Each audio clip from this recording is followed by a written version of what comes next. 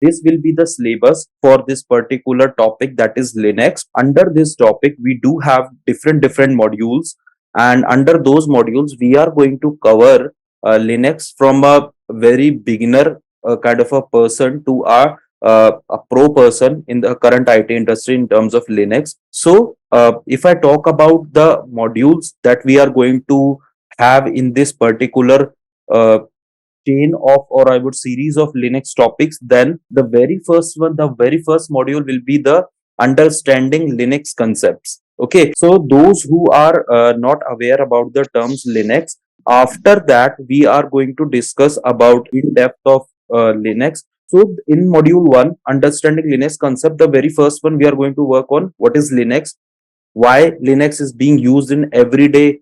There is a thing in Linux called Unix. So, what is the difference between Unix and Linux? Which is the which particular flavor was earlier invented? After this, once we are very much clear with the background of Linux, I mean, now instead of the hypothetical way, we are pretty much sure that yes, Linux is a kind of operating system. We are pretty much sure about that, and we are completely good to go with all the in and outs of Linux in terms of theoretical, or I would say in terms of what is the logic behind using Linux in everyday. Once we are good to go, then we will proceed on the module 2. So download, install, and configure Linux. Generally, guys, as you are becoming a DevOps engineer, it is this particular module is not mandatory for you to follow, where we are going to install Linux onto some virtual box. We are going to talk about the different installation of different Linux distributions. So I would personally, apart from this, another thing is that as we are proceeding our training in terms of cloud, I mean, after some time we are going to have training on the cloud platforms as well. So this module 2 is not that much important for you, but for being or to know Linux from the base, it is good if you know the installation process of Linux as well, because there are some scenarios where, let's say, if you work in a company which are still using some of the, I would say some part of infra is on base operating system, not on cloud. So there, this particular module is going to help you, because we are covering what we are covering in this training. In this training, we are covering from zero to hero. Means if we talk about Linux, then it includes the installation part as well. So under this, once this module is completed, then the third module comes is system access and file system. So what is system access and file system? In this particular topic, we are going to discuss about how we access our Linux system. Okay, now let's say if you are using a Linux operating system, how you can connect with the other Linux operating system. Suppose if you are using Mac OS, then how you can connect with a Linux server. Suppose if you are using a Windows system, how you are going to connect with the Linux server of the organization, or that you have configured. So in that way, we are going to discuss about the system access. Now, file system. The file system is a very important topic. Generally, if I would say, those persons who are working or who are preparing on the RHCSA and RSE, those are very much familiar with this particular term, file system. File system is nothing but it is a way that how we are handling our files in Linux. So this is all about file system. Although this name seems little bit short, but it is very in depth in terms of, I would say, knowledge. And if you want to know more about Linux, that how generally Linux work, you should be I would say you should be very much confident on this particular topic. uh, File system, you can consider those who do not getting this term. I'll give you an example.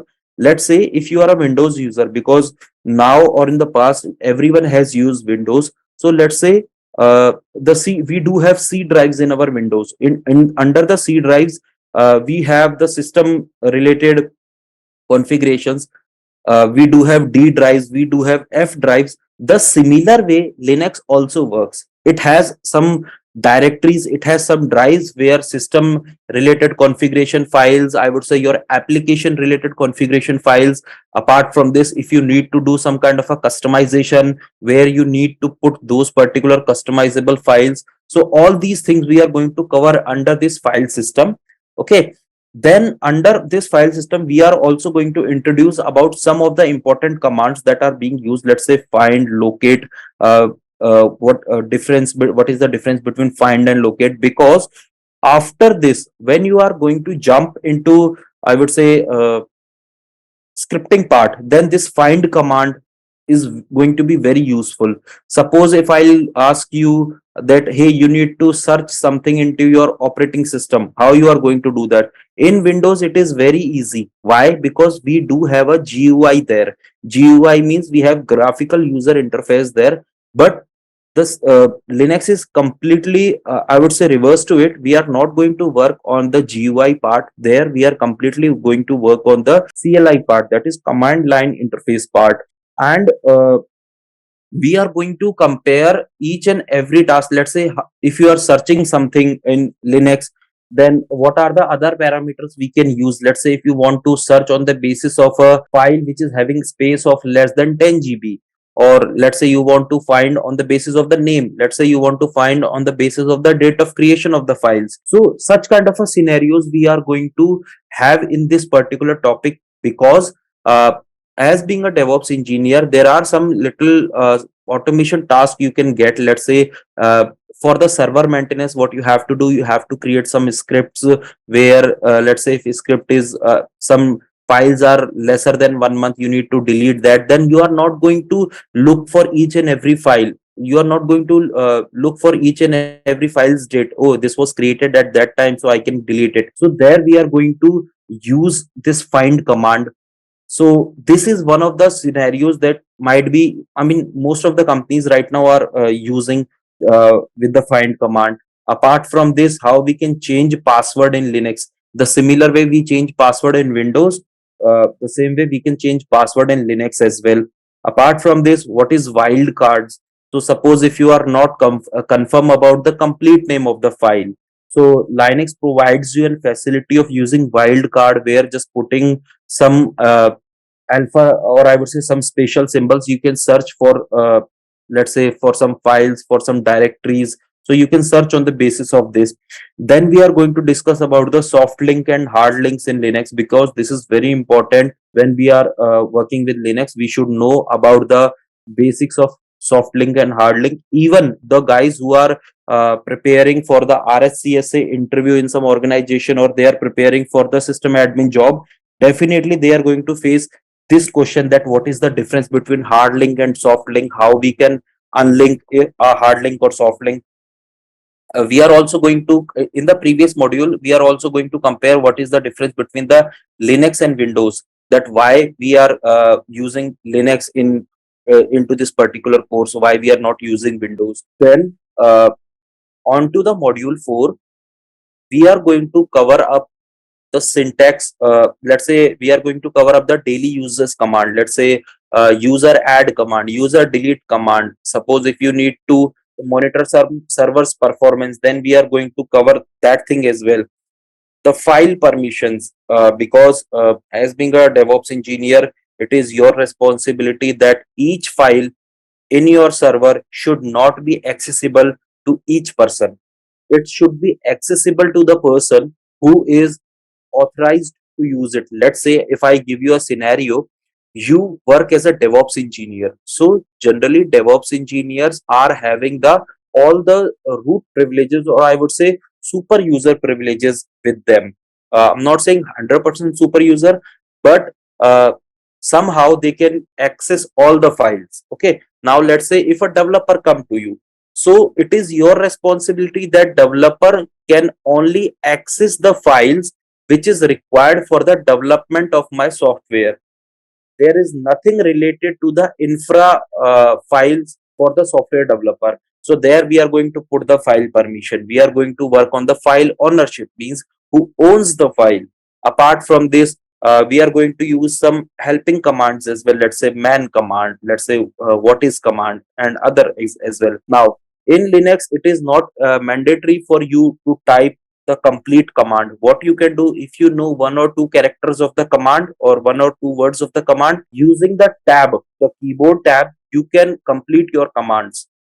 Apart from this, how we can add some text to a file, what is standard output, how we are going to implement files, what are file maintenance command, display commands, text processors. So these kind of things we are also going to cover. Now in terms of text processor, again one thing come: cut, short, grep, awk, unique, wc. So these are the commands that you are going to use when when you are doing any kind of a scripting. Majority of the commands are going to be used from this. Apart from this, I would say split command. These all commands we are going to work there as well. How we can truncate any file in Linux. Suppose I don't want to. So why this particular truncate is being used? Let's say you are managing a server in your company, and every day you are working on some logs. Now, what happened after 3 days or 4 days? You are pretty much sure that that particular file is going to take 10 GB or 20 GB of the space, and after 3 days those logs are not required to me. So instead of logging on to that particular server and uh, I would say cleaning it on or regular or alternate days, we are going to use the truncate command or log rotation kind of a things we are going to use over here. Then system administration task. So under this module, we are going to cover up all the things which is related to the Linux system administration. Let's say what is the text editors, how we are going to use the sed command, what is the use case of sed command. Now under the module 3, I would say module 4 and 5, definitely you are going to face some of the questions that what is the difference between awk and sed, what is the use case of using cut command, what is the use case of using sort command. So we are also going to cover up such kind of interview questions as well into this particular module. Apart from this, user account management, that suppose if you are let's say some new person or joins your organization, what privileges that particular person should have, because he is not a DevOps engineer, so you cannot give the complete access to that person. So we are also going to filter that access as well into the user account management. How we can switch user from, let's say, user A to user B. We are going to monitor the users as well. uh, into this particular topic, how we are monitoring the user. Let's say if you are having some unauthorized access on your server, so you are going to monitor that as well, because that comes under the SOC part, that is security operations centers part. Okay, how we can communicate with the users, how we can use the LDAP. Generally, what happens in the organization, let's say if one person joins and I have 1000 servers, so I cannot log in on each and every server, and I cannot provide, although it is possible for me to log in each and every server and provide that access. But instead of wasting so much time on this, generally companies work on the LDAP concept.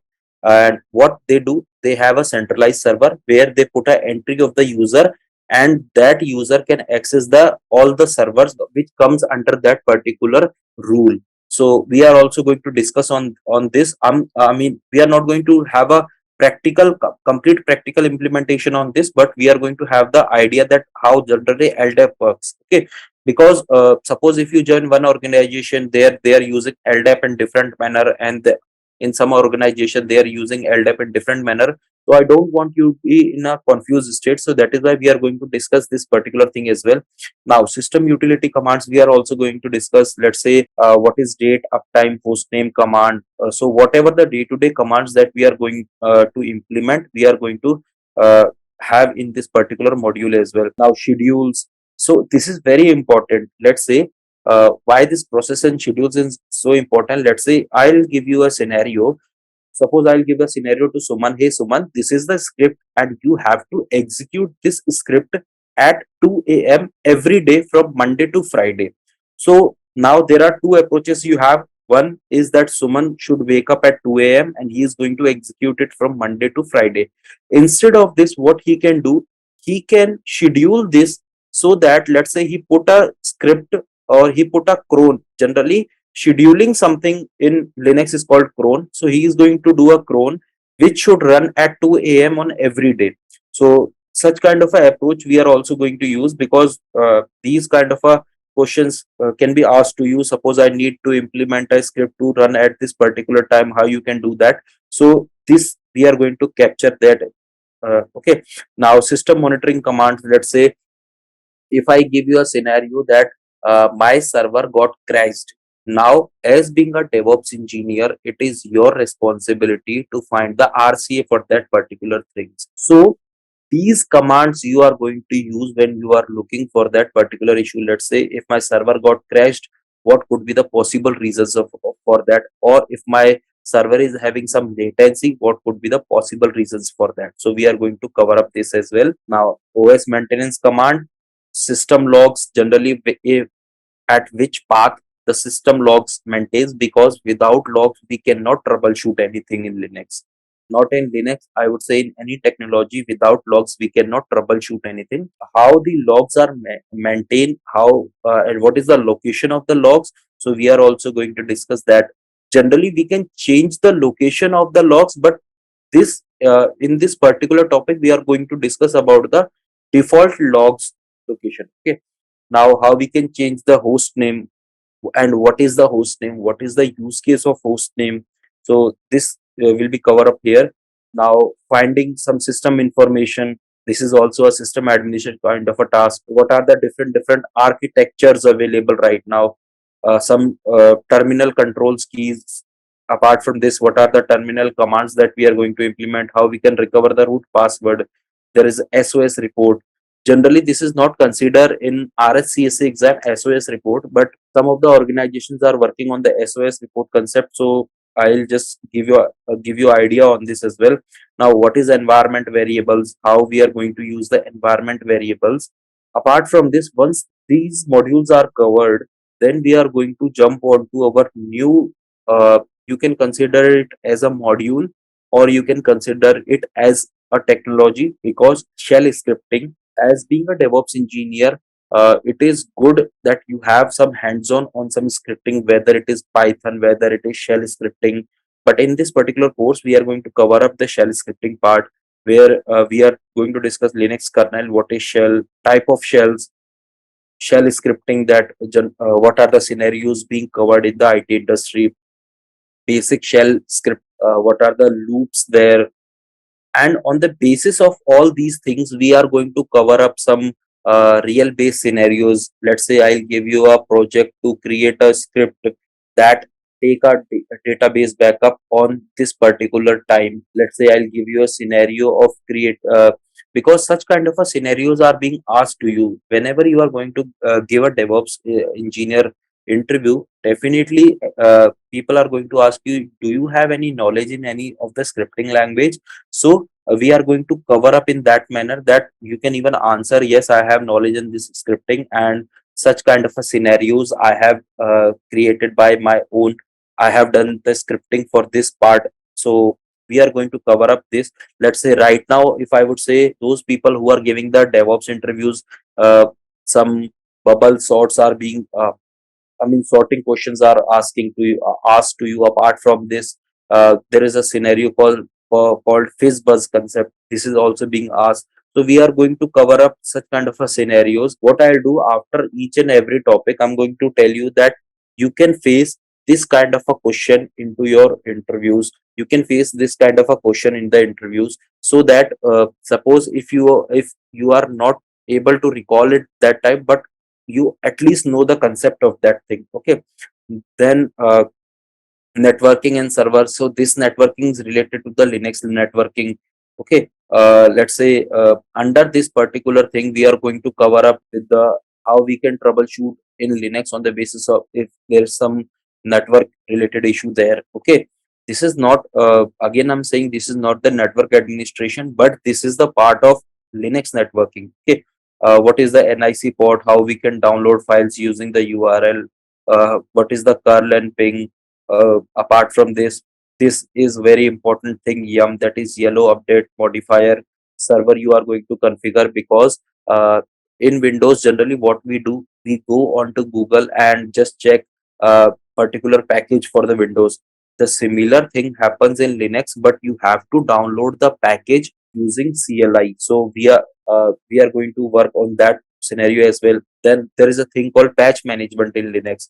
Each and every company is doing this thing, patch management. So what is patch management is, let's say if you are working in an organization and you got a report or you got a mail from your higher management that you have a server in your infra which is having some vulnerable threats into it, and you have to fix those threats, and those vulnerable threats are related to your Linux OS.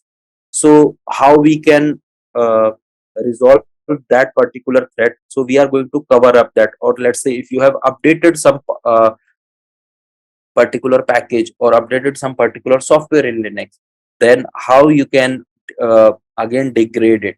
It is not I would say it is not recommended to degrade it back, but somehow if you stuck somewhere and you need to, there is no solution um available, and the only solution available with you is to degrade it, then how we can degrade this particular software? We are going to discuss this thing. So generally this particular thing, patch management, seems very small topic, but it is very important because each and every company do the audits under, and as being a DevOps engineer, it is your responsibility to have the green report for that audits. Either you are doing it manually or you are automating this thing, but at the end of the day you are responsible for doing the patch management on the servers. I'm not saying that you are going to log in on the servers and doing the patch management, no, but the strategy for that you have to plan. Okay. uh, Apart from this, we are going to discuss about different protocols: SSH protocol, what is the telnet protocol, DNS protocol, let's say NTP protocol, what is the default port of each and every protocols, because this is also asked in the interview question. Let's say if you need to change the default port for SSH, how you can do that? You should know about that. Let's say if particular service works on port 80, then which protocol it is using, so you should know the answer of it. So I'll give you a complete sheet of it, that which protocol works on which port, so that you can get a good idea of the ports and the protocols. And then there's Apache server, central logging will be there. uh, some kind of a Linux, or I would say OS hardening is going to be there. How we can install the open LDAP, we can although it is not mandatory, because companies are using either the enterprise edition of the LDAP, or I would say custom free version of the LDAP. But I'll give you a brief of it, that how the LDAP generally works in the organization. Let's say now you need to trace from, let's say if you try to log in from your server and you are hitting google.com, then what network or what traffic your particular request is taking to reach google.com. We are also going to trace that particular thing, because all of the things are going to be covered in Linux, and you are going to use these things in DevOps, because DevOps is not just automating the things, but DevOps is also troubleshooting the things. Okay.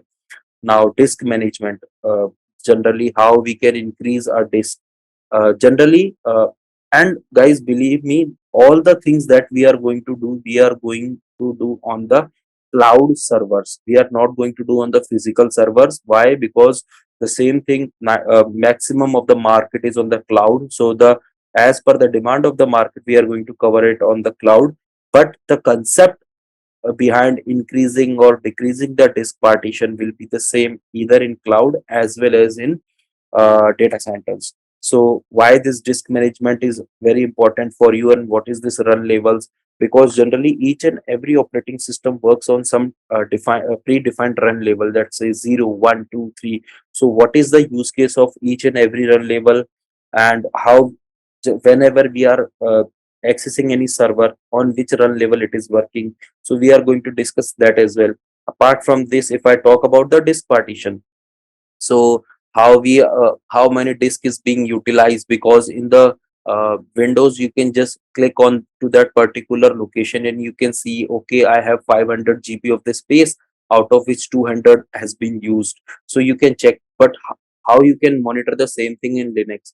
So we are going to discuss that particular thing in disk partition. And let's say if I give you a scenario that I do have a 30 GB of the disk attached to my server. Now, what happens? Somehow, or due to my application utilization, my disk has been in disk utilization has been increased, and the disk which is attached onto my server having space 30 GB is going to be completely utilized. So, how we can increase our disk size without restarting our server? So that thing we are also going to discuss. So this is all about the uh, Linux introduction and what the things that we are going to cover up in the coming days. Apart from this, what are the prod scenarios available there?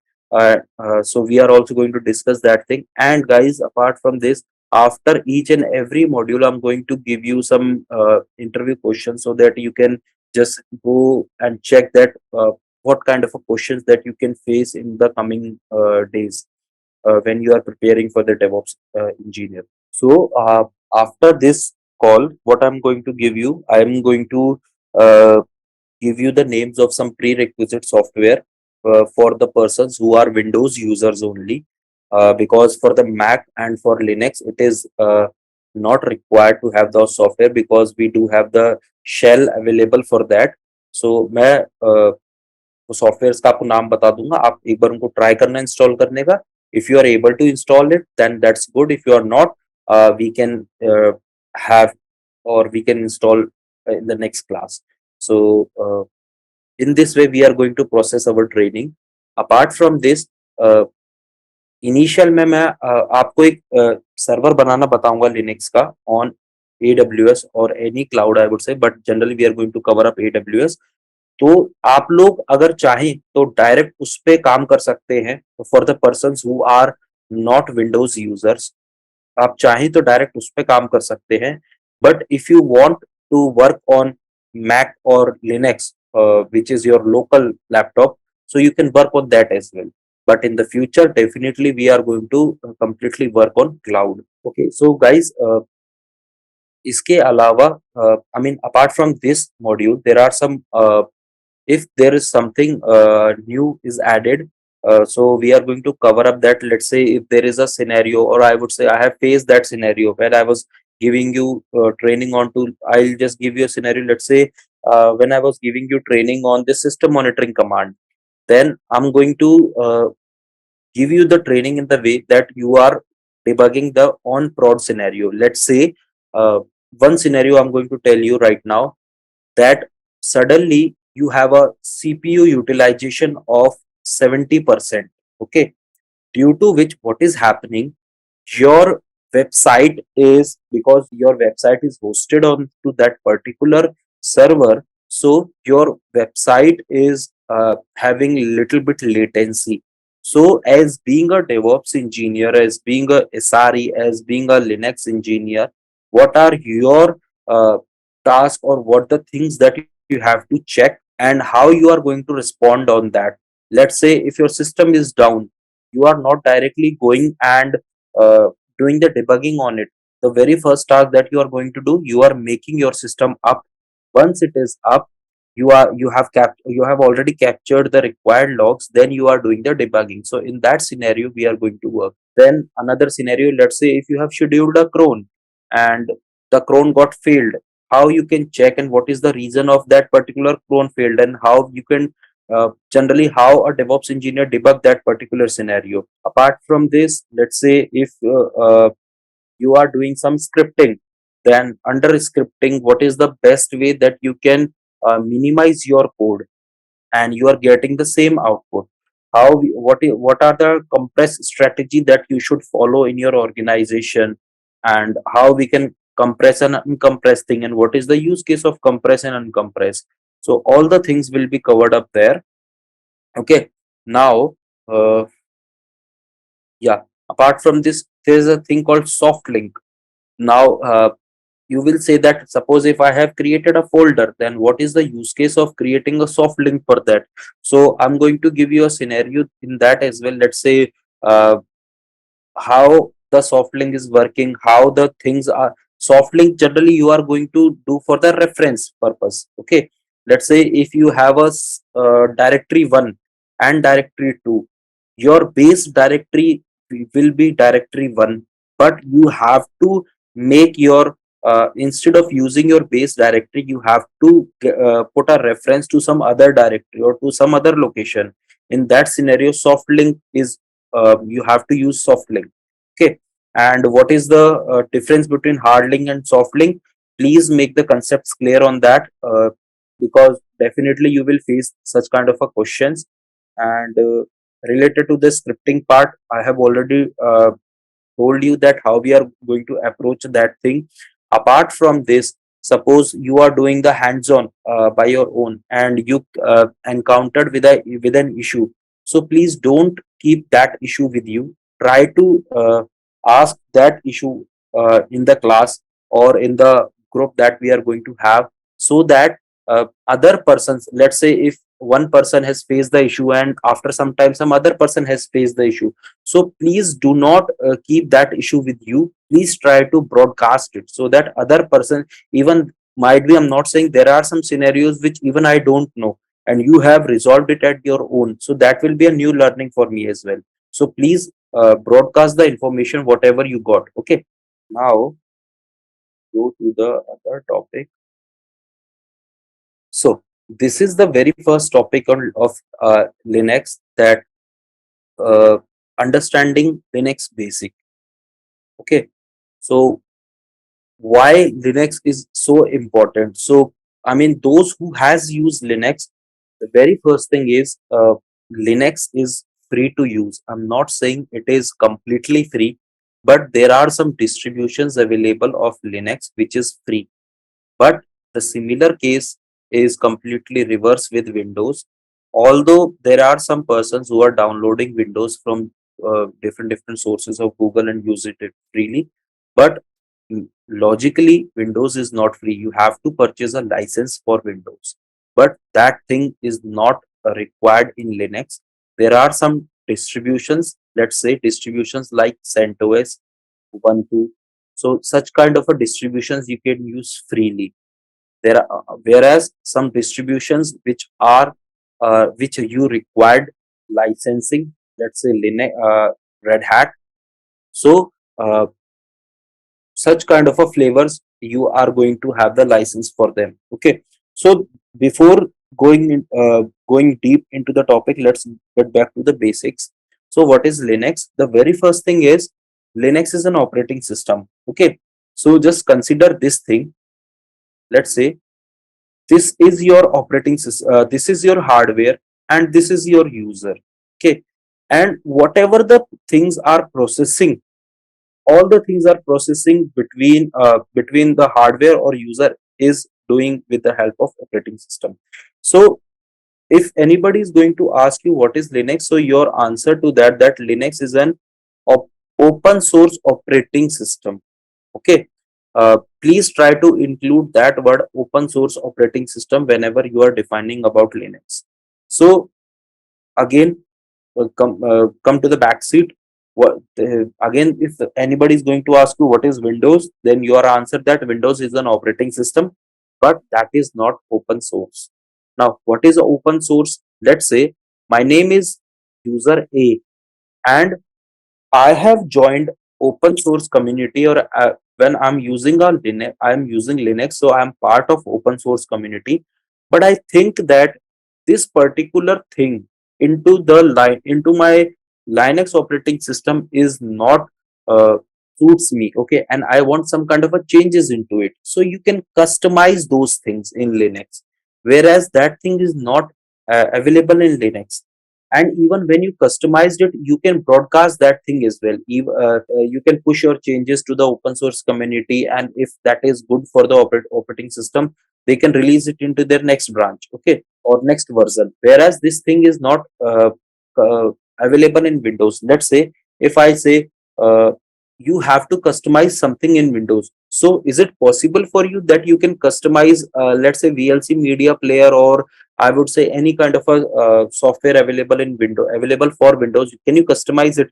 The simple answer is no, you cannot customize it, because that owns by an organization which is called Microsoft, and Microsoft is only having the copyright to make some changes into the operating system. But the same case doesn't goes with Linux. You can do the customization at your own in Linux. Okay. Now, what is Linux and what is Unix? And why Linux came into the picture? The very first thing, before the Linux, there is a terminology called Unix was available in the market. So Unix was nothing but you can say it is the initial phase of Linux with some drawbacks. Now, what are the drawbacks and who has invented Linux? Who has invented Unix? We are going to discuss. So Unix was invented by AT&T laboratory, by AT&T, whereas the Linux was invented a person named Mr. Linus Torvalds, and he has invented Linux in the early 90s. Okay, now Linux is mostly free, as I have already told in my past slide that Linux is mostly free. And what flavors of Linux is free, I'm going to give you an more detailing on that. Linux is open source. The similar thing, let's say if you want to make some kind of a changes into it, you can do it by your own. Okay. Now, what is Unix? So right now, if I would say Unix is majorly used by some of the organization, let's say Solaris, which is owned by Sun Microsystems. Okay. Apart from this, if I would say Unix was having or Unix supports very few file systems, means you do not have more varieties of using file system in Unix. Let's say if Unix uses file system A, then either you like it or not, but you have to use file system A. But whereas in Linux you have multiple availability, or you, or I would say uh, Linux supports multiple file systems. So let's say if you like one file system, there are some file systems named as, let's say, ext4, let's say ext3, or I would say xfs. So these are nothing but these are the name of the file systems. Okay, so you have the more or you have the broader range of file systems in Linux. Apart from this, what is the difference between Linux and Windows? Okay, the very first thing, it is almost free, whereas you have to purchase a license for Windows. There are some also, I would say, disadvantages of using Linux for the persons who are non-technical. But I'm not for the non-technical person. It can be a disadvantage, but for a technical person, it is a advantage. Let's say if I talk about Linux, Linux is not easy to use or it is not user friendly. Why not user friendly? Suppose if anybody who doesn't know anything about Linux and I want him just to copy one file from folder A to folder B, so I'm pretty much sure that at the very first time he won't be able to do that. Whereas if I ask a person, hey, you need to copy one thing from this file to this file in Windows, he can easily do that.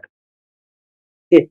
Apart from this, if I talk about reliability, so Linux is more reliable as compared to Windows. Let's say if you are using 10 or 20 programs at the same time on Windows, so definitely you have faced this issue. When you check your task manager, you can see that there is very high utilization in Windows, and sometimes your Windows laptop got hang. So to get rid of it, you need to reboot that particular thing. But this doesn't goes with Linux.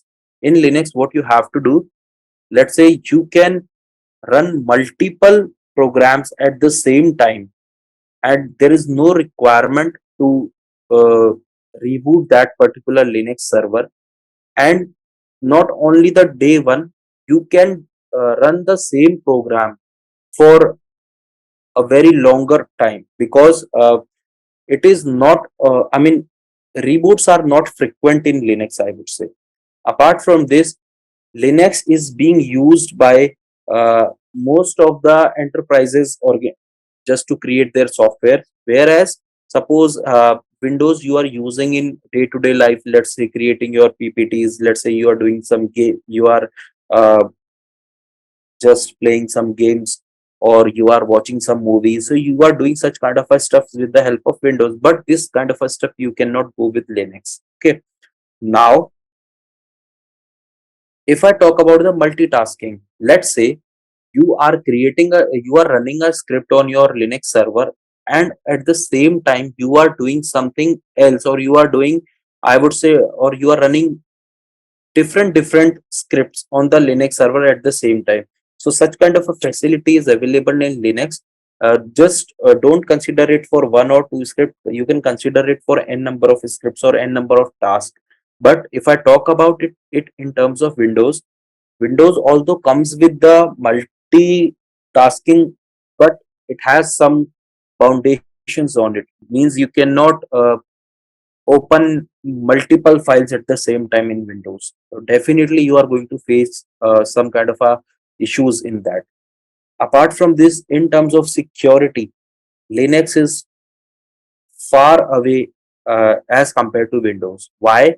Because for Windows you required some kind of a antiviruses to make to run your system flawlessly. Whereas if I talk about in terms of Linux, you do not require any kind of a uh, I was saying, uh, yeah, you do not require any kind of softwares, or I would say, I forgot the term, just I have repeated. So you do not require such kind of a softwares to make it secure. Instead of it, what you are doing patching in Linux.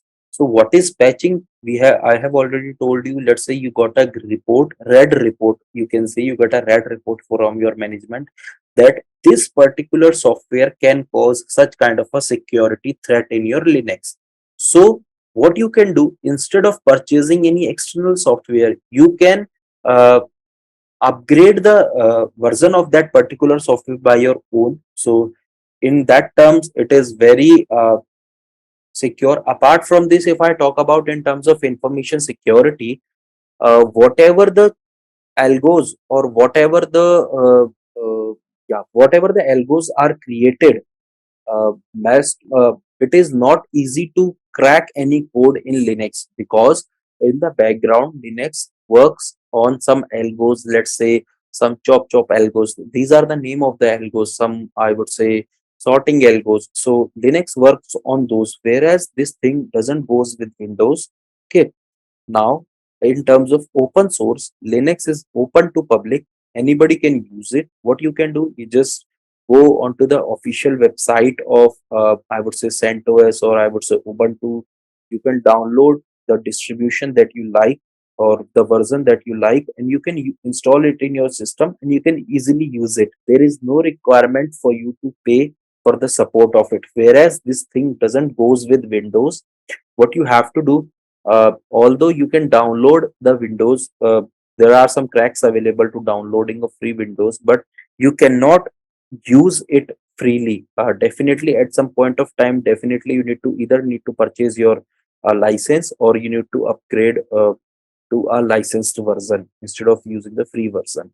So this is the basic differences between the Linux and Windows. Now, distributions of Linux. If I talk about the distributions of Linux, right now the distributions which are dominating the market are Red Hat, CentOS, and Ubuntu. So these are the, and some others are available, let's say Fedora, Debian, SUSE. So only I have given six names here, but apart from these six names, there are other distributions. Let's say Mint is available. Apart from this, right now, what the organizations are doing, they are taking a copy of CentOS, and as I have told you that you can easily customize it. They are customizing it as per their use cases. Uh, the best example for that, let's say Amazon Linux. So what is Amazon Linux? Amazon Linux is nothing. They have taken a copy of the CentOS, or I would say Red Hat flavor. They have done the customization as per their organization, and they have launched that particular uh, OS onto their cloud portal, and the organizations are using it freely. Okay. So in this manner you can have a download of a distribution and customize by your own, and you can use or you can just release it to be used. Okay. Now, question again comes, people definitely going to ask you, if there are so many distributions available in the market, then definitely there is some benefit of using a distribution. That let's say if I give you a scenario, I want to use Ubuntu instead of CentOS, then you have to justify me that why I should go with Ubuntu instead of CentOS. So the reason is, if I talk about only these three, okay, the very first thing here is, you can get an question that, okay, distributions of Linux, if I would say, there are two kind of a distributions. uh, I would say distribution architecture, you can consider it a distribution architecture. So there are two kind of a architecture available in the market. One is the DAB architecture, okay, and another is the RHEL architecture. Now, what is DAB architecture? What is RHEL architecture? So, under this architecture, I would say RHEL, these are the most dominating architectures available in the Linux market right now. So, what is the difference between the DAB architecture and RHEL architecture? Interview questions, or I would say questions you can have. Examples of RHEL architecture can be Red Hat, okay, and CentOS, the mostly used OS for RHEL architecture, whereas for Dev architecture, you can use Ubuntu. Uh, the difference, you can have an answer that what is the difference between Ubuntu and Red Hat, or I would say Ubuntu and CentOS. The very first thing is the architecture difference. CentOS is having the RHEL architecture. So whatever the packages, whatever the software available for this kind of a uh, architecture are called the RPM. RPM is nothing but it is an acronym for Red Hat Package Manager. Okay. And for DEB, those are the DEB, I would say PPKG kind of a packages you can have for it.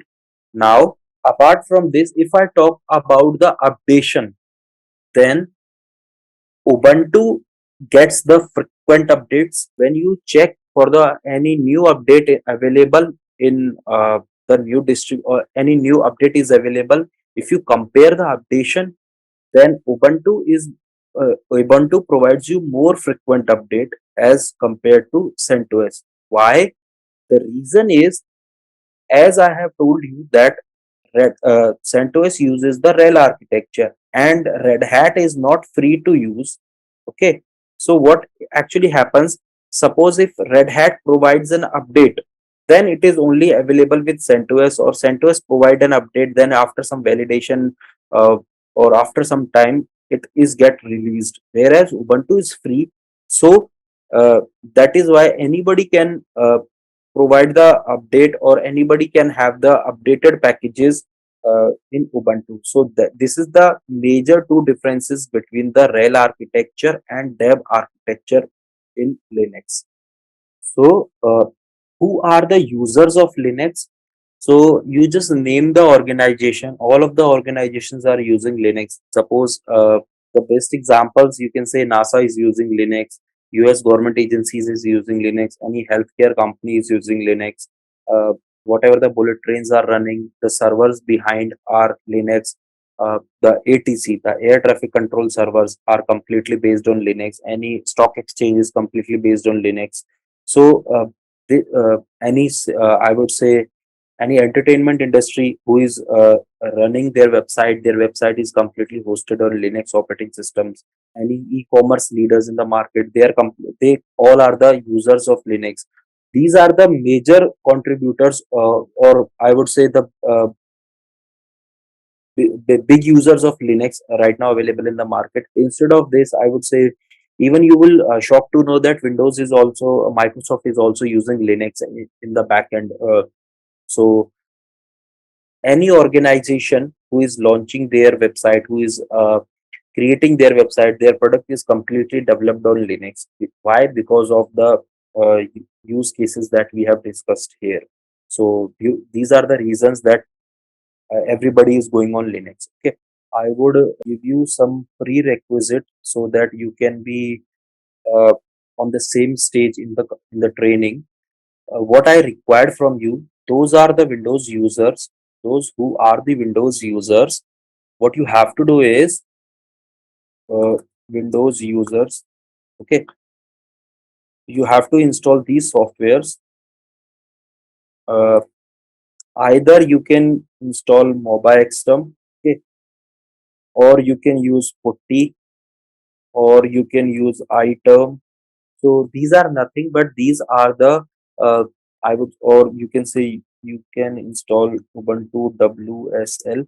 So these are the softwares, okay, that you have to use for accessing your Linux servers. First thing, okay. Apart from this, if anybody wants to install their VMware, okay, then they can install the VMware software. I'll give you a hint that how you can install your OS on VMware software. Okay, for the Linux use, and apart from this, you either any cloud account you should create. Okay, any cloud, I would say AWS or Azure or GCP, that is totally up to on you. But we are going to have AWS because it is very friendly to use the very first time, I would say, and it is easy to understand. So I would go with AWS. So you have to create your AWS account. What you have to do, you have to register yourself on AWS. Please try to create your AWS account today only, because it takes some time to make your account applicable. Okay, so this is for the Windows users, and this is for all. You have to focus on this. And once all the things are done, let's say if you have installed MobiXterm, you have installed any kind of a software, uh, please just give me a go ahead, so that on the basis of that we can process our training. And I would request you to just create your aid any cloud account as soon as possible, I would say. Another thing, please create your GitHub account. I have told you that we are going to cover GitHub after the once the Linux is completed. So it is good if you are creating your GitHub account, because from now onwards, I'm not saying now onwards, once we have started the GitHub chapter, then whatever the things, or I would try to push the things on the GitHub account so that you can just download it there. And this is not only applicable for me as well. What is happening right now in the market, people can showcase their cloud or any kind of a development skills. They generally provide their GitHub account URL. Anybody, let's say, have given their GitHub account, then people can access their account contents, and they can check that on what particular thing the person has worked. So it is also good for you as well, not for this course, it is also good for you. So please try to create these things, and please have this prerequisite completed.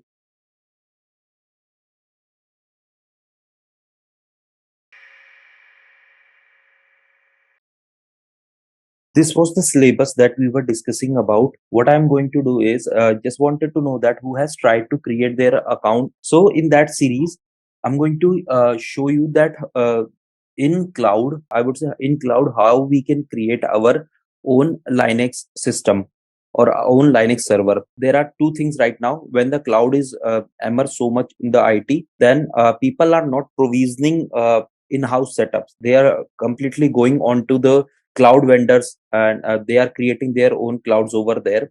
But what I'll do, I'll provide you a sheet where it is each and every step is mentioned. Suppose if you for just practice purpose, if you want to install the Linux system on your local system, how can you do that?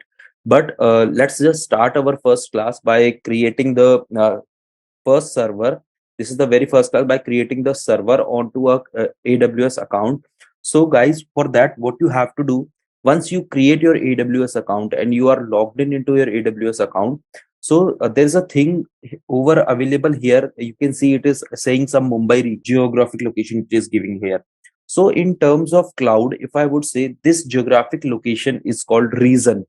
So what is a reason is, a reason generally is, don't be I mean, don't think that we are starting our cloud from day one. No, it's just to give you an overview that how we are going to create our resources on cloud. And definitely we are pursuing with Linux only. but the very first thing that we are doing, we are creating our first server on cloud. Okay, so guys, over here you can see there are around 20 regions available in AWS. Okay, we are creating our resources in Mumbai region. It is not mandatory that you should create your account or serve or resources in Mumbai region only.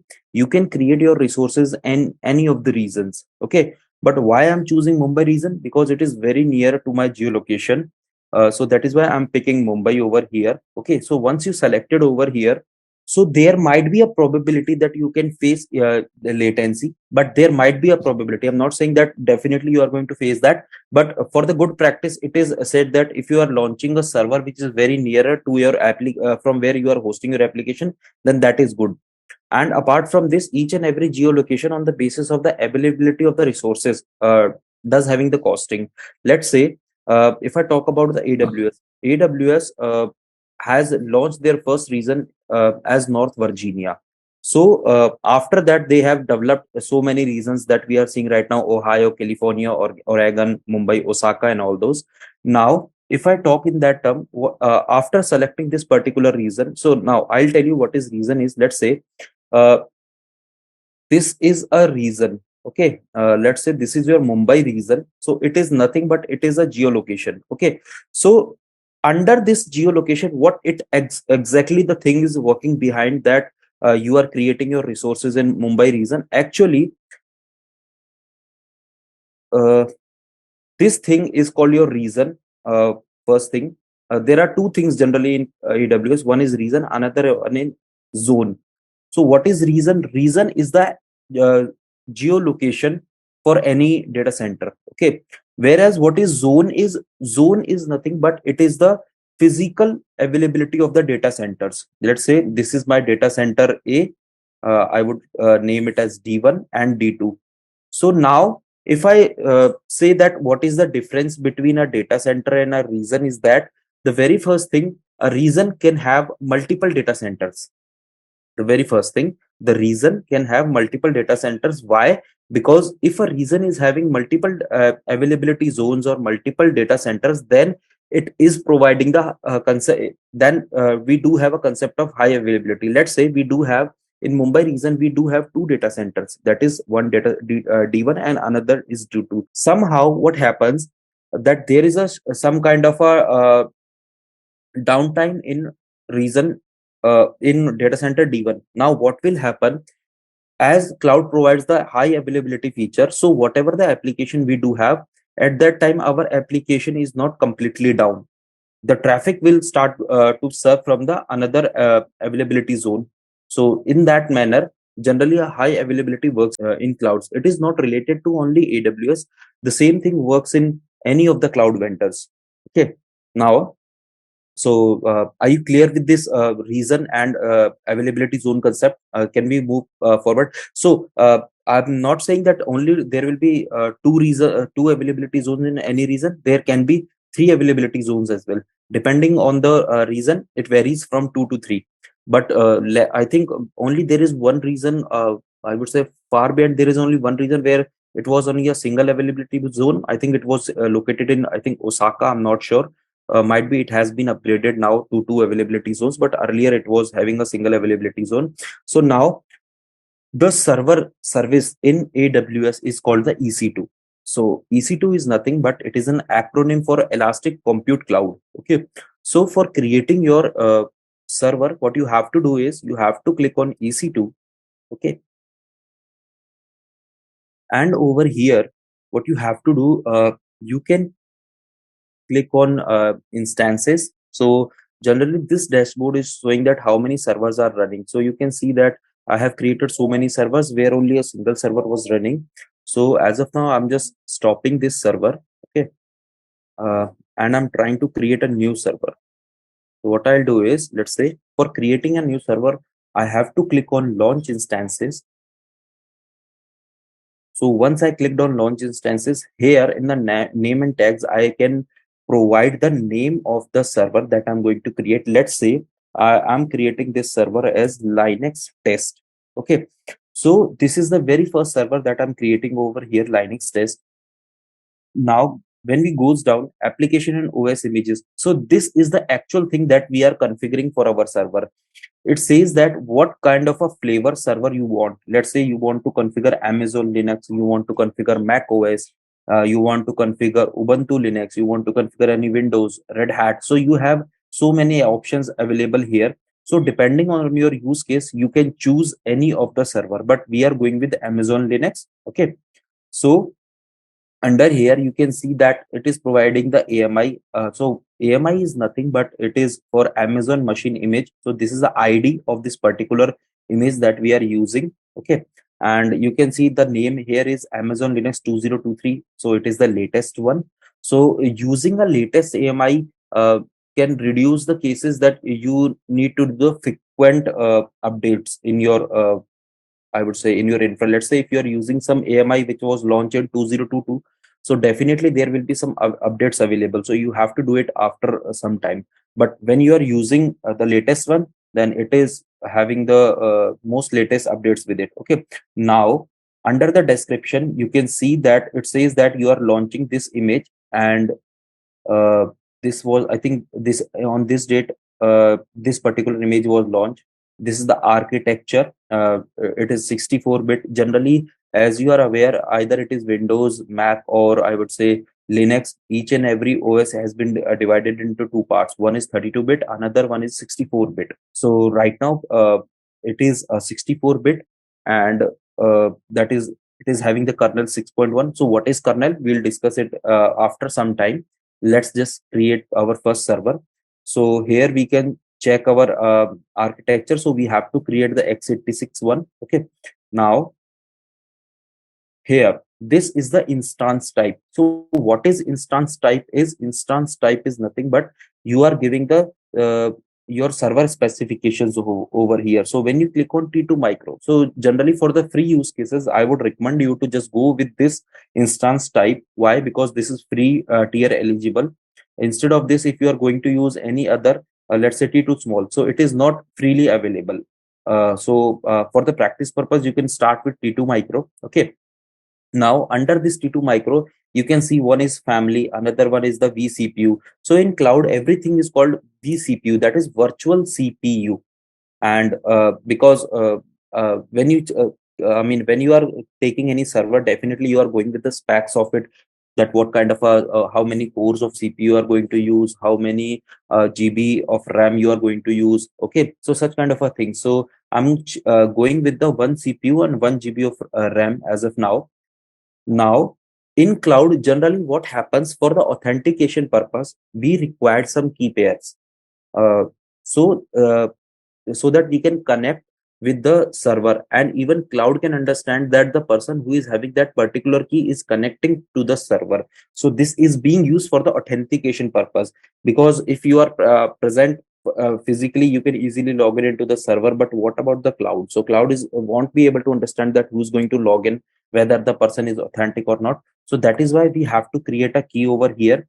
Now you can have I mean, generally you have the very first time you have to create your keys over here. So when you click on create key, it will ask you the name of the key, that which key you are going to use. So let's say if I'm putting as Linux, just giving Linux underscore test.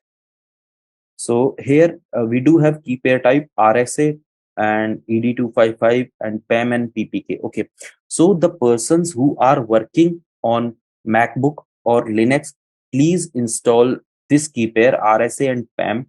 And the person who are working on uh, Windows, so they can install RSA and the PPK format. Why? So because there is a difference in the algos of Linux and Windows, I would say. So that is why for Windows, generally the PPK format is being supported if you're trying to log in with the Putty software. Whereas for Linux, they do have their own shell. So there is no requirement to convert it. So that is why you have to select the .pem format here. So once you have selected these things, you have to create a key pair.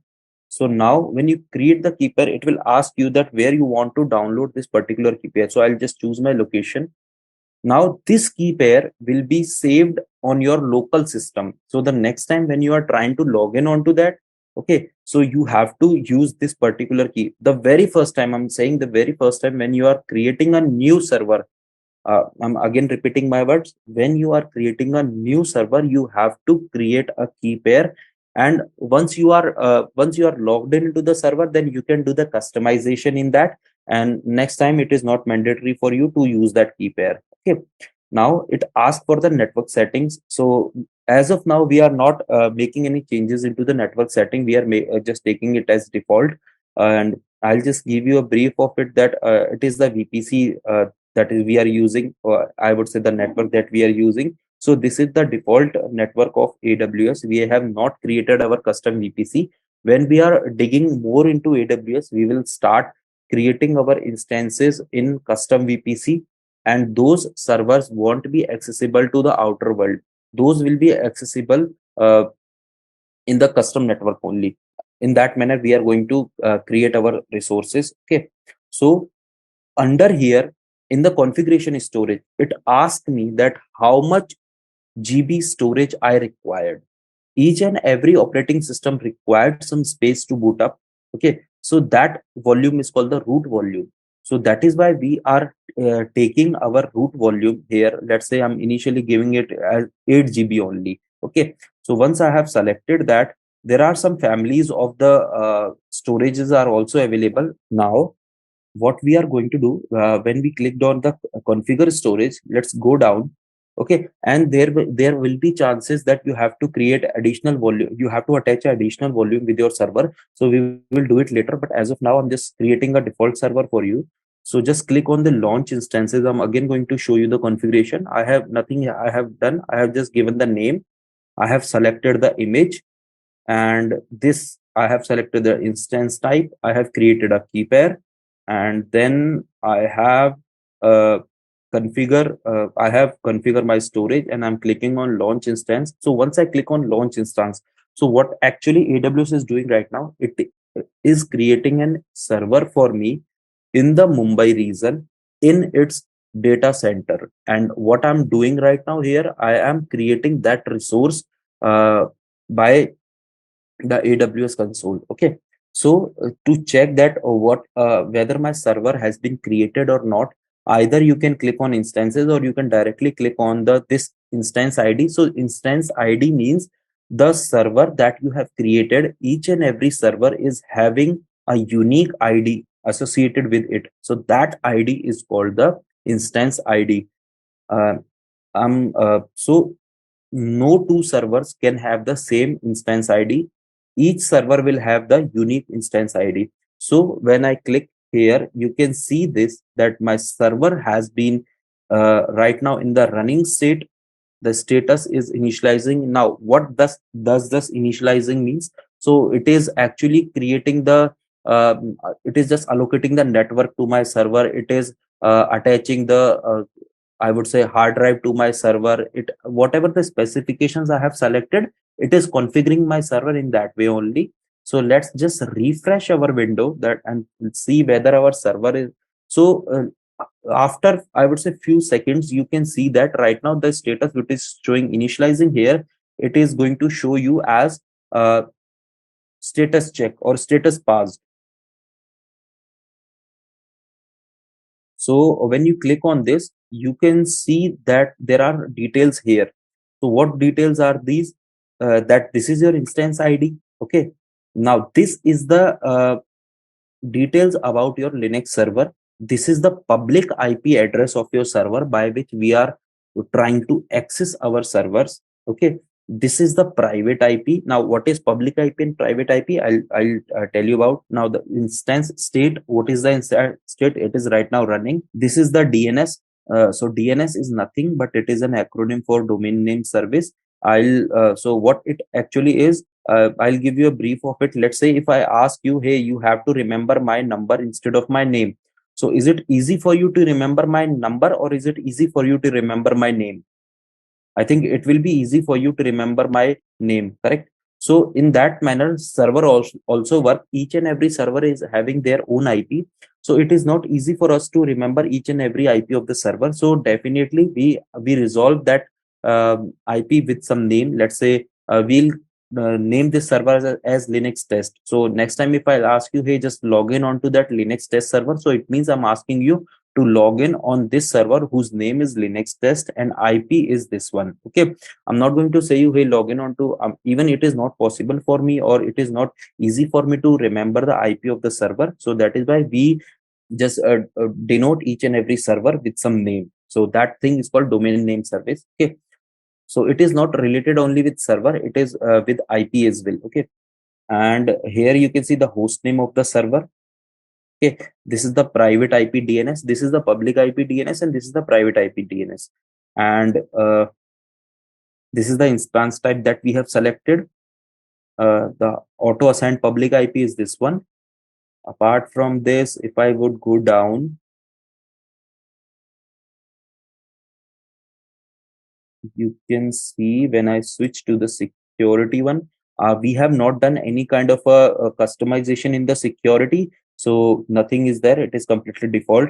In the networking, we have chosen the, I would say, existing subnet of AWS. So nothing has been changed over here. So this was the availability zone I was talking about. So here you can see this availability, this server has been launched in AP South hyphen 1A, means this server is launched in Asia Pacific. South means India. One means AP South, one means in the Mumbai region, and A means availability zone number A. There will be some server which will have availability zone number B, C, D, like that. So this server has been launched in availability zone number A. Means I would say data center who will be denoted as A in Mumbai region. Okay.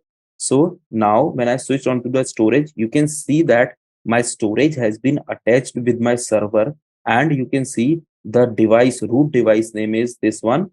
It is not mandatory for us to remember this name. We just have to see the here you can see we have chosen 8 GB of RAM, which is attached with my server. Okay, and you can see the status of this. It is attached. The time attachment time was this one. It is in GMT. Now when I go into the status check, you can see right now it is in initializing state. So these are two kind of a check: system status check and instance status check. So might be we are going to discuss it about more in the coming chapters of AWS.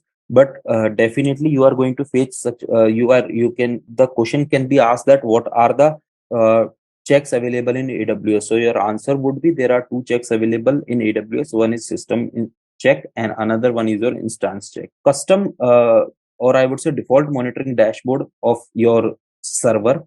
So what is actually AWS is doing? It is creating your server, and it is also creating a monitoring dashboard for your server when the time you are creating your server. So this dashboard is the default one which is being provided by AWS. You can customize this dashboard as well. Nothing to worry on this. Right now you can see we do have a dot available here. It says that that this server was created at this time. So what will happen, guys? Why this dashboard is required? Let's say somehow in the night you were not available in shift, and you came to know that your server was restarted. So how you are going to debug that? You will just log in onto the cloud console.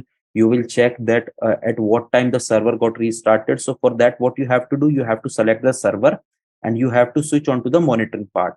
Under monitoring, it will show you the time when the CPU utilization was completely down, or I would say uh, yeah, the utilization was completely down, or status check was not available for a particular duration. It means your server was not available at that time. Okay, and this is the tag. Generally each and every server you can denote it with some tag. So let's connect our server. I think our server is completely ready. Yes, it is ready. Here you can see the status has been changed from initializing to 2 by 2. Okay.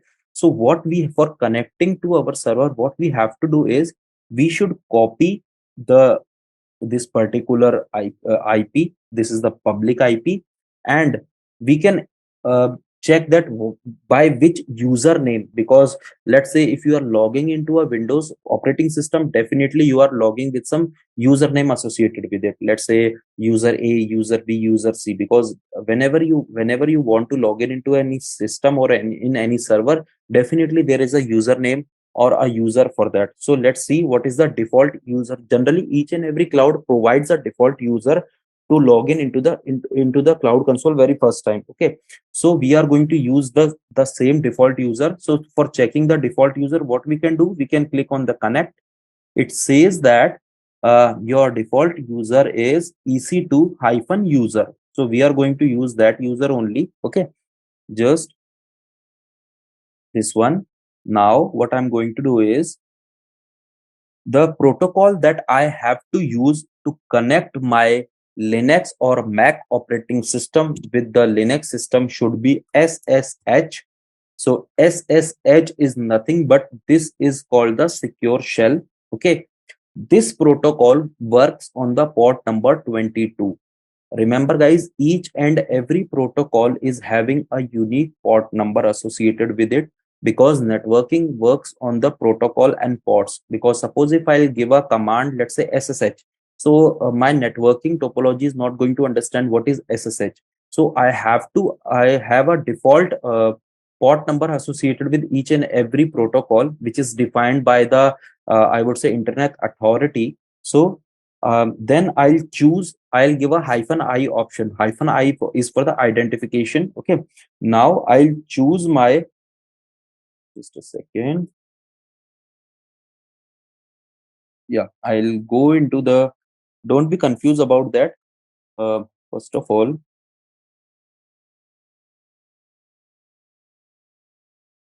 I'll give some permission to my file. I have given this permission. Okay, now what I'll have to do is SSH hyphen I. Now I would give the identification name or the key that I have generated. This was the key that I have generated, the username, okay, that AWS was giving to me, at username at, and the IP on which we want to log in. Okay, so we want to log in onto this particular server. Let's say this is the server on which we want to log in. I'll just do a copy and paste for this one, and here you have to give a yes. Generally this is the very first time when you are trying to connect with any server, it is just doing the fingerprint check. The identification that you have used, it is trying to check that the correct identification is being used or not. So when you press yes and the identification is perfect, then you are able to log in onto your Linux server. So in this manner you can create your Linux server on AWS, and you can log in onto your Linux server.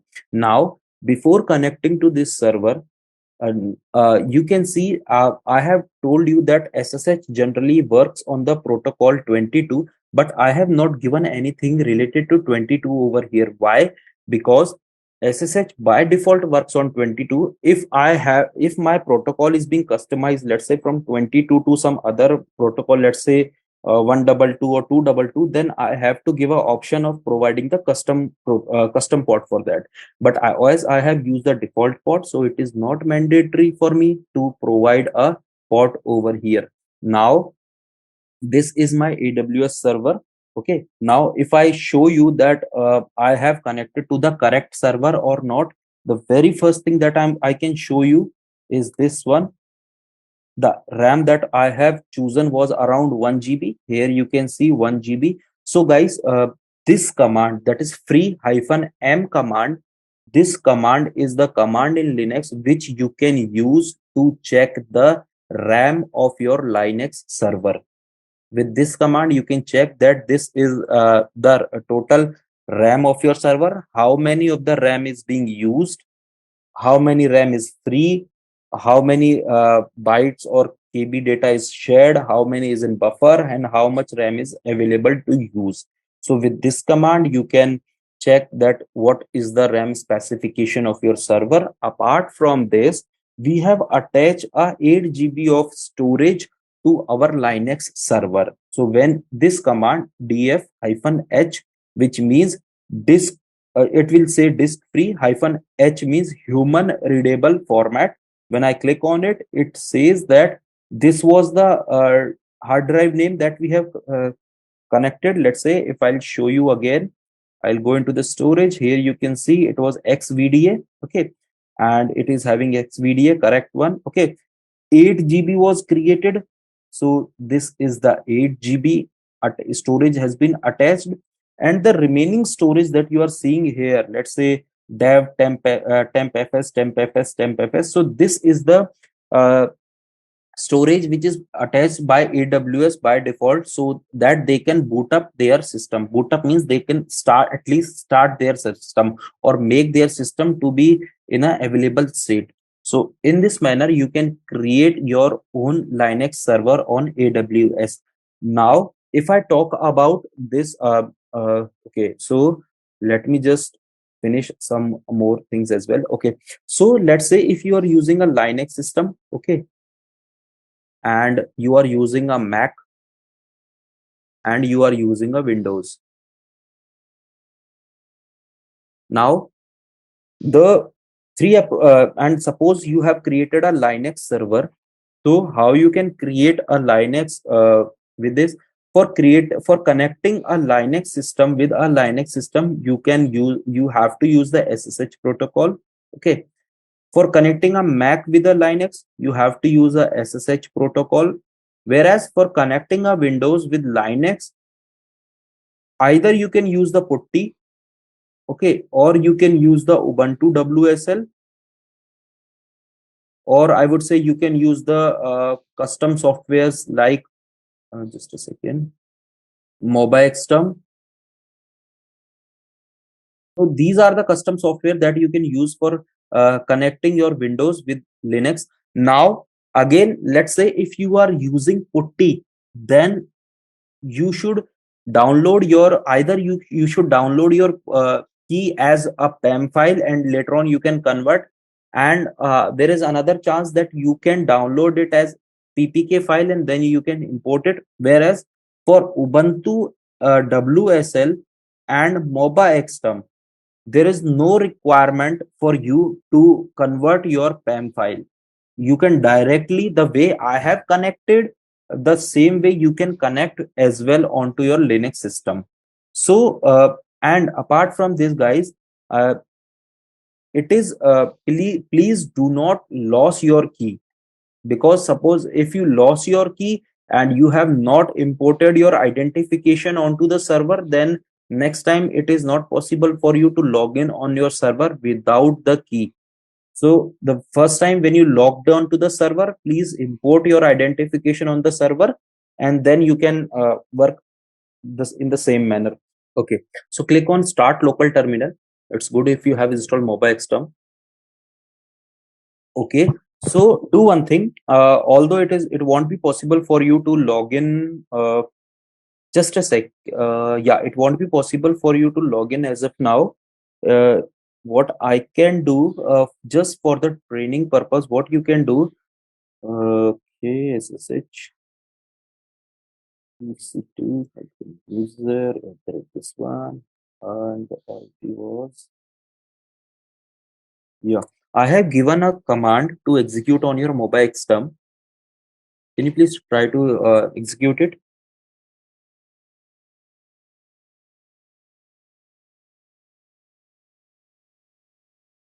-EC2 user @ yeah, 143.194. So actually doing for you, remember I have told you that initially we have to give our identification with the option -I to log in onto our server. So what is actually happening right now? So what is actually happening? You can easily able to connect with your server when you do have the identification. Right now you do not have the identification, that is why it is giving a permission denied at your end.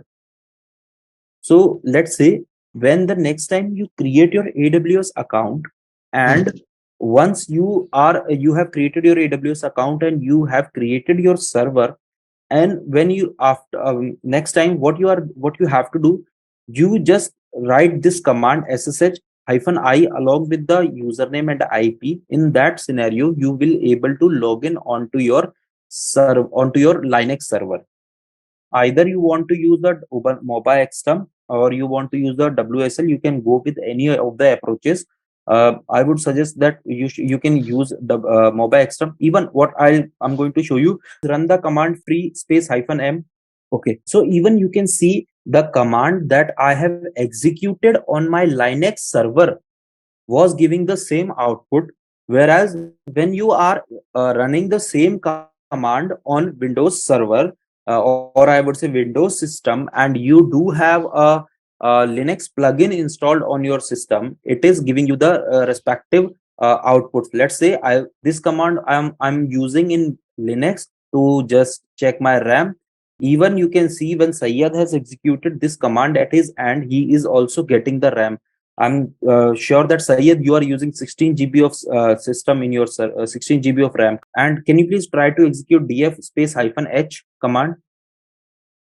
So here you can see that this is the I would say hard disk partition he is running right working right now. I think he has 500 GB of partition with associated with the drive G, 431 associated with drive E. So guys, now you can have two approaches. Either you are directly creating your servers on Linux, and I would say you are creating your servers on AWS and you are accessing it and doing the practice on cloud directly, or for locally till the time your AWS account is not created and you want to just do the basic I would say hands-on, you can go with in such approach as well. So if I talk about the syllabus part, the first thing was creating our own Linux server. So that we have done.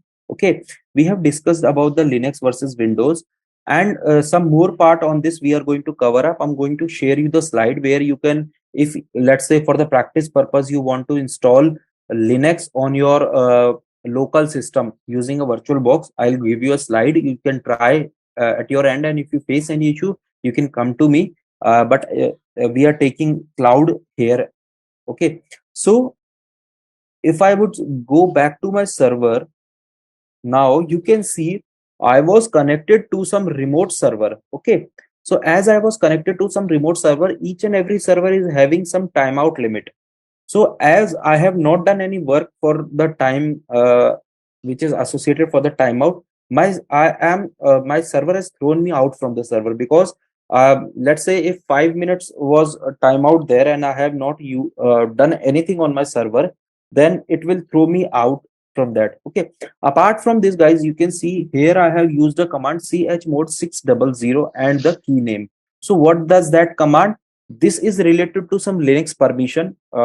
Please do not that much focus on this. Just the very first time when you are creating your own PAM file, use this command. So what actually this command is doing, it is giving some specified permission to your Linux PAM file that it can allow, I mean, the particular, this Linux file should have the appropriate permission to log in onto your Linux server. For an example, let's say if I change this permission, let's say 00. So what does that mean? I'm giving no permission to it. And now if I'm trying to log in onto my server, it says that I do not have the appropriate permission to log in on the server. Okay, so again, if I made some changes to this, let's say I have to give 600 only. Okay, now you can see I'm able to log in onto my server. Why 600 only? Why we cannot give I would say more than 600 or less than that? So that is a topic of discussion when we were discussing about the permission. But as of now, whenever you are trying to log in to your server, you have to use this permission, and you have to use this permission when you are connecting your server from Linux to Linux, Mac to Linux, or from Mobile XTM or Ubuntu WSL to Linux. But this kind of a permission is not required when you are trying to connect from putty to your I would say other Linux server. Okay, you are getting definitely EC2 user at the rate IP, some random IP, correct? So what you have to do, you have to run a command sudo-i command. So what it is actually making you, this particular command is making you the root user, or I would say super user of the your server. And earlier the EC2 user was not the super user of the server. Okay, so what this is the very first command that I was going to tell you when we are starting about the chapter of Linux. I was coming to the point. Uh, uh, yeah. So let's say when you log in onto the server and you are logging with the default user, or I would say a non-root user or non-admin user. So in the introduction of Linux, I told you that the non-root user and the default user is not having all the privileges to access all the files. So that is why, as being a DevOps engineer, you definitely have the uh, I would say root level of privileges or admin level of privileges associated to it. And if you want to switch from a normal user to the root user, then you have to use this command, that is sudo -i. So this command will make you a root user. Apart from this, you can use another user, sudo su. Sudo means you are just giving a admin privileges. Su means switch user or super user. Okay, so when you run this command sudo super user, so this command is also making you the root user of the Linux system. So when we have connected with this particular command, let's say we have created this server. Now what Okay. Now, when you run, another command, another specialized command that you have to use in your day-to-day task. So, whatever the command that we are discussing, you are going to face in your day-to-day roles and responsibilities when you work as a DevOps engineer. Or I think might be some of you are also already working in this field. Let's say right now, the way I switched from one directory to the another directory in in Windows, the similar way I have to switch from one directory to the another directory in Linux. So how we can do that, and currently in which directory we are working, we have to know about that. So the command that I'm going to use, pwd. So pwd command is an acronym for present working directory. Okay, so it will tell you that currently in which Linux directory you are working. So when you execute this command, it says that right now you are working in the home EC2 user directory. So what does that home EC2 user directory means? Each and every user is having its home directory. Let's say just compare it with Windows as well. Okay, now let's just compare the same thing with Windows as well. Let's say this is your Windows system. Okay, and you have created some user, let's say user A and user B, or I would say some other random user C. Now when you log in, you can even check right now, when you create any user in any operating system, that user is having its own associated workspace or home directory with it. Let's say if you create, this is a Windows server. Okay, let's say when you create a user A, it will have its own working environment named as A, for user B named as B, for user C named as C. So this A user cannot access the working environment of user B, and user B cannot access the working environment of user C. Correct me if I'm wrong. I think this is all, this is the same scenario you do face in Windows, correct?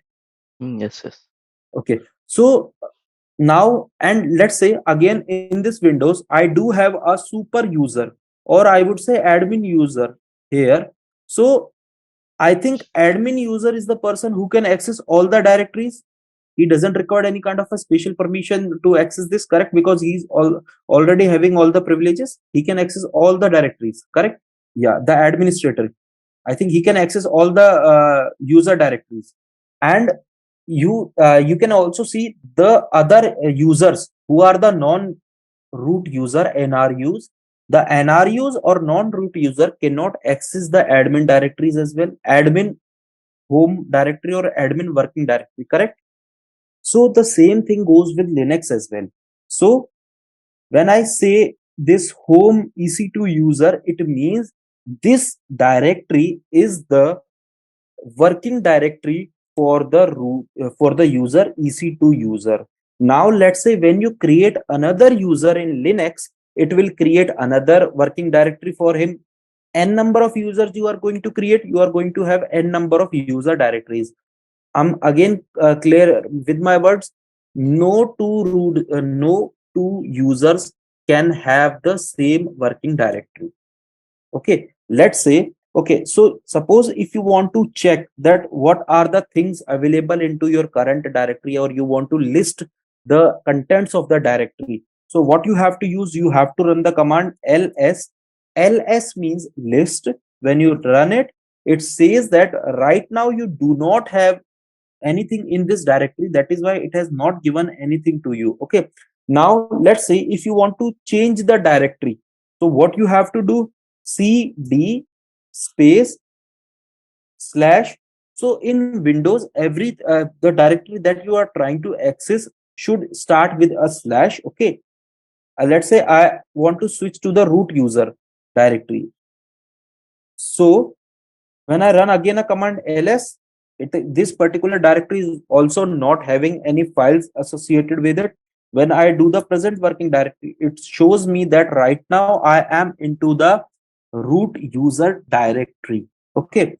Now let's say if I do another thing as uh, let's say if I go to the directory as var log. Okay, var log directory. So when I change my directory location from, let's say, root to var log, do not worried about this directory. I'm going to tell you about this. Suppose, so what you have done, you have changed your directory from one directory to the another directory, and let's check that does this directory is having any contents. Yes, it has. So you can see in this manner, you can see the total number of contents available into your directory. Another command you can use, ls-a command. So what does ls-a command is going to do for you? This command will show you the all the directories, all the files along with the hidden directories or hidden files. Let's say uh, right now here you can see there is no hidden file available here. So it is giving you all the files. Okay, now let's switch from another directory. Okay, let's say if I need to change from, if I do present working directory, it says that right now I am working in the var log directory of my Linux server. Now let's say what I have to do is, let me change my directory from var log to some another directory. Let's say, okay, I'll just go into this directory only, cd slash. Okay, when I do ls, now you can see I'm getting so many folders over here. So these folders are about your Linux file system, that how we are managing our files in Linux. So this particular folder is going to show us, actually this you can see that this, or whatever the configuration files or whatever the changes that you are going to do, what, let's say if you have added any peripheral device with your Linux server, even everything in Linux is considered as a file and folder. So when you switch to this particular directory and you check the present working directory, it says that right now you are into the slash partition or slash folder, which is having these folders available with it. If I try to check that whether this particular thing is having uh, any hidden files, so this is not having any hidden files. Now you are not able to understand that how much space of I mean, what is the space of each and every folder, and at what time this particular file was created. So what you have to do, ls space hyphen ltrh. Ltrh means it will give you the output into the human readable format. Okay, so when you executed this command, it says that under this folder, you do have these directories, and these directories was created around, let's say, January 30 at this time. These are April 18. So uh, these are created around 18 April. These are created around 26th April. So in this manner, you can see that you can get, okay, and apart from this, this is the size of each and every folder. So let's say SRV, it is having around 6 bytes, 8 bytes, 144 bytes, 17 bytes, and 16 KB. 2.9 KB, 16 KB. So in that manner, you can get the details about the folders and the space that the folders are having, and apart from this, the time when the files were created or modified. Okay, so what this particular, okay, so let's say this file, okay, so I'll tell you this thing, although this was a topic, but as you have raised a question, I'll tell you. This is telling about the permission associated with this file. Okay, this shows that how many links are attached with this particular folder or file. This shows that who owns or who is the owner of this particular file. It says that root and root.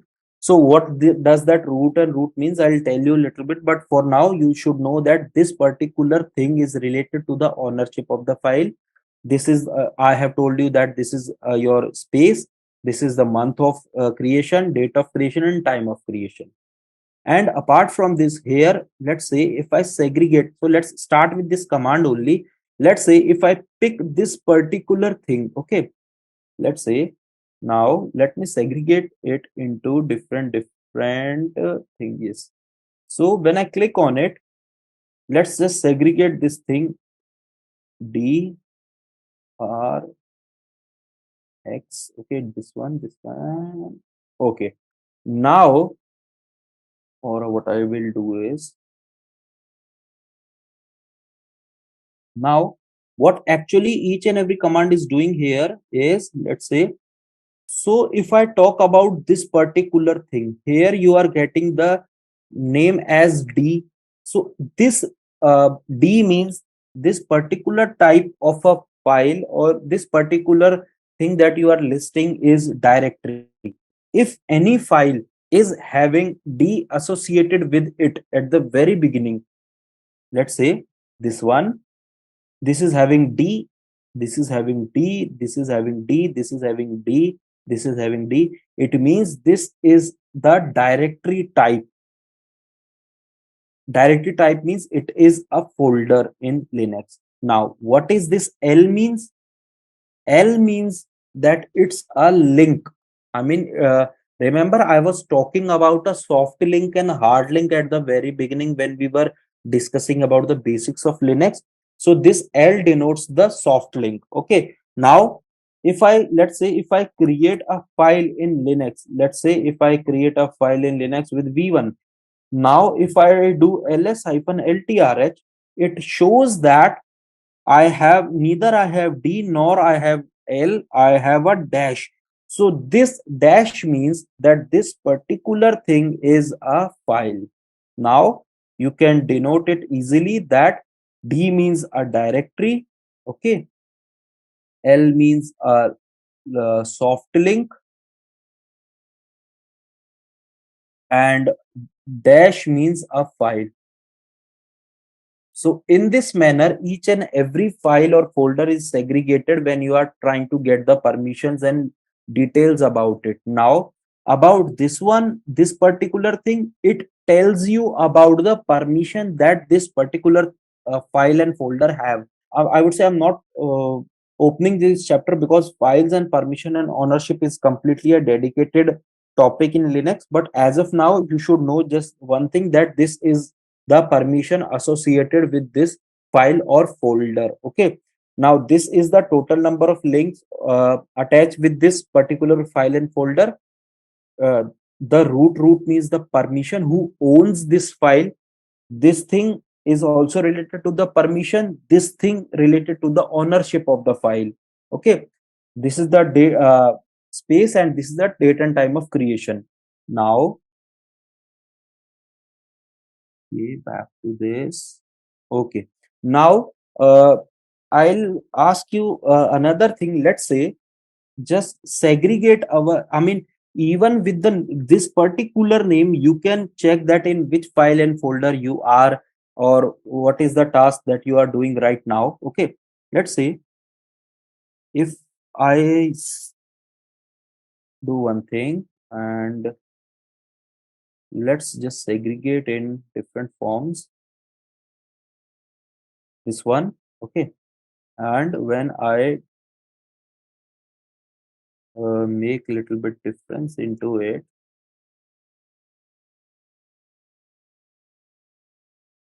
Okay.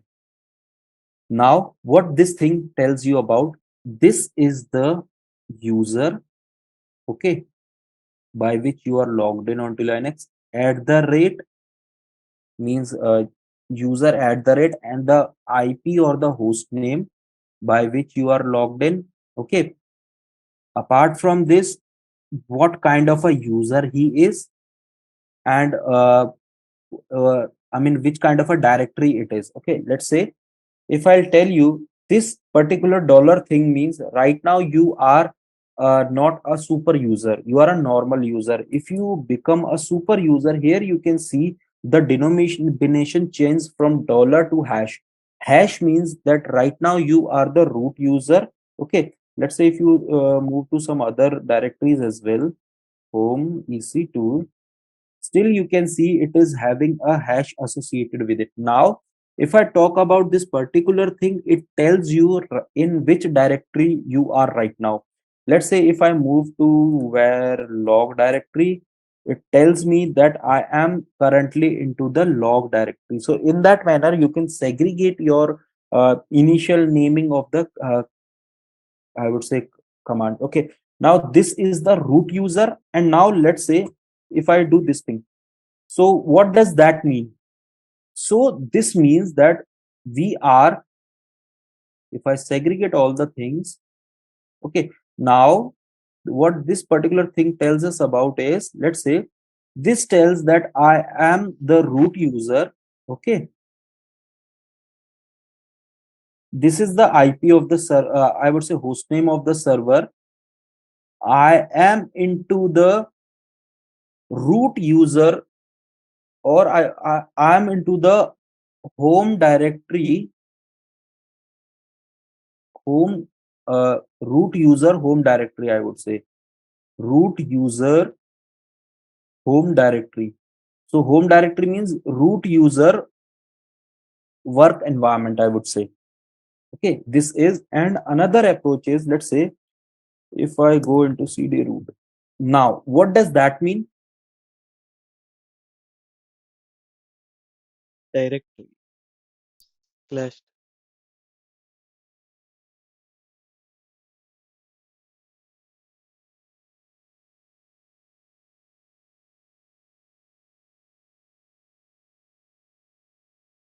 Yeah, the folder is root user. Sorry, I have done something wrong over here. Let me just uh,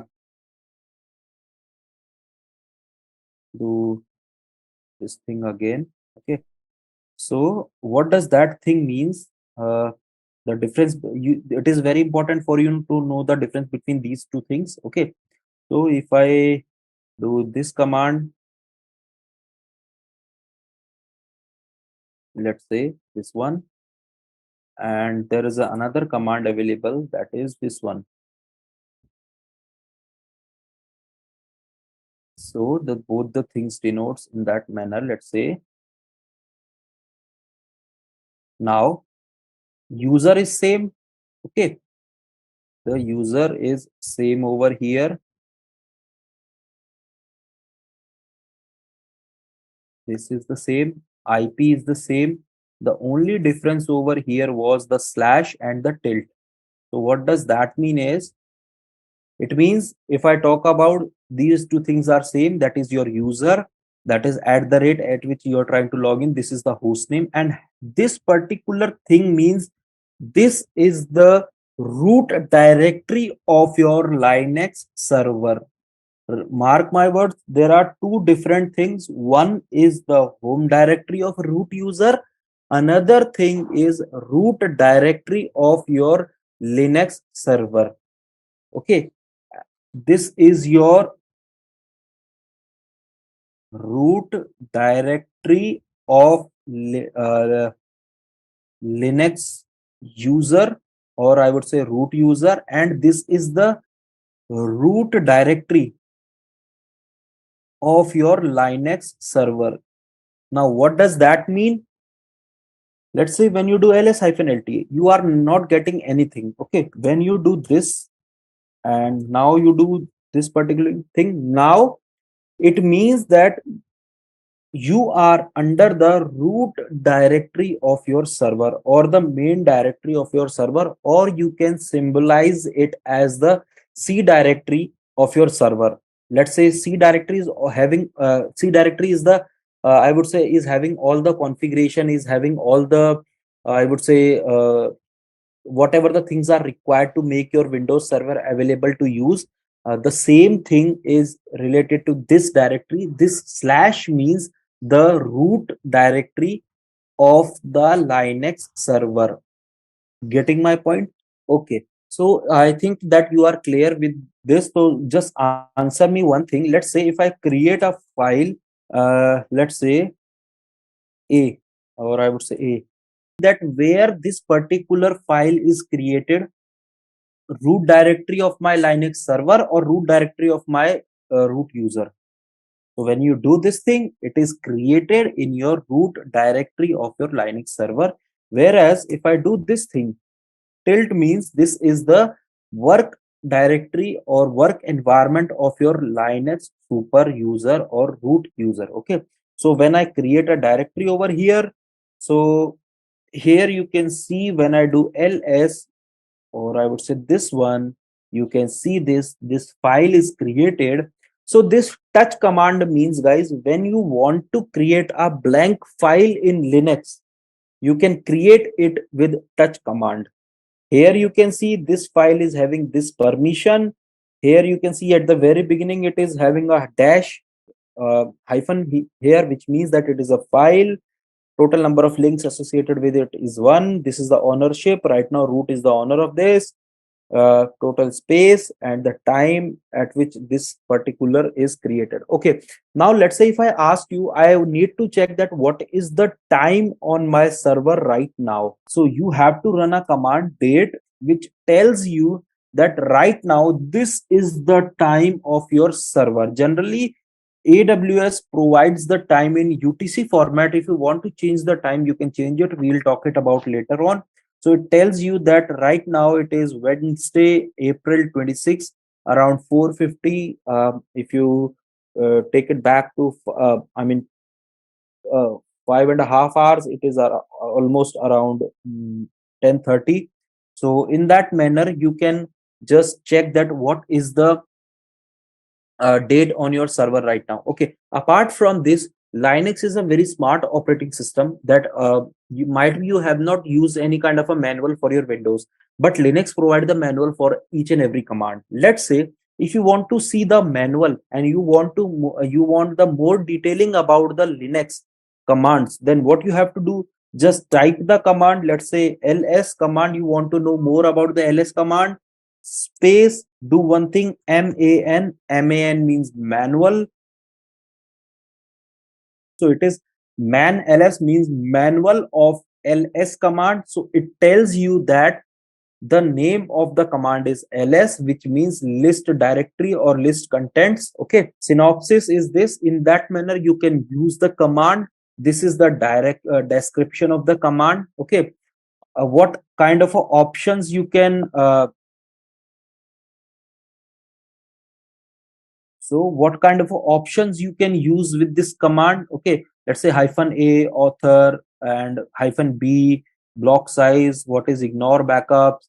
So the color, whatever the detailing you want about each and every command, you can get with this man command. Not about ls. Suppose if I want to get the man about the cd command, that is change directory command. So here you are getting the manual about that. Let's how we can have this cd command, what kind of a use cases we can work on with this command. So in this command you can get the, let's say if I do the man for sudo, so it says that the name of the sudo execute, okay, command as a user, what kind of a options you can use with this command. So all the description you can get. So in this manner, it is not easy to get each and every detailing by using, whatever the details you want, you can have with this man command. What I want from you guys, that let's say if with the same flow that we are doing right now, so that I don't want you to be on the back seat on in this course, okay? Because the every day if we are doing the practice, then it is good. And right now, I would say it is not so much burden we do have in this. I mean, we are not going on a very fast pace. We are just going in a moderate way, so we can do the practice. Now, back to the AWS. Now, guys, I have told you that once you are done with the uses of your AWS resource, please stop that. So, for stopping that, what you have to do is click on the server that you have created, click on the instance state. After that, just click stop instance and just confirm that you want to stop this particular server. Just click stop, and you can see that your server has been successfully stopped. So just wait for few more seconds. It says that it is stopping your server. So what is happening in the background? I have pushed a command to AWS to stop my resources in the physical data center of AWS. Okay. Now, next time, let's say if you want to use the same server, now what you should do, click on the same thing, click on the instance state, and just click on your server start. Okay, now there are different options available here, so you can see this, that instance state is having stop instance, start instance, reboot instance, hibernate, terminate. So terminate means that you are deleting your server and you don't want to use it again. So if you click on terminate instance, you won't be able to access this server again. If you're starting and stopping, then it means you can, the time when you are using this server, you can start it. The time when you are not using it, you can stop it. In this manner, we can also, we can have the cost optimization, or I would say we can just stop our resources of overutilization. Okay. So I switch to the EC2 account. Now, under this EC2 account, uh, you can see that I need to switch to instance running. Now,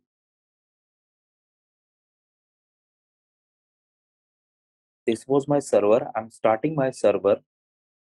So, okay, apart from this, guys, let's say uh, I do have a server here. I'm just going to tell you one thing that is related to although AWS, but might be during this duration, suppose accidentally you delete your instance, how you can avoid that thing. So let's say here you are getting Terraform, Zabbix server, and Docker test lining, these kind of a server.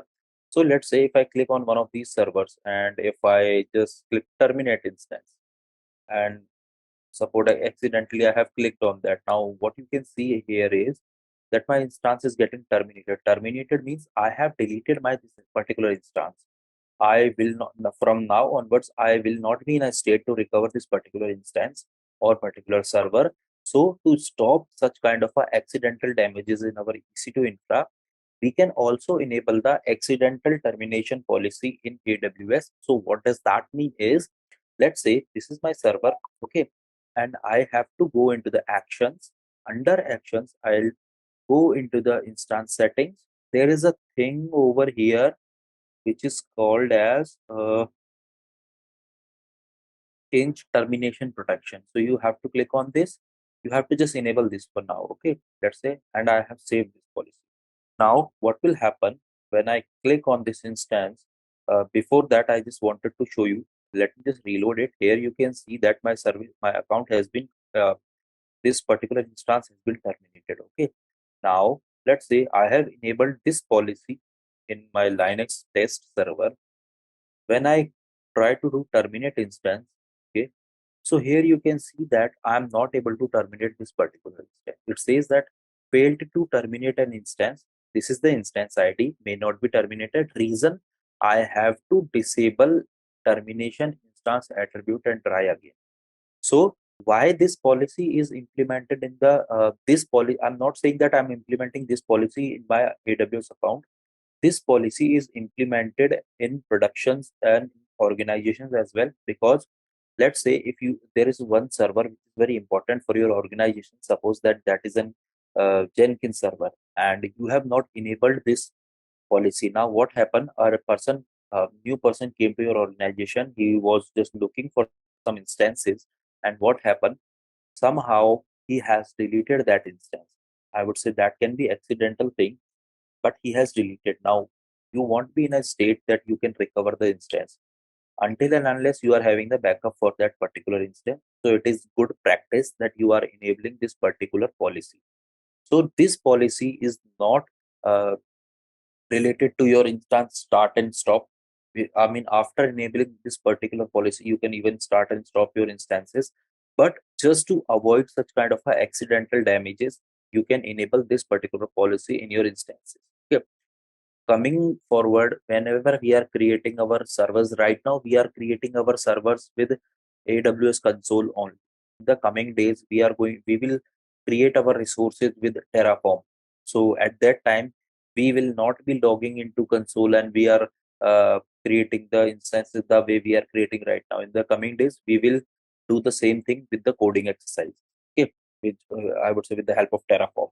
So for now, coming to the class, let's just click on the instance start. So here you can see my instance is right now in a initialization state, and just wait for the IP assignment to it. Yeah. So over here you can see one of the public IP has been assigned with my server. Let me just reload it. Let's just wait for some more minutes.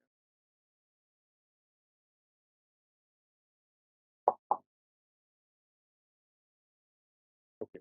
So my instance is right now running and it is having public IP.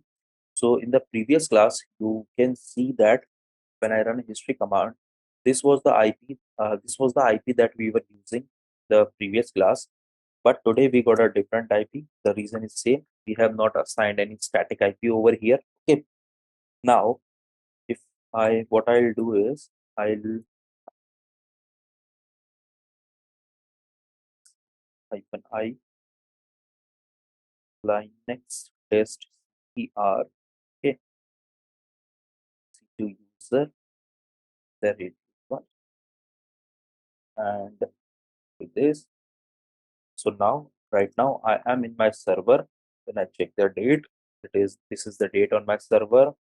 When I do the host name, so you can see I'm getting host name. Now, what this host name means, you are denoting your server with a name, or you are denoting your host with a name that is called host name. Right now, you can see this host name is a little bit tricky for you to understand. So what you can do, you can change the host name of your server as well. How you can change the host name of your server is host name CTL. Okay, set hyphen set space host name, and you can give the host name now. Let's say I'll give the host name as Linux test.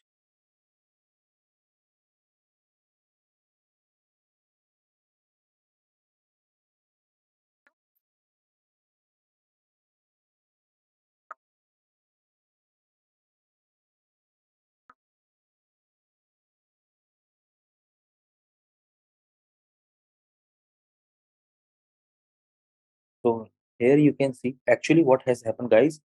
In this particular, why this command was not working earlier. When we want to set the host name, we use this command, but this is the updated version. So for setting the host name, we have to use the command hostname ctl host name along with the name that you want to give to your server. So right now I have given the name as 123. So the name you are getting here is 123. Even let's say if I want to change this host name, I'll change it to Linux underscore test.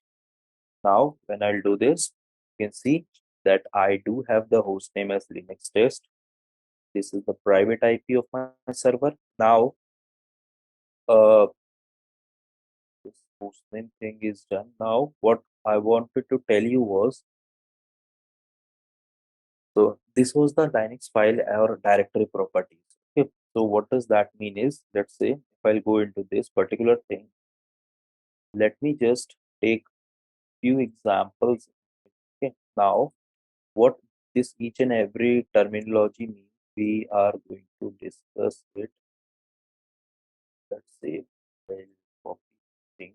Now here you can see that forget about the rest of the things. Just take the example for one. Okay, this one is your permission, and then are having now this root is so now what does this thing means is, let's say when I take this thing, okay, that is your D, it means whether this particular file, this particular file is a file or a directory. Okay, so here it means D, so it means it's a directory. Apart from this, what kind of a permission this file have? This is related to permission of a file. Okay,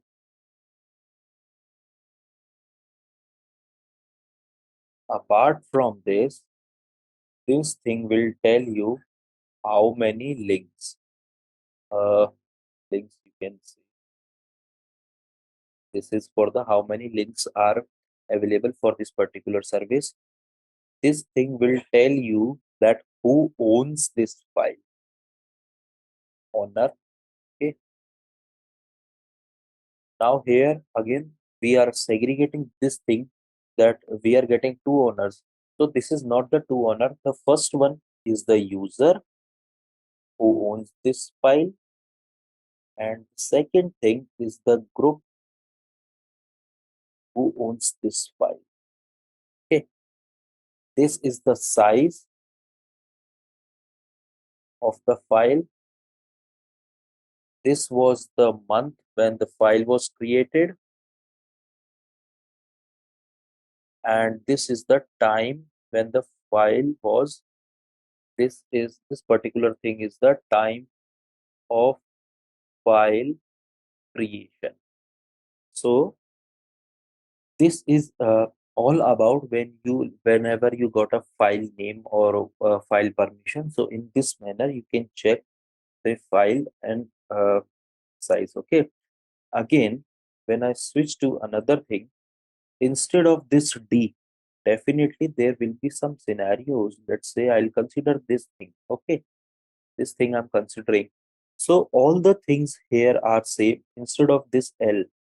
So what does this L means is it is for creating a soft link. So what soft link is actually do? It generally in our graduation, all of us has talked about the pointer. There was a thing called in Java that was pointer. So pointer was nothing but it is addressing something. So when you are, let's say you are addressing this path, user lib 64 with this path 64, then and if it is having this particular arrow sign, it means that it's a type of a link, soft link. There are two kind of a links in Linux. One is soft link, another is hard link. So in the coming chapters, we are going to discuss. But for now, you have to just remember whenever you got L in the front in the very beginning of any permission, it means it is a soft link. Whenever you got D, it is a directory. Whenever you got hyphen, so this hyphen means a file. Okay. Now, yeah. Now Linux file types. So we are going to I'm going to tell you about that. What does that thing? But in the day-to-day, I would say uh, use cases, you have to remember only few of the file symbol. I won't say that you have to remember all the one, but you have to remember this hyphen D L, or maximum you can use this C. But majority of the time you are going to use these three symbols. Okay, the hyphen means a regular file, D means it's a directory, L means it's a link, whereas C means that it is a special kind of a file or a device. So let's say, uh, so when I go into the dev directory, okay, and now when you run this command, So here you are getting C in front of each and every file. So this C means this particular file is a type of device file. Means let's say if I have attached any kind of a peripheral with my server, so that I already told you that in Linux everything deals in file and folders. Okay. So that peripheral will have its own file which is denoted with the beginning of C. Okay. Let's say if you are attaching two NIC cards, network interface cards, then at that time you will have your another file. You are not going to create that file. By default, Linux will create it for you. Okay. Okay. Now, Okay. now and one. So another is your socket. So socket is nothing but it's just a denomination uh, that you are using such kind of a function. So in that manner, you can denote a socket named pipe and block device. Let's say block device. I would say if you are installing some device, if you are attaching some hard drive on your server, which consists of your operating system. Okay, so in that scenario, you will get a symbol with B. So generally, you won't get such kind of a denomination on your server because each and every server is only having a single hard drive where the OS installation is done, because you cannot install the same OS onto two different drives attached on the same server. So that is why I asked you just to remember about these uh, one, two, three, or maximum you can go with C. Apart from this, nothing you are going to use in the coming days, even when you are doing the scripting as well. Okay. Now, uh, for the root we have discussed about. Now, let's say I'll tell you a scenario for this. Yeah. Okay. Now, I just wanted to tell you one. It is not possible for you to remember each and every command in Linux, but you can remember the one or two characters of that command. Let's say if I ask you, hey, you need to add a user, so you won't be able to recall the complete command. So what you can do, let's say if it is related to user, you can just type us, and after that what you can do, you can press the tab. So what tab key generally do in Linux? It will provide you the all the available commands in Linux. So here you can see we do have user add, we do have user dbctl, we do have user del, user mode, users, usleep. So all these commands are here. Apart from this, let's say if you want to know that which command you should execute for checking the disk utilization on the server. So here you are getting with D that date and all those command. Here you can search the df command. Okay.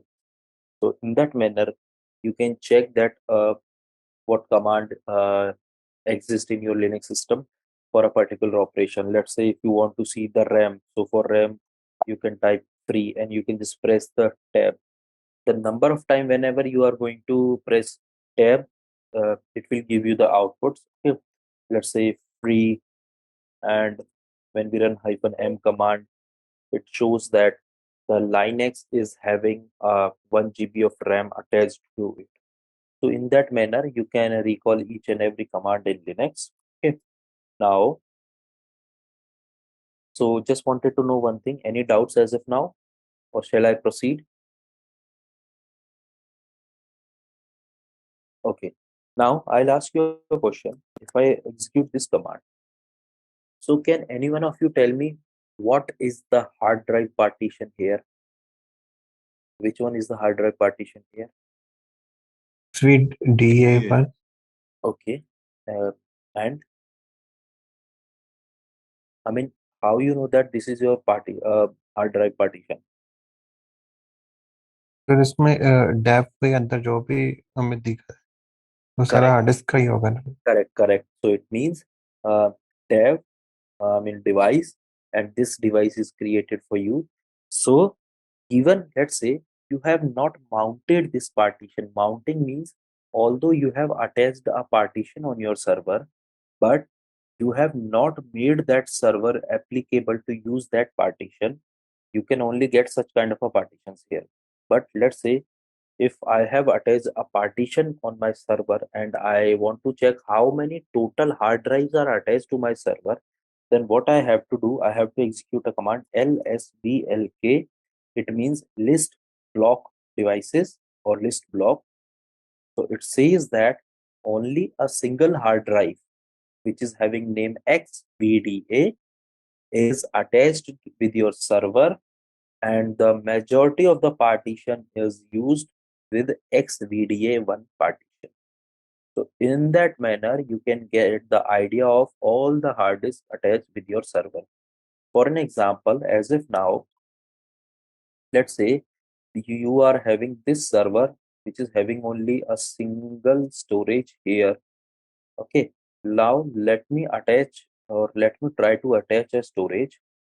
I'm just showing you for the I would say demonstration purpose. It is not necessary for you to remember this thing. So what I'll do, I'll go into the volumes. Okay, and under that I'll say create a volume, and I'm creating a volume, let's say of 1 GB, or I would say 2 GB. Okay, this is the availability zone which I'm creating the volume. Okay, remember guys, please create a volume in the same zone where your server exists. Okay, otherwise you won't be able to use that volume in cloud, I would. So I have created a volume. The size of the volume was 2 GB. Let So here you can see right now we are in a state of creating this volume. Let's just wait for a few more minutes. So now I am getting this prompt as available. So here are different states you can see. One is available, another one is in use. So available means that your this volume is ready, but this volume is not attached with any server. Whereas in use means that your volume is in a healthy state and it is attached with some resource. Okay, so now what we have to do is we have to attach this volume. So we have to click on attach volume. Okay, and it asks us with the server. I'll select this server Linux test. This is the device name it is giving as per the recommendation. I mean, you can even change this device name, but I'm just putting it as default. I have attached the volume. Now, when you go back to the instances and you see the storage is under storage, let me just refresh it, click on it, go on to the storages. You can see that right now two storages are attached on your server. Okay, now, so logically, when I execute this command, it should show the 2 GB of the volume here, correct or not? Okay, so let's execute this command. Here you can see that I can see the 8 GB of volume which is attached with my server or having the partition XVDA, but I'm not able to get XVDF here. The reason is we have to mount our volume onto the server to make that volume applicable to use. But that is a coming chapter. But for the uh, demonstration purpose, I'll show you when you run a command lsblk, you can see right now two hard drives are attached with your server. This is XVDA, this one, and XVDF, which is of 2 GB. But right now, here you can see under the mount points, you can see that this volume has been mounted with slash partition, whereas this is not mounted with any partition. So due to which you won't be able to use this particular volume. How you can use that volume, we are discussing about that in the coming chapters, but just for the demonstration purpose I have added this volume. Now when I check in the dev, I told you whenever we are attaching any kind of a new peripheral our server, the default file is going to be created. Here you can see that xvdf has been created, but before this you won't be able to get this xvdf. Getting my point, guys? So it has generally whenever you are having a volume, so each and every volume will have a soft link. Why? Because when you do df hyphen h, so it says that XVDA, but when you see the same thing on this SVDF, so what does that mean? It is demonstrating your original volume with the volume that you can use on your server. Here you can see SDF, whereas here you can see SVDF has been demonstrated with XVDF. Getting my point? It is pointing to your volume that you can use on your server. So whatever the operations you are going to perform, all the operations will be stored under this SDF volume, but it will point on your server as XVDF. Now let's discuss about some user creation in Linux. So whatever the things we are discussing, it is totally basics of Linux, because uh, in the coming days we will discussing about more in detail. But as of now, let's say you switch to home directory. Under home directory, I already told you any number of user that we are creating will have its own home directory. Here you can see I have created two users only. One is EC2 user, another one is ABC and Suman. So these are three users. This is my by default user, whereas this is my user which I have created. So for creating any new user in Linux, I do have a command as user add. Okay, add the username. Let's say if I want to give a username as Mukesh. Okay, so here you can see I have created a user with the name Mukesh. Again, I'll just tell you one more thing. If I create another user as Mukesh, so will it create or not? Yes, it will create, I guess. Why? Yes, sensitive. No. It will. The first one is capital M, right? This is small m. Yes.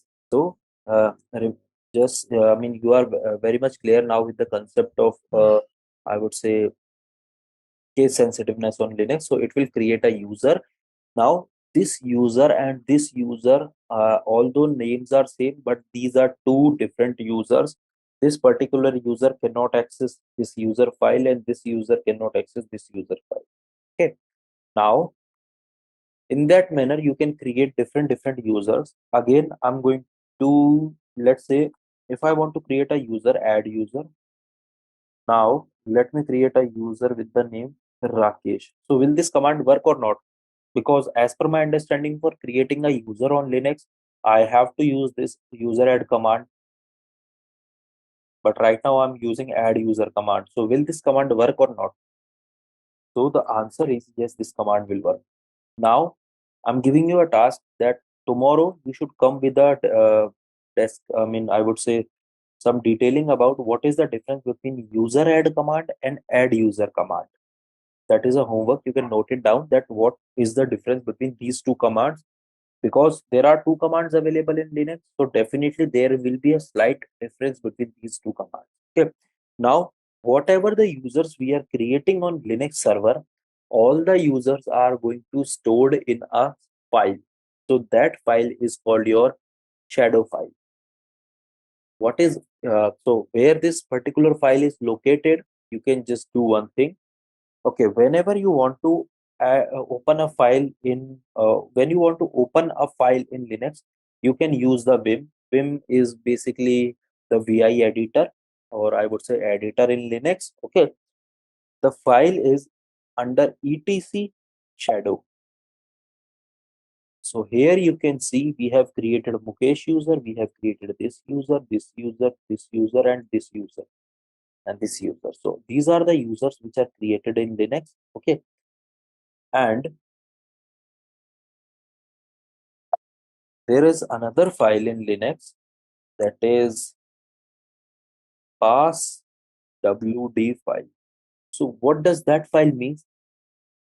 Although this shadow file and password file will consist the uh, identity and permissions of the user or details about the user, but the major difference between these two files here is if you want to get the more detailing of the user, that what is the actual permission the user have under which group the user exists, what is the user ID for that particular user. So then you have to look into the password, etc password file, passwd file. So we have created the user Rakesh. So you can see this particular user Rakesh is having the user ID this one, having the group ID this one. This is the home directory of this user, and this user is having bin bash. Bin bash means he can log in on your Linux server. Okay, when you change this bin bash to as bin no login, so what does that means? That this user, although is created on Linux, but it cannot perform the regular task, let's say login on a server or because this particular user is not able to log in, he cannot perform any task on Linux. So that is why what happen in organization, if anybody asks you, hey, you need to disable that user, but you do not delete that user, it means you just go into this particular directory and change this permission from bin bash to bin no log. Getting my point? Whenever you are applying this flag under in front of any user, that user won't able to log in on your server. Now back to this. Okay, these are the two more important files on Linux. Now you have created a user. Let's say I want to delete a user. So which command I have to implement? I have to implement user del. Okay, let's say I'm deleting user ABC. So now I have deleted my user using the command user del ABC. So my question over here is, will this user ABC is also deleted from past WD and shadow file or not? Or do I have to delete this user separately by going into that file? Will this user is deleted from the past WD file or shadow file as well, or do I need to delete them from there manually? So the answer is yes, this user will be deleted automatically. Here you can see ABC does not exist. Apart from this, you can see that this user is also deleted. Okay. Now, why we are creating these users on Linux? What is the use case of creating different users on Linux? Because we are having the EC2 user. Why we cannot use that EC2 user? So the answer to this is, let's say uh, you have a very big organization. Okay, now as you all know that each and every organization is having some different roles. Let's say this is my user, I have another user, and I have another user. So my this user belongs from the development team. Okay, my this user belongs from DevOps team, and my this user belongs from testing team. Okay, now what I'll do is, this is my server, and I have given the EC2 username and credential to all the users. Okay, I have given this EC2 user to all the three. Now, will those users, let's say this dev user or DevOps user or test user, will have the same uh, permissions to them, or they will have different permission, because we have only given a single EC2 user for their use cases. So will they have the same permission or the different permissions? The rules are different. Obviously, they'll have different level of permissions. Okay. So, but I have only given a single user for them to use, because each and every server can only have a single user. Let's say if I want to create a user over here, if I want to create another user, let's say user add EC2 user. So it says the user already exists, but you said that this I mean the rules will be different. So will it possible for a single user to have different rules? We have a level of group, root. Correct. Yeah. Correct. So that is why we have to create different users on the basis of the roles they have. Let's say if there is a DevOps engineer, okay, there is a DevOps engineer. So the DevOps engineer is having all the privileges on the server. So the DevOps engineer will have all the privileges on the server. Whereas if I talk about the developer, so developer generally have the read privileges on the server. So that is why I have to create a specific username. Apart from this, let's say if all of them is having the same privileges or some unidentified user you have created, how do you know that who has, suppose if this developer has deleted some important file on your server, so you cannot track because all the users are having the same privileges. So that is why we create different user management on server, so that on the basis of their roles they can work on the server. On the basis of their permissions they can do the different functions on the server. And we can easily identify that who, which user has done which, or which user has executed which command. So that is why we created different permission. Right now I'm just showing you that how we can create user. We are not trying to log in with these users. Okay, now what I'll do here is uh, I have created a user here. Right now each and every user is having the default permissions of Linux. Let me create a user with the name Vikas. So I have created. How I can give a password to a user, Vikas? So that is this one, pass wd command you have to implement. Then the user on which you are implementing the password, you should go give the password. Okay, so now I have given the password to this user as well. Now what I'll do is, let me just try to log in onto this particular server, and now I'm not using my key. Okay, and what I'll do is, let me try to log in with the user Vikas. So according to you, am I able to log in on this server or not? Because I'm not implementing any kind of a identification. So will it be possible for me to log in? So the answer to this, the one answer, because this key is related for your EC2 user only. Okay. Now, actually, what happened? Linux server works on the pattern of public and private key handshake. Now, what this public and private key handshake means is, let's say uh, you are creating a user. So each and every user is storing or is coming under its home directory. So let's go to the ec2-user directory. Under here, when you do ls-ltr, you are not getting anything. Okay. So according to you, under ec2-user, there is no file. But when you execute a command ls-a, a means you want to list all the files, including the hidden files. So over here, you are getting a folder that is named as .ssh folder. So what you are going to do, .ssh. Okay, now when you do ls-ltrh, here you are getting a file name as authorized keys.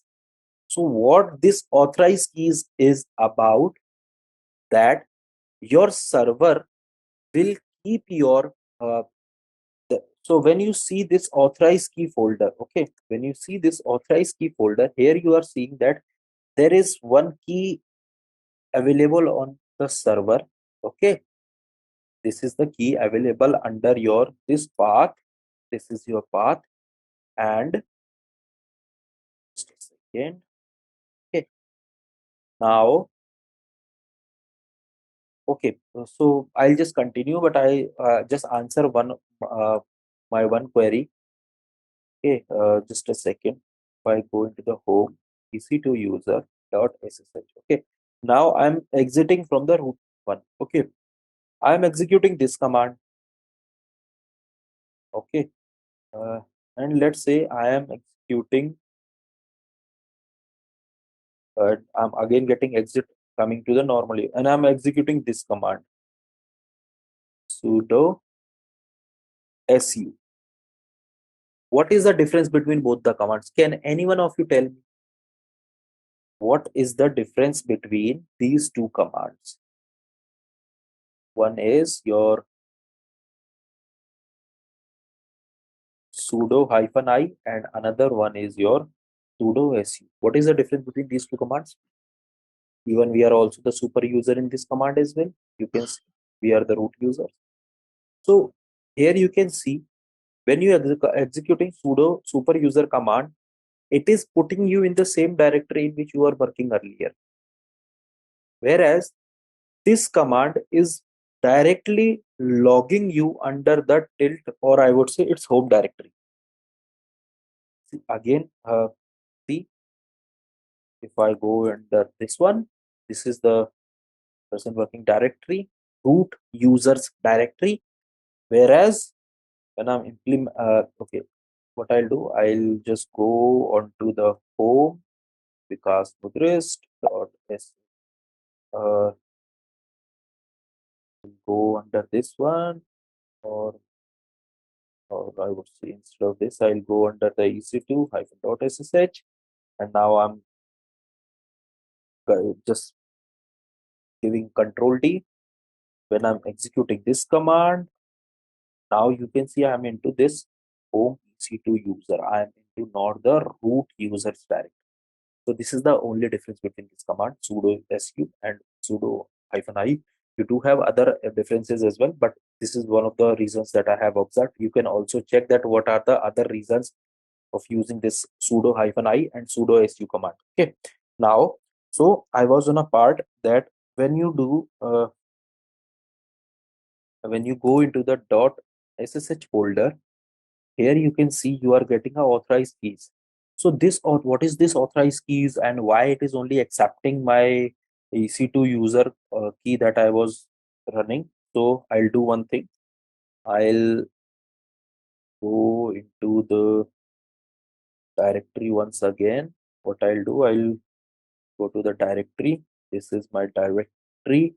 Here you can see that I have used linux test.cer when I'll do cat for this. So this is my key.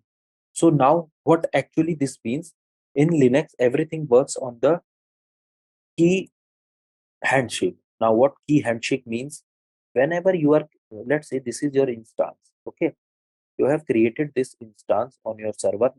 Not only the instance, I would say it is a server because this is for all the use cases, okay, but consider it as of now EC2 instance. Now each and every instance is having two keys, okay. One is the private key of the instance or for any user, whereas another is having the public. Now what does public and private key actually do? This public key will always be available on your server. This, I'm repeating my words, this public key will always be available on your server, whereas this private key will be available on the user laptop or user system. Okay, now what happened, whenever you are trying to access this EC2 instance, let's say this is the user and he is trying to access this server, then the actual process which is going through this, or what are the barriers that we are passing, is this user is pushing a command with having the private keys. Okay, this is the private key. He has pushed a command with the private key to the EC2 server, and this EC2 server, which is having the public key, it will check that whether the fingerprint of this private key and public key is same or not, or the fingerprint exists or not. If the fingerprint exists, then the connection would happen. But if the fingerprint or handshake does not got successful, you will get the permission denied or you won't be able to log in on the server. This is the actual process whenever we are trying to log in on each and every server of Linux. Getting my point, guys, or you have any doubt in this? Because this is very important for you. People are definitely going to ask you how you generally log in on your server. So your answer to this, as being a user, I should have the private key at my end and I should pass my public key onto the server. And then when the handshake is happening between the private key and public key, then only I will be able to log in on the server. This is the actual thing that you have to do is. So just back to this scenario, remember this is my key. Okay, now I am able to log in onto the server. Okay, But what happened is when you see this particular, let's say if you go into the user, you have a SSH key on the server. Okay, now when you do authorize keys, you can see that this is having a public key on your server. This is having a public key on your server. So for this, what I'll do, I'll create another server. Let me use this Jenkins. Okay, so I'll start this server. I'll tell you how you can distinguish between a public key and private key and how you can create your own keys, because in the organization definitely you're required to create your key. Okay, now let's just wait for this server to start.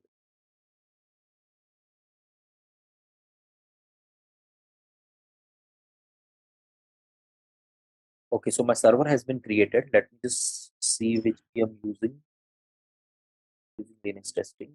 Okay, now what I'll do is ssh -i. Okay, I do not have a key. Let me create another server. Instance test one, and I'll select my server I have selected. Let me just select the same.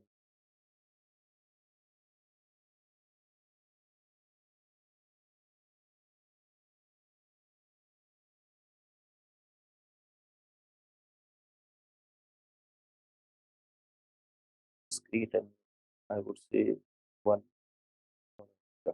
is created a server launch. Save. Just wait for this server till the time I'm giving permission of.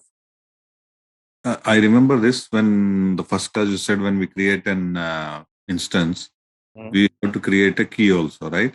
Yes, this is the server I have created. Okay. So this is the server. Okay, let me just log in on that server. Again, guys, I'm showing you this is the key test one. This is the private key. So the very first thing that you can check that whether your key is private or public, that the private key will have the begin private key and end private key flags on it. Okay, means your key will start from here, your key will end here. Okay, this is the very first thing that you can check that whether the keys are public or private. Now let me just log in onto the server, that is test.crt EC2 at the rate. Now this one. Yes, so you can see this is my different server. Okay, this is my different server. Now what I'll do is I'll create a user. First of all, I'll create a key SSH space hyphen SSH hyphen keygen. Keygen means you are generating your public or private. Okay, generating public private RSA key. Enter the file name in which you want to save the key ID underscore RSA. This means it is your private key. You just enter it, and now you can see that your identification has been saved in this. This is your private key and this is your public key because it is not having the extension of .pub. Another thing that you can segregate. Apart from this, I have already told you that when you check a private key, okay, a private key will have the end private key and begin private key flags on it, whereas the public key will have only one thing, that is it will have your SSH RSA and the later thing. Okay, so in this manner you can define or you can create how what kind of a public and private I mean you can differentiate between the public key and private key. This is the server. Okay, so under this server you can see that we do have a home directory. Under home directory, when we were trying to connect with the user Vikas, we were not able to connect, correct? So first of all, let me just log in onto the user Vikas. Under this, if I do ls-a, the very first thing you are observing that there is no .ssh folder under this. So manually, what you have to do, you have to create this folder. Okay. Now go under this folder, create authorized keys folder under it. I'll tell you that how we are connecting with our server. Go to user.ssh. We are creating this authorized keys under here. Okay. Now this is your authorized keys folder, but when you see this folder, or I would say file, this is completely blank. Now what we are doing is, this is my operating system, or this is my local system, this is not cloud system. What I'll do is, I'll capture my I'll just take my public keys from here. Okay.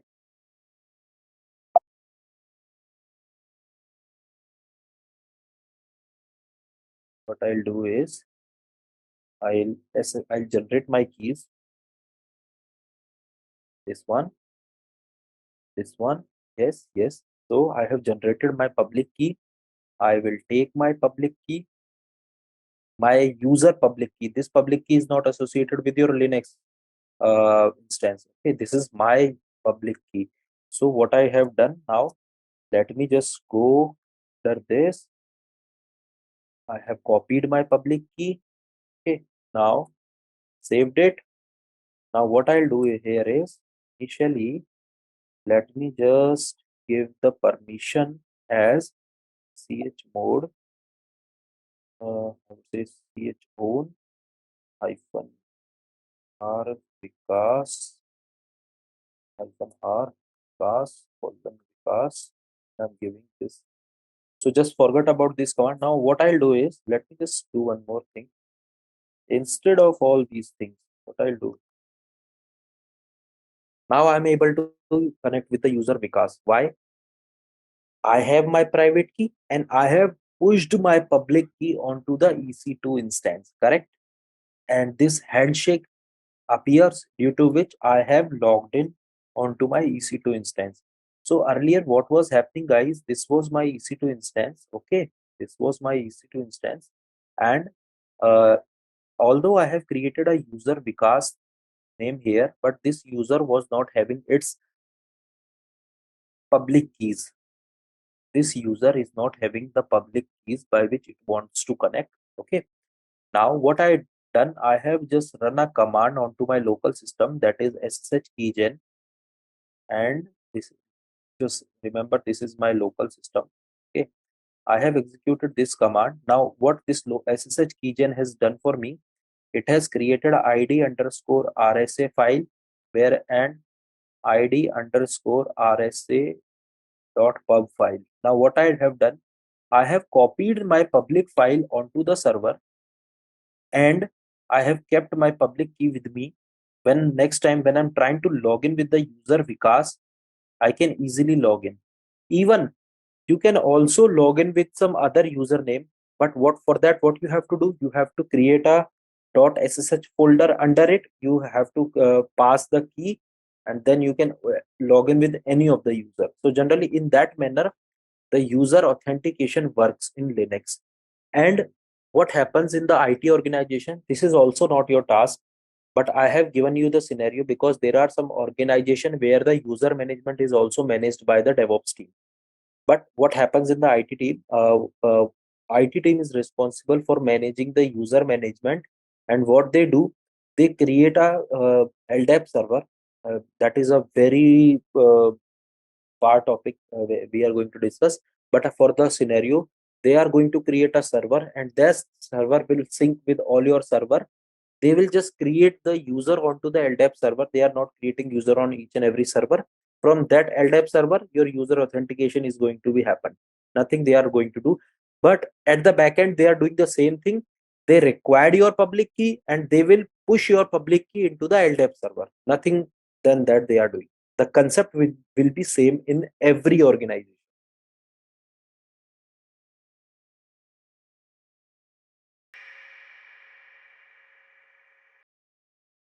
if I talk about specific type of permission, then there are three permissions available in any file system or in any file or folder. For any file or folder, you have three kind of a permission.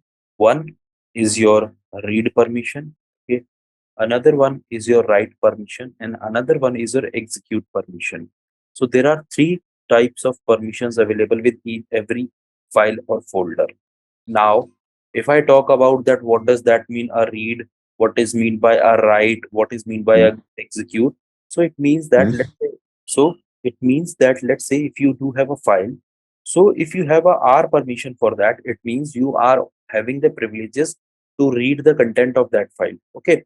Whereas if you do have a W permission means write permission. So it means that you do have the privileges to make some modification into that particular file. And the last one is your execute one, which means that suppose if there is a file and you want to execute that file, let's say if you have created a script, so even script is also a file. So if you want to execute that particular file, then you require the execute permission. The same thing goes with bat format in with Windows. I mean the bat format. Whenever you want to execute the bat file, so you should have the execution privileges onto that particular file.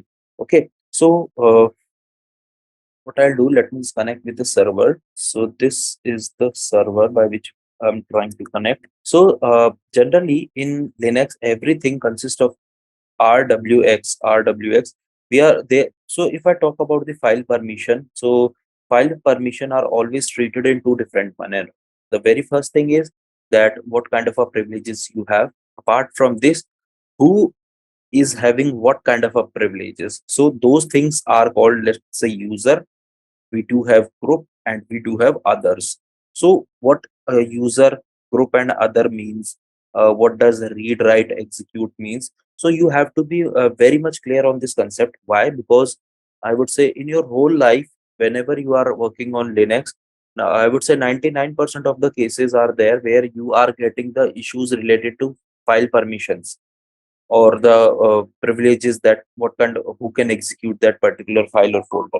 Okay, so that is why you can stop me at the time whenever you are getting any kind of a doubt, but it is my humble request to you just to try to grasp each and every word, so that suppose after some days if I give you some exercise related to file permission, you are very much handy on that. Because what happens, even you would shock to know that suppose if a website goes down in your IT organization, I have seen such cases where a website, I would say, went down. So when I mean we have done all kind of a debug that why that particular thing happened, why that particular thing happened. So it was a very silly cause at that time. What we observed, that the issue occurred due to a file which is not having the privileges to execute. So even you can get such kind of issues as well. So that is why it is very good if you are having very good knowledge on the file permission or user permission, or I would say file grant and user grant stuff on Linux. Okay, so in that series, let's say, now what I'll do here is, first of all, so before that, I just wanted to know that you guys are clear with whatever the things we have discussed in the past, and I think you have received the slides that we are discussing in the uh, live sessions. If you are still not getting, do let me know. I'll ask the team to share it on a regular basis. Now, what I'll do here is, if I talk about the file and folder, okay, so here this particular last time we have divided our this command into different manner, into different fields. Now we will only take this particular thing. Okay, we will take this particular thing. Now remember guys, when we were creating a new key pair, we were giving 600 permission, correct, for the very new pair on Linux. So why we are giving that 600? Today you are going to get the answer for that. So let's say I'll just take this thing only. This is your file permission. It is not related to your user privileges. This is only related to your file privileges or file permission. Okay. So I'll just take this command and I'll just paste it over here. Now this one, I have copied this. Now what I'll do here is I So each and every command is having three. This is this one, this is this one. Now, according to you, suppose if I say that, let's say this is the permission of file A. So what this actually means? So if I talk about the very first thing here is just divide this particular thing as well. That is completely different. Okay. Now what we are going to do here is the very first thing is this one. The another thing here is this one, and this is the third one. Now this read, write, execute, read, this means only read permission, this means only read permission. Okay, this one, and this one. So if I talk about the numbering for this, so this particular file is having a number of 644. So what is this 644? So in Linux, let's say if I talk about the read permission, then I'll talk about the write permission, and then I'll talk about the execute permission. Okay. So the numeric number that we generally use in Linux for the read is 4. Okay. For write, it's 2. And for execute, it's 1. So the total number, the maximum number that you can assign to a file is 7. Okay. Now, uh, before moving ahead, wanted to know that are you clear with this these three, because you have to just remember this thing: read, write, and execute is having permission of 4, 2, and 1. So another thing here is 4 to 1. Now the very first thing in any command, this particular thing is related to the user. Okay, who owns this file? This thing related to the group from which the user uh, from which that particular user exists. The other thing is the last thing is the others. Others means the person who can be anyone. Let's say if he is not the user, let's say if he is not from the group, he can be anyone. Let's say person ABC. So in that manner, we always divide our file permission in these three scenarios. Okay. So if I talk about this particular command, this one rw hyphen, so it means that let me just take another thing, this one. So here it means that the user is having the read and write privileges for this file. Okay, and the group from which user exists is having only the read permission for this file, whereas the others, let's say some other person, I would say a person A or person B, is having the read permission on this. So this means that this particular file is having the permission of 644. Is it clear? The very first field will always be user, second field will always be group, and the third field will always be the other person, or I would say third person. So this is all about this 644. Now we can segregate our this particular command into, let's say I want to assign a particular person into the group, I want to create a user, I want to give a particular access to this file. Okay, so now what we can do over here is I'll again create my file. Okay, now you have to answer me. Let's say if you want to, the very first thing, if we want to change the permission of any file or folder, so what we have to do, chmod, which means change mod for the file. Okay, what mode we want right now? Can any one of you, according to this numeric number, what, or I would say according to this numeric number, what should be the number or what is the permission given to this 1 2 3 4 5 folder? I'll just remove it. Okay, so this is the new permission. So this is the new permission that is given here. Now let's say this one. So can any one of you tell me what is the permission this folder 1 2 3 4 5 holds? 755. Instead of the particular user who has created this file, whatever the user is, apart from the owner of this file, he can only read and execute. He cannot do modification into this particular file or folder, correct? Apart from the owner of this folder, nobody can make any changes into this folder. So according to you, if I talk about execute, what does that mean in terms of folder? Because a folder, we cannot run it as a script. What does that mean? What I'll do is, for changing the permission of a file, what you have to do, chmod, and the numeric number that you want to go give. Let's say I just wanted to give 400 to 12345. What does that mean? That I am only giving the read permission for the user. I have given this. Now you can see the permission has changed, this one. Okay. So now the user of this file is root and the group of this file is root. Let's say if I switch from root user to any random user, let's say EC2 hyphen user. Okay. Now, if it is the EC2 hyphen user, why he cannot check this particular folder? Why I'm getting permission denied? So what I'll do again, I'll make myself as a root user. When you see this particular folder, okay, and you see when you see the general permission, the thing is that the file and folder can be only executed by the root user. It cannot be accessed by the EC2 user. Okay. So let's say for this particular folder, I just make the command. I'll just change this as, now I have made 6, I would say 400. Okay. Now let's say if I want to change the ownership of this folder, ownership, right now root user and root group owns this folder.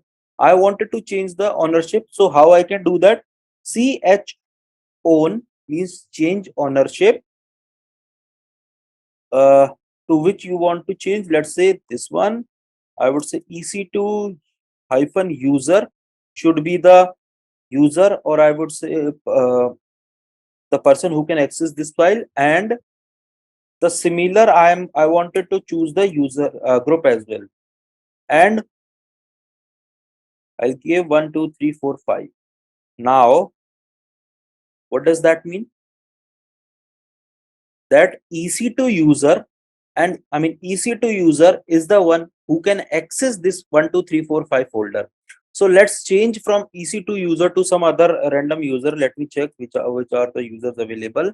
Okay, so I'll just change it to Vikas. Okay, so first of all I'll go here and I'll switch user to Vikas. Now what I'll do, it is going to give me error. Why? Because the root directory can only be accessed to the root person. A non-super user cannot access the root directory. So what I'll do, for your practice, what we can do, we just go into the home. Okay, under home we do have EC2 user folder. So instead of this, let's create a folder here, 1 2 3, or I would say testing name. Even you can see the permission for this. Okay, this one, testing. Let me change the permission of testing to, let's say, 400 testing. Now I'll do one thing. I'll change my user to Vikas. Vikas user has been created. Now let's see whether Vikas can log in into EC2 user. No, he can't. Why? Because EC2 user is only having privileges to accessed by EC2 user only. If you want to change this access role, what you have to do, make yourself as a root admin, change the ownership, let's say ch own, I would say Vikas colon EC2 user. Okay, and the folder name, this one, valid group. Now when I switch to Vikas, and now when I want to log in to this EC2 user folder, EC2, I can access that. Yeah, Suman. Now, okay, apart from this, I'll again try to do testing. It says permission denied. Why? Because this testing folder, although it is under, when you see, although this particular folder is under EC2 and EC2 is having privileges to be accessed by Vikas, but as this testing folder is having privileges of root, Vikas cannot access this particular folder. And even let's say I have created a user with the name of Vikas. Okay. Now what I can do, I can mark Vikas, or I can give Vikas as root privileges. Although he is not the root user, but whatever the privileges he is having, he can have the root user privileges. So he can after that, even he can access all the files and folders. So we are going to do that how we can create a particular user as a root. But before that, I just wanted to know, you guys are clear with it? Let's say you do have a file here. Okay, this is your file, and you do have two users. One is root and another one is your Vikas user. So by default, root can access all the files and folders, correct? You are clear with it. But I have created a user Vikas.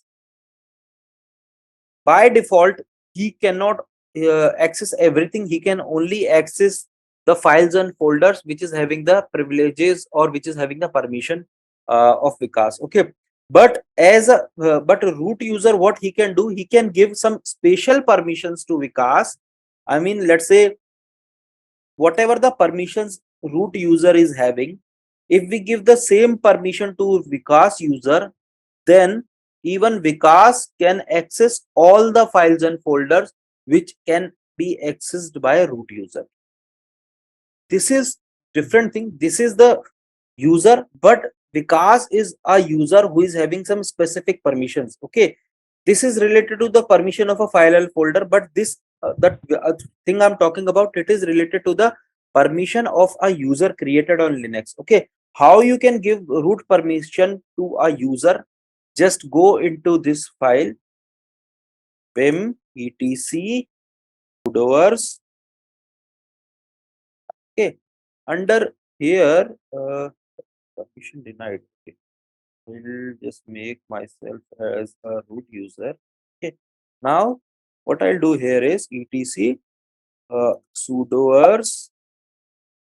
Now here, this is the file where you can give a user as root privileges. Okay, so here what I have to do here is,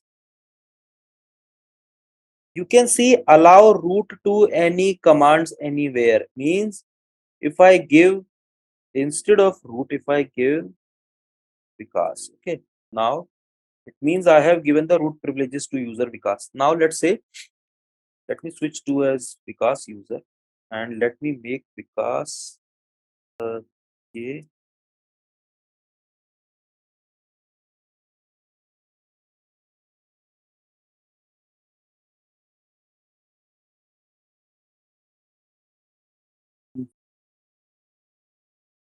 let me do one thing.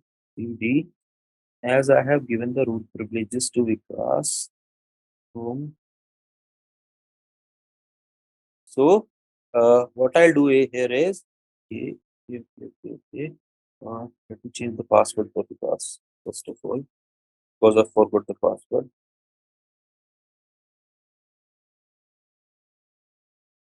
Now let me switch as a Vikas user, and this user, if I want to switch to, now you can see I have made this particular user as a root user. Okay, now when he wants to access any file, he can do this. See, he can access any file. In this manner, you can give a particular user as a root privileges. He can switch from a normal user to a root user. And apart from this is a little this part, giving permission is for a specific user will come when we are talking about the user management. But for the use case, if we give Vikas as the root privileges, so he can access or he can do all the actions which can a default root user can perform. The Linux is totally on the basis of the privileges we can assign to any user. Now, so what will happen? Let's say right now we are giving the permission on all, but there are some scenarios where you have to give permission on the basis of files, on the basis of folders. Let's say if you log in onto a folder, then let's say if you have a million of files on the server available, but I'll give you a permission that you can only access a single file on the server. Apart from this, you cannot access. These things comes under the server hardening of Linux. We are going to discuss that as well.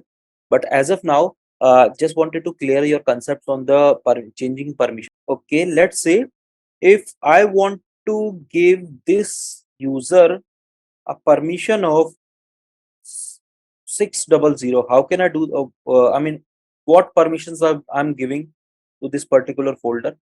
This one, I want to give 600.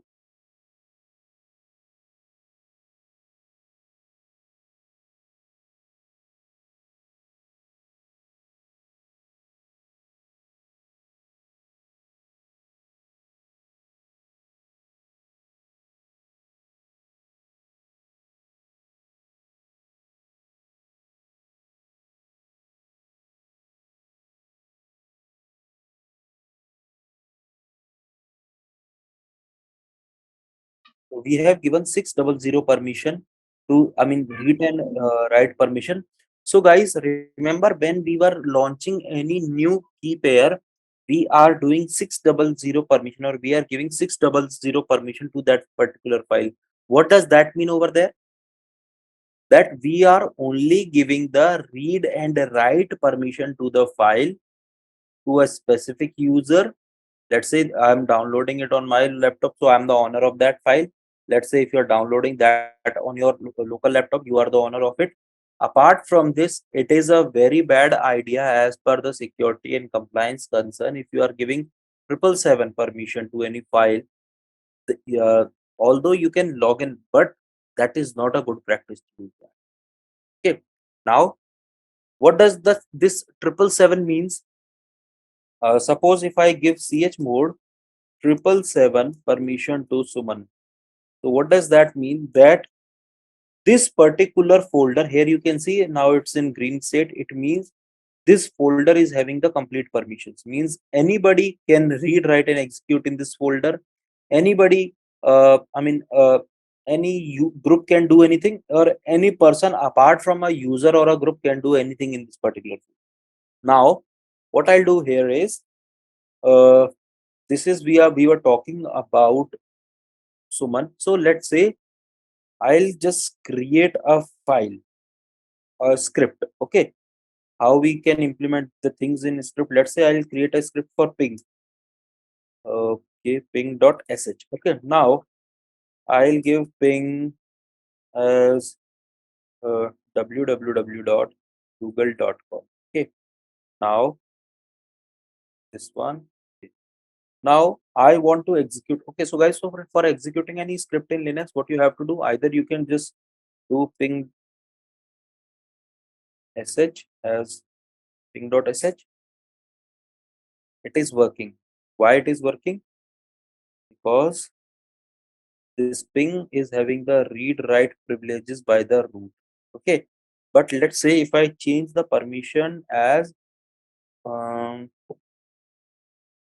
chmod as, or I would say that I'll just switch to Vikas user.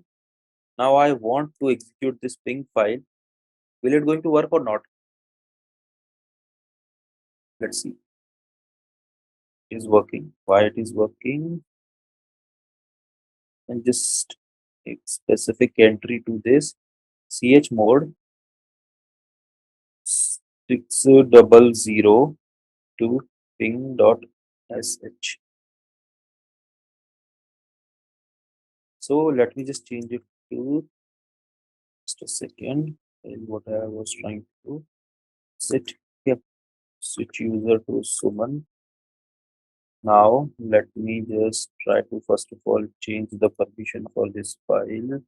So let me just try So this is going to work. So what we are going to do, chmod 400 to ping.sh. Sudo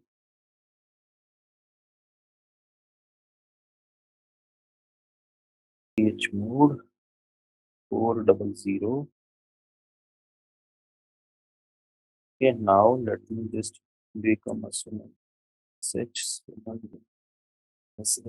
ping.sh. It is not working. Why? Because right now this file is not having the privileges, because I have just bound the privileges as to read only. I do not have the permission to write anything on it. Whereas earlier I was having the write privileges as well. So I have made the read privileges to this. So in this manner, you can uh, put some constraint onto your particular file and folder. But uh, apart from this, let's say I'll just make myself as a user once again. Okay. So let's say if I create a folder with name test12. Okay. And now this I want to give, I'll just log in into test12 folder, and I say I'll create another folder under it as, or I create a file which is touch. So if you change this permission to let's say 775 or anything apart from 777, this highlight will be removed. Okay, this is done by default. So let's say I have created a file. So you can see the folder is home test12. What I'll do here is I'll change the permission of this test12 chown ownership. I wanted to change it to EC2 user. Hit this one, EC2 hyphen user test12. Now I have changed the permission of test12 as EC2 user and EC2 user. Now my question is, under this test12, we have created another folder, okay, which was I think some random. Yeah, we have created a file which is called ABC. So as we have changed the ownership of this particular folder test12, it means the whatever the things is underlying this test12 folder will have the similar privileges, correct or not? So here you can see I have created a folder. Okay, I have created a folder, and under this folder I have created a file named as ABC. Okay, now what I have done, initially this folder was having the privileges of root. Okay, now what I have done, I have changed these privileges from root to EC2 user for the folder test12. Now as we have created a file under test12, which is ABC, so when we change the permission from root to EC2 user, will this file is having the same privileges or different privileges? He is the owner of the directory. That is why whatever the thing is available inside this particular folder will have by default the same permissions, which is having or I would say the permission of the folder, correct? And the group of this file, I have changed the user and group from root to EC2 user for this particular folder test12. Are available under this test12 will have these same privileges or different privileges. Let's say this is a folder, okay, and this folder name is A, B, and C. Earlier this folder was having the privileges of root, means the user and the group for this particular folder was root. Okay, this one. Now I have created a file inside ABC which is named as 1. So as I would say, initially I have created this file with root user, so it is having the privileges of root. Okay, Now what I have done, I have changed the privileges from root to EC2 user. So now this folder is having the privileges as EC2 instead of root. Okay. Now the file which is under this folder ABC is now having the privileges of EC2, or will it have the privileges of root? When we are changing the permission for a folder only, so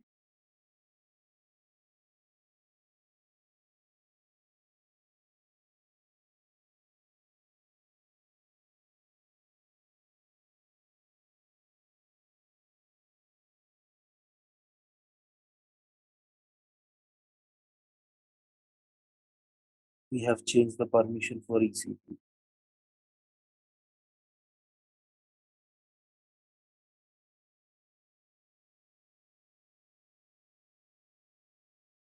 So guys, this is the serial console of your AWS. Let's say there are some scenarios where you are not able to log in with the CLI, or I would say your terminal. You can, for the debugging purpose, you can do it with it. But this is only applicable when you do have the public IP associated with your instance. For testing purpose, I'm just saying it that you can try with this method as well. Okay.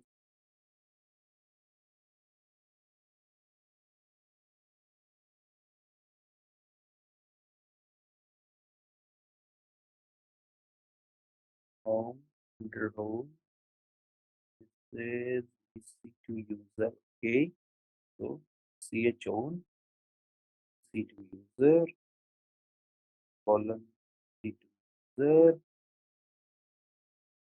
to EC2 help. Okay. Now let's try it. Yeah. So did you get what we have done? Actually, what was happened? This is a good example that I can show you. Let's say this was your user.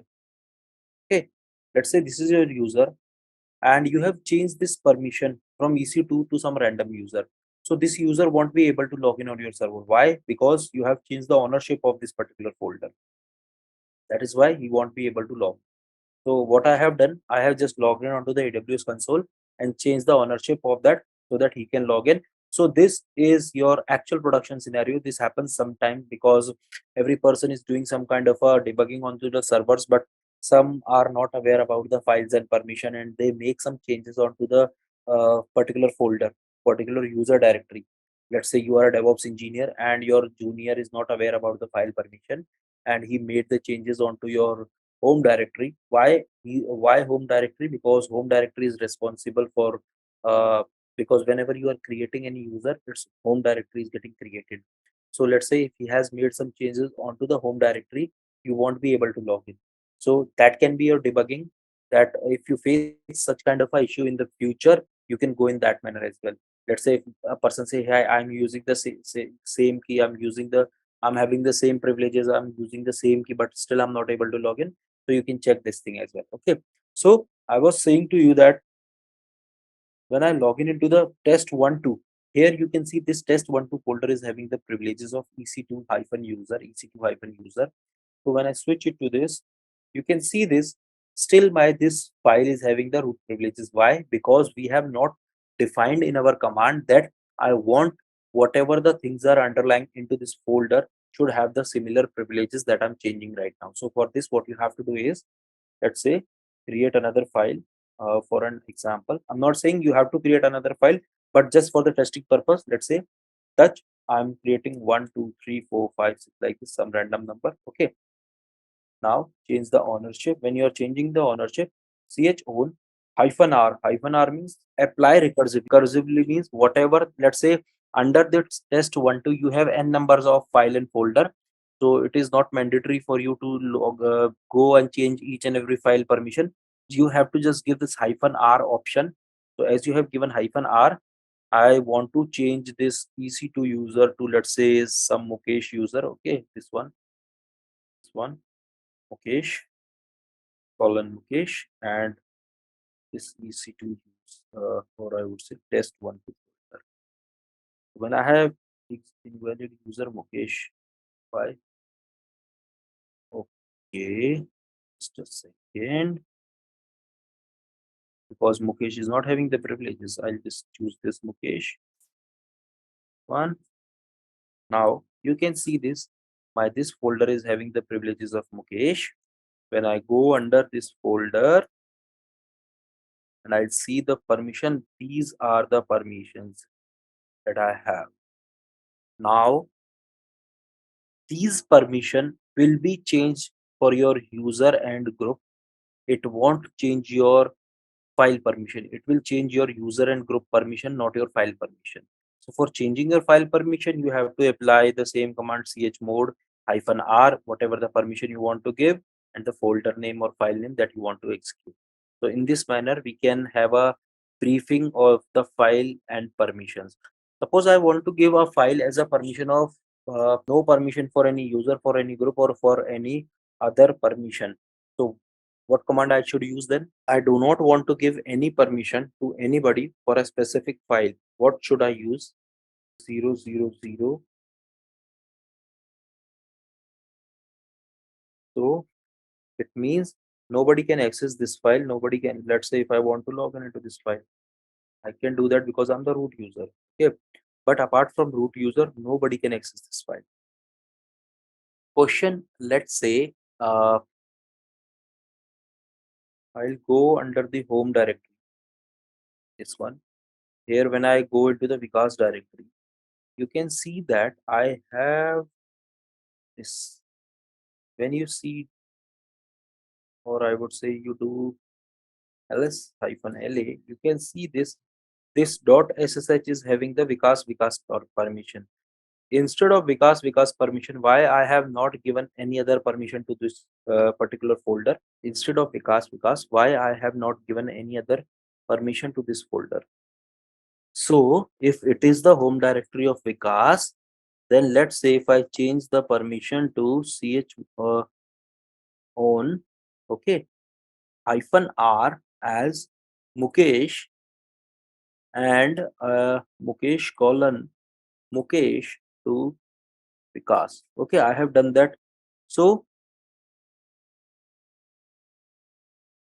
for the directory Vikas, correct? So that this is the thing, that whenever you are creating any user on your Linux server, make sure that after creating the user, that specific folder, let's say instead of Vikas, if I wanted to log in with Mukesh, okay, I am not able to log in. Why? Because there are some, yeah, because Mukesh is only having the read and write permission. He's not having any other permission. So that is why I'm not able to log in. So again, I'll do the thing, try to change this. So what you have to do here is, for the specific user for which you are creating, or the user that you are creating in Linux, it should have the same privileges for the user as well. Let's say if you are creating a folder for Vikas, then it should have the same privileges as the folder. The permission should not change. If you change the permission, your user will not able to log in on your server. Now, this one.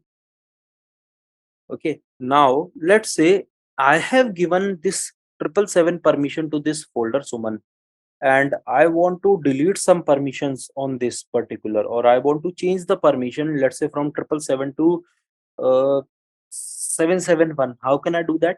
Okay, instead of 771, if I want to give a 755, okay, to Suman. So now Suman, you can see your name is not highlighted over here. Why? Because earlier, as per the Linux compliance, you have opened your file for everyone, okay, which is not a good thing. As we have made some changes, because 777 is, it means that it is open for all for doing any kind of operation. So when you change the permission from 777 to 755, then only specific users available on the server can access specific roles only. So that is why whenever you are creating a user, just give 755 permission to them. Do not give 777 permission to any user. Okay, because even let's say there are some organizations, suppose if any one of you got a chance to work in a banking organization and you give 777 permission to a specific user, you will be in a big trouble, because in the compliance, because compliance generally works in a manner, it is going to check each and every configuration of your server. When they got that Suman user is available on your server, who's having all the permission, so the person who has created this user has to answer on that. So that is why make a habit to not give 777 permission to any of the file or folder in the Linux. Okay, even let's say I'm telling you this scenario, if anybody is joining your organization, please have a approval from the senior one from your organization. If anyone is leaving your organization, delete the user from the server, or from whatever the mechanism you are using for accessing servers in your organization.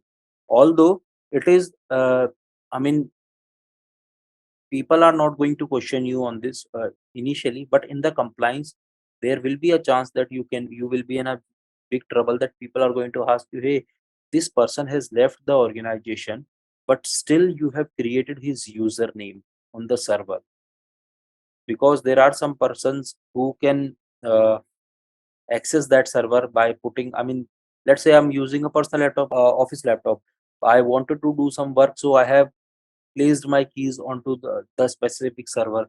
Now what happened, although I have left my organization, my office key has been removed, but still I do have my private key on the server. So in that manner, there will be a threat that your server can be compromised. So please remove your user when he is leaving the organization, and please do not give 777 permission to any of the user. Okay, now what happened, let's say the same people has placed his personal laptop key, I'm not talking about organization laptop, personal laptop key onto server. After some time he left the organization, and still his keys are available on the server. So there will be, I'm not saying there he can access, there will be some chances that he can access that server. This is not only related to that employee, I mean, also that is why the every company do the compliance, because they wanted to check the total number of available users on the server, and whatever the, because there are so many parameters available in the compliances. One of the parameter is that you have to disable the user, you have to delete the user once he has left the organization, because these are the scenarios that I have listened, or I have found in my career. So that is why I'm sharing it with you. So this is the generally a numeric mode. Let's say if you want to give in these two manner, you can give the permission on a file. I have given you the numeric mode. There is also alphabetical mode which you can give. So here what you are giving the read permission to the user group and owner. So in that manner you can also give the permission. I'll generally follow this thing, so that is why I have given you demonstration with this particular command. Okay, now if you want me, I can show you this command as well. Okay, so let's say I do have a file over here, this one abc. So let me just change the permission for abc user group and owner to, I would say, read, write and execute. Okay, for abc. So here you can see now abc is having all the privileges. So either you can assign permission in this manner, or you can assign permission by the numeric number. Okay, so again is done. I got public, that is done. This is done. But the command is some different thing. Okay, so this is a briefing about the file and permissions. The another thing which is we are going to discuss, the file operations on server. So file permission operation, not file operation, file permission operation, that how we can create a group and user. Okay, how we can assign a specific user to a group, how we can give permissions to group, how, what is the priority of a user in a group. Let's say I give read write execution permission to a user, and I give read write permission to a group, and I assign that user to that group.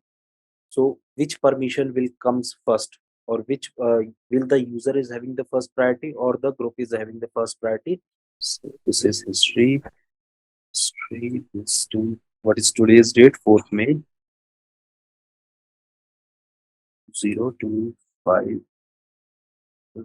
4th May 2023. So when I log in on this 4th May 2023, all the commands are here. Okay. So copy 4th May onto temp folder and let me just CP it to my local CP. This one is one temp and this is the command onto my local. So this is I have done.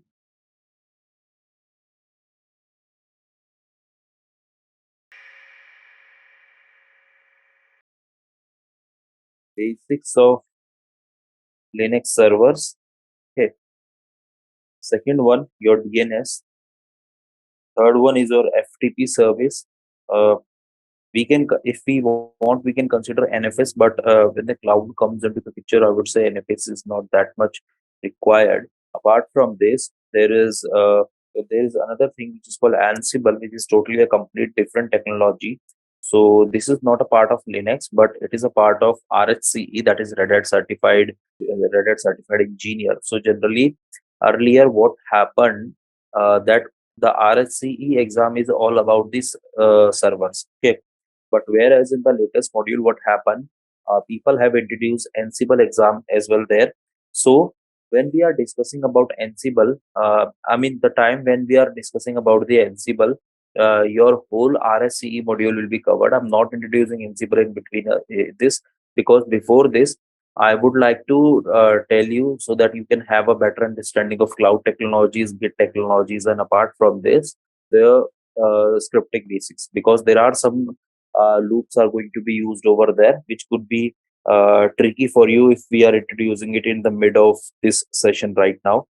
Now, if I talk about this DNS one, guys, there is a service called in AWS, which is called your Route 53, which is actually the DNS service. And DNS generally, this is called the DNS server, but in AWS it is called as DNS service. Okay, so we are going to cover up this DNS over there. For the FTP, I would say there are two kind of a things. One is FTP and another one is SFTP. So we are going to cover up both the things. There is no difference. Whenever we are talking about FTP and SFTP, the only difference is SFTP is a secure one. Apart from this, there is a difference between HTTPS and HTTP that we are going to cover up when we are discussing about the load balancers in AWS. Okay, and the SAD command, I would say the SAD command I'm going to introduce in the mid of, I would say, scripting part, so that you can be more familiar with that. So now, from now onwards, why I was asking you to just do your practice, whatever the things we have discussed, because from now onward, whatever the batch we have, it is going parallelly. Let's say Linux plus AWS. By comparing that, generally things work in this manner in the back end, but on Cloud Console, it is showing it to you in this manner. So in that manner, we are going to proceed. But before that, what my personal recommendation whenever we are going the technologies with the cloud, let's say first of all we have covered up the Linux one. Then although Linux is little bit a lengthier topic that we have already covered, so now the thing is totally up to you. The next topic, what kind of a next topic you want? You want a shorter topic so that you can till the time you can do the practice for the Linux session, or you want another longer topic, let's say AWS one or shell scripting. That totally depends. But what I generally do, one longer topic, after that a shorter, then another long topic, then a short topic. This is actual pattern I follow. So that is totally dependent on you. So if I say small topic, then it is going to be uh, Git. Okay. If I talk about the longer topic one, then it would be uh, I would say shell scripting or AWS. Now that is totally dependent on you which topic you want to continue now. So Min is saying that he want to continue with a topic that is not related to somewhat Linux. Okay, then I think we can go with Git. So guys, few of the topics I'm halting right now. Why? Because the topics, let's say the DNS one, the HTTP, I'm going to cover. Let's say if I talk about the DNS one. Okay. So in DNS in AWS, this DNS is called as Route 53. Okay. Although I'm going to tell you how we can, it is very simple to create the record in Route 53. Okay. But how these records are actually doing the function, that we are going to cover in Linux. So that is why I'm going to take, first of all, I'm going to create a record in Linux. I'm going to show you how we create records in Linux. At the same time, or after once this DNS topic is completed, I'm going to show you how we can create the records on AWS, so that you can have the understanding of both the technologies, that how the things are working in the background. Let's say if I talk about the DNS, I have told you in Linux. So all the things in, I would say, any of the cloud will be working at the same, but the name of the service will be varied. That is the only difference over there. Okay. So, and the similar thing goes with this HTTPD. The HTTPD I'm going to show you when I'm going to host a website for you. Generally how we host a website, how we generally allow the ports, because there will be some cloud networking is also going to be involved. And there, what we are actually going to do, guys, right now we are using the custom default VPC, but at that time we are going to use the custom VPC. So that will be very helpful for you to understand generally how network connectivity works in custom VPC and all those things. So that is why uh, just starting the Git topic over here. So I hope that is good. I mean, that is good for or that is okay with all of you. Or if you have any kind of a question, I'm happy to answer that now. So guys, the topic that I'm going to discuss right now is Git. So what is the Git? Why it came into picture? What is the use case of Git in real-time scenarios? What kind of a questions you are going to answer in the coming days? Why Git is so much important in DevOps terminology, or I would say in any company terminology. So I'm going to tell you all of this. So first of all, guys, I'll just ask one thing. Let's say if you are working in an IT organization, okay, what happens? You made some kind of a changes into your code, and because of those changes, what happened? Or let's say if any of your team member made some changes into the code, and because of those changes your website is not working now. So without any kind of a tool, or without any kind of a tracking or versioning tool, is it possible for you to detect that what kind of changes are being done and who has made those changes? Is it possible? So in that series, Git come into picture. So what actually Git is?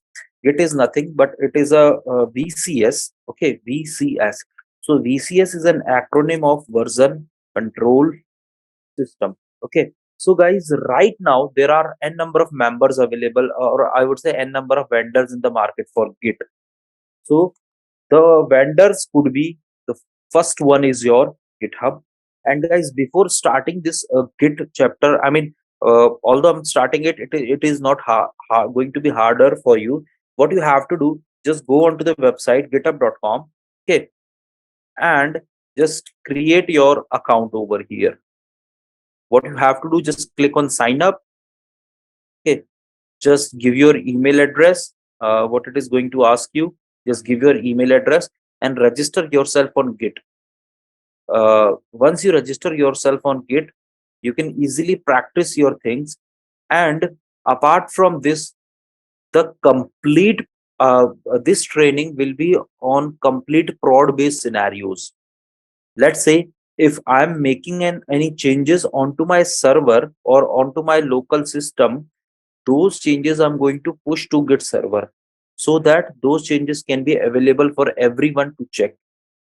I would say, if I'm saying everyone, it doesn't matter that it is open for, or anyone in the world can access that. No, I'm not saying anyone who is working in your organization will have the privileges to access that only.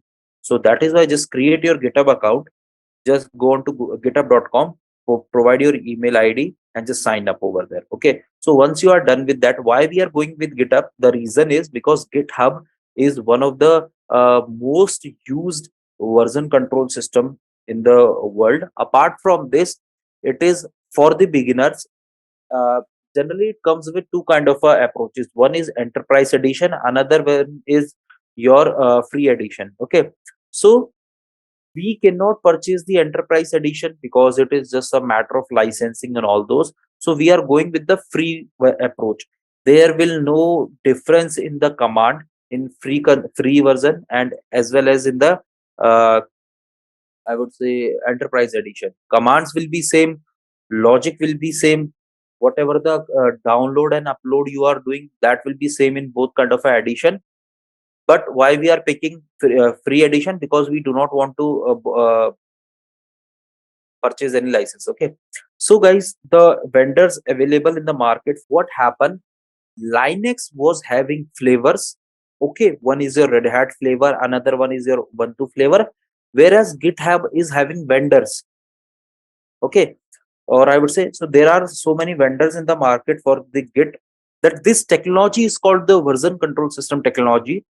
Most of the vendors are your GitHub, GitLab, third is your Bitbucket.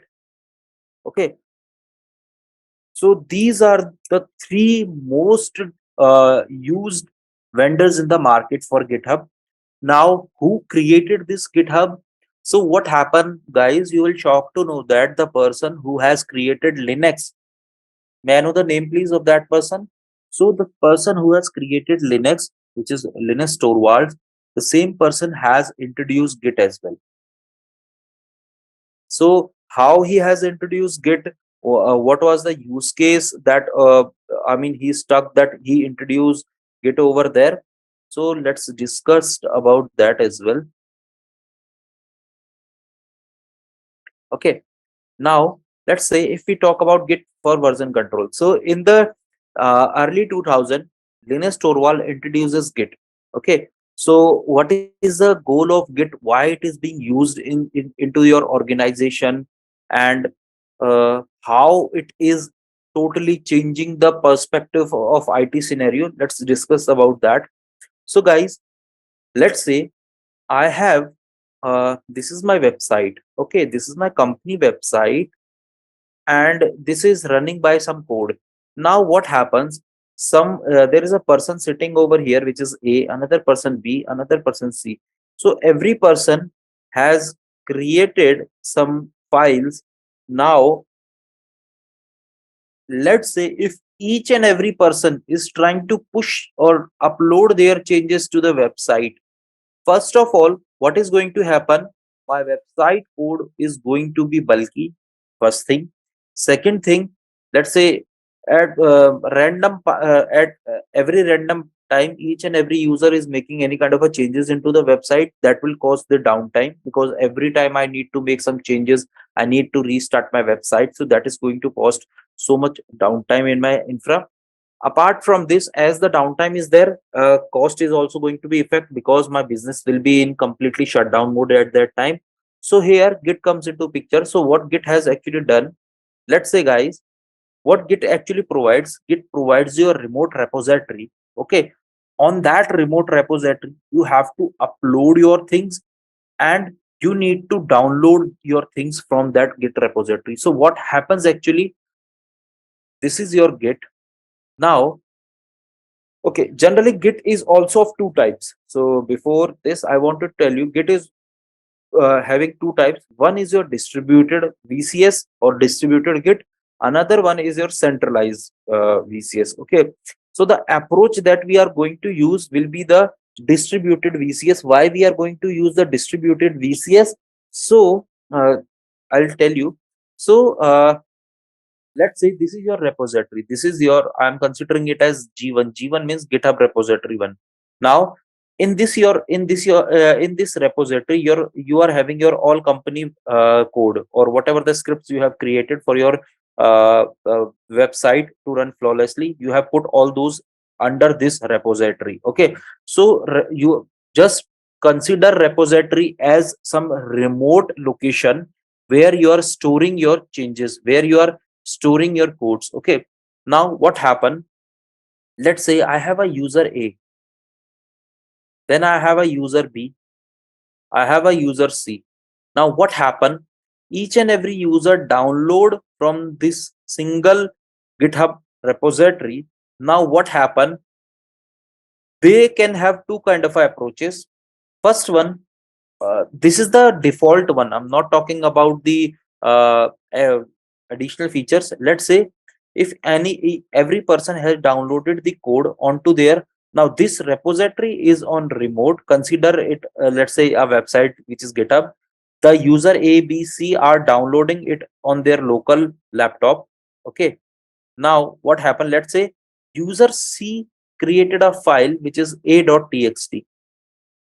Now he has pushed his or he generally uploading the thing in Git is called pushed. Okay, so he has pushed his changes to this GitHub repository. Now this repository will also have a new file which is created by user C, that is a.txt.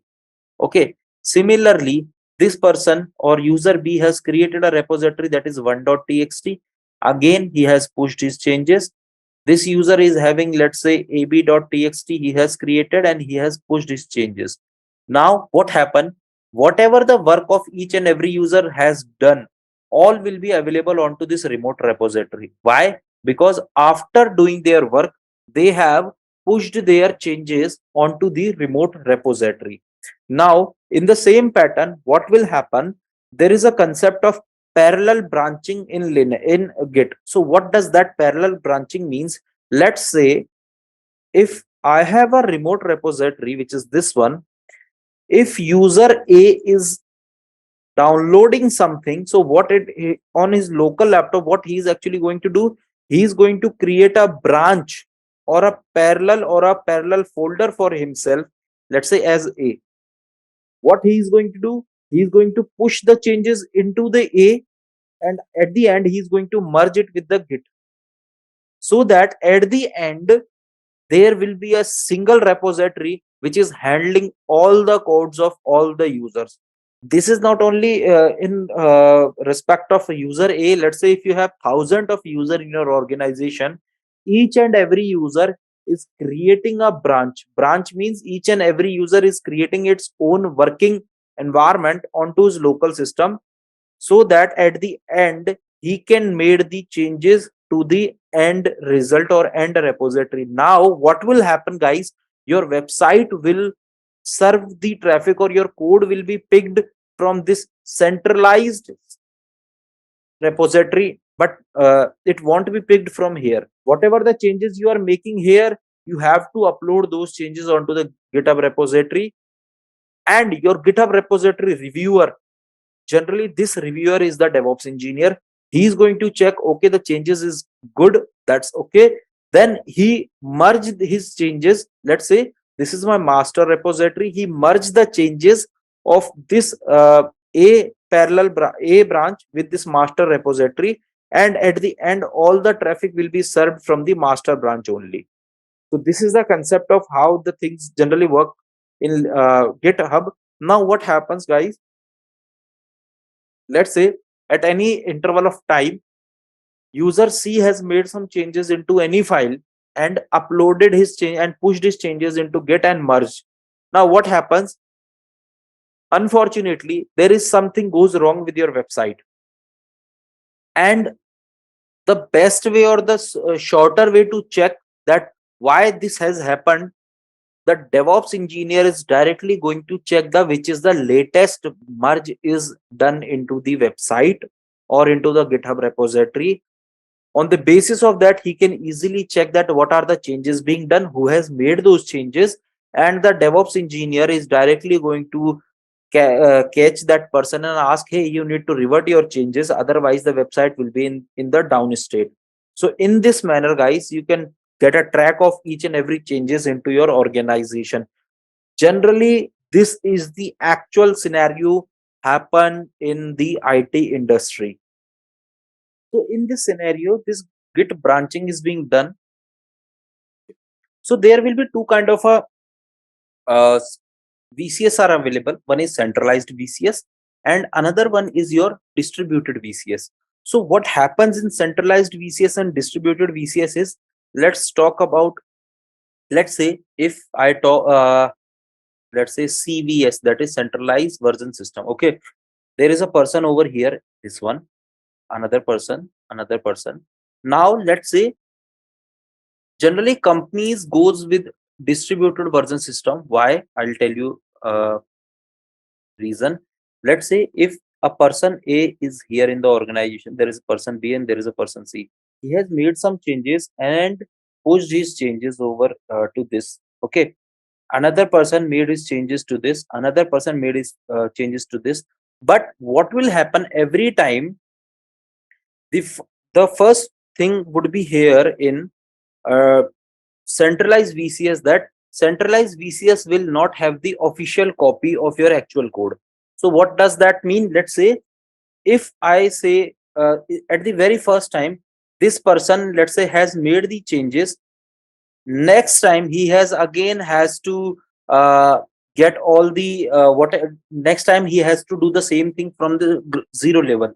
Let's say again he has to clone the things, again he has to check the things, he has to verify the things, and then he has to push the things. So, and what will happen, let's say in this scenario, if there is something goes wrong with your master branch, I'm talking about distribute centralized version system. Let's say if something goes with your master branch, what will happen, your sub branches will not have the copy of the changes which are latestly done. So in that scenario, there will be a chance of data lost. Why? Because let's say if this master branch was having data, let's say at the nth level, okay, and this branch is having the data as the nth minus 1 level. So what will happen, there will be no chance that your data will be retrieved over here. Okay, now what happens in distributed version system, distributed version system will have the copy of it. What does that mean? Let's say it is a master branch, everyone generally takes the clone of master branch, they subdivide a branch which is this one. Okay, let's say they cut a branch, let's say version A, another branch is B, and another branch is C. So before making the changes into this repository, they are every time doing the pull. Pull means every time before uploading something, they before uploading they are taking the download every time. So why that will be good for you? That will have the official copy of your master branch onto your local system. So that is why distributed version system is having is considered as the good approach as compared to the centralized version system approach. Okay, now let's say, okay, so git snapshots I'll cover up just a second. Generally what happens, guys, in git there are three kind of areas. Let's say this is my git, okay, and this is my master branch, this is my local parallel branch that I have created, let's say A. So between this changes there are three areas. Okay, this one, the first area is called the unstaged area. Unstaged area. Okay, second area is called your staged area, and third area is called your commit area. Now what does that mean is, let's say you can see stage uh, uh, and the commit area. Yeah, so let's say what happens, if I made, let's say I have take a clone and under my A parallel branch I have created a file a.txt. Okay, but after creating this a.txt I have not pushed any changes. So what will happen, that thing will be under my staged area and my master branch will have no signal that whether any changes are being made or not. This first thing is called your staged area, or you can consider it as modifier and modified area. Okay. Second thing here is, let's say, is staged area. What staged area is going to do for you after creating this a.txt? Let's say if you are doing the git add, okay, so you are adding your, or you are telling your git, hey, I have made some changes and you need to store it in a cache manner. For now, just keep it into the cache. So that area is called your staged area. Okay. The last area is your commit area, where you are putting your data from cached to the final commit or final push area. So this is the third area, which is your commit area, and after that you made the merge into the master branch. Now this a.txt will be available on your master branch as well. So these are the three areas available in your git. This is the basic flow. One is your modify area, then is stage, and last one is your commit. Generally you have to consider things in this life cycle only. Okay. Now what we are going to discuss in git, and how each and every command is separate from each other. The very first command in git, first one is git initiate. We are going to use the commands that we are generally going to use are, the very first one is git init. Okay. Second one is git clone, and types of git clone. Okay. This will be your second, this will be your first, will be your third. The first one will be introduction to git, that we have covered. Okay. Then there will be a uh, git add. What is git add? Fifth one is what is git commit. Okay. Sixth one is what is git stash. Seventh one, let's say, what is git fetch. Eighth is what is your git push. There will be git pull. So this is not the actual chronological order. The commands that we are going to talk about, I'm just giving writing it over here. Let's say apart from this, git pop, git rebase. Okay. Apart from this, 12th will be difference between different commands. Let's say difference between, I would say, git rebase and git merge. Git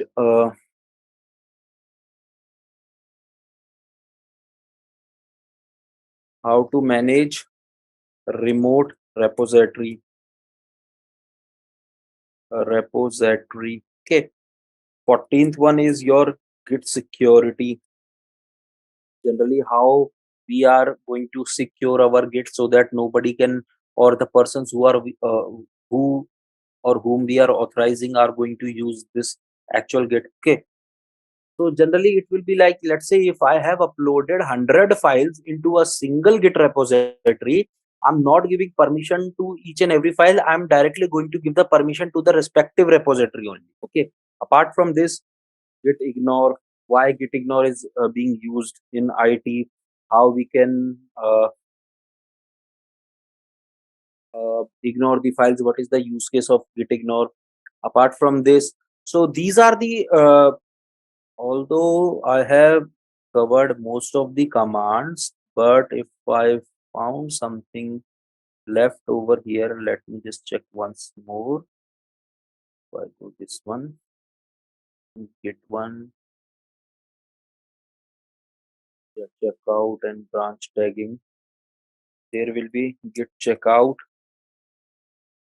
18th will be your git delete. So the commands will be simple. Uh, how you can create the git branch. Okay. And another thing would be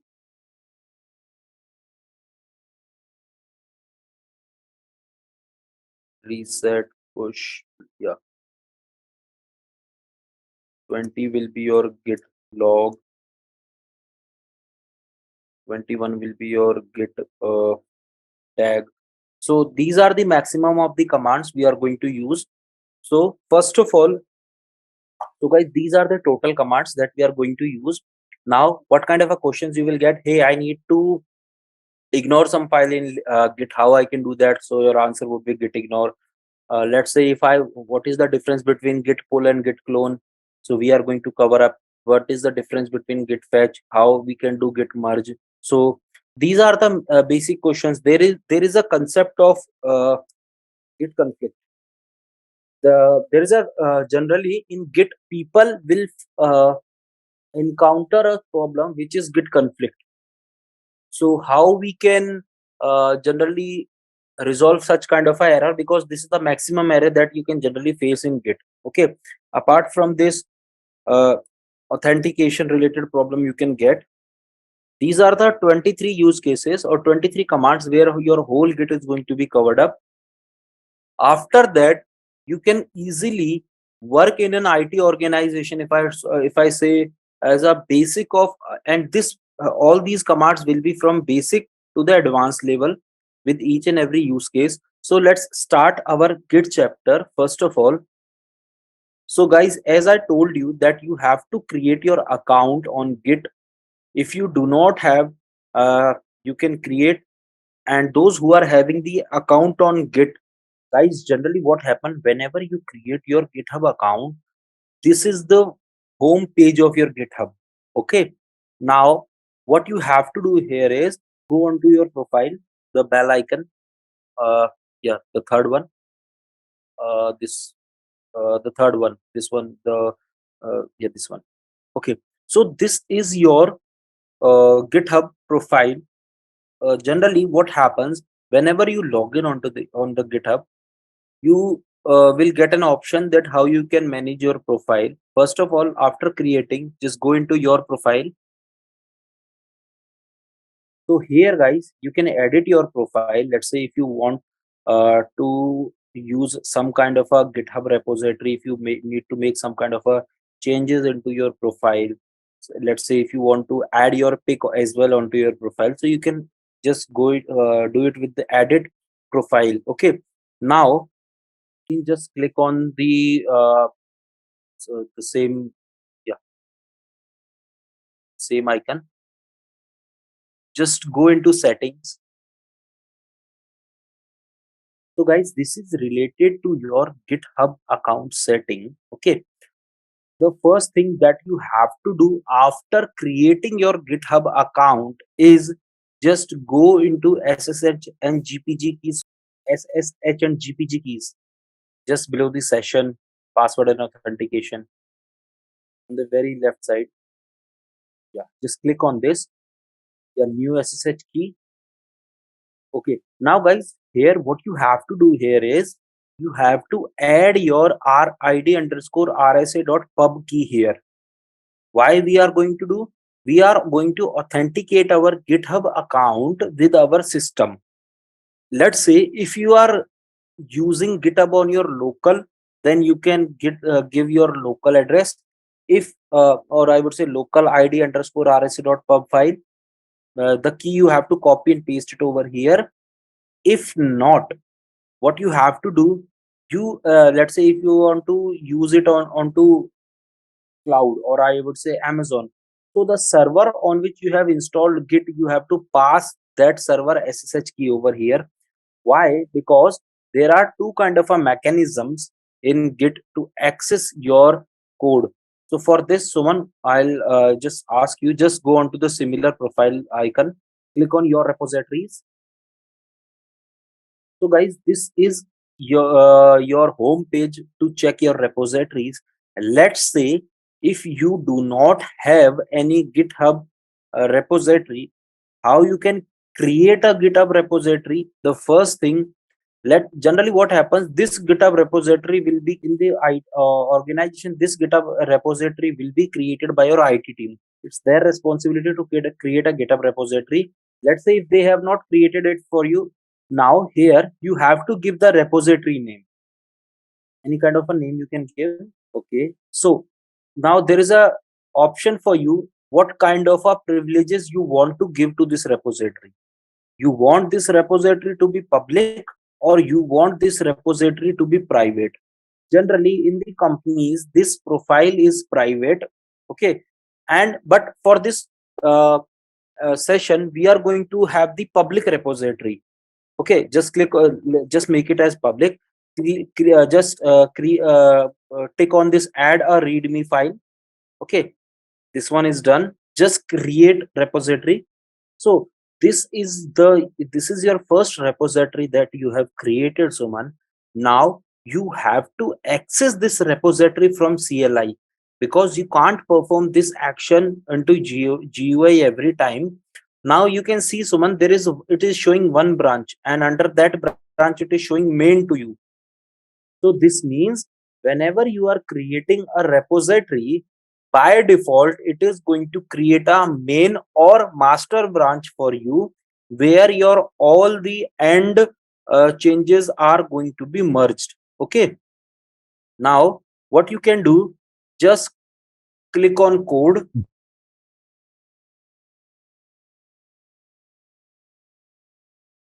Here you can see, guys, there are three kind of a mechanism it is giving you. One for cloning, HTTPS, SSH, and GitHub CLI. Okay, so what you can do for this session, let's use the SSH one. Someone please click on SSH. Now it is giving you an error. Hey, you do not have any public SSH keys in your GitHub account, so you can't use it. So what you can do, just again click on HTTPS. Just copy this http.github.com, this one. Okay, just go onto your terminal of your system. Just open MobaXterm or whatever the terminal you are using. Just paste the URL, just write down the command git clone and the URL that you have given. Git space clone and the URL that you have given. You can use Control V. Okay, just enter. Okay, Suman, execute a command over here, git branch, or just do ls first. You can see you have created test repository, so it is available now. Now what you have to do, first of all, guys, what is git clone? So what Suman has executed, I have asked him to create your own repository, okay, so that you can perform your actions into the repository. So he has created a blank repository which is named as test.git. Okay, once he has created that repository, now the first thing that he has to do for downloading this repository is git clone.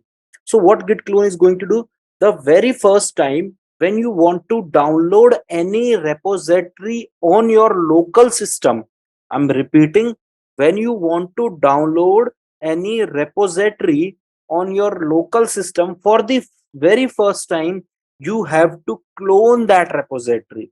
So from now onwards, let's say if anybody is going to ask you what is git clone, you are going to answer on this: git clone is just to download our remote repository onto our local system for the very first time. There's no requirement. Why? Because you have already cloned your repository. Okay, just do one thing, go into the test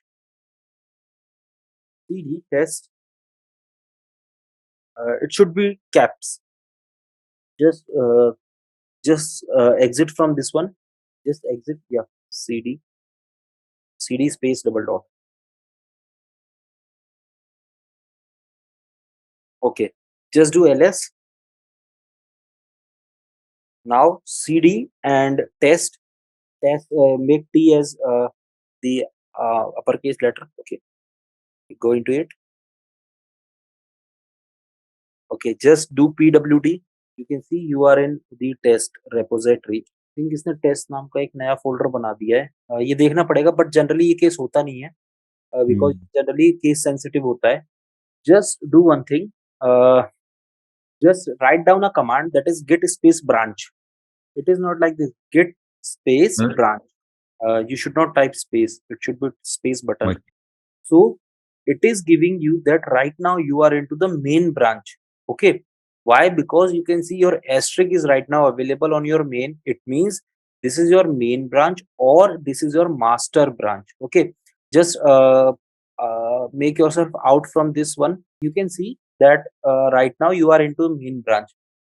First thing that you have to do after just taking a main clone of your main branch, you have to create your parallel repository or you have to create your parallel branch for yourself.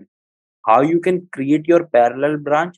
Suman, just write down a command: git checkout, git space checkout hyphen b as in Bombay, just space, give any name that you want for your parallel branch. Let's say just give Suman, just enter. Now guys, you can see here Suman is right now in a folder for the branch which is test. Okay, but for the folder the repository which is test. But you can see Suman, when you write down the again just go, type the command git branch. Here you can see Suman that your asterisk right now is on the Suman branch. It means that you are on the Suman branch. You are not onto your master or your main branch. Now, what is the benefit of doing this? Let's say because everyone at the end has going or is going to take the clone of the main branch. Okay, now if you are using the parallel branching, then it is first of all very easy to track on the basis of the name of the branch that who has made the changes, and at the same time people are not going to commit for the, let's say, for the same character, same line, same file, which can cause a conflict to your code. This thing also not going to happen. Now let's say if you make or if you create any kind of a branch on Linux or anything you are going to do, uh, you are create whenever you are creating your parallel branch, after making changes into your parallel branch you need to merge those changes. So there will be a review of your merging from your local or development branch to your master. So now as you can see that we have created a GitHub account, we have created our own repository, we have created our parallel branch. Now another thing comes here. So we have covered one thing, that is git clone, but we have not covered git type of git clone things. Okay, so guys, right now you can see that we are onto the user git suman. Okay, or just log out by this one. Okay, so now I want to switch from the okay, let me create another branch. Instead of branch, okay, do one thing, Suman, just use a command git checkout master, git space checkout space master. So what this command has actually done for me, okay, so instead of master just use main because our master branch was named as main.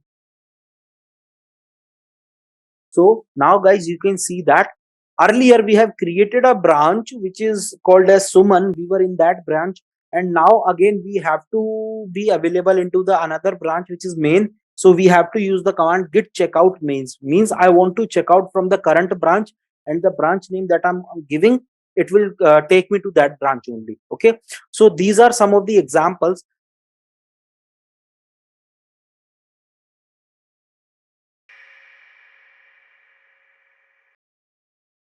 I'm just starting the basic of Bash, that how, what is the use case of Bash, why Bash comes into the picture, and how we are going to implement, and what are the things that we can implement with the help of Bash.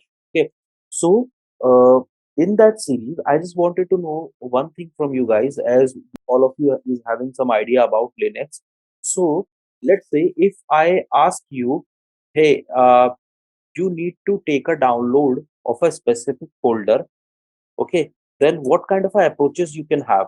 If I give you a task, you need to download a specific folder, then what kind of approaches you can have? Download from any, I would say from one folder to another folder, like that, any location.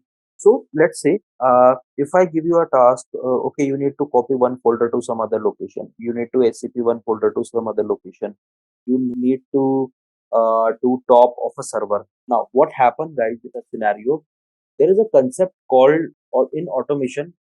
So as we are starting bash scripting, so we are going to start the automation. So whatever the Linux task that you have done till yet, okay, or whatever the cheat sheet I'm going to give you related to the Linux task, please try to implement the same thing from the bash script so that you can have a very good hands-on on your bash scripting. Okay, so there is a concept which is called dry concept in automation. Although people introduce this dry concept in with the uh, starting of Terraform, but I don't consider Terraform here because wherever automation exists, the concept of dry also exists there. So what does this dry means? So guys, dry means don't repeat yourself. I'm repeating. Dry means uh, don't repeat yourself. Okay. Now, what will happen? Let's say there are n number of, or I would say 10, or I would say 15 or 200 servers available in your organization. Now, I'll give you a task. Hey, you need to log in on each and every server, and you need to copy this specific folder from your local system to your remote server. Now, according to me, if you are doing the same thing onto 200 servers, that will be a very hectic task for you. Definitely, there will be a chances of human error over there. Okay, so there comes the picture of automation, or there comes the picture of don't repeat yourself. Means create once and use as much you want. Another thing I'm going to introduce, that is create once and use as much you want. Now, this thing is related to the automation. Now, the first thing that we are talking in terms of DevOps related to automation is your shell scripting. Now, why shell scripting is so much important, or any kind of a scripting language is so much important in IT background? I'm saying it is not in terms of DevOps. Let's say the coders are also using the Python scripting, shell scripting, any kind of a scripting they are doing just to automate their task. Okay, let's say I what kind of a task you can use. I'm just giving you can do with the help of shell scripting. I'm just giving you few examples. Let's say I'll give you a task. Hey, you need to take a database backup at every 2 a.m. Okay, and the location is to be stored there. There should be some logs, whatever the, I would say, steps are done for this specific, or whatever the errors you are getting, you should have the complete xerox of those of the logs. Then what you are going to do, either you are going to wake up to it to, let's say if you want to execute this script at 2 a.m., either you need to wake up at the 2 a.m. and execute each and every command line by line, correct? Or what you can do, you can create a script. Okay, script can be Python script, shell script, Go script, Ruby, Perl, what kind of a script you want, you can create. But we are talking about shell scripting. Okay, so what you are going to do, you are going to create a script over there. Now, what is the role of that script? Whatever the commands that you are going to execute, okay, and whatever the logics that you are going to implement over there, you are putting all those commands and all those logics into a executable file, and that executable file is called your shell script. Now, what will happen whenever you are executing that script?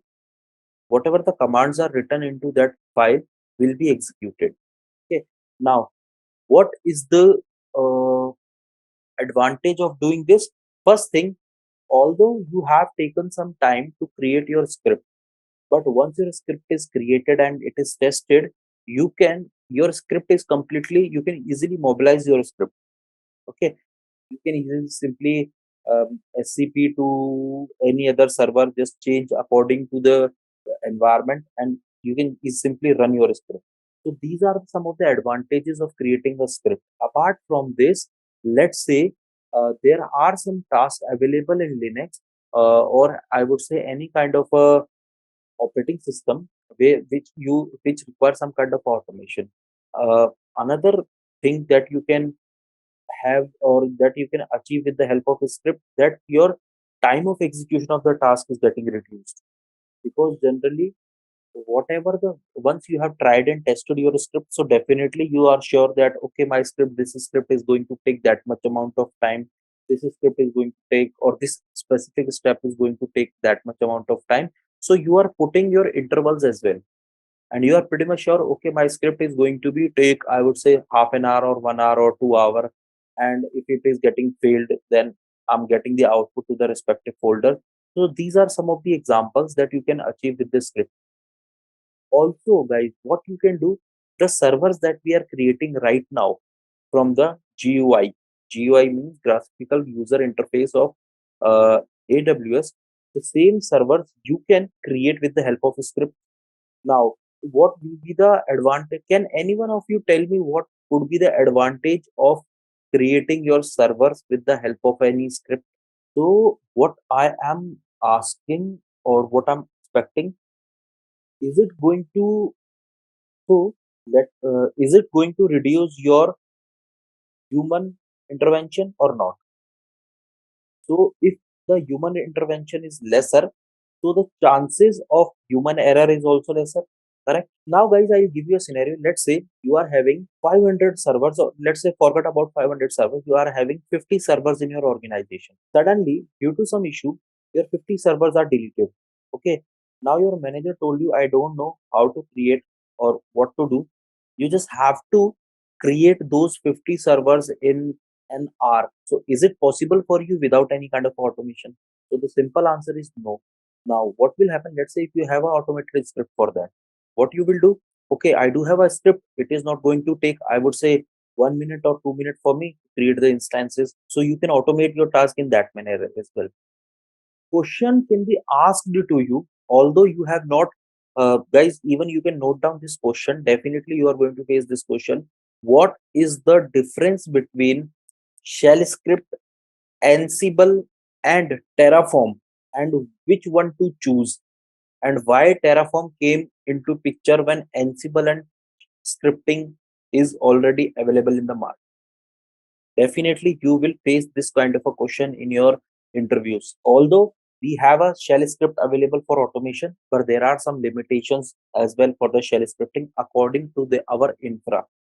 Okay. Now, what could be the limitations with the shell scripting?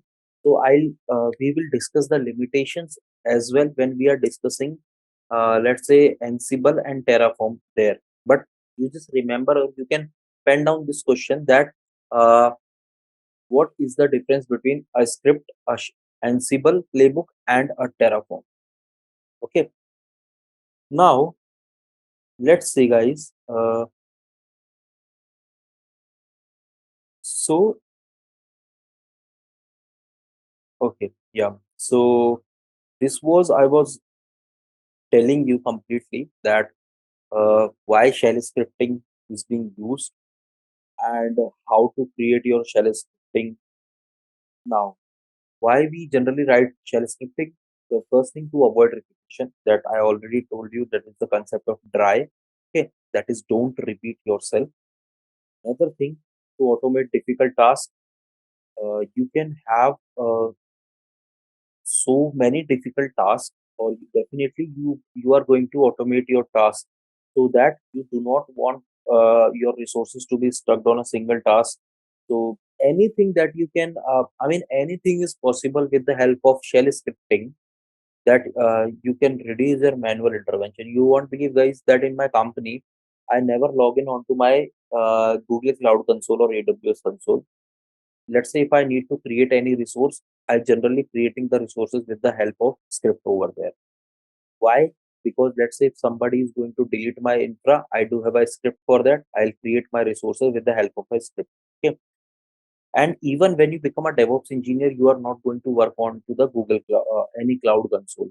Although you should have the knowledge of cloud console, but in companies you are not going to work majorly on the console. Why? Because let's say if you are hired, you are hired as a DevOps engineer, and company is paying you, let's say, 2 million INR, or I would say uh, 3 million INR, 4 million INR, whatever the desired amount according to your experience. And you are expecting, okay, I just need to log in onto the AWS console and I can create my resources from the console only. Then company will not hire a person who is, the company is just paying 4 million or whatever the desired amount to that person to create resources from the console only. They will simply hire a person of having salary of around 30,000 or 40,000, because also he can create the resources from there, from the console. So that is why the role of DevOps engineer is very important in your organization, because they require a person who can automate anything. Let's say if there is any what kind of automations we generally do in companies. I'll give you a few of the example. Let's say if you're trying to log in on your server, you are getting the email alert for that as well. So such kind of automation are also implemented. Let's say whenever you uh, whenever you are logging into your laptop, whether you are working or not, the automation is already done for that. What kind of a job you are doing, automation is all there. Even the alerting or monitoring, those are completely based on the automation, because those monitorings are not I would say manual. They are created with the help of automation, because what they will do, let's say right now you are having a today your company has launched the service of payment. Okay, let's take an example. Now what will happen if you have done the same thing with the help of manual efforts? Now what will happen next day or day after tomorrow, there are some other services that are onboarding in your infra. So again, you have to do the manual efforts for the alerting as well. So what they will do, they will create a alerting script for that, and they just need to change the name of the service, whatever the service they are going to introduce, and on the basis of that, they can simply do the monitoring as well. So even such kind of a task are also done with the help of scripting. Okay. Now, how to create shell scripting, and how generally shell scripting, what kind of shells are available in market. So first of all, what is a shell? Okay, so shell is nothing. It is just an interface for you to give your commands, and your commands are then processed to your OS or to your kernel. And according to that, whatever the commands you have given, your operating system is going to work. Let's say this is consider this example. This is your OS. Okay, this is your OS. Now, also simply, guys, you can see that thing that we call this terminal. This terminal is nothing but it's a shell. Shell means on this is an interface for you on which you are giving your commands. So whatever the interface you are using in your operating system on which you are giving commands is a shell. Now, version of shell can vary. Let's say bash, CSH, uh, SH version. So these versions vary. But this terminal, the thing that let's say I'm saying, hey, open your terminal, it means that I'm giving you a command to open your shell prompt, and you need to give the command. Let's say if I'm giving this command, so it's a shell command. And whenever I'm doing some kind of a scripting for this thing is called shell scripting. Okay, how you can do the shell scripting? Okay, this consider this is your OS. Under your OS, this is your hardware. Okay, this is your shell, this is your hardware, and this is your kernel. Now what will happen whenever I give a command to my with my, I would say, terminal or shell, those commands are going to process onto hardware, and lastly to kernel, and on the basis of given kernel is going to do the function for me. So this thing is called shell, and whenever you are putting all those things together in a programmatical manner, that is called the shell scripting. Okay, now what to do or how to create a shell script? First of all, let me just create an instance shell script. Okay, now let me create my script with the this. Let me launch the instance.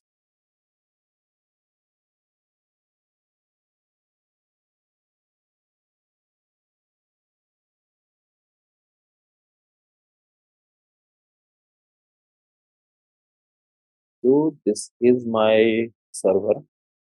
Switch hyphen I wait to user, and there is this one.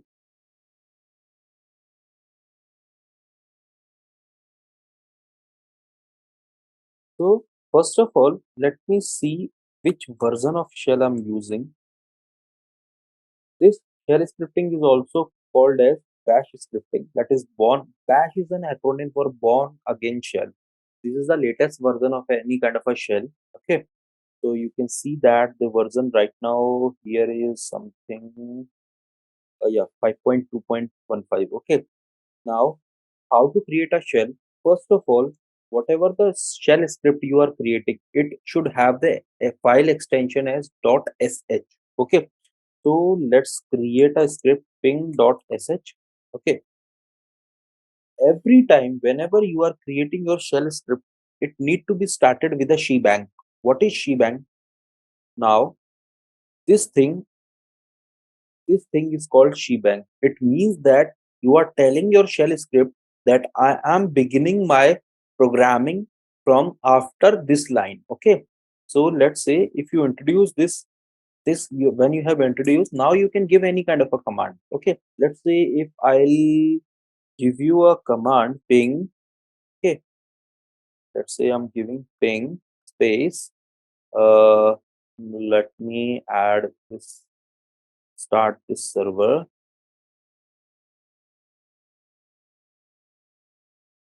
Okay, let me start this server.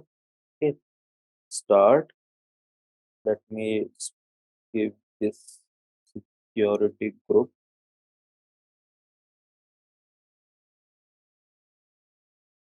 security group.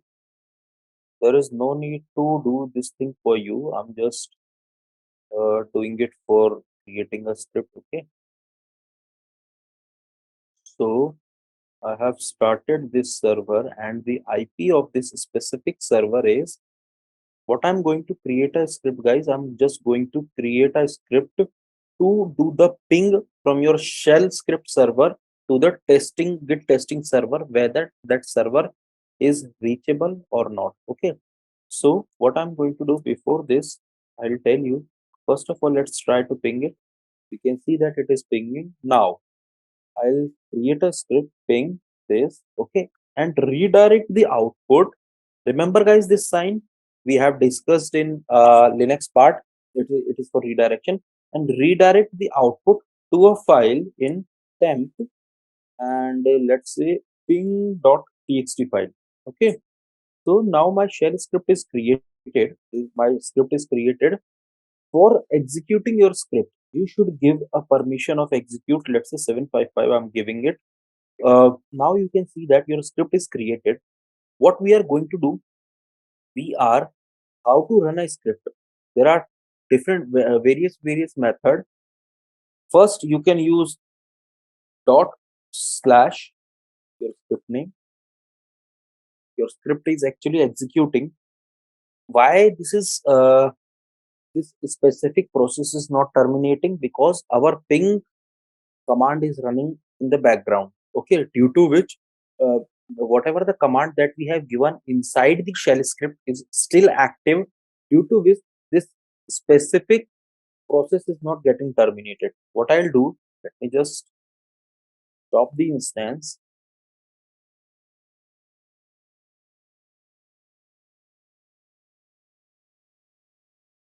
So I have stopped the instance, this one, and so what I'll do, I'll go into the temp. Here you can see ping.txt is not created. When you do the cat for this, you can see these are the output of your command. This is the command. Okay, we have given this command inside ping, this one, redirect the output to this, and we have created this script, and your script is running perfectly. If you are, let's say you are saying that I want to use the bash. Okay,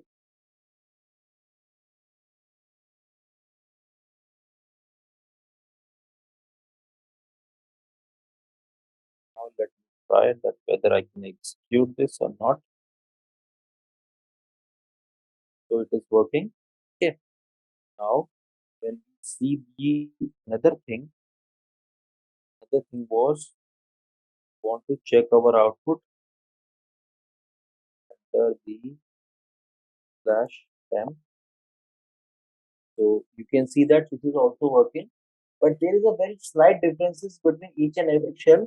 The differences can vary from syntax to, I would say, method of defining your things. Okay, now people are going to ask you, okay, which shell we should prefer. So I would say you should prefer the bash. People, whenever anybody is going to ask you, do you know the shell scripting, they are asking you that whether you know the bash scripting or not, because this is the latest shell available in the market and it is not going to obsolete, because the I would say chs and zsh were more compatible with Unix. Okay, whereas bash is more compatible with Linux. That is why people are and uh, right now I would say each and every company is using Linux for their operations, so you should know the bash scripting for that. Okay, now this is one of the example of executing your shell script. Another thing, by another command you can execute. Let's say I'll change my script. Let me get the use the date command. Okay, I'll give me the date command. Give me the pre hyphen m df hyphen h. Okay, this one. Now another thing that you can use sh space your script name. You can execute your script with this method as well. Another method that you can use bash. With these approaches you can create your shell script and you can execute your shell script. These are the three methods by which you can run your shell script. Okay, generally these three methods are used, although there are some other methods available also, but generally these three methods are used in the IT scenario for creating your shell script. Although now you are going to say okay, this is, it seems that it is very simple to create a shell script. I'm saying no, it is not simple, because right now I have only told you that how a shell script looks like and what kind of permission we should give to our shell script. But shell scripting is not that much easy, and if you know the concept it is not that much hard. And for learning any kind of a scripting, for me personally I would recommend you should clear your concepts with shell scripting, then jump to Python, and then jump to any other scripting you want. Let's say with the DevOps, if you are planning to go into the data science, then Python will be good for you. If you are planning to go into AI, Python will be good. But before Python, you should learn the shell scripting. Okay. Now there are some. So these are the different method by I already told you that how to run a shell script. Okay.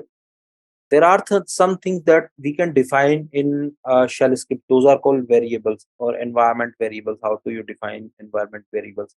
What environment variable is going to do for you? Let's say if I say this one, okay, I'll say as now what I'm going to do is, okay, this it should be df-h. I'm defining this as df-h. Now what I'm going to do, let's say dollar, okay, disk, and send the output to, let's say, root disk dot txt. Now let me execute this command.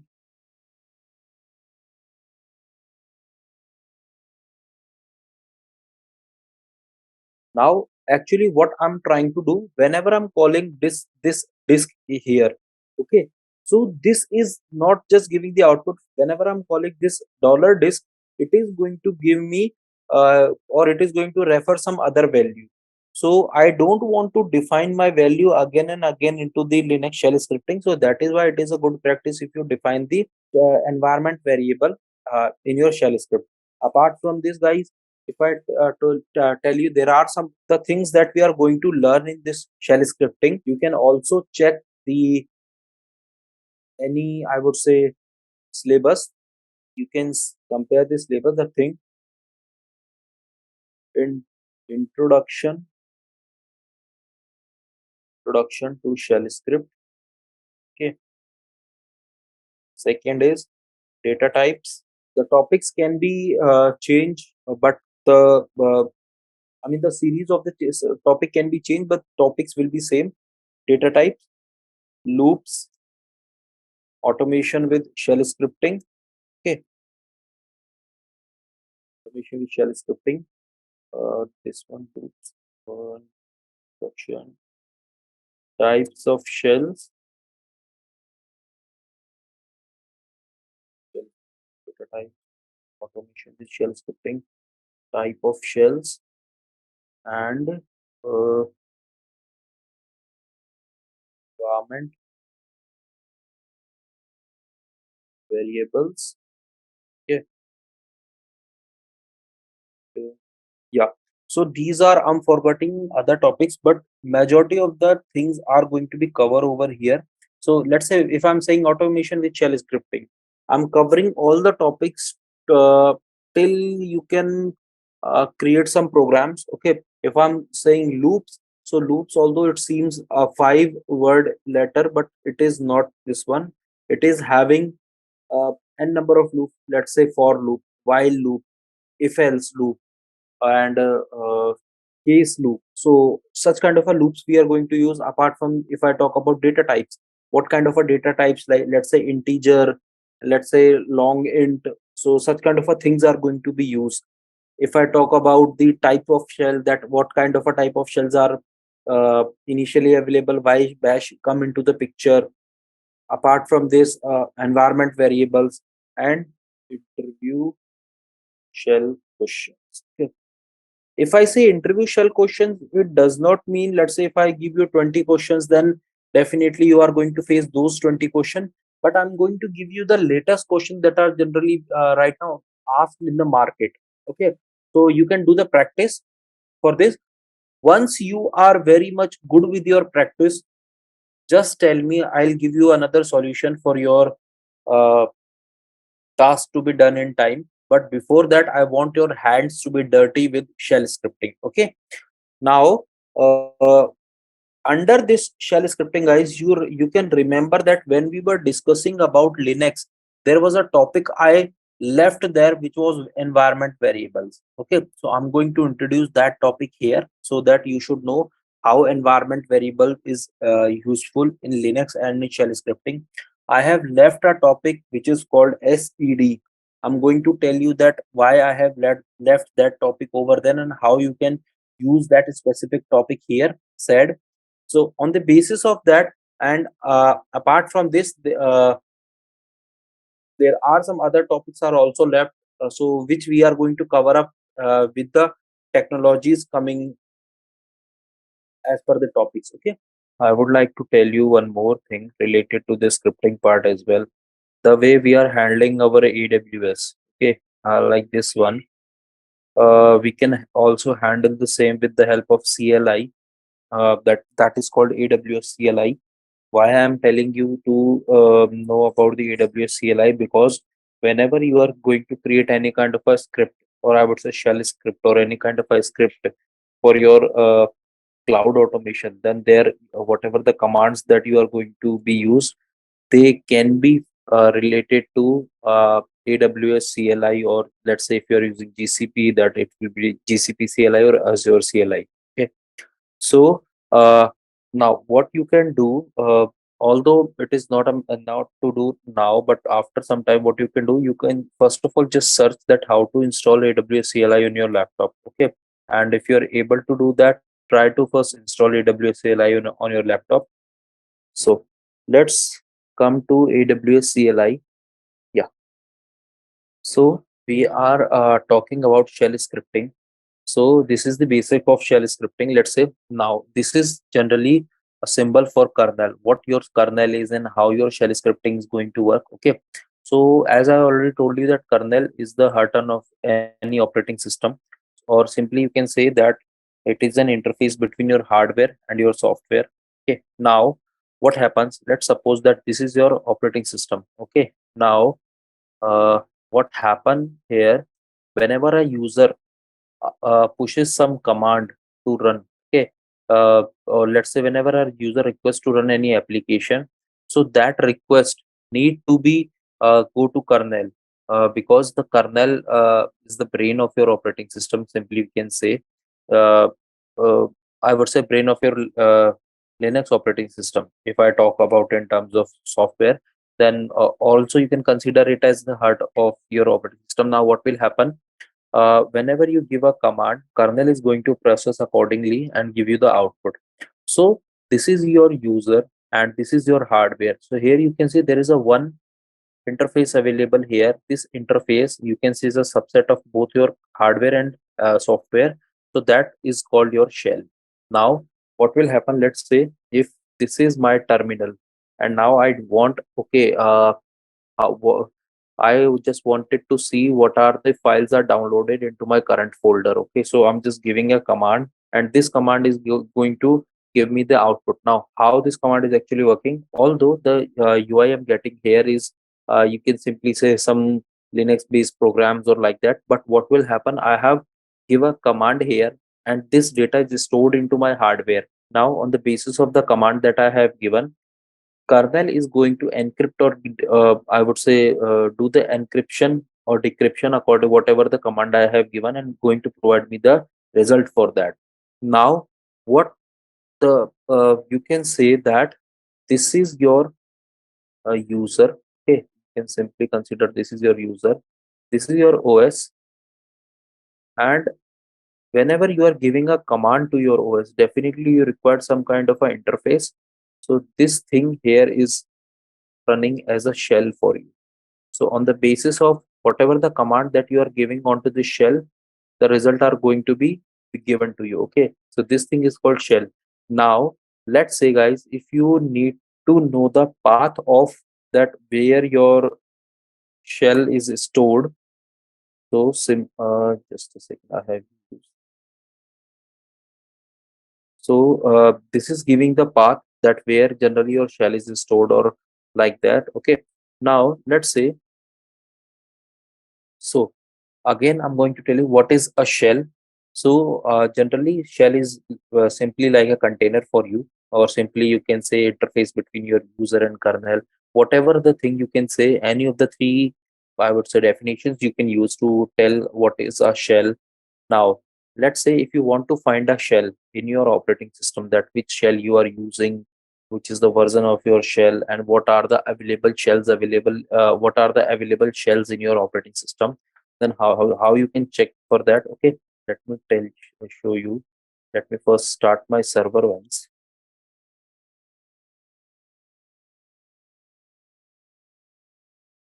Shell scripting. I'm starting this server.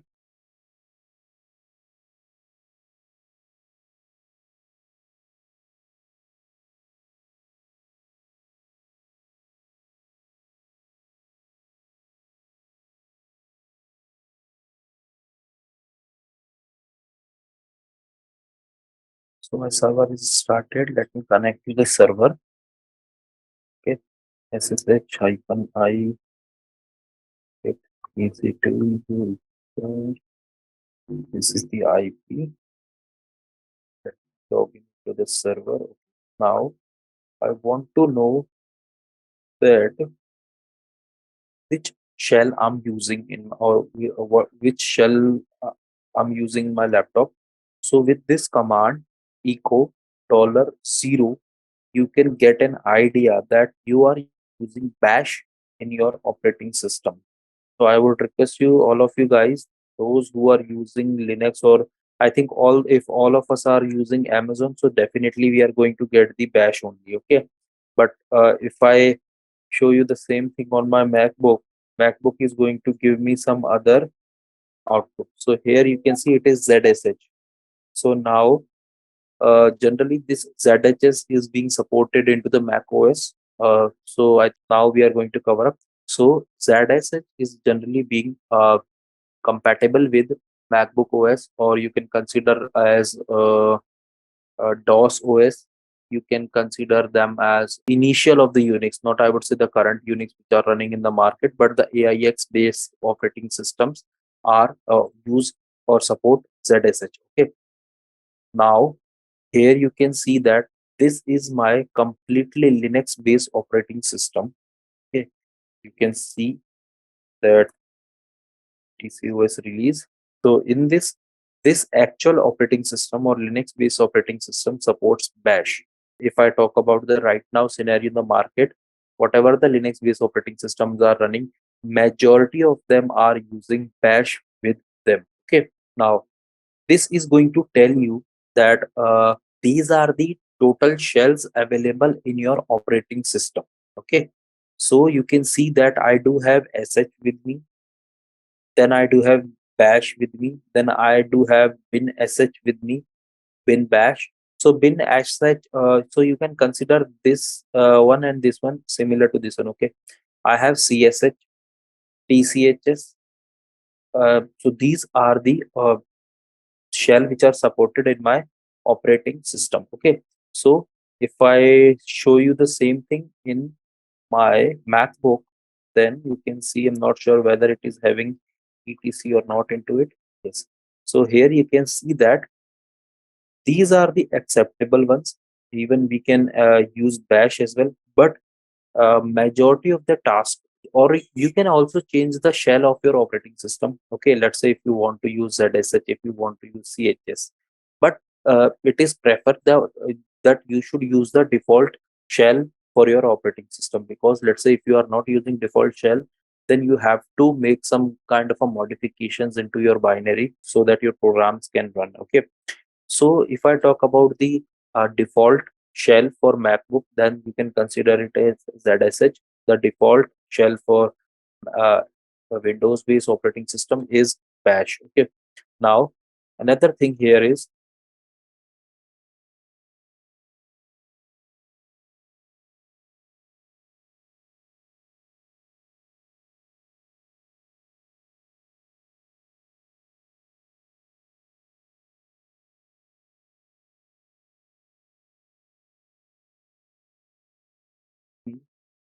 WD.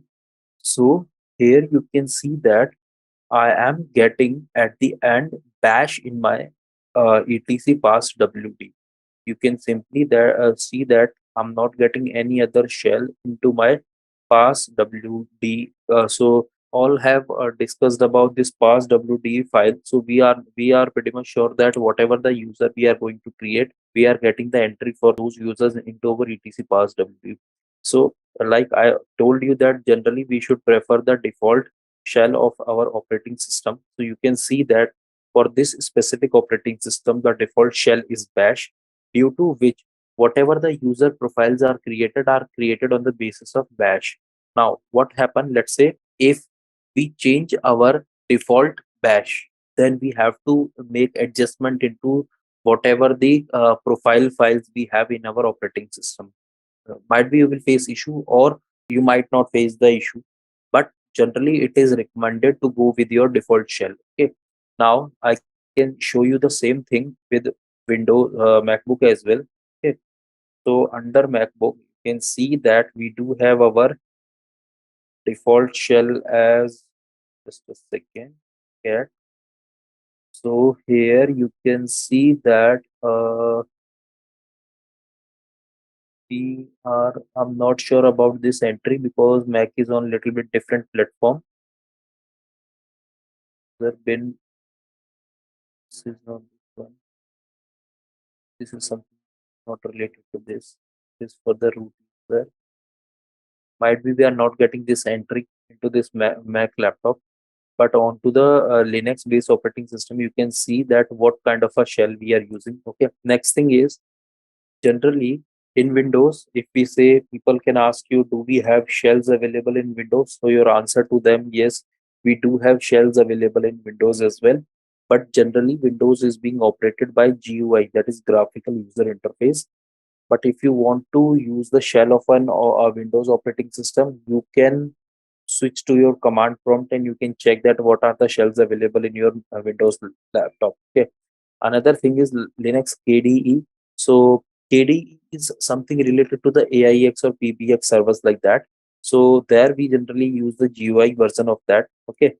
Now the core Linux based operating system will have the shells, let's say sh, bash, and whatever the things that we are getting in our etc shells file. Okay. Now there are different of shells available in the market.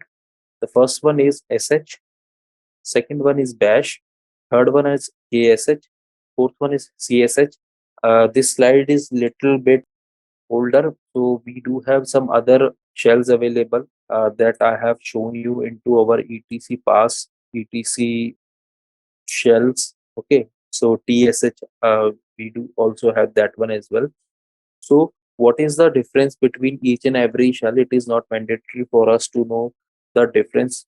But let's say if anybody is going to ask you about different types of shell, then according to the name, we are going to tell you the very first is sh. Sh is the acronym for only shell. Okay, so this is the first shell that was introduced in Linux based operating systems. Okay, so another is bash, which is an advanced version. What are the limitations of sh that bash came into picture? So the limitation of sh was that we cannot use sh for multitasking. I'm not saying that we are not using, but in the earlier stages when sh was developed or shell was developed, we cannot use it in multitasking, and I would say multi usability we can't use. But now bash came into picture. Okay, then and generally this shell, bash, ksh, csh all are designed into gnu.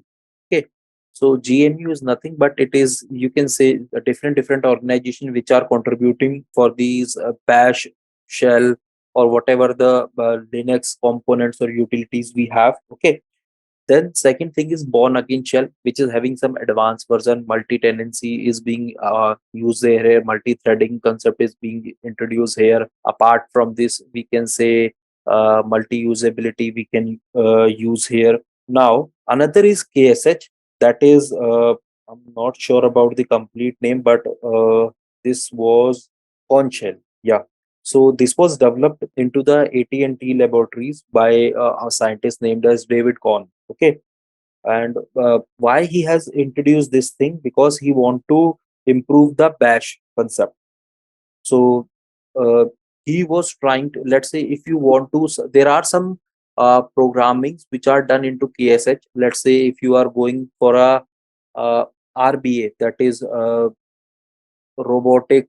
I forgot the complete name, but let's say if you are going for some robotic kind of thing, so you can consider KSH over there. Okay, and apart from this, it also supports C programming as well. I am repeating, KSH also supports the C programming. Those who are from the IT background, so you can you know that what is C programming. Okay, and apart from this, this KSH is little bit faster as compared to the other shell. Into, I'm not saying in every Linux based operating system, but some of the operating system. Okay, then we do have another shell available that is called C shell. Okay, so this C shell was basically developed by, I think I forgot the name, but I think the scientist name was some Bill Joy. So he developed this specific kind of a shell to support the arithmetic operations. So generally, let's say whenever if I talk about the cases of supercomputers, so if there we are using some mathematical operation, arithmetic operations related to, if there is some kind of a syntax related of things are so much, I would say there are, we have to focus so much on syntax related thing in the arithmetic operations, then generally we use CSH over there. Okay, and if I talk another shell that is available in the market is, you can see here is your, it is, although it is not showing, but it is ZSH. So uh, ZSH is considered as the modern shell. Okay, but it is having some, let's say if you want to create some file names based on the whatever the conditions you are giving. Let's say if you want to use the built-in functions for indexing related. Let's say if you want to use or you want to create some programs related to your theorems. Let's say again we can consider it in the cases of mathematic operations. Then generally this ZSH is being used. Okay. Now, if I talk about the different shell and what are the root user for them, then if I talk about bash sh, then here you can see that for the sh we are having the default root user prompt as this hash. Okay, this hash. Whereas if the same thing is in bash, then we know that it is bin bash. For she shell, generally it is csh. For corn shell, again it is hash. And let's say if it is z shell kind of a thing, then we should use bin zsh. So this thing that I'm talking about here is whenever we are creating our scripts, whatever the things that we are giving to the shebang, so we should start the shebang according to that.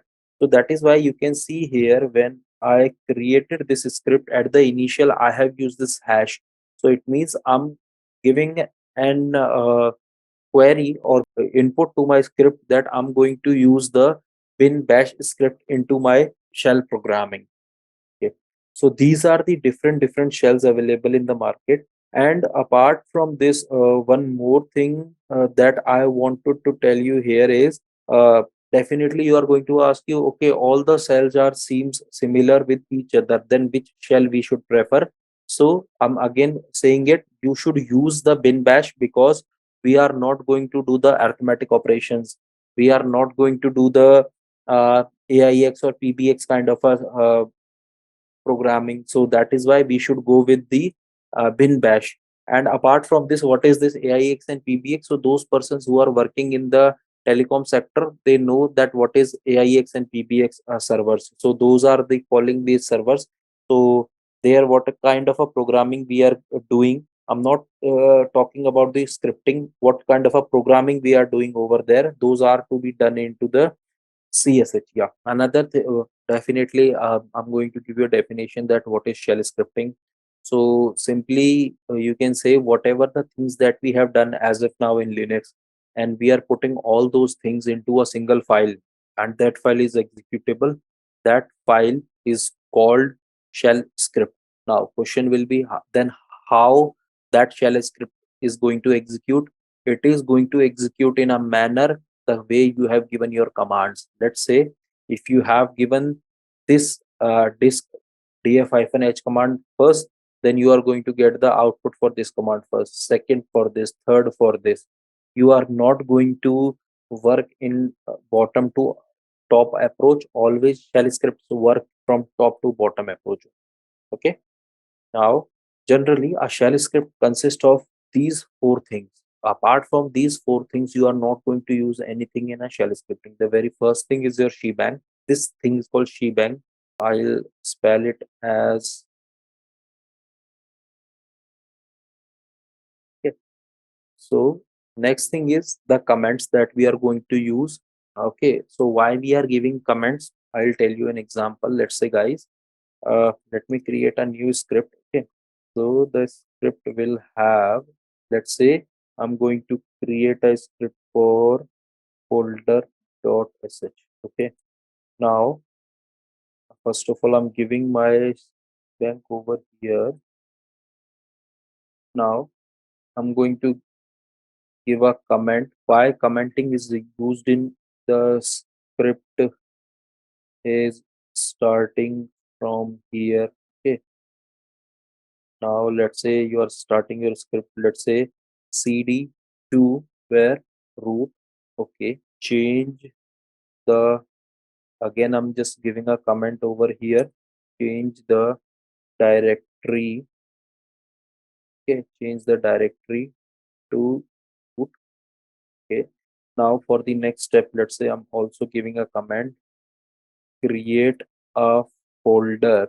Okay, and now I'm going to give the command as mkdir, let's say root abc. Okay, create a folder, create a file in folder created in above step. Okay, now I'm creating the folder, let's say touch. Okay, touch what, root abc and ab file.txt. Okay, now guys, let's say I'm giving chmod 755 folder.sh and I'm executing this or simply you can execute this with this command as well. Okay, now you can see that when I go into the root, under this root, you can see that a folder is created, this one. Okay, this is the folder created, and under this folder a file is created.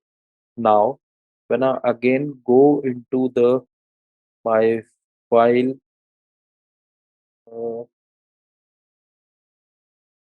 was yeah, when I go into this script, let's say you are the beginner in your organization, and when you see this script, what you are getting from this script. So simply when we put the comments in our script, we can simply see that okay, this specific command is going to perform this action. Okay, and this command is going to perform this action, this command is going to perform this action. Although it seems something very simple to you right now, but what happens generally in the production scenario, guys, production is not having to shell scripts of 2 or 3 lines. There are n number of lines you can expect there. So to make your script more detailed, to make your script more understandable, people provide comments into their script, not for each and every step. Let's say if there is some important step that you can't miss in your shell script, okay, then they provide the comment over there that this specific step is being used to do this specific function, and what could be the possible result for this function. And let's say at the result step they are going to give another comment, the result of the above is like this. So that is why commenting is done into the shell scripting. And this commenting is not only applicable for shell scripting. Let's say if you are doing Python, let's say if you, even if you are doing the Java programming as well, you are going to have the commenting there as well. Although I'm going to show you the real-time scripts, you will be a little bit confused if you don't find any kind of a script commenting over there.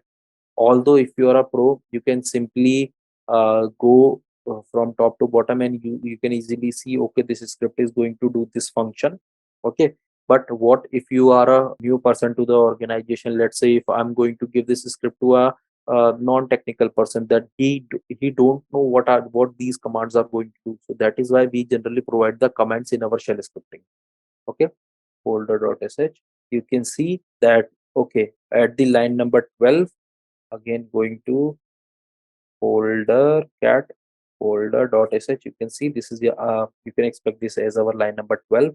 On the line number 12, the very first command create. Okay, this the my script is not able to understand this. Why? Because in shell scripting, whatever the thing we are giving in our script, if it is not relevant, comment it. If it is if it is going to do some action, then you have to uncomment that. So commenting is done just to give an information that this step is related to this specific task, and the commenting line is not going to execute anywhere in your code. Or you can simply say commenting is used for the detailing of your shell scripting. So although this is a single commenting we have used, there are some chances where you have to comment multiple files. Let's say if I have 100 files to comment, so I'm not going to log in into the file, and I'm not going to put hash in every 100 lines. So there are some commands as well available in Linux where we can comment multiple lines. So in the coming chapters, I'm also going to tell you for that as well. Okay. Now, again, there is some commands which are echo, cp, grep, whatever commands we have used in Linux, we are going to use the same commands in our shell scripting. Let's see, when I open this script, you can simply see that under this folder.sh, my script is created. I have used this command in Linux as well. Linux command, all of these are Linux commands. Okay, these are my commands. So we have talked about cbank, we have talked about comment, we have talked about the commands. Although frankly I'm saying, guys, in my 8 years of career I have never used any other scripting apart from bash. Now, another thing is statements. Now, what are your statements? So statements are the conditions that you are handling in your script. Okay, now those conditions can be if, while, for. So those who are aware about those conditions, it's good. Those who are not, so I'll tell you that what is the use case of these conditions.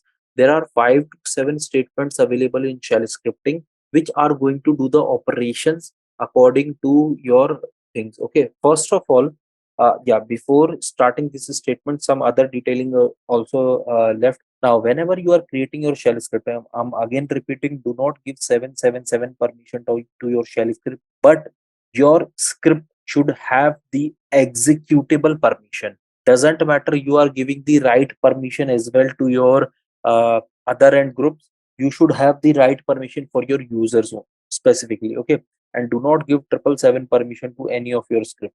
Okay, now this thing I have already told you. Let's say if we need to run a shell script, then we can use this command. Okay, now if you want to get an output of any command onto your command line, then you have to use this echo command over there. Okay, what this echo is going to do for you, let's say I create a command echo.sh.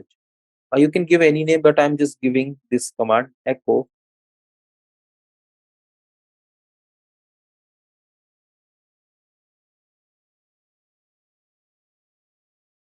Now let's say I'm giving echo this one date. Let's see what this command is going to do. Chmod echo dot chmod 755 echo dot sh echo dot. So it is going to give me the output, whatever the thing I have. Why I'm not, although you can see guys, I have given into echo dot sh echo and date, but I'm only getting this date here because I have given a command to my Linux that you should only give echo on your command prompt.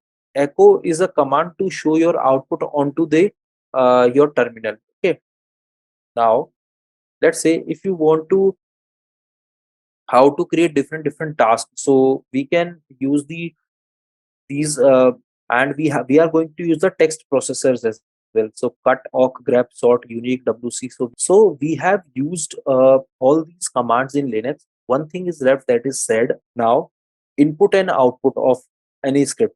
So let's say if you want to get an output, or let's say if you want to get any input, then we are in shell scripting, we are just going to use two things. One is read, one is echo. Now where you are going to use this read thing here, let's say I give you a task to create a shell script. Hey, create a shell script for some specific task, and you do not want to hard code your things. Okay, you want that the input should be accepted from the user has given, and on the basis of that I'm going to get the output. So first of all, I just wanted to ask you, did you get what I'm saying on this? If I want input to be given by a user, I use read command over there. Okay. Now, for an example for this, let's say if I'll give you a task, hey, create a script for me where you should get the user name, okay, user age, user ID, and on the basis of these three, create a employee ID for me.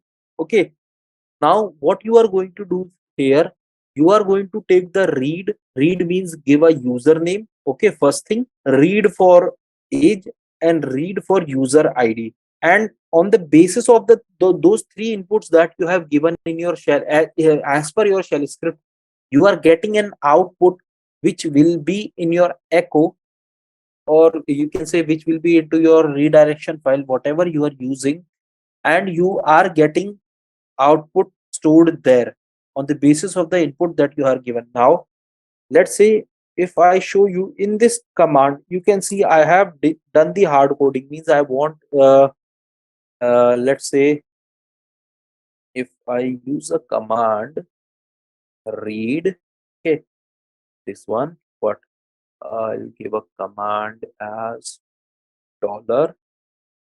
Let me see whether it is. I'm sure that it is not going to work.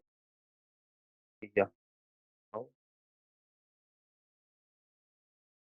user age. Okay. Now echo read dollar user age. I forgot text for this. Let's say uh, dollar. Sure.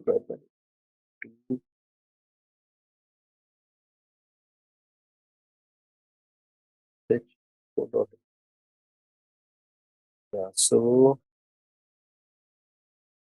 I forgot the syntax for calling uh,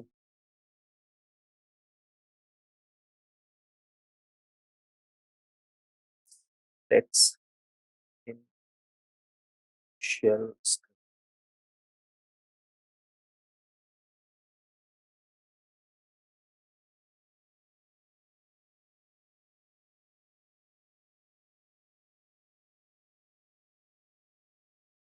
Okay, let's say I use the command read, okay, and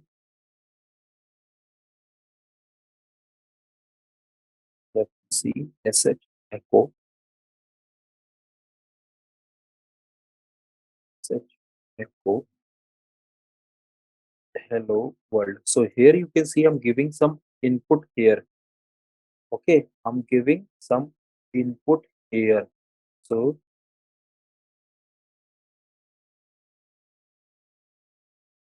read, let's say if I give read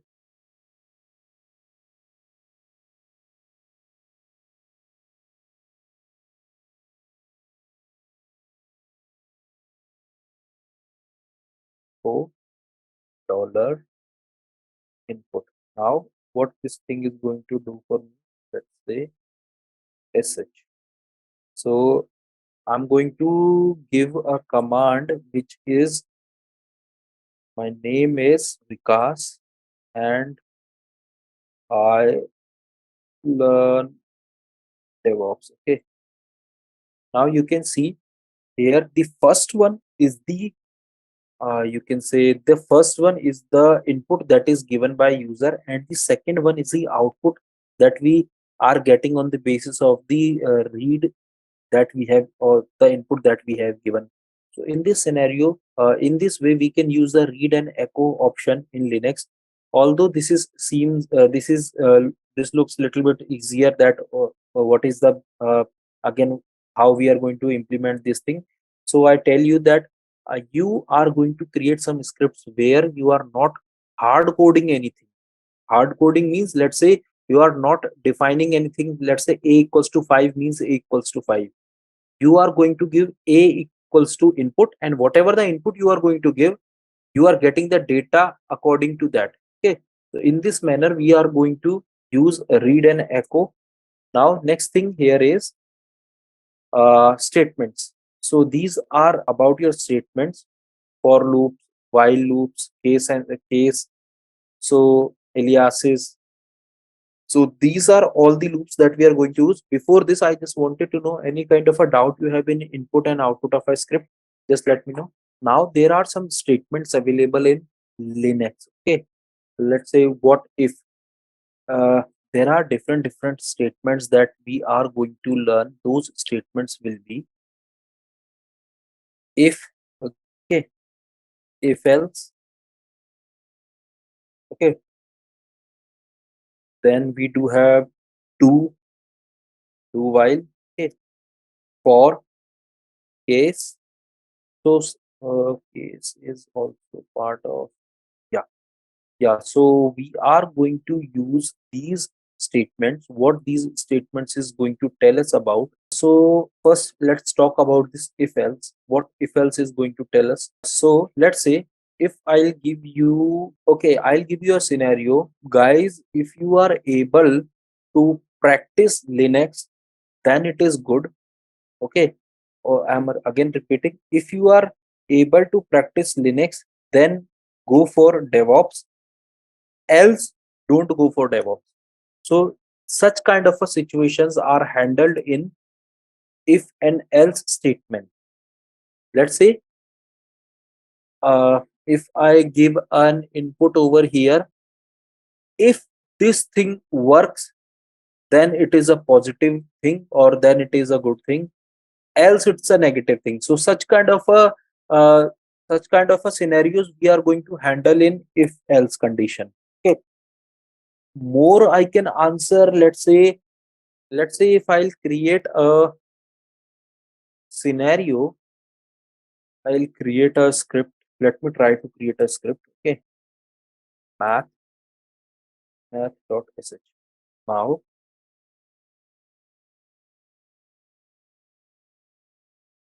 a equals to 5, a equals to 5, okay, b equals to 6 if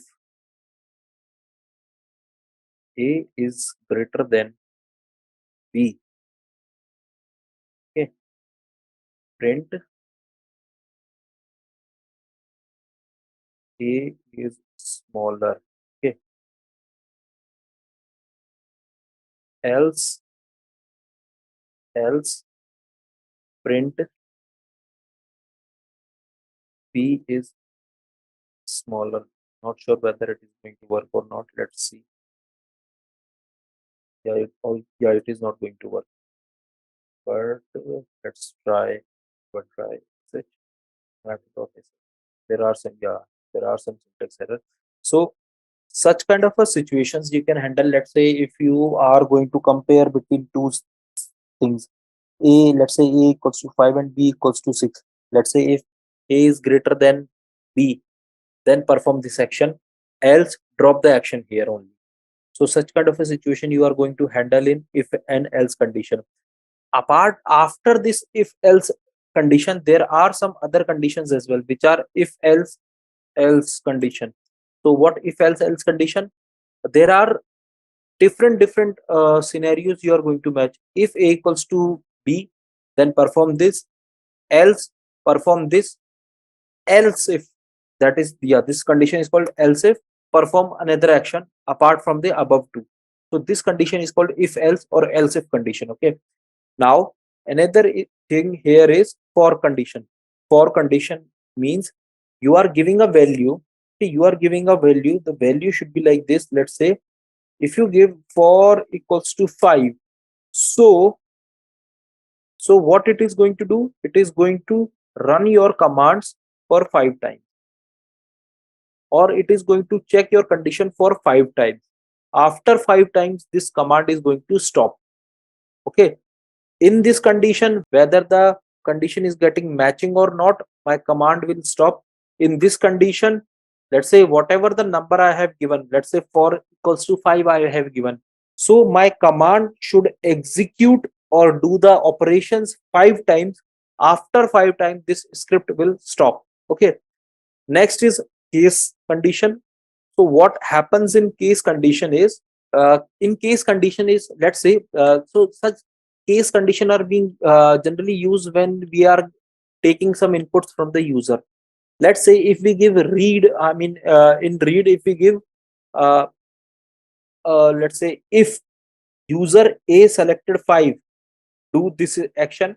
If user a selected 6, subtract. If user c selected this, multiply. If user selected d, divide. So on the basis of, so what happens in case condition, no condition is true or false, all conditions are true. Okay, whereas in for condition there is no, again I'm saying, there is no true or false, there will be repetitive conditions. Okay, whereas in if and else conditions can be true or false. So these are the basic difference in your if else, case and for. Whereas another thing is do condition. So do condition generally going to executes into block. Okay, where let's say this condition is going to be run till the time your condition is going to match. Let's say if you apply do while for let's say 7 times or 8 times or whatever the conditions you are giving into it, when let's say if your first condition is not matching, it is going to work on second condition is not going to match, going to third condition is also not going to match, going to fourth condition. So in this manner it is keeps on going. Let's say at the very first condition, you whatever the thing that you are looking to work, if it matches, your script going to be stopped there only. So these are the basic differences of all the statements. Guys, remember these statements are going to play a very crucial role in your whole life. This is not only related to shell scripting. You are going to use those conditions in any kind of a scripting as well, whether it is Python, whether it is R, Ruby, Perl, whatever the scripting you are going to use, you are going to use this case statements over there. Another thing left in scripting basics is aliases. What is aliases? Let's say if I want a bigger command to be executed in a small, or I want a bigger command to be referenced with a small word, so you can use aliases. Simply, let's say if you want to create an alias for this, so let's say whenever I'm executing ls command, it is going to give me the output according to this command. So let's see. First of all, you can see the output for this command, and you can see the output for this. Now let's, although this alias does not work in shell script in Linux in this manner, but let's try. Okay, copy, paste this one.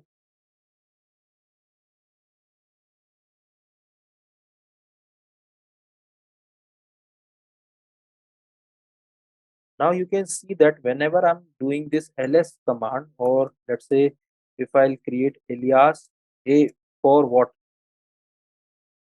this df-h, okay, alias a for df-h, and I'm doing a, it is giving me this output. So in this manner, you can also short your command. I'm repeating, you can also short your command on the basis of the alias that you have given. This alias is being used in shell scripting. Let's say if you are finding something very large and you forgot about the command every time, so what you can do, first time just create an alias for that, and next time you can call that command with the help of that alias name that you have given. Remember guys, this alias name will be server specific. Let's say if you want to execute the same alias onto some other server, you have to mention the alias on the other server as well. But if you put that alias into the script and you execute the script once, then that alias is also going to be used on your other server as well. Okay, now how to see the shell history? So you can simply see the shell history with the help of history command that we have already discussed. On the basis of this command, whatever the commands are executed on this server from the day one, you can get all those commands. Okay, free head -10, you are going to get the initial 10 commands. So on the basis of whatever the parameter you are giving, you can get all those commands. This is all about the basic of shell scripting that you should know at least. Let's say if I talk about the shell script, then how to use read, echo, then statements. On the basis of each and every statement, we are going to create 2 or 3 shell scripts. So on the basis of each and every condition, I'm going to give you in every class, we are going to take 2 to 3 examples, and we are going to discuss that what this specific thing is going to do, what this specific thing is going to do, and whatever the special characters we are going to use, I'm going to tell you about that as well. Those commands will be real-time commands. And those commands are you can use in day-to-day operations. So if I talk about in terms of because there are 2 kind of techies available in the market. One who do not concerned about the certificates, they only concerned about the knowledge. Okay, Second are the one who concerned about the certificates along with knowledge. Okay, so let's say if you want to be in the second role, then for a basic person, let's say if you are talking about Linux, so for Linux you can have two certifications, RHCSA and second is RHCE. Okay, apart from this, there are some other certifications also available, which is Linux CNCF Linux fundamentals. Okay, now these are the three Linux based basic Linux based certifications available in the market, which you can go for. If I do the priority of all of them, those are from top to bottom. RHCSA is the very easy certification to crack. It is totally related to the practical implementation of whatever the commands we have discussed. You are going to find each and every command over there as well. Okay, so this will include, let's say you need to copy a one file to this folder. Let's say if you need to set up a cron, you need to I would say you need to create a user with some specific permission. So those things are covered in RSCS exam. It cost around, I'm sure it's around, earlier it was around 300 USD, and but 4, 3, 12, and so RHCSA and RSC is going to cost you around 400 USD. Okay, both of these exams. Now, those are the RSCE is little bit on a higher scale, where you are going to do some kind of automations. Let's say earlier, RSCE is very easy to crack, but in the right scenario right now, RSCE is also include Ansible and automation. So if you are going to do any certification on Linux, initially go for RSCSA, because without RSCSA you can't give RSCE. CNCF is also a new certification available in the market for the Linux, and this is by these two certifications are by Red Hat company, whereas this is from the cloud native, and F is for foundation organization, which is responsible for open source. You can say this is a certification by open source community. Above two certifications are going to be on Red Hat. This certification is going to be on Ubuntu. If I say people consider this one, because very few know about this certification right now in the market. Okay, let's say if you are looking to go for any certifications in cloud, especially I'm talking about AWS, start with cloud practitioner. AWS cloud practitioner. Okay, this certification is going to certified solution architect, and third one is AWS solution professional. Okay, this certification is going to cover up your basic AWS knowledge. This certification is going to cover up your basic to intermediate knowledge, and this certification is going to cover up your basic to advanced level of knowledge. Okay, AWS certification is cheaper as compared to other certification. This is around, I think, 5,000 or 7,000 INR. I'm not sure about that, but few years back it was like this. Or you can say 7,000 INR to uh, 10,000 INR. This certification goes to around, I think, 250 or 200 USD. Okay, this certification goes around 300 USD. So this is the path for AWS. Another path is for this certification, which I personally recommend to go with, is CKA, that is Certified Kubernetes Admin. This is one of the most demanding certification, administrator, most demanding certification available right now in the market. And once you are CKA, go for CKS, that is Certified Kubernetes Specialist. So these are the certifications that you can go for in your career. For the beginners, go for RSCSA. For cloud beginner, go for AWS cloud practitioner or AWS solution architect. For Kubernetes beginner or beginner to I would say below advanced level, you can go for CKA exam. So these are the complete certifications or most demanding certifications. Another certification which is right now buzzing in the market is Terraform certified Terraform certified associate. This is for the basic of Terraform. Now it totally depends on you on which certification you want to go with. If you are pretty much sure I don't want any kind of a certification and I do have enough knowledge, then that is also good, because if there are some pros of having a certification, there are definitely some cons as well. People always put you on a higher scale when you have certification in your resume. And right now what is also happening, Suman, in the market, people are taking proxy certifications as well. Yeah, so I'll tell you what is the scenario right now happening in the market.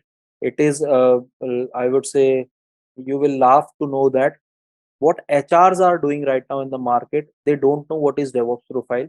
Okay, they just do copy paste from LinkedIn or from any other recruitment board, copy paste and put it on their job portal.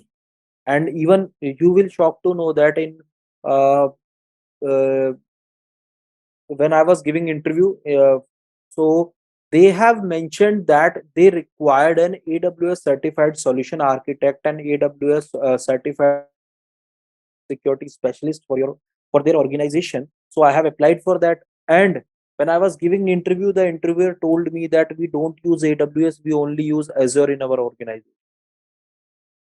So such kind of a things are happening right now in the market. So this is the actual case. And even in my current organization, one HR put that I want a senior DevOps engineer with having knowledge related to networking, having knowledge related to Azure, AWS, and any cloud platform. And when I was taking interview, the people was telling me I was expecting AWS in your organization. That is why I applied for the job. So I told them that, dude, we don't use AWS. So this is the scenario generally people are doing. And in Linux, you are going to have two attempts. In AWS, you are going to have, I think, single attempt. Yeah. In CKA, you are going to have two attempts a year. In Terraform, you are going to have a single attempt. So this is the attempt structure that I also define. Tell you one more thing related to the scripting part as well. The way we are handling our AWS, okay, like this one, we can also handle the same with the help of CLI. That is called AWS CLI. Why I am telling you to know about the AWS CLI, because whenever you are going to create any kind of a script, or I would say shell script, or any kind of a script for your cloud automation, then there whatever the commands that you are going to be used, they can be related to AWS CLI, or let's say if you're using GCP, that it will be GCP CLI or Azure CLI. Okay, so now what you can do, although it is not to do now, but after some time, what you can do, you can first of all just search that how to install AWS CLI on your laptop. Okay, and if you're able to do that, try to first install AWS CLI on your laptop. So let's come to AWS CLI. Yeah. So we are talking about shell scripting. So this is the basic of shell scripting. Let's say now this is generally a symbol for kernel, what your kernel is and how your shell scripting is going to work. Okay. So as I already told you that kernel is the heart of any operating system, or simply you can say that it is an interface between your hardware and your software.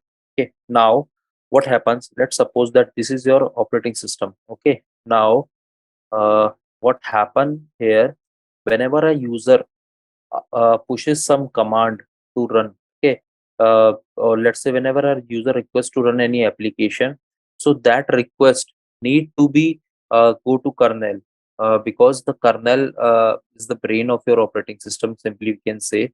uh, uh, I would say brain of your Linux operating system, if I talk about in terms of software. then also you can consider it as the heart of your operating system. Now what will happen, whenever you give a command, kernel is going to process accordingly and give you the output. So this is your user and this is your hardware. So here you can see there is a one interface available here. This interface you can see is a subset of both your hardware and software. So that is called your shell. Now what will happen, let's say if this is my terminal and now I want, okay, I just wanted to see what are the files are downloaded into my current folder. Okay, so I'm just giving a command and this command is going to give me the output. Now how this command is actually working, although the UI I'm getting here is you can simply say some Linux based programs or like that, but what will happen, I have give a command here and this data is stored into my hardware. Now on the basis of the command that I have given, kernel is going to encrypt or I would say do the encryption or decryption according to whatever the command I have given and going to provide me the result for that. Now what the you can say that this is your user. Okay, you can simply consider this is your user, this is your OS, and whenever you are giving a command to your OS, definitely you require some kind of an interface.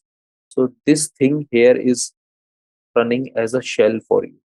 So on the basis of whatever the command that you are giving onto the shell, the result are going to be given to you. Okay, so this thing is called shell. Now let's say guys, if you need to know the path of that where your shell is stored, so just a second, I have used. So this is giving the path that where generally your shell is stored or like that. Okay, now let's say,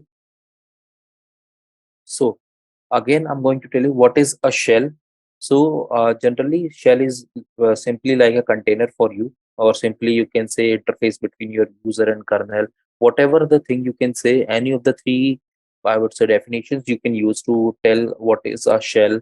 Now let's say if you want to find a shell in your operating system, that which shell you are using, which is the version of your shell, and what are the available shells available, what are the available shells in your operating system, then how you can check for that. Okay, let me show you.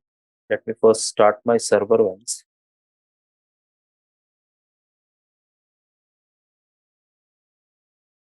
Shell scripting, I'm starting this server.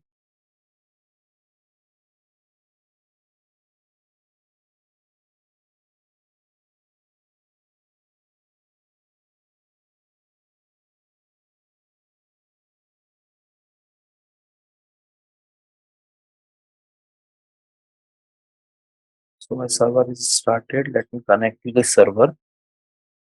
Okay, SSH hyphen I EC2. This is the IP. Let me log into the server. Now I want to know that which shell I'm using in, or which shell I'm using in my laptop.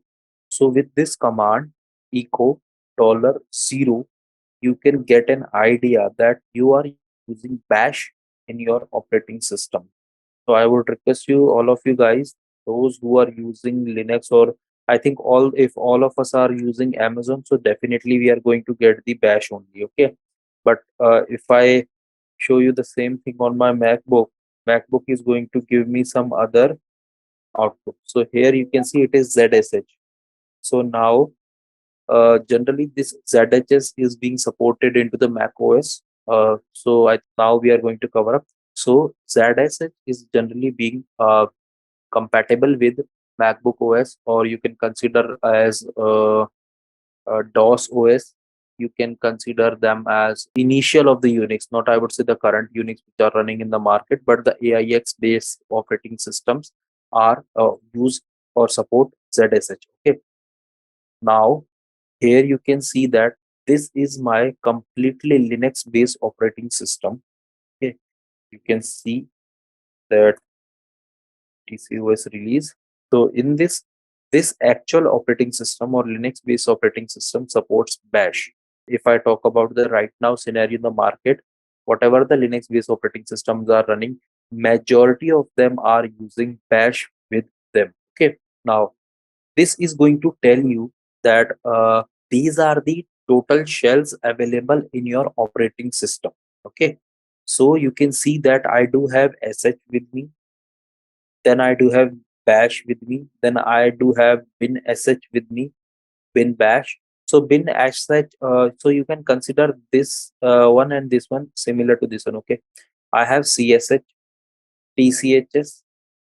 So these are the shell which are supported in my operating system. Okay, so if I show you the same thing in my MacBook, then you can see, I'm not sure whether it is having etc or not into it. Yes, so here you can see that these are the acceptable ones. Even we can use bash as well, but majority of the tasks, or you can also change the shell of your operating system. Okay, let's say if you want to use zsh, if you want to use chs, but it is preferred that you should use the default shell for your operating system, because let's say if you are not using default shell, then you have to make some kind of a modifications into your binary so that your programs can run. Okay, so if I talk about the default shell for MacBook, then you can consider it as ZSH. The default shell for a Windows-based operating system is Bash. Okay. Now, another thing here is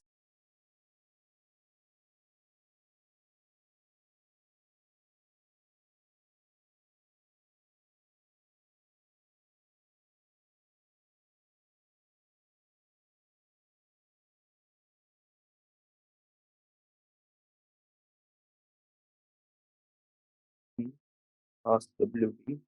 So here you can see that I am getting at the end bash in my etc pass WD. You can simply there see that I'm not getting any other shell into my pass WD. So all have discussed about this pass WD file. So we are pretty much sure that whatever the user we are going to create, we are getting the entry for those users into our etc pass WD. So like I told you that generally we should prefer the default shell of our operating system. So you can see that for this specific operating system, the default shell is bash, due to which whatever the user profiles are created on the basis of bash. Now what happened, let's say if we change our default bash, then we have to make adjustment into whatever the profile files we have in our operating system.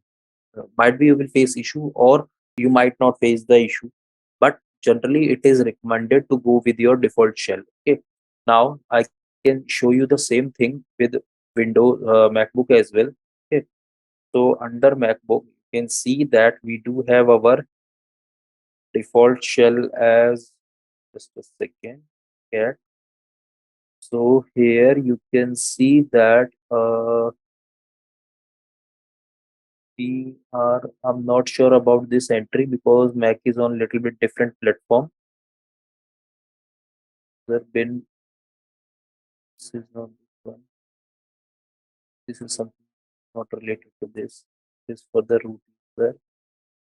Might be we are not getting this entry into this Mac laptop, but onto the Linux based operating system, you can see that what kind of a shell we are using. Okay. Next thing is, generally in Windows, if we say, people can ask you, do we have shells available in Windows? So your answer to them, yes, we do have shells available in Windows as well.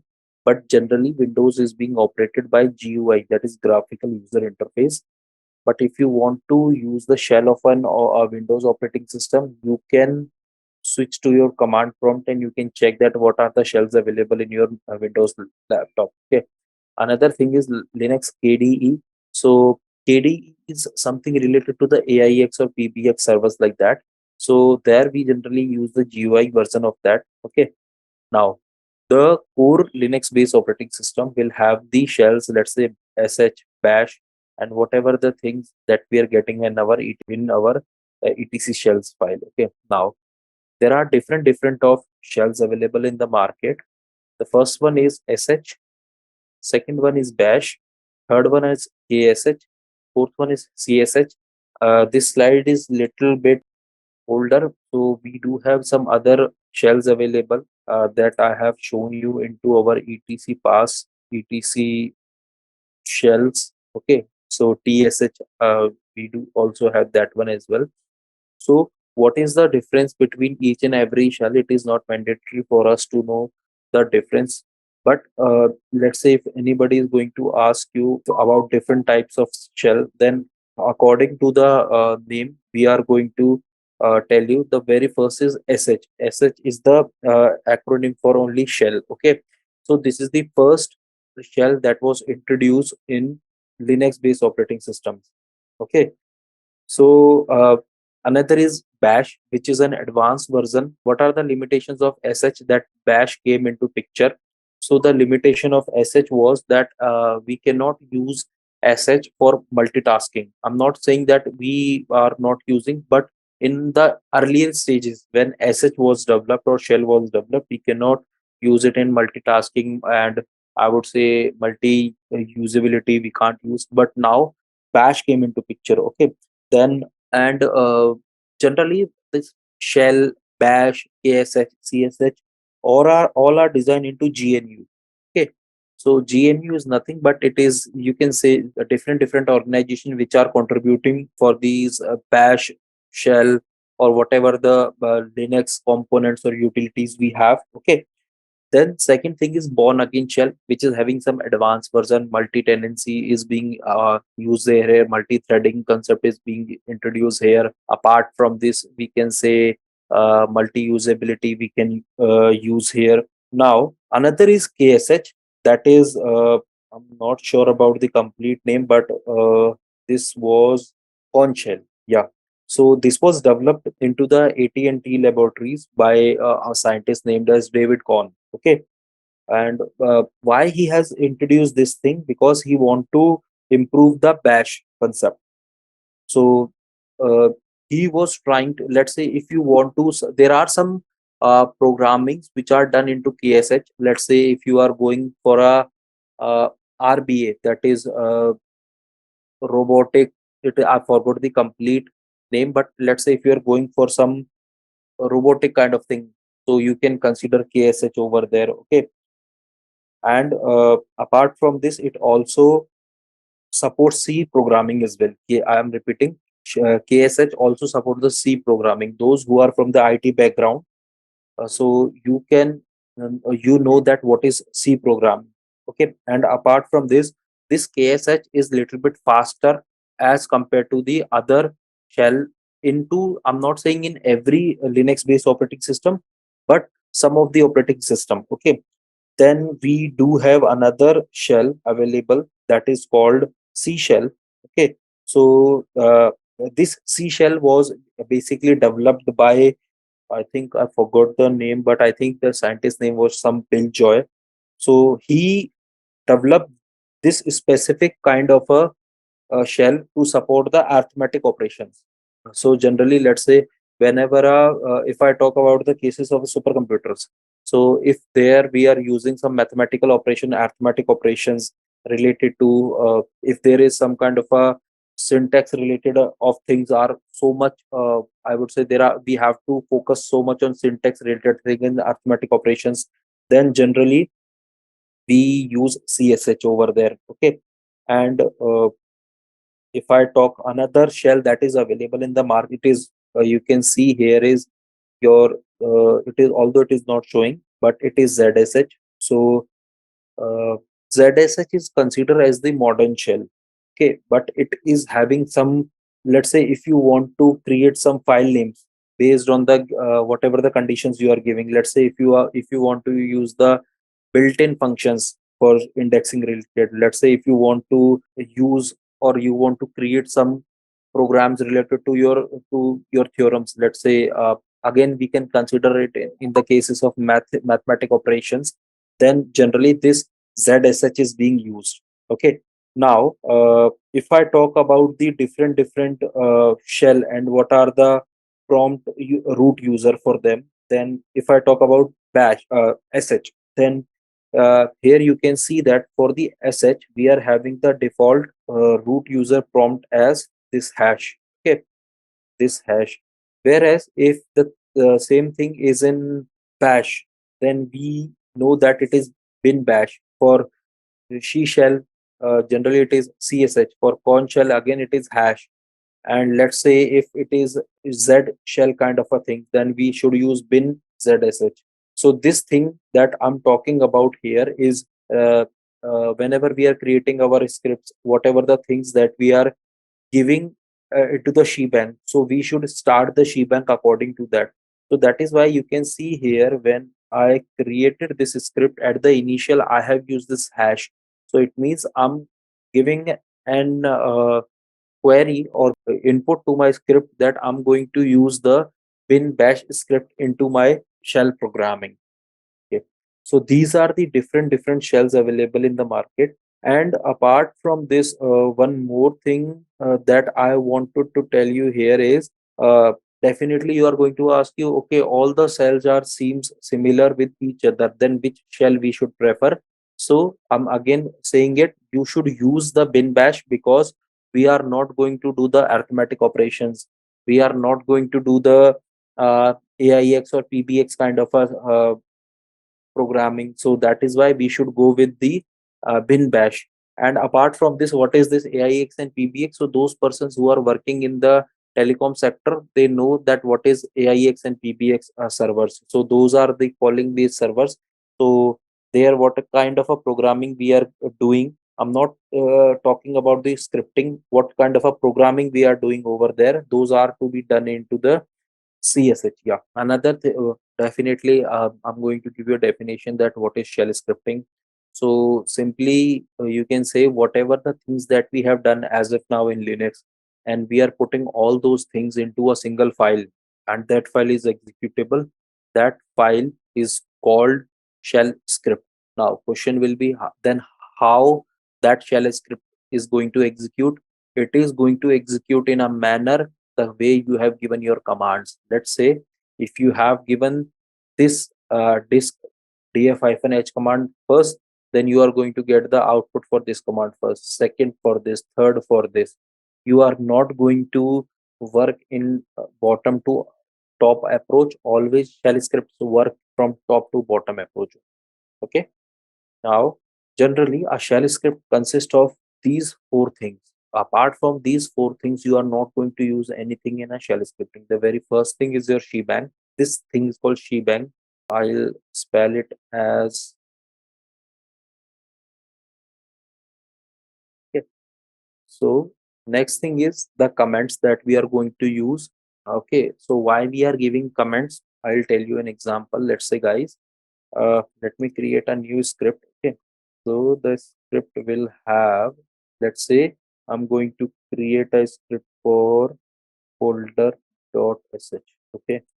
Now, first of all, I'm giving my bank over here.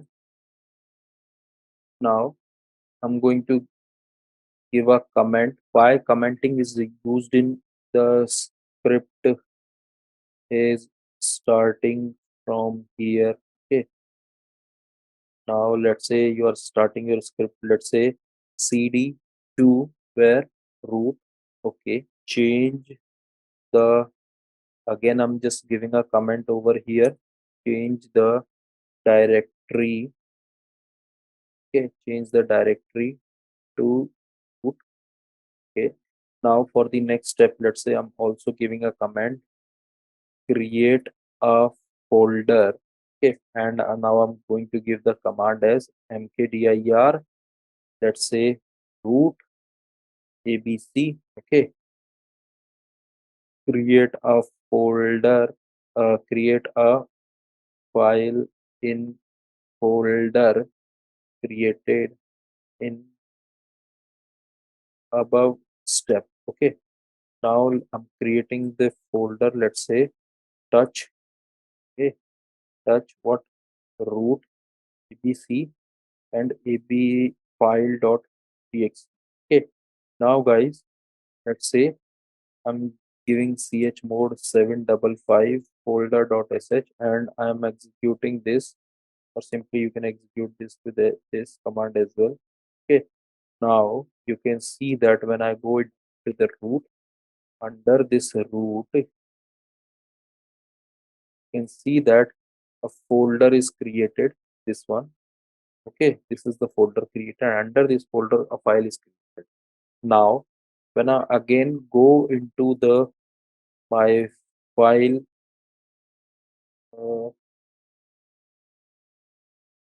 was yeah. When I go into this script, let's say you are the beginner in your organization, and when you see this script, what you are getting from this script. So simply when we put the comments in our script, we can simply see that okay, this specific command is going to perform this action, okay, and this command is going to perform this action, this command is going to perform this action. Although it seems something very simple to you right now, but what happens generally in the production scenario, guys, production is not having to shell scripts of 2 or 3 lines. There are n number of lines you can expect there. So to make your script more detailed, to make your script more understandable, people provide comments into their script, not for each and every step. Let's say if there is some important step that you can't miss in your shell script, okay, then they provide the comment over there that this specific step is being used to do this specific function, and what could be the possible result for this function. And let's say at the result step they are going to give another comment, the result of the above is like this. So that is why commenting is done into the shell scripting. And this commenting is not only applicable for shell scripting. Let's say if you are doing Python, let's say if you, even if you are doing the Java programming as well, you are going to have the commenting there as well.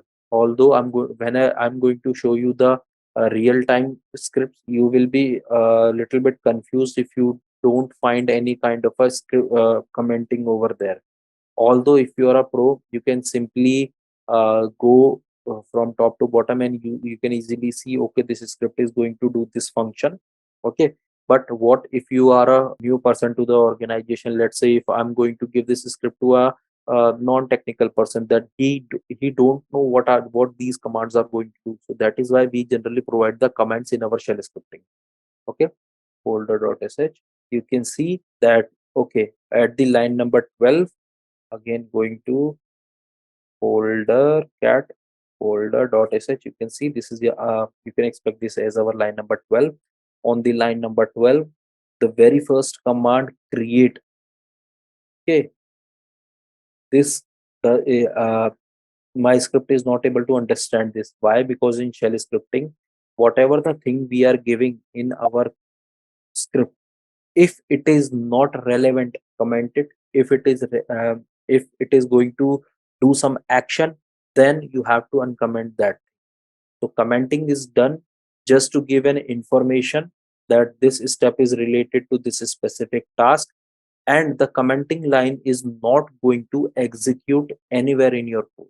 Or you can simply say commenting is used for the detailing of your shell scripting. So although this is a single commenting we have used, there are some chances where you have to comment multiple files. Let's say if I have 100 files to comment, so I'm not going to log in into the file, and I'm not going to put hash in every 100 lines. So there are some commands as well available in Linux where we can comment multiple lines. So in the coming chapters, I'm also going to tell you for that as well. Okay. Now, again, there is some commands which are echo, cp, grep, whatever commands we have used in Linux, we are going to use the same commands in our shell scripting. See, when I open this script, you can simply see that under this folder.sh, my script is created. I have used this command in Linux as well. Linux command, all of these are Linux commands. Okay, these are my commands. So we have talked about cbank, we have talked about comment, we have talked about the commands. Although frankly, I'm saying, guys, in my 8 years of career, I have never used any other scripting apart from Bash. Now, another thing is statements. Now, what are your statements? So statements are the conditions that you are handling in your script. Okay, now those conditions can be if, while, for. So those who are aware about those conditions, it's good. Those who are not, so I'll tell you that what is the use case of these conditions.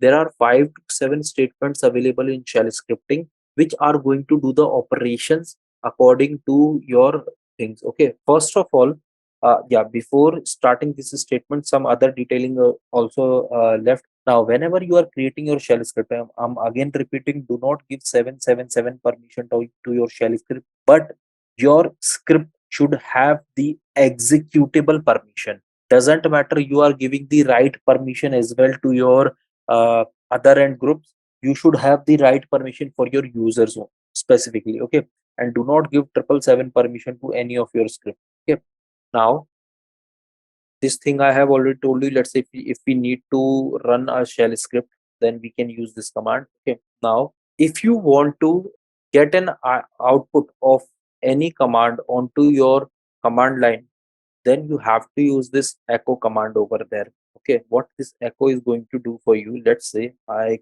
create a command echo.sh. You can give any name, but I'm just giving this command echo.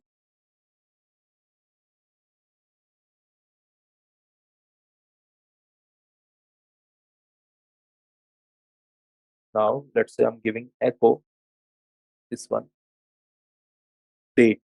Let's see what this command is going to do. Chmod echo dot chmod 755 echo dot sh echo dot. So it is going to give me the output, whatever the thing I have. Why I'm not, although you can see guys, I have given into echo dot sh echo and date, but I'm only getting this date here because I have given a command to my Linux that you should only give echo on your command prompt. Echo is a command to show your output onto the your terminal. Okay, now let's say if you want to how to create different tasks, so we can use these and we are going to use the text processors as well. So cut, awk, grep, sort, unique, wc. So we have used all these commands in Linux. One thing is left, that is said now input and output of any script. So let's say if you want to get an output, or let's say if you want to get any input, then we are in shell scripting, we are just going to use 2 things. One is read, one is echo. Now where you are going to use this read thing here, let's say I give you a task to create a shell script. Hey, create a shell script for some specific task, and you do not want to hard code your things. Okay, you want that the input should be accepted from the user has given, and on the basis of that I'm going to get the output. So first of all, I just wanted to ask you, did you get what I'm saying on this? If I want input to be given by a user, I use read command over there. Okay. Now for an example for this, let's say if I'll give you a task, hey, create a script for me where you should get the user name, okay, user age, user ID, and on the basis of these 3, create a employee ID for me. Okay, now what you are going to do here, you are going to take the read means give a username. Okay, first thing, read for age and read for user ID, and on the basis of those 3 inputs that you have given in your shell, as per your shell script, you are getting an output which will be in your echo, or you can say which will be into your redirection file, whatever you are using, and you are getting output stored there on the basis of the input that you are given. Now let's say if I show you in this command, you can see I have done the hard coding, means I want let's say if I use a command read, okay, this one, but I'll give a command as dollar. Let me see whether it is. I'm sure that it is not going to work. Yeah. Now, user age. Okay. Now echo read dollar user age. I forgot the text for this. Let's say uh, dollar. Sure, whether to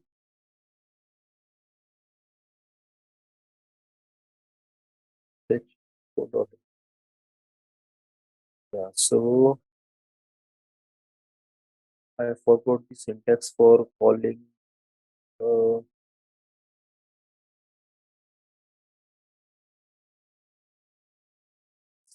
text in shell script.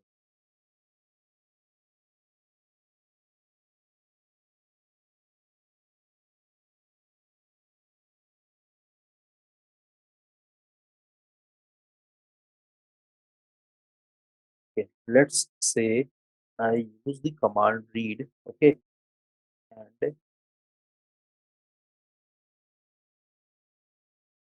let's see sh echo sh echo hello world. So here you can see I'm giving some input here.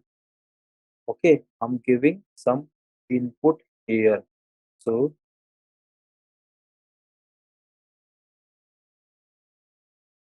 read, let's say if I give read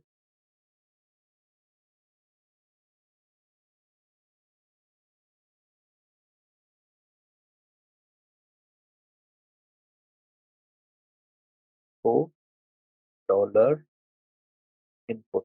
Now what this thing is going to do for me, let's say sh.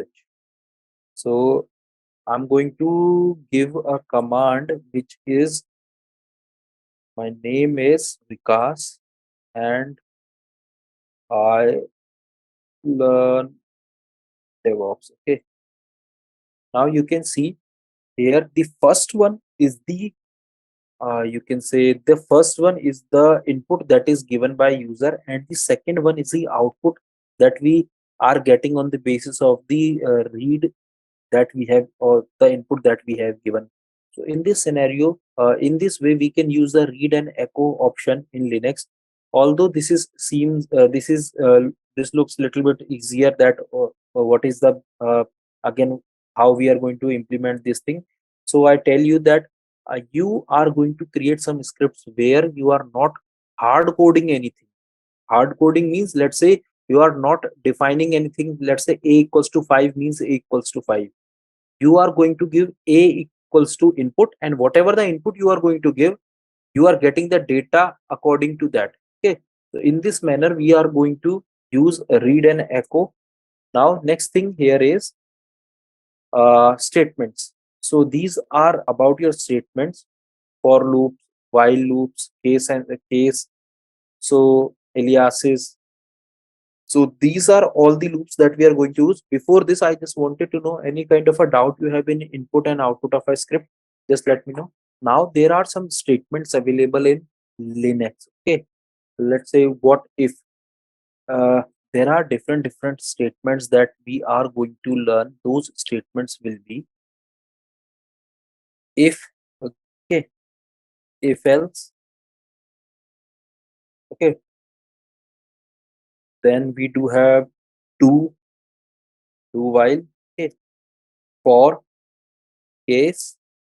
So case is also part of, yeah, yeah. So we are going to use these statements. What these statements is going to tell us about. So first let's talk about this if else. What if else is going to tell us? So let's say if I'll give you, okay, I'll give you a scenario, guys. If you are able to practice Linux, then it is good. Okay, or I'm again repeating, if you are able to practice Linux, then go for DevOps, else don't go for DevOps. So such kind of a situations are handled in if and else statement. Let's say if I give an input over here, if this thing works, then it is a positive thing or then it is a good thing, else it's a negative thing. So uh, such kind of a scenarios we are going to handle in if else condition. Okay, more I can answer. Let's say if I'll create a scenario, I'll create a script. Let me try to create a script. Okay, math math.sh. Now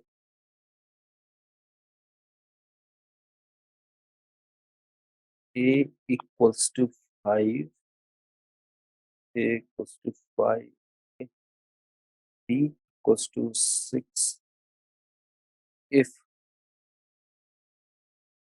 a is greater than b. Okay, print a is smaller. Okay, else print b is smaller. Not sure whether it is going to work or not. Let's see. Yeah, it is not going to work. But let's try. But try. Search. There are some, yeah, there are some syntax error. So such kind of a situations you can handle. Let's say if you are going to compare between two things, a, let's say a equals to 5 and b equals to 6. Let's say if a is greater than b, then perform this action, else drop the action here only. So such kind of a situation you are going to handle in if and else condition. Apart after this if else condition, there are some other conditions as well, which are if else condition. So what if else condition? There are different scenarios you are going to match. If a equals to b, then perform this, else perform this, else if, that is, yeah, this condition is called else if, perform another action apart from the above two. So this condition is called if else or else if condition. Okay, now another thing here is for condition. For condition means you are giving a value. Okay, you are giving a value, the value should be like this. Let's say if you give for equals to 5, so what it is going to do, it is going to run your commands for 5 times, or it is going to check your condition for 5 times. After 5 times this command is going to stop. Okay, in this condition, whether the condition is getting matching or not, my command will stop. In this condition, let's say whatever the number I have given, let's say for equals to 5 I have given, so my command should execute or do the operations 5 times. After 5 times this script will stop. Okay, next is case condition. So what happens in case condition is, let's say, so such case condition are being generally used when we are taking some inputs from the user. Let's say if we give read, in read, if we give uh, let's say if user a selected 5, do this action. If user a selected 6, subtract. If user c selected this, multiply. If user selected d, divide. So on the basis of, so what happens in case condition, no condition is true or false, all conditions are true. Okay, whereas in for condition there is no, again I'm saying, there is no true or false, there will be repetitive conditions. Okay, whereas in if and else conditions can be true or false. So these are the basic difference in your if else case and for. Whereas another thing is do condition. So do condition generally going to executes into block. Okay, where let's say this condition is going to be run till the time your condition is going to match. Let's say if you apply do while for, let's say, 7 times or 8 times or whatever the conditions you are giving into it, then let's say if your first condition is not matching, it is going to work on second condition. Second condition is not going to match, going to third condition. Third condition is also not going to match, going to fourth condition. So in this manner it is keeps on going. Let's say at the very first condition, you whatever the thing that you are looking to work, if it matches, your script going to be stopped there only. So these are the basic differences of all the statements. Guys, remember these statements are going to play a very crucial role in your whole life. This is not only related to shell scripting. You are going to use those conditions in any kind of a scripting as well, whether it is Python, whether it is R, Ruby, Perl, whatever the scripting you are going to use, you are going to use this case statements over there. Another thing left in scripting basics is aliases. What is aliases? Let's say if I want a bigger command to be executed in a small, or I want a bigger command to be referenced with a small word, so you can use aliases. Simply, let's say if you want to create an alias for this, so let's say whenever I'm executing ls command, it is going to give me the output according to this command. So let's see. First of all, you can see the output for this command, and you can see the output for this. Now let's, although this alias does not work in shell script in Linux in this manner, but let's try. Okay, copy, paste this one.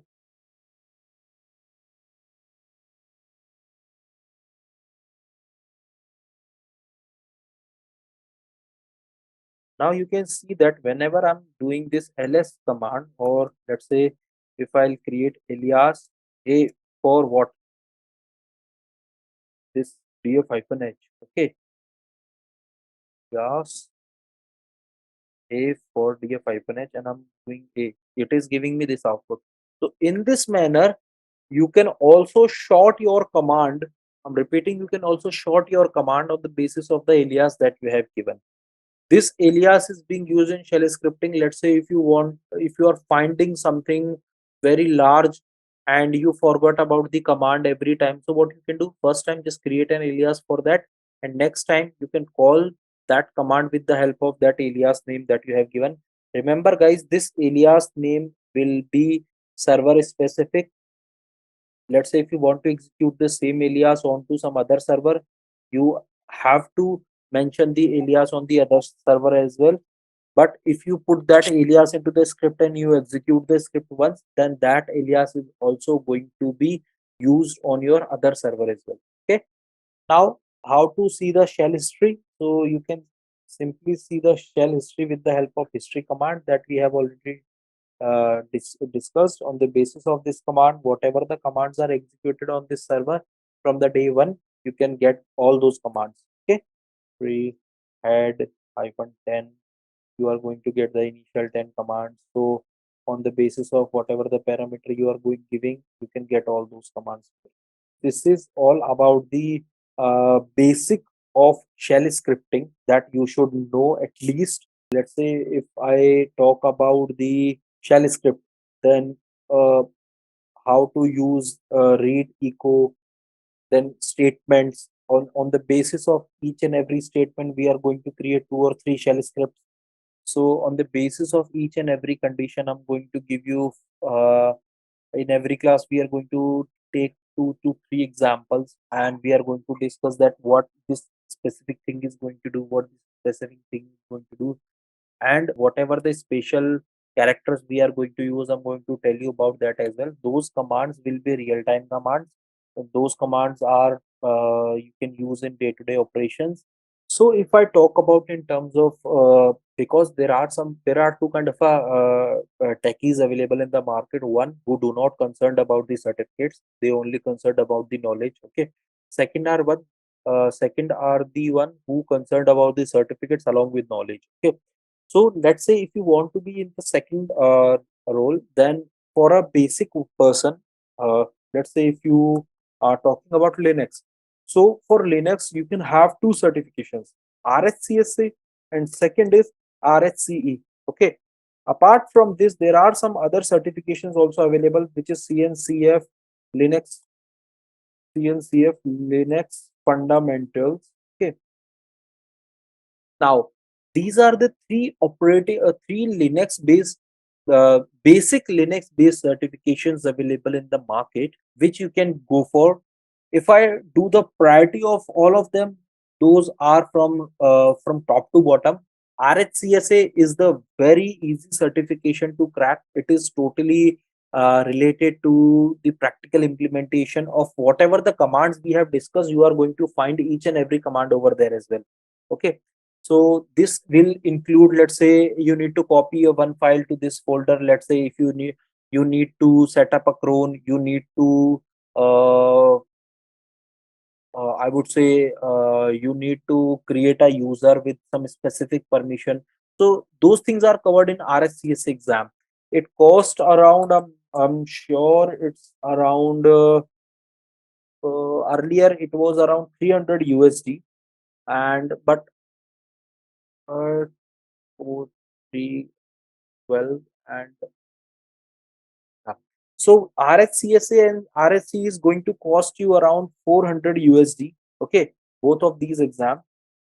Now, those are the RSCE is little bit on a higher scale, where you are going to do some kind of automations. Let's say earlier, RSCE is very easy to crack, but in the right scenario right now, RSCE is also include Ansible and automation. So if you are going to do any certification on Linux, initially go for RSCSA, because without RSCSA you can't give RSCE. CNCF is also a new certification available in the market for the Linux, and this is by these two certifications are by Red Hat company, whereas this is from the cloud native, and F is for foundation organization, which is responsible for open source. You can say this is a certification by open source community. Above two certifications are going to be on Red Hat. This certification is going to be on Ubuntu. Uh, if I say people consider this one, because very few know about this certification right now in the market. Okay, let's say if you are looking to go for any certifications in cloud, especially I'm talking about AWS, start with Cloud Practitioner, AWS Cloud Practitioner.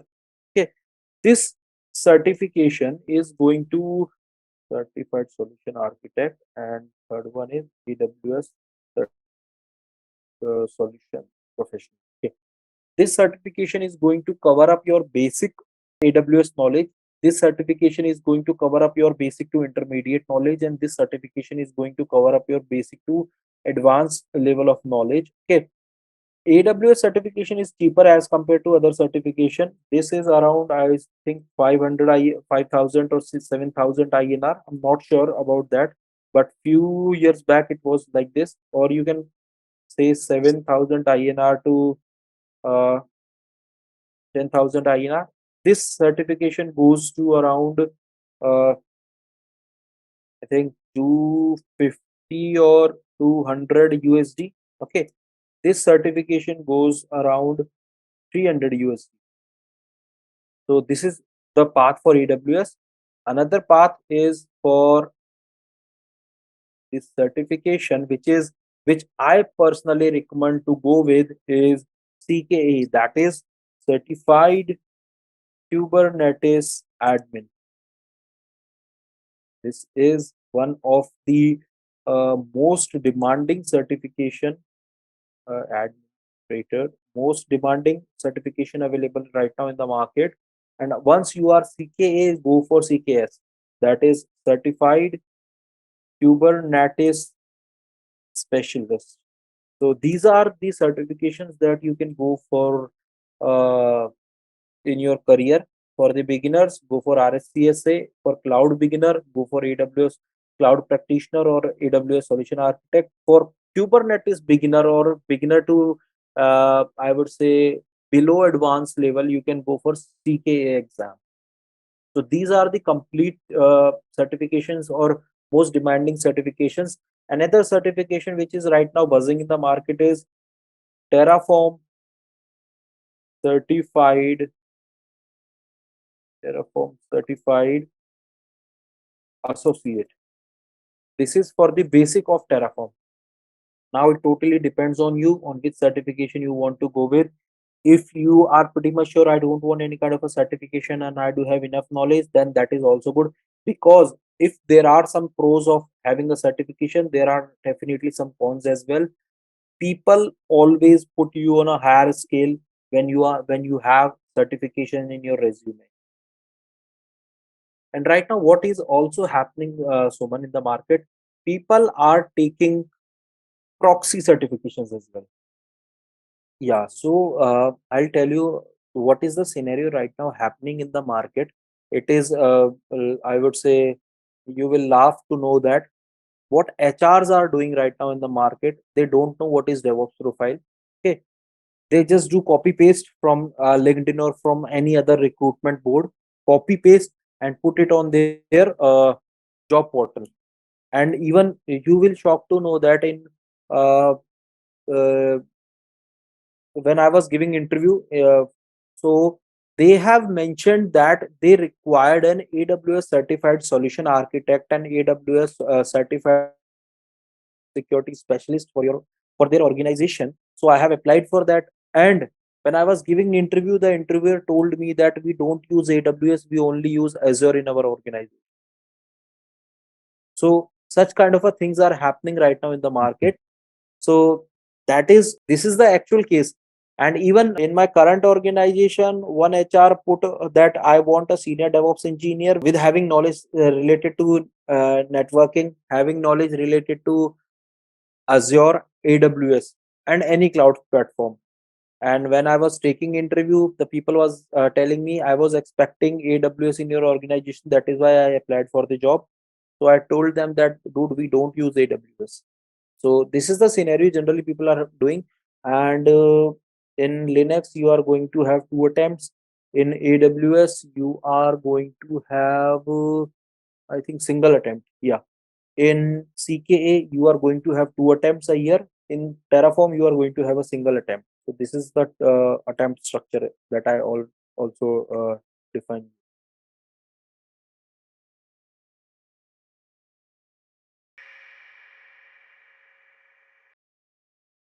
So in that PDF document, we have 50 scripts uh, for, let's say, conditional parameters, and 50 scripts related to the day-to-day automation with shell script.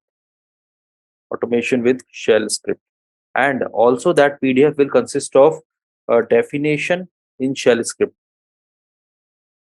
Definition in shell script. So with that, you can easily see and use the shell script in how many scenarios we can use the shell script. Now, these scripts will vary from 2 lines to, let's say, 200 lines, depending on the use cases. And I'm pretty much sure that out, or let's say, if you are very much, or if you have done the very good practice on those shell scripts, then you can easily crack any company interview where you are going to apply, and shell scripting is in their JD. Apart from this, I have also given you a website where you can do the practice. Let's say if you want any kind of a practice question, then you can go and check this website, Lead Code. Okay. So on this website, what you have to do, you have to create your account. So once you create your account, you will get n number of options there, and whatever they will provide you an interpreter as well. So let's say if you want to do the practice, so this website is having almost 800 900 of questions which are generally being asked in day to day interviews, so you can go through it as well for the practice.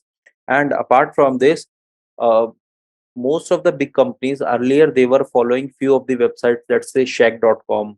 Now they are going with the leadcode.com. So let's say if you are looking, I give an example. I was when I was sitting for the Microsoft interview, I was also preparing from the lead code. It was around 1 or 2 years back. In the first two coding rounds, whatever the questions I got all the questions from the lead code. Just connect with the server. Whatever the scripts we have created, I also upload those scripts onto the GitHub repository so that you can fetch it from there and you can check. Okay. Now let's say if I give you an example, this one disk.sh.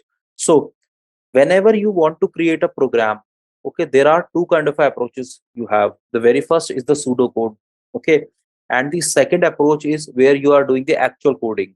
So this thing is called our actual coding that we have done here. Now then what is pseudo code? So pseudo code is basically the raw code that we are creating. Okay, so let's say if I talk about the pseudo code,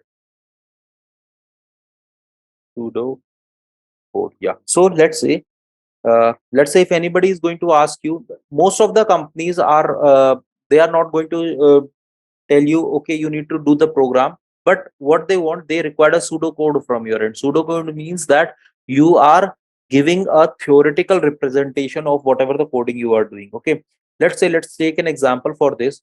So this is related to the disk check script. Okay, so according to pseudocode, we are going to first of all type. So let's say I'll give you an example. Hey, you need to create a script for me where let's say if my CPU utilization goes, or let's say disk utilization goes above 20%, then an email should be triggered onto the respective recipient. Okay, this is the question. Now you don't know anything about coding. What are the approaches, or what are the step-by-step things you are going to take? Let's say if I'll give you a question, suppose that you are a DevOps engineer and I ask you, hey, you need to monitor the CPU utilization of your server. Okay, and if the CPU utilization goes above 50%, then an email should be triggered to the respective recipients. Now what are the theories you are going to have for this? First, collect email IDs.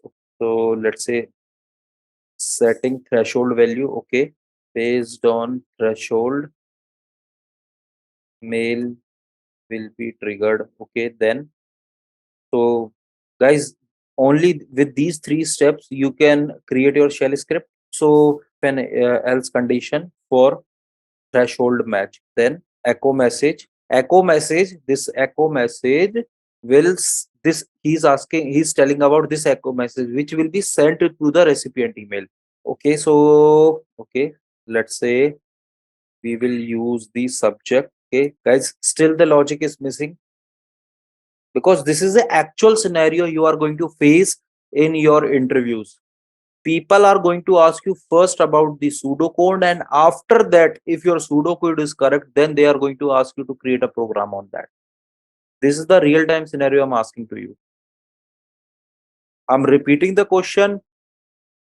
You need to monitor the CPU utilization on your server, and if the threshold goes above a certain value, then the email should be triggered to the respective recipients.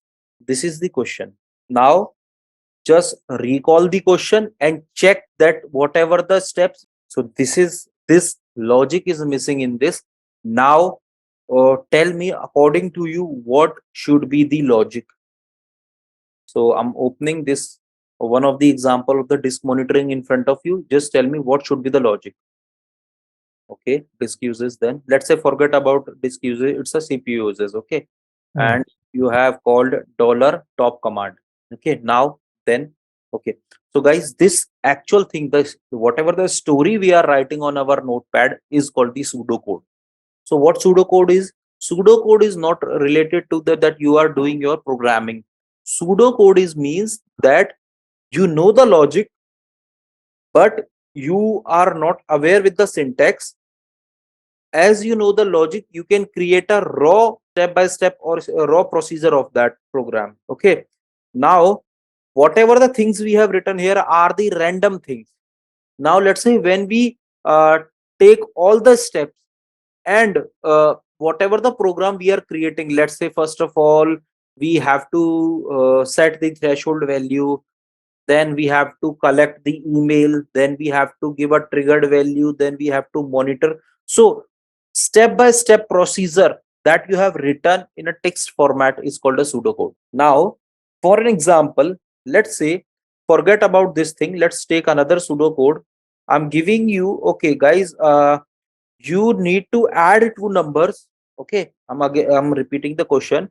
You need to add two numbers, and the numbers should be multiple of let's and then okay, you need to add two numbers, and the numbers are to be taken from the user, and whatever the output is, the output should be display to the users or display on the server or redirect onto a specific file. So what could be the pseudocode for this according to you? Because we have discussed about this program several times in our class. So it should be read number first from user. Correct me if I'm wrong. So without second number, can we perform multiplication? Read number second from user. Okay, then perform addition. That's it. Or we need to store this addition to some value. Okay, and store into variable. Okay, then display the output to the user. Now guys, there are two pseudo codes in front of you. This is first one and this is second one. According to you, which pseudo code is a collective, or let's say it is the which pseudo code is the correct step by step process? So the first of all, you need to set the threshold value. It doesn't matter that you whether where you are, these three steps can be reshuffled. Okay, but whatever the steps after this cannot be, because we have already discussed that the shell script always works in top to bottom manner, not from bottom to top. Now this whole thing that we are doing here is called a pseudocode. Okay, now I'll give you a scenario which program that we have not discussed till yet. Just according to you, what should be the answer to, or what should be the pseudocode to this? Okay, let's say the question is, let's say you need to take a input from the user. Okay, there are two numbers and you need to check that which number is greater to the other, and the number that we have received from the user, any of the number, let's say if two numbers are there, any of the number is lesser than 0. So according to you, what could be the pseudocode for this? Take two numbers from user and check which is greater, and also check if any of the number is less than 0. Now this is your question. You have to create a pseudocode for this. Now what should be the pseudocode according to you guys? Read number 1. Okay, then let's say read number 2. Okay, and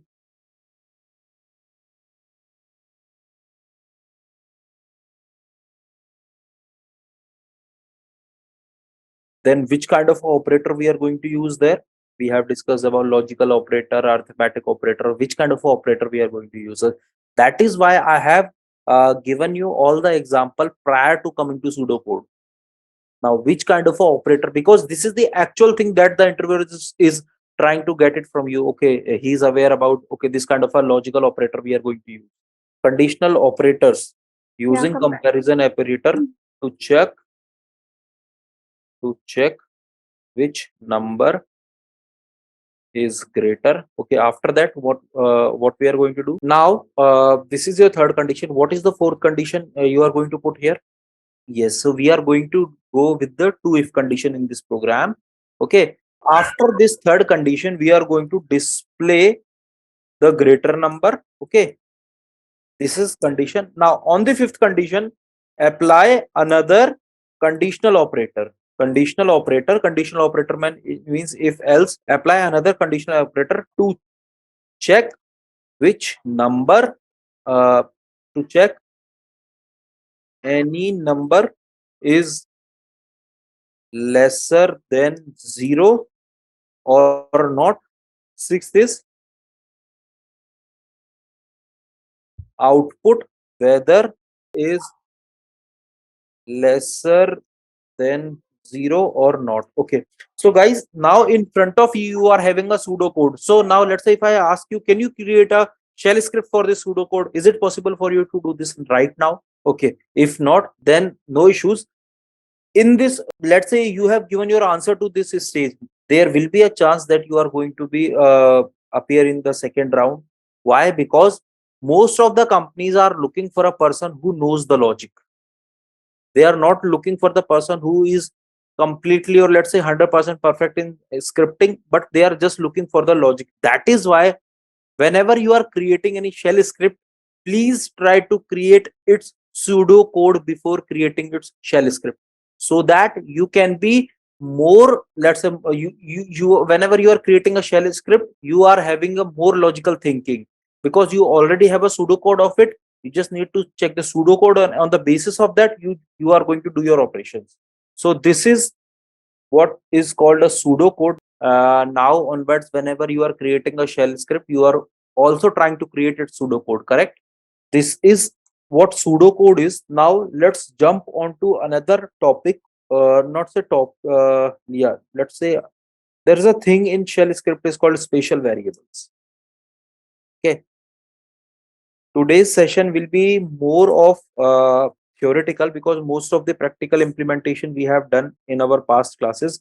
Now special variables. So what is a special variable actually means? There, so special variables are like, there are already some predefined variables available in shell script. Okay, let's say some 10 to 15 predefined variables available in shell script that you can use depending on your purpose. So those variables are called special variables. Okay, now those variables are this one. First of all, $0. Now what this variable is going to do, uh, it is going to tell you the name of the script. Now second should be, let's say, we can use the $1 comma $2. Next is $1, $2, and $3.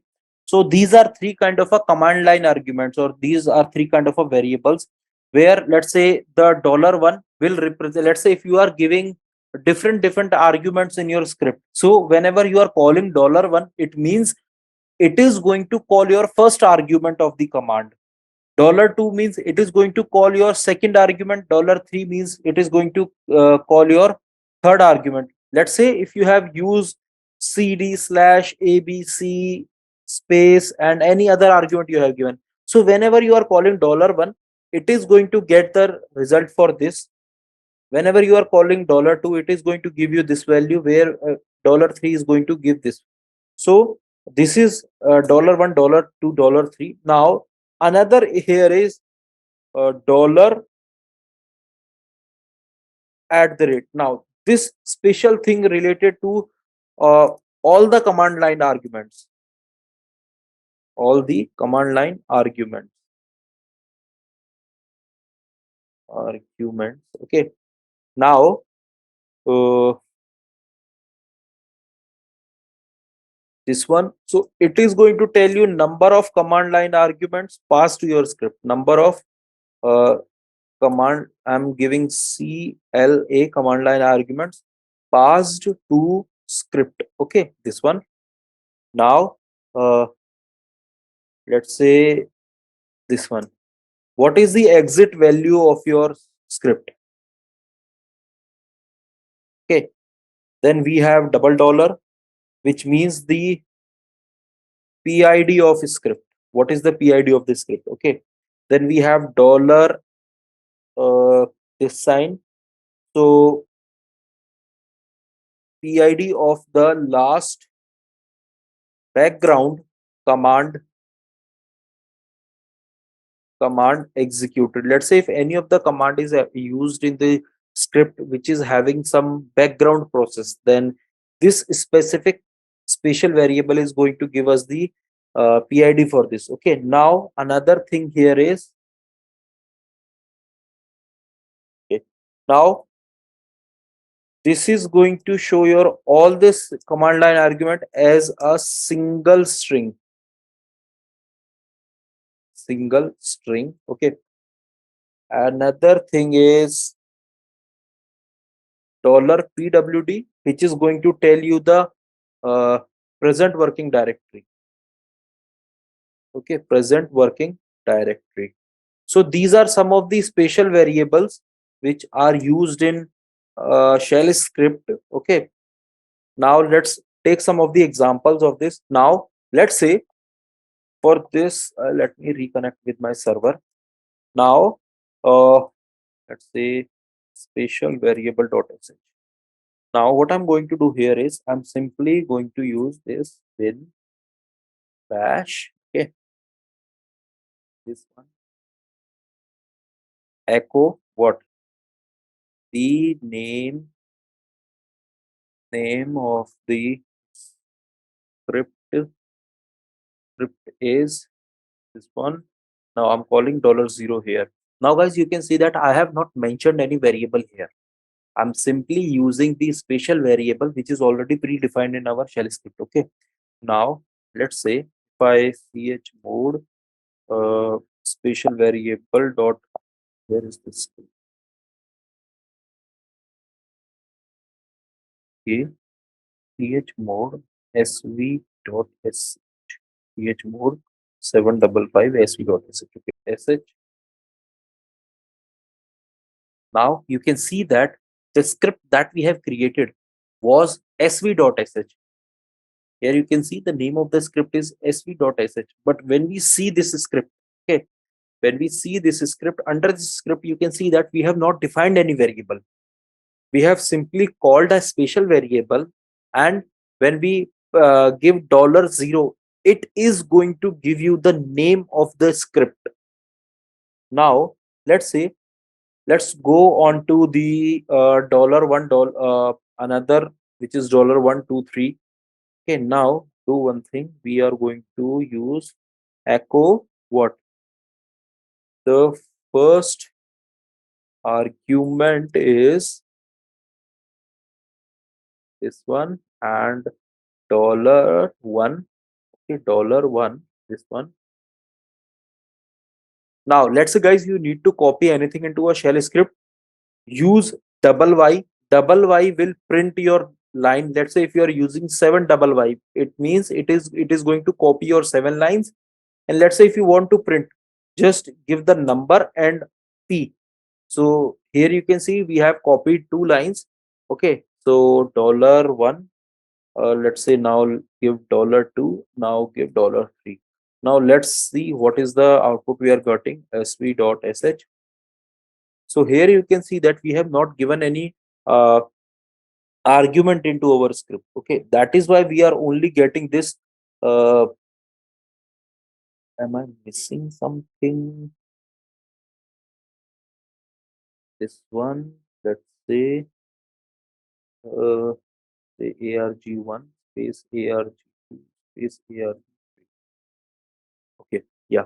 So let's say here you are getting the whatever the arguments we want to pass, we have to give those arguments into with our shell script. Now these arguments can be helpful for you whenever you are handling a script where you do not want to change your script again and again. So what you can do, just give $1, $2, and $3 value, and whatever the argument you need to pass. Okay, so let's say instead of $1, $2, $3, you can have n number of arguments.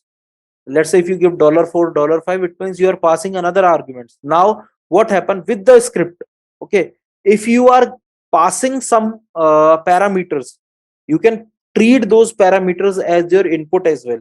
Let's say if you need to create a script where you need to pass the username. Okay, so and on the basis of that username, the respective password should be printed. So you can use such kind of a argument, but these methods are generally not being used in day-to-day operations. But it is my responsibility to make yourself aware that there is something called special variables in shell scripting as well, because most of the use cases we can easily achieve whatever the theoretical and the practical sessions that we have discussed. Okay, now let's go on to the simply, let's say if you use the dollar, if I give an example, this one. Okay, p0. Now whatever the arguments we have, let's say if I execute this, 1 2 3 4, so we are going to get all the arguments here. Okay, now let's say if we want to check that how many arguments we have passed in our script. Okay, so what you can do, you just use $hash, this one. It is going to give us how many parameters we have uh, used. So as of now, we have not given any parameter. That is why we are getting these 0 values. When we have given this, we have given 4 parameters. So we are getting this value here as 4. So it is going to give us how many uh, parameters we have. Okay. Now, same thing goes with, let's say if I use, let me delete all the above parameters. Now, let me use this thing. So to check the value. Okay. So let's say ln what uh, ls, and let's give a name pd.txt. Okay. Now sv.sh. So yeah, so here you can see when I execute this script, it says that there is no script with the name, there is no file with the name of dd.txt. So that is why we are getting some random exit value here. Okay, so let's say if I give a value of a file which already exists, then what is the output we are going to get for this? Let's say I'll give the disk.sh. Disk.sh. Now let me execute my script again. So here you can see I'm getting the argument as 0. So I again, whenever you are getting the argument 0, it means your script has executed perfectly. But if you are getting any other argument instead of 0, it means that there is some issue with your script. Okay, you need to verify that whether the script that you have created is a correct script, or it does not have any kind of a syntax error. So in this manner you can simply check. Okay, now let's say if you want to use the PID, then we can use the double dollar with this double dollar. Now let's execute this script shsv.sh. So the PID for this script is 460T 4608. It means this, because each and whenever we are executing a script, each and every script is going to have its own PID. Let's say as we are not using any background process, so here you can see that we have not executed any background process. So that is why it is not giving any PID associated with this. So these are, you can use the similar with the other PID this as well. So it means, let's say if I use this dollar $PWD. Now let's see what is the, so here it is going to give us, this is your PID. When I execute the PWD, you can see that the present working directory for this script is /root. So guys, in this manner, you can use your special variables to be used in shell scripting. You can use this CLA as well. I have just shown you the example. Let's say for CLA, what you have to do, ** dollar star dollar star. Okay, now let's execute this script. So we have used these arguments only before the dollar. So that is why we are, these are the all arguments that we have used in our script. So that is why we are getting these things only in our script. So this is related to your CLA. Now let's say if we have this thing, this is also done. Yeah, so all of these we have used, guys. You can see that. So this is all about your special variables. any kind of a doubt you have, do let me know for this. So now another example we can use is, let's see, if I use dollar. So here we are getting some random path.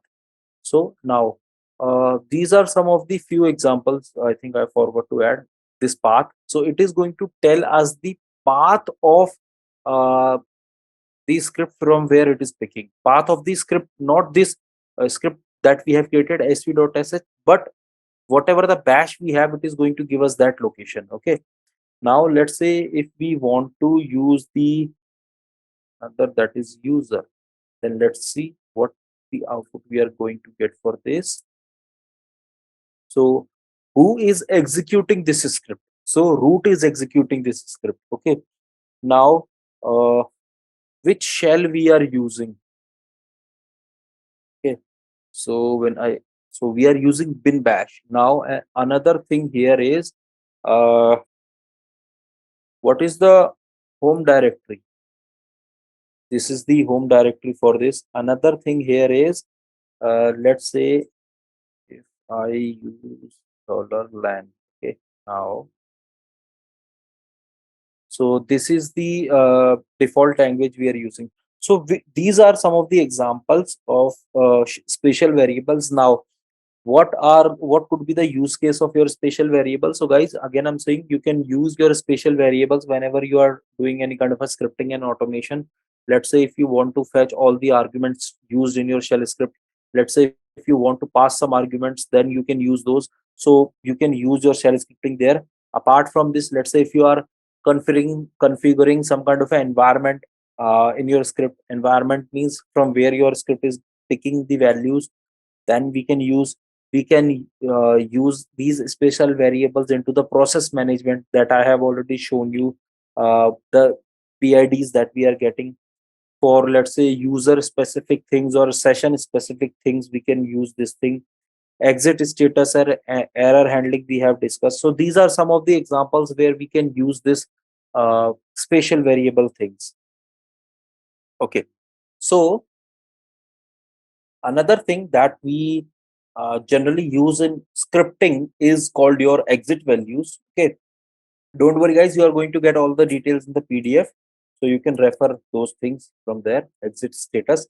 Now, what exit status is actually? Exit status is going to tell you that the script that you have executed or the command that you have executed, is it a legitimate command or not? Or the command that you have executed is successfully executed or not. Let's say if it executed successfully, then you are going to get the exit code as 0. Let's say if it is not successfully, then it can vary from 1 to 255. Okay. So if I say how many exit status are there, simply you can say exit status varies from 0 to 255. But most of the things we are going to use the exit status as 0 and 1. 0 means if the execution of the script is successful, then we are going to get the exit status as 0. If it is not, then we are going to get the exit status as let's say any random. So let's take an example for this. Vim exit.sh. Let's say ls, and let's take an example of a script which does not exist, dd.txt. Okay. Now let's check if the file,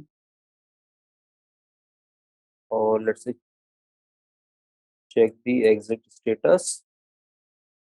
Okay, this one. Now if what dollar, okay, equals to 0, if then then do what? Echo the command is successful. Successful. Okay. Else echo what it is not, or let's say error occurred. Error occurred. Okay. If I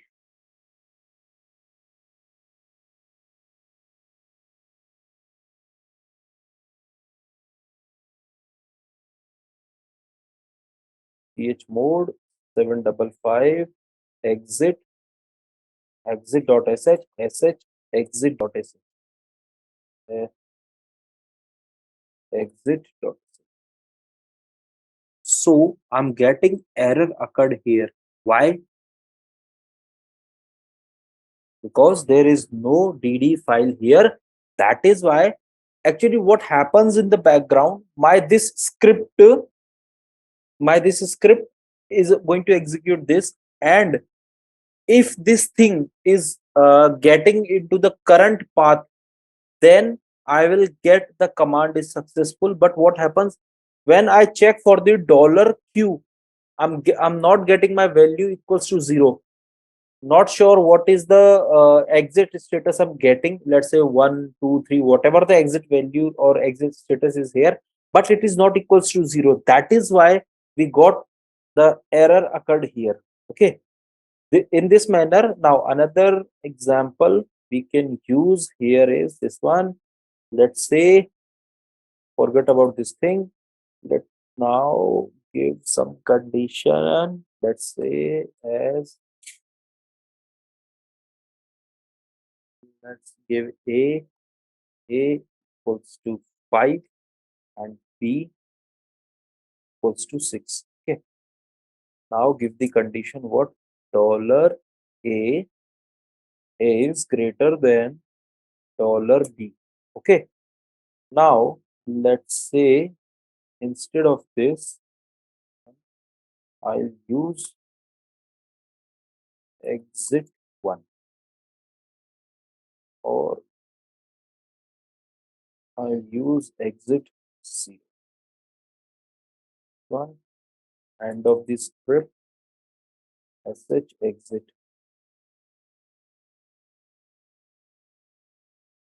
I have not received the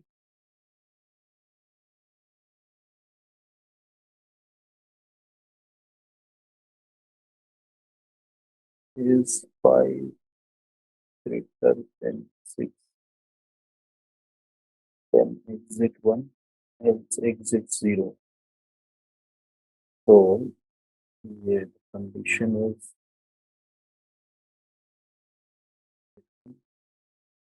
let's say if I use b is greater than b,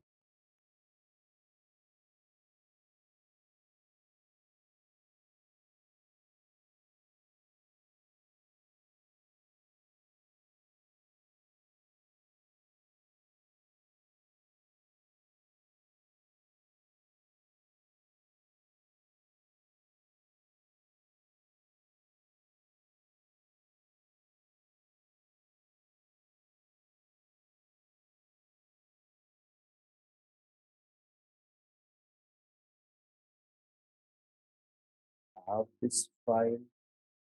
Guys, are you aware with this operator? We have already discussed.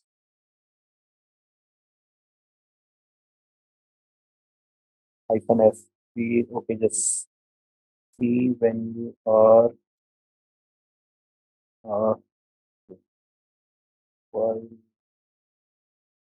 let's say it's the subject file exist. So file exist, then do exit 0. This one, else what else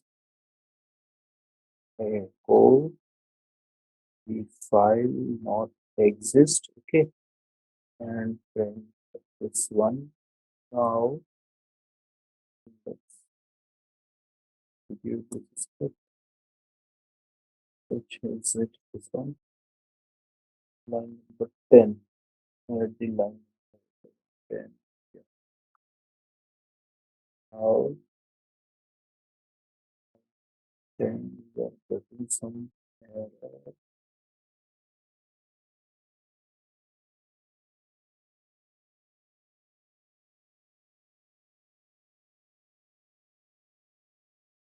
So here we are getting file exit and we are getting the exit code as 0 as well. So it means there is no issue with our script. Let's say if I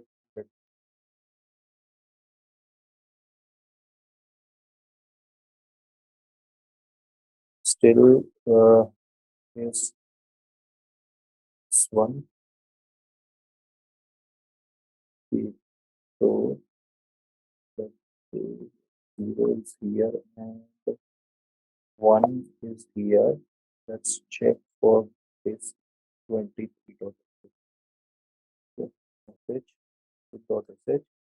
So here we can see that our file is not here. That is why we get this echo here. So in this manner, guys, you can use the exit value in your code. Now, let's say if you have any examples, then let me know. Otherwise, I'll process to other topic.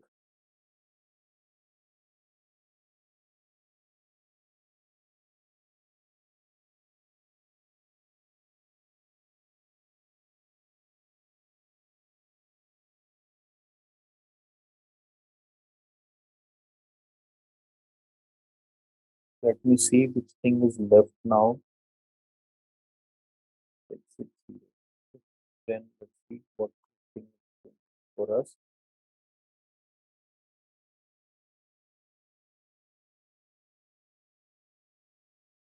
Move 755 X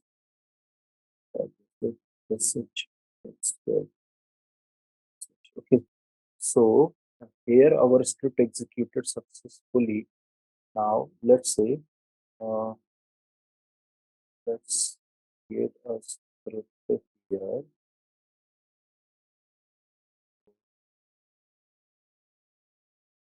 In bash exit underscore status equals to dollar question mark. So now let's say if what if the dollar exit underscore status is equal to 0. Okay, then what echo the script is success. Okay, else echo what it is fail. Okay, it is fail. Now if I then do before this we need to give some space here. This one now switch mode message. So the script is getting failed. The reason here is because at the line number 5 there is some error with the binary operator. Okay. Now let's see this one. First of all, I will okay. Yeah. Should be this. Okay. And let's try to call the dollar exit underscore status. Now let's sh x dot sh. So the script is successful. Let's do one thing. Let's make some changes like this. Okay. So now I give this thing. So here we got the just a second. Now we are getting some error. That is why we got let's change equals to. Now let's try to. So here you can see we can simply the help of the status exit status. Now your exit status can be referred as written codes as well. Let's say if anyone is asking you what is a return code and what is a exit status code in shell script, then you have to simply say there is not much difference between them. Both of the things are going to tell you whether the script you have created is uh, successfully executed or not. If it is, then uh, we will get the exit code 0. If exit code 1, that then definitely there is some error with your script. Okay. Now, so even guys, each and every exit code is having uh, although instead of 0 any other exit code means that there is some issue with the file. Now what kind of a issue related to, let's say if we say exit code 0, it means that our file is successfully executed. Let's say if we are getting exit code as 1, means that there are some errors into our script. Let's say if we are getting error exit code 2, then it means that we have either done something, let's say some incorrect thing we have passed into our shell script. Okay. Whereas, let's say we have mentioned any command into our shell script. Okay. Now what happened? And we also called the exit status into our shell script. So if we are getting the exit code as 127, then it means that the command that we have used into our script is example. We can see that what kind of these are the four major examples that we can use in our day-to-day life. Okay. Now let me see. Okay. So if no doubt, then guys, this is all for the shell script. Okay. Now the all the dice is at your end. Now you have to do the practice for shell scripting. The basics, the concept, whatever a shell scripting will have, I have demonstrated you. Now just wait for some time. Allow me some time. I'll check for the all the related scripts, then you can go through them and you can do the practice by your own. Let's say you don't want to wait for that time, you want to do the practice by your own, then what you can do, you can go onto the lead codes and you can simply check. Okay. And let me just see your syllabus, that is anything is left. So guys, this is all that generally a shell scripting will consist of. Now if I say we have covered up basic shell scripting, theoretical of shell scripting. Apart from this, we have covered up the automation with shell scripting. By the end of this week, you are going to get the PDF. Just go through that PDF and you can reach me out at any time if you face any issue. The next topic that we can have will be AWS. So before starting with the AWS, who have created their AWS account, then that is good.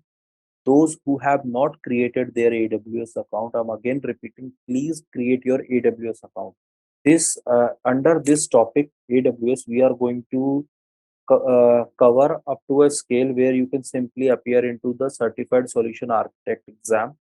The whole topic will be from the Certified Solution Architect. I'm not saying that I'm going to cover up all the small to small topic for CSA, but yes, simply you can appear into the, after whatever the things that we are going to discuss, you can simply appear into the AWS Cloud Practitioner exam. Okay, Cloud Practitioner, then AWS Certified Solution Architect exam. In these two exams, you can simply appear after covering up this AWS module. Now, under this AWS module, we are going to cover up, let's say, IAM, Route 53, okay, yeah, Route 53, VPC, EC2, EC2, ELB or load balancer, we can say S3, then we can say RDS. So these are the topics that we are going to cover up.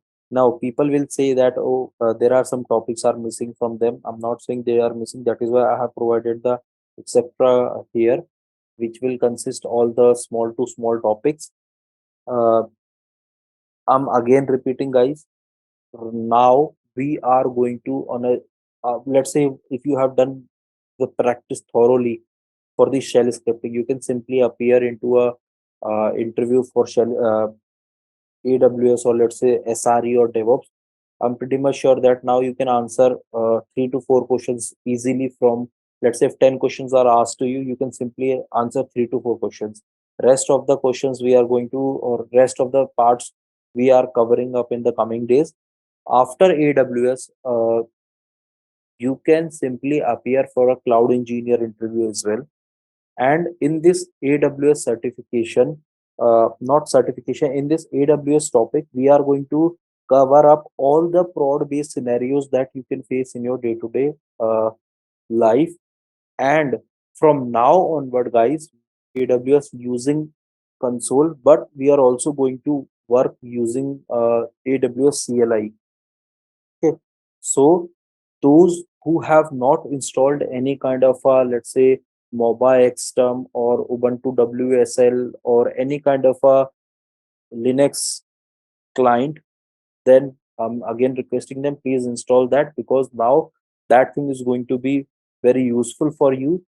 And after that we are going to and here right now what we are doing, whatever the servers we are creating right now, we are creating those servers into the public DNS or public VPC. But now, after some time, when we will discuss about the VPC, we are going to create our resources into the custom VPC.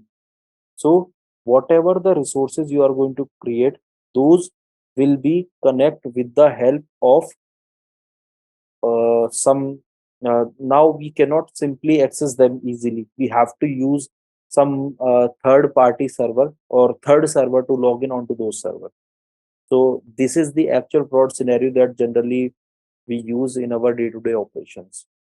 And whatever the production based scenarios that I'm talking to you, people will say that, oh yeah, we have not faced this scenario, we have not faced this scenario.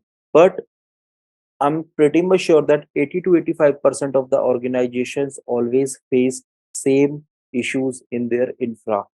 Let's say if a company is there who is having around 10 servers, they will definitely face some of the same issues. And if there is an organization who is having 10,000 servers, definitely they are going to face the same kind of a issue. Because for an example, if there is a CPU utilization, okay, then the CPU utilization will definitely be on the 10 servers as well as on 10,000 servers. If there is some memory issue, that will be same. There is some network latency, that will be same. Few percent can be changed depending on the criticality of your infra, depending on the architecture of your infra, but rest of the things always remains same in IT.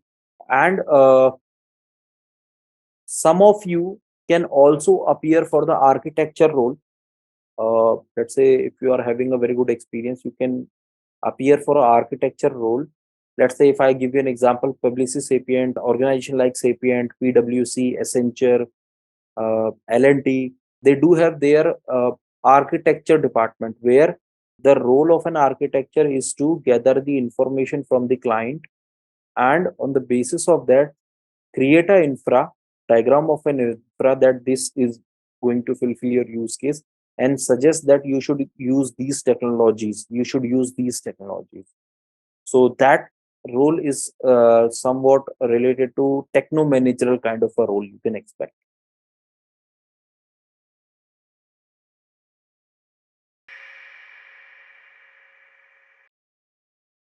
Next service, which is EC2. Okay, so what is an EC2? It is for Elastic Compute Cloud. Okay, so this is called EC2, Elastic Compute Cloud. Now what this service is related to, so this EC2 is providing you the virtual Linux, or you can say virtual servers.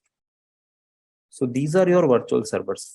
So the EC2 was launched to just completely subtract the physical server provisions, or let's say hardware provisioning criteria. Now what is happening?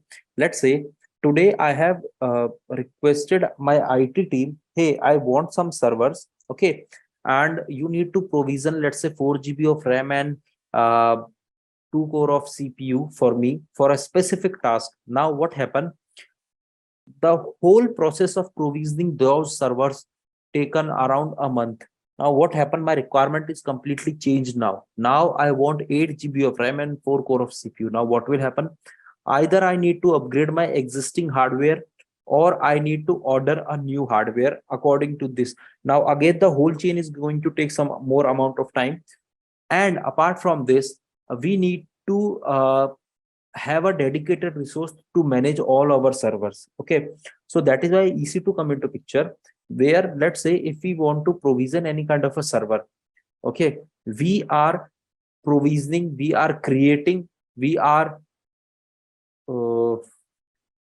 what I was the exact term for that, spinning. Yeah, so we are spinning our servers on as per the demand. And let's say we are not paying for the time where we are not using our resources. We are only paying for the paying as you go model. So this model where you are only paying for the time that you are using the resources is called the pay as you go model. So this thing is related to the EC2. Now you will say that's although EC2 is seems quite simpler for us, because we simply need to log in onto the EC2 management console. We just have to launch the instance and that's it. So the answer to this, no, that is not complete thing. There are different things that we should know before launching any instance, because right now, although we are completely new to DevOps, but once you become a DevOps engineer, it is your responsibility to have a cost optimization as well.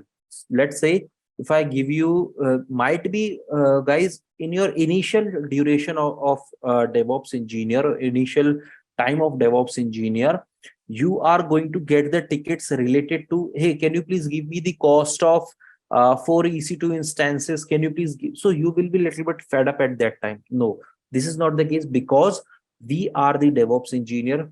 From creating infra to the cost optimization, the whole responsibilities we are managing. Even you will surprised to know that whenever you are mentioning about the cloud in your resume, you have to mention a point where you are mentioning the how do you, or how you have achieved the cost optimization in AWS.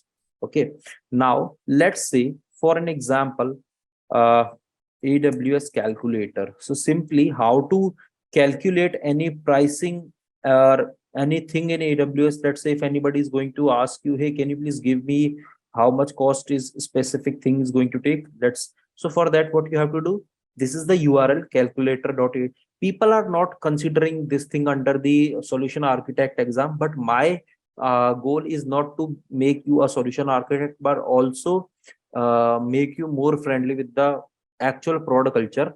So let's say if anybody is going to ask you, hey, can you please give me the cost of any AWS resource? So for that, what you have to do, create estimate. So this is little bit, you can see your estimated value. Okay, now you have to select your region. Okay, let's say if I'll consider Mumbai. Now you have to select Mumbai. Now you have to select the service as well. Let's say I am selecting Amazon EC2. Okay, this service. Let me click on configure. Now under this configure page, you are getting few forms that you need to fill. Reason we have selected tenancy. Now here there are two kind of a tenancies are available. So guys, please listen to all the words carefully, because most of your uh, questions related to the provisioning EC2 instance are going to be solved here. Okay, so before this, we have let's say workloads, daily spike traffic, weekly spike traffic, monthly spike traffic, how many instances we required, what kind of a instance family we required, and what kind of a what is our instance family here. Okay, apart from this, what is vCPU? All whenever we are discussing about let's say any cloud, or not any cloud, any physical vendor. Yeah. So here you can see we are getting the vCPU. Why vCPU? Why we are not getting CPU here? Okay, so the reason here why vCPU, because in cloud everything is virtual for us. So that is why instead of having the vCPU, having the CPU, we are considering the vCPU here. Okay, because I mean, now you will definitely going to ask a question, then why we are not mentioning the V memory here? The reason is that because virtual memory is already a concept in Linux that we have discussed, but virtual CPUs, there is no concept like that. So that is why whenever we are talking in terms of cloud, then we always use the vCPU, that is virtual CPUs. Okay, the memory, network performance. Now, what is network performance? When you become a solution architect or when you become a DevOps engineer, you always ask any team member before provisioning the infra that what is your network throughput you required, how many things. Yeah. So what could be your expected traffic that you can might get on your application? So these kind of a things that you need to ask with your team. Okay, now let's say again, here you can see we are getting instance name. Here you can see that we are getting some R6 GD medium, C6 C63, like that. So these are nothing but these are the instance families. So we have to select our instances according to our use case. In your interviews, people are going to ask you, hey, you need to provision a database server which required some kind of a memory related operations. Now, which instance family you are going to select at that time? So definitely when you are preparing for the solution architect exam, or when you are looking to sit in any interview of DevOps engineer, definitely you are going to face such kind of a questions. Okay. Now, here another things are what is compute saving plan, EC2 plans, on demand, spot instances. So all these things are here. So let's discuss uh, one by one here. So before that, just wanted to know that any questions you have as of now. Let's start the first one. So guys, whenever we are discussing about the tenancy, we are getting three options here. One is shared, second is dedicated instance, and third is your dedicated host. Question can be asked to you, what is the difference between dedicated instance and what is difference between dedicated host? Okay, so let's discuss with for each and every point. Okay, uh, the first one, shared instances. So shared instances, this is the default tenancy that AWS provides. Okay, now according to this, when you have multiple AWS accounts, okay, those AWS accounts are using the same physical hardware. This thing is called shared instance. Let's say you are working in an organization A, and Akbar is working in an organization B, and Min is working in organization C. Now they have selected their tenancy as shared instance. So as they have selected their tenancy as shared instance, there will be a chance, I mean, whatever the resources they are using, they might be or they may be sharing the same physical hardware in the backend. For an example, let's say if Min selecting EC2 instance and Yashan is also selecting EC2 instance in his organization, and for an example, let's say Akmal is also selecting a EC2 instance with shared instance tenancy, then what will happen? This is an example. This is your this is for Akmal, this is for Min, and this is for Yashan. Now this is your AWS data center, and this is one of the rack under your AWS data center. Now what will happen when all of the three accounts are using the shared tenancy? It means that there will be a probability that all the three accounts are using the same physical hardware.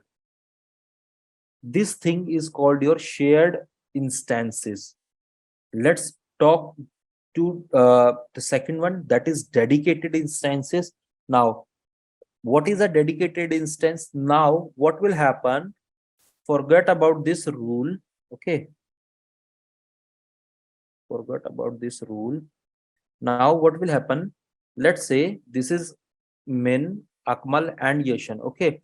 Now they have selected the dedicated instances. So this is the, let's say this is the Mumbai region of AWS. Okay.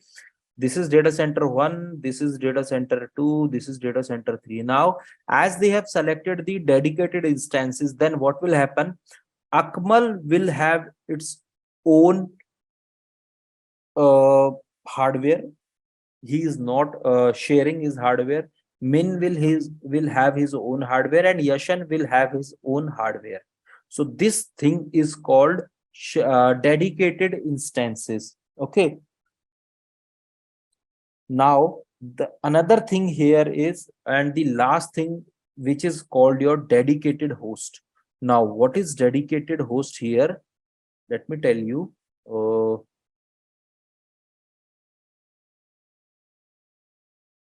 First of all, so guys, this thing is also covering your EC2 part as well. So please, you can stop me at any point where you are not getting the things. Okay. Now let's say we have discussed the shared resource, dedicated instance, and now the third is your dedicated host. This is your one user, this is another account, this is another account. This is your AWS resource, this is your AWS data center. Consider this as Mumbai region. Now this is your dedicated host, this is your dedicated host, and this is your dedicated host. Now what will happen when you selected a dedicated host? Akmal will utilize this complete host, means he is this host is completely dedicated for Akmal only.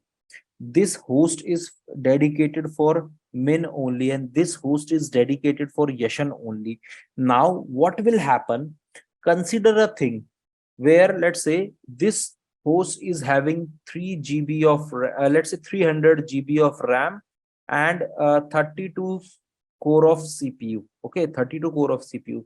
Now what is the difference between you can say a dedicated host and a dedicated instance is, generally your dedicated host will give you an additional visibility. So, and means you can say it will have more control over your resources as compared to dedicated instances. Means, let's say if you are using dedicated host, you are having 300 GB of RAM, you are having 32 GB of 32 core of CPU. Now for consider an example that your 18 core is only being utilized and here only 250 GB is used. Now what will happen? Your remaining 14 core and remaining 50 GB will waste here. Why? Because you have selected dedicated host here.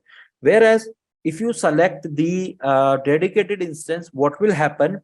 If you are using 18 core CPU, the remaining 14 will assign to other resources that you are creating.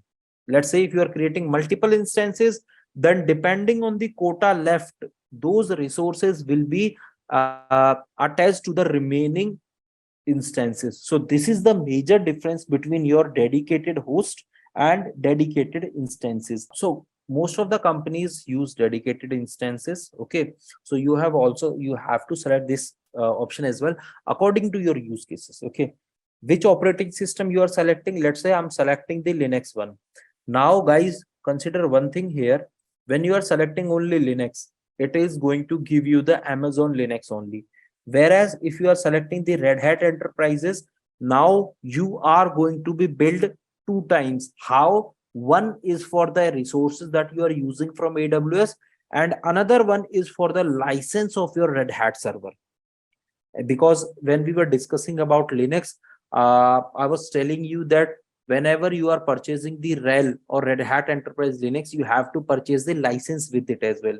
As you know that this platform is public, so they cannot give you the free version of Red Hat.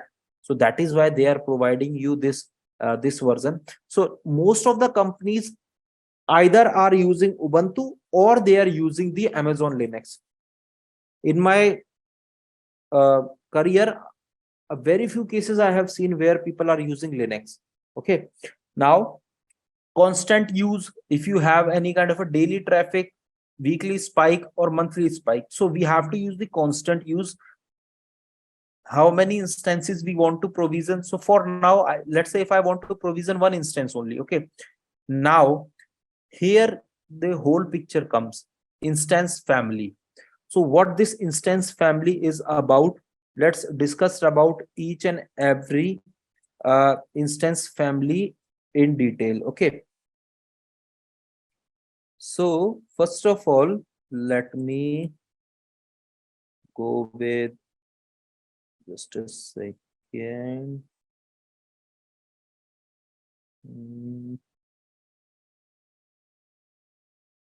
Okay, now let's, the most of the companies are using this family, that is T family. Noting all the things here. Okay,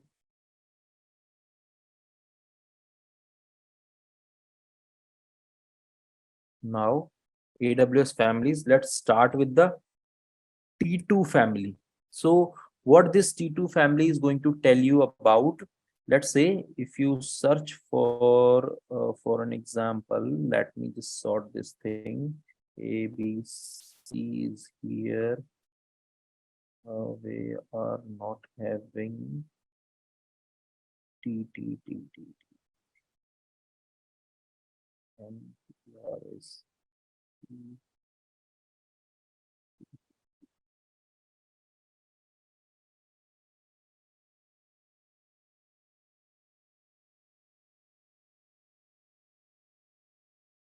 Just a second.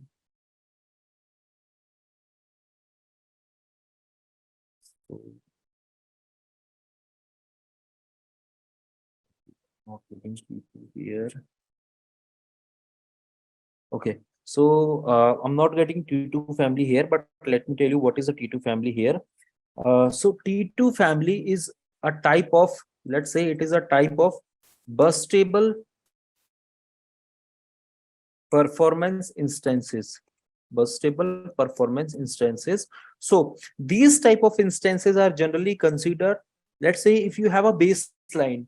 So let's say if you are using a 2 core of CPU and 4 GB of RAM, now your application sudden got a spike. Now what happened, your utilization goes above some kind of a baseline of CPU or some kind of a threshold value of CPU. Now what happened, there will be a chance that at that time those instances will either stop or restart. So this kind of a family is called T2, or you can say T2 type of family. So yeah, so this is the so these, why people consider these kind of instances, because these kind of instances are a little bit cheaper in as compared to the other AWS resources. Okay, now another thing here is, now I, although I'm not getting this T2 completely here, T2. Okay, so let's jump on to the T3 family. Okay, the other family in the instance type in T3. So here guys, you can see we are getting T3 family. So what is this T3 family is about? So the T3 family is a new generation or new type of burstable instances. I'm again repeating, the concept of burst is similar, but it is a newer generation of burstable instances. Okay, now what are the features generally of such kind of a instances? The very first is they are using some kind of a Skylake processors. Okay, these are burstable. Let's say if you have a threshold value with that, then after some threshold value these instances might get shoot up and restart. Okay, these are a little bit cheaper as compared to in day-to-day operation. Now where you can use such kind of instances, you can use such kind of instances where you have the medium size of databases. Okay, when you have a smaller applications, when you have the development environments, you have some code repositories. So for a higher critical business, it is a best practice to avoid such kind of instances. Okay, so those are called the T3 type of instances. Now you can see T3 nano, T3 micro, medium, large. So these things are T3 nano means 2 virtual CPUs and 0.5 GB of RAM. 2 virtual CPUs, 1 GB of RAM. So let's say if anybody is going to ask you, hey, can you please convert my instance to T3.2x large? It means that he wants your specification as 8 core CPU and 32 GB of RAM. Okay, so these are the difference. This is your T3 family. Now the another family is called your so all these things or all these instances are considered under the general purpose instances. Okay, so I'll provide you the sheet for all the general purpose compute optimized, memory optimized instances along with the use cases of them. Okay, so you can refer them. Now another thing that you can consider here is let's say we consider the compute optimized. So if any instance which is having C associated with it, it means it is a compute optimized. Okay, now what is a compute optimized instances? So let's say if you have an application which requires some high performance processors. Okay, let's say some you are creating some scientific modeling projects. Let's say you require some gaming servers. So where the let's say where the CPU utilization is higher, then you have to choose the C type of family of instances. Okay, now apart from this, the other thing is your whenever you get M, not M, we can say whenever you get R, then the R instances, any instance which start with R, so those are memory optimized instances. So what are memory optimized? You have some instances which require the larger amount of memories to be used. For an example, some sorting kind of a algos you want to create, some kind of a let's say let's say if you are creating a software for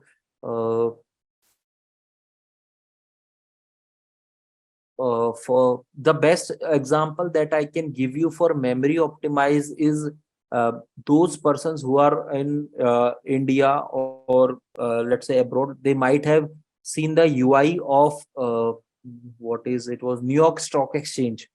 So the server which is running behind at the New York Stock Exchange are memory optimized. Why? Because they require a higher memory for their instances to work.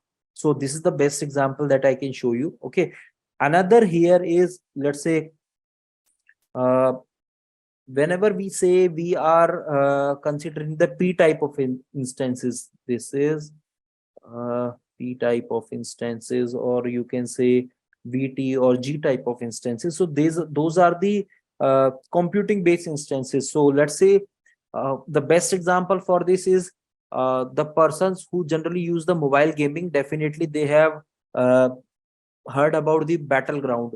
So the complete battleground servers are on the accelerated computing type of instances where they require the higher hardwares, good processors, good functions, NVIDIA graphics associated with it.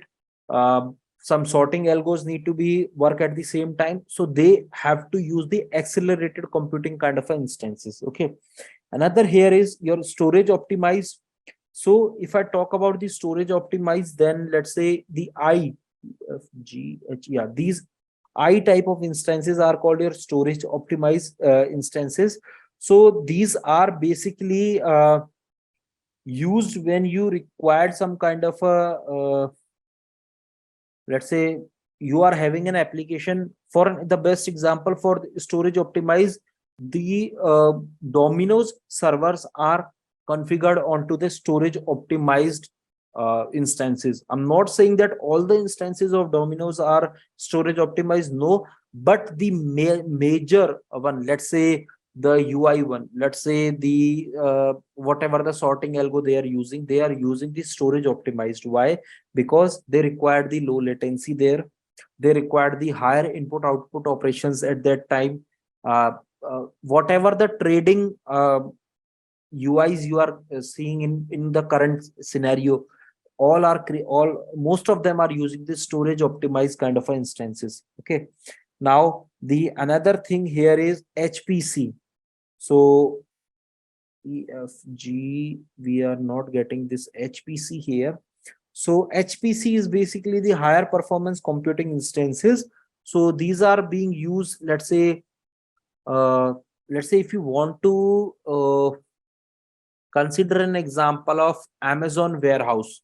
So there they require the they are doing the complex simulations over there. They are uh, using the deep learning over there. So in that scenario, they are using the HPC optimized instances. Okay. Now, so let's say here I'm selecting the instance family T3. Let me select the CPU as let's say 2, and let me select the memory as 4 GB, and network performance, let's say any network performance I'm considering here. So here either you can select the family, or simply what you can do, select, let's say I'm selecting the T3 medium, because this is the smallest type of instances that right now I'm having. So when I scroll it here, you can see that AWS says that if you are going with this approach and your instances are working hourly, then let's say 60% of the cost we are saving in this scenario. Okay. Now what is happening here, although AWS is providing 60% of air, but after doing, or after adding some taxes, or uh, let's say uh, transaction charge, so it all cost around 30 to 20 to 30%.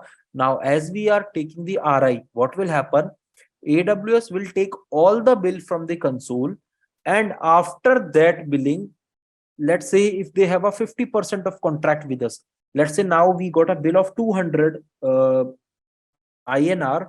After the contract, we will get a bill of 100, which will not be visible to us on our console. This will only be available to our accounts team, or whatever the person who is, or there is always a dedicated person from the any cloud vendor, which is called your TAM, that is technical account manager. So he's the one who is handling all your requests related to your cost, to your services, and whatever the after sale support. Okay. Now let's say if I select the T3 medium. Okay. So here when I'm selecting T3 medium, it says that this is done. One instances we are selecting. Okay. Now let's say if we are selecting the on demand, so it says that expected is this one. So now here you can see the guys, the thing that I was talking to you, standard reserve instance and convertible reserve instances. Now under this, if I say on demand means my utilization will be going 24/7, whereas spot instances means that AWS will do a bidding process. Okay. Now under that bidding process, what will happen, let's say today your instance cost around 100 USD. Tomorrow this changes to 98 USD, but AWS is going to bill you 100 USD only. But after some time, what will happen, your instance cost around 120 USD. Now at this time, what AWS will do, AWS will ask you, hey, the instance that you have asked with the spot instance is, you have asked on 100 USD basis, but right now this instance cost around 120 USD. I'm giving you some certain amount of time. If you want to avail the facility, kindly increase your bid, else I will terminate your instance. Okay. So this is the concept of spot instance. Whereas in on demand, my instance will not be affected, because I'm going to pay for what I have subscribed. Now here, standard reserve instance. So let's say there is a term of 1 year, 3 year that we were discussing. Now payment option, no upfront, means I'm not paying anything in advance to them. Partial upfront means I'm paying 50% of the amount to them. All upfront means I'm providing all whatever the approx value I have, I'm providing all the payment to them in advance. Whenever we are providing our payment in advance, AWS is going to give us some kind of a discount as well. Okay. Now let's say here all the things are done. So we have selected the on-demand instance. This is storage if we required, let's say. So it says that the instance that I have subscribed is this one. Okay. Now here, say, okay, number of instances I have selected 1. This is the operating system. So I'm going to pay around 1,494 USD for monthly of this instance. Now when I see the show details, it is going to give me the breakup of the bill. Okay, so in this manner, guys, you can simply see that how generally, or now let's say if you want to attach some disk with this, let's say if you want to attach some elastic IP, so you will add all those things and you can see your billing according to that. This is generally not your task to create the bill for each and every service. This is a task of your let's say what I was saying. This is the task of your team, accounts team, but you have to tell them this thing as well. Okay, that if anybody is going to ask you, you can simply see and you can share this thing with them. Now here you can see that when we selected this as shared instance, okay, now under the shared instance, this is around 31.54 USD. Now as you are using the multiple AWS accounts, so you can go with the shared instance approach, and you can see that when you click on T3 Nano and all those things, depending on your use cases, you can simply see that now it is costing around 36 USD. Now it is costing around whatever the instance you are choosing, so the cost is going to increase according to that. So now your one instance is going to cost you around 66 USD. Okay, now yeah, so this, in this manner, guys, you can calculate your billing. Now if no doubts, let's go on to, you instead of EC2 you can select your other resources as well. Just select your service from here, select your service, and you can create your own billing mechanism. Okay, now let's say we are discussing about the instances. So we have discussed about the instance families. Under instances we do have dashboard, we do have events limit, we do have spot request, saving plan. So the things that we are going to discuss here will be auto scaling, the target group, load balancer, key pairs, placement group, elastic IP security group, lifecycle manager, snapshot volume, AMIs, and instances and instance type we have already discussed. Now let's discuss about each and every UI of our EC2 instance. So this is your UI of EC2 instance. When you click on this launch instance, guys, under this launch instance, you are going to get the very first, you have to give your name, you have to give the name of your EC2 instance. Okay, after that it is going to ask you application and OS images. So from now onwards, if I ask you, hey, you need to select that AMI means Amazon machine image. Two kind of AMIs are there. One is your custom AMI, which you are going to create by your own. Second is your default AMI, which AWS is providing you. How to create a custom AMI, I'll tell you that as well. Okay, now under here, here you can see Amazon Linux, Mac OS. So whatever the version you will select here, you can create the instance accordingly. Okay, now architecture will be 86 and 8-bit ARM. So majority of the time you have to select the this 64-bit architecture with x86, because most of the packages are related with this. Okay, another here instance type you have to select, that we have discussed. Now key pair, why key is important, can anybody tell me? Because we have discussed this thing in a very detail in our Linux chapter. This is our VPC network. So this is the default network. Okay, just a second. So this is our default VPC. The subnet, we have not selected any subnet. Auto assign public IP. Now auto assign public IP, when we enable this thing, the very first thing, this auto assign public IP feature will only be available when you are using the default VPC or default VPC. If you use a custom VPC, you are not going to get this feature, first thing. Second thing here is, this means that you want to assign a public IP with your instances so that you can connect with the help of that public IP. Okay, another thing here is, firewall and security. Now, what is a security group? So guys, security group is a virtual firewall in your AWS network. Now, those who don't know about firewall, let's say, uh, consider an example of your home. So, is there any one? I mean, can anyone? Easily, uh, let's say, come into your home without your permission, or they require your permission. So, firewall means the traffic that we are allowing on our resources will only applicable to perform the actions. Now the track in Linux, we have already discussed that in Linux, if we want to communicate, we have to use the port. I'm not sure that out of you who has referred the port PDF, but please refer it again. Now let's say if I'm allowing 443, it means which any protocol or any mechanism which is using 443 as their default port can use your application, but you are also allowing some kind of a IP to enter in your network.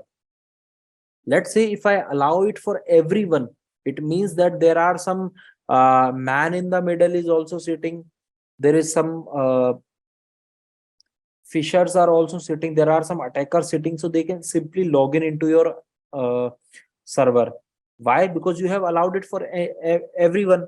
No, so that is why you have to make changes in your firewall, which is your security group, to allow or to block the access of unidentified users.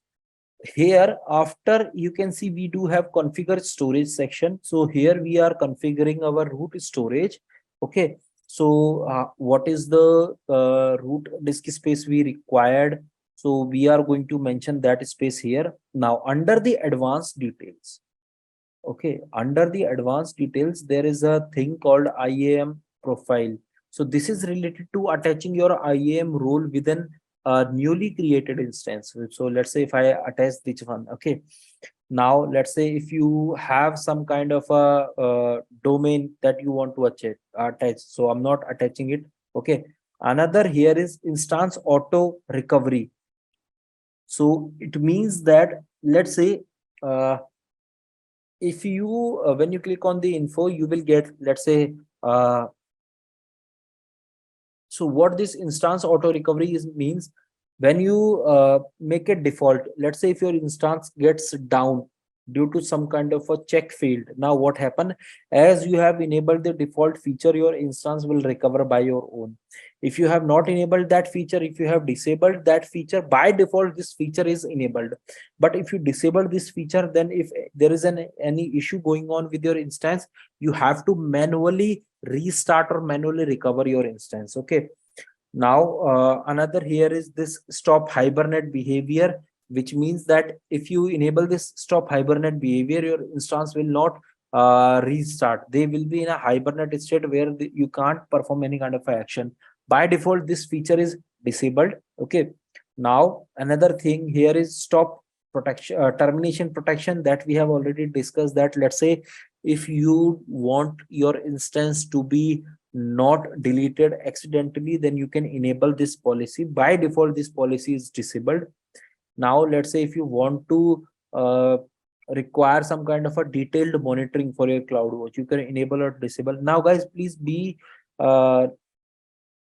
keep this thing in mind whenever you are enabling or disabling any, let's say, but the default nature of any service is disable, and if you are enabling this specific thing, then you have to pay for that as well.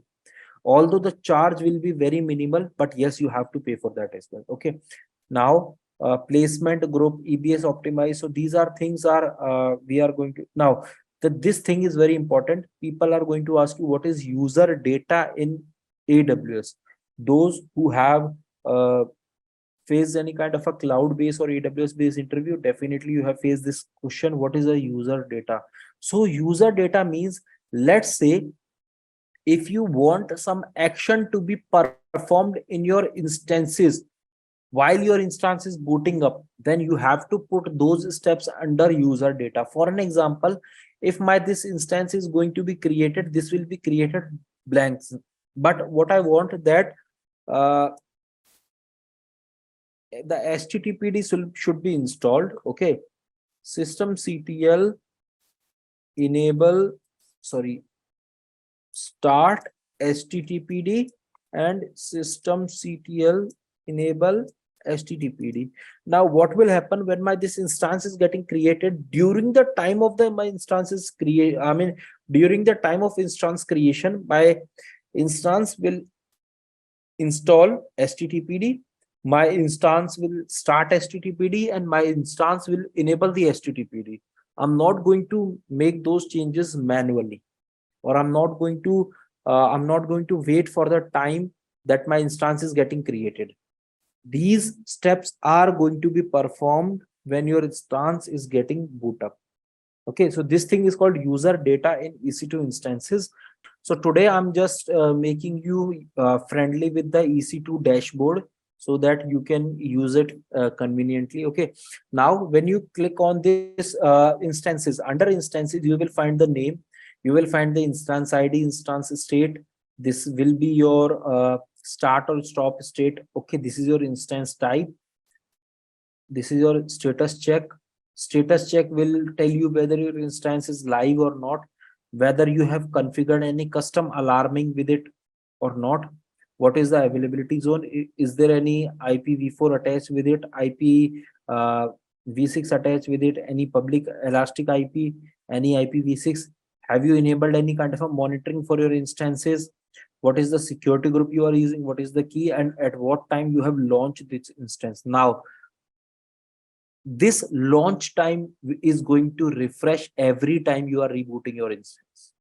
Okay, apart from this, you can customize your EC2 instance dashboard. Let's say if you don't want any other field, for an example, you don't want monitoring, security group, key name, IPv6 allows this, so you only want these things. So just confirm this.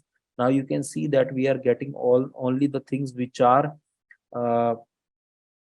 launch time, instance type, instance state, these things we are getting. Okay, now another thing here is instance state. You have to just focus on these three: stop, start, and reboot. And the another one is your terminate. Okay, stop is for stopping the instance. Start. Now let me do one more thing. Here there is a thing called actions. So under actions, we are getting instance settings. Under the instance settings, let's say if I want you to change your instance type, so for that what you have to do, select your instance. Let's say select your instance, go on to the instance settings, change instance type, select whatever the type you want, apply, and start your server. And your instances will now be in a changed instance family. Okay, now you will little bit confused, sir. Then what is about, then let's say if I am rebooting my server, then what will be the state of my services that were earlier running in my instances? So your answer to this query will be your services are going to be restarted automatically. Why? Because we have already enabled those services. If we have not enabled, then we have to do it manually. But it is a best practice whenever you are creating an instance, you are creating any service, please enable that service. Okay, now under actions, you can see when you click on instance settings, we do have other things as well. Let's say shutdown behavior, auto recovery, modify. So whatever the things that we have initially taken at the time of server provisioning and we want to make those changes, we can simply do it in instance setting. Under the networking, let's say if we want to attach and detect any kind of a network card, we can do that. If we need to change any source and destination check, we can do that. If we want to manage any kind of IP, we can do that. For the security, let's say if we want to modify some kind of a IAM, let's say if we want to change the security group, yes, we can do that. Guys, remember, the change in the security group is going to affect your all services which are installed in the server.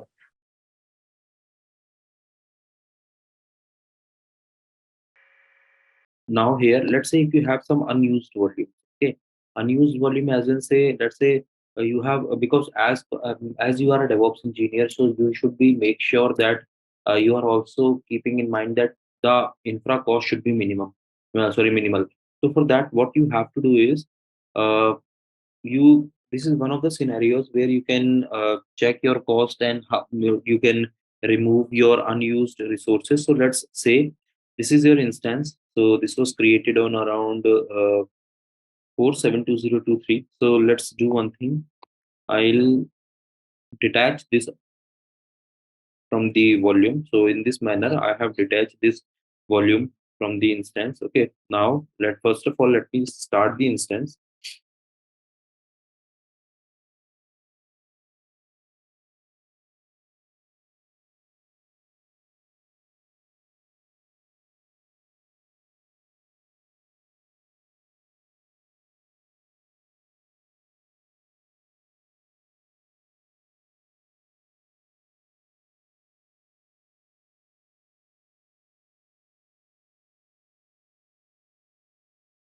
So here I got the IP. Okay. Now the its user with the server.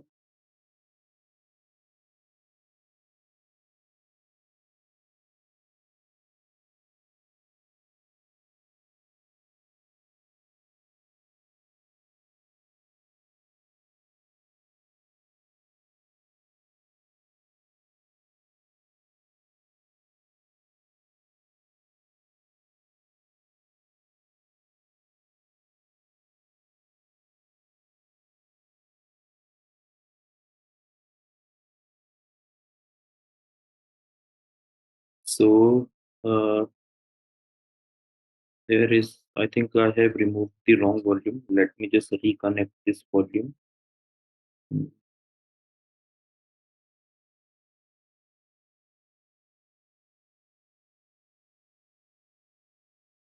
This volume is okay. Let me just refresh this.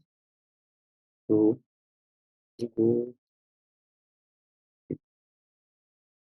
here. What I'll do, I'll attach the volume and I'll attach it with this instance. Attach the volume.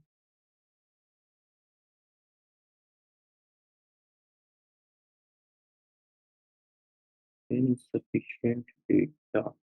Okay.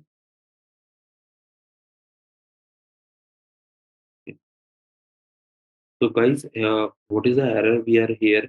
Because we have detached the root volume from the instance. Due to this, you can see that although my instance state is right now running, but status check is still initializing. So let me just restart the instance.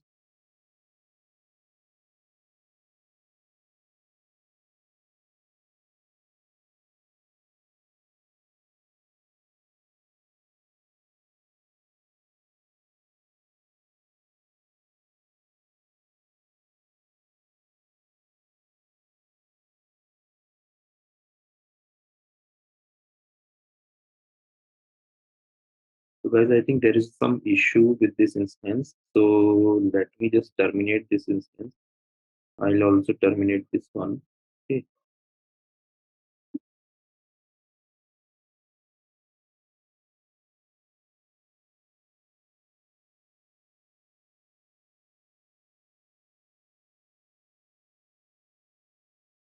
Here you can see that we have terminated the instances. Let's do one thing. Let's go on to the volumes.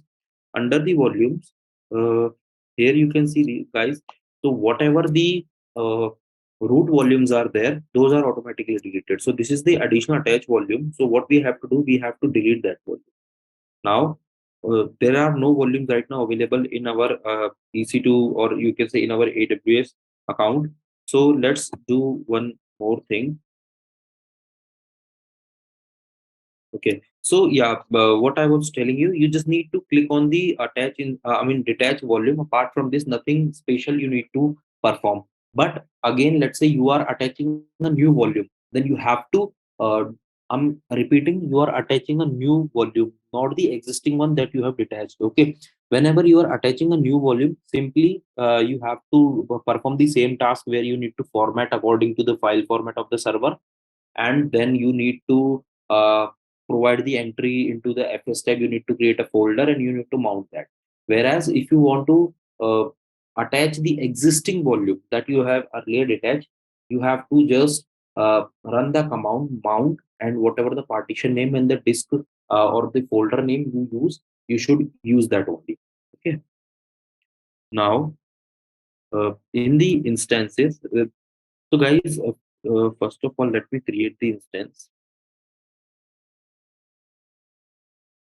I'll go on to launch instance.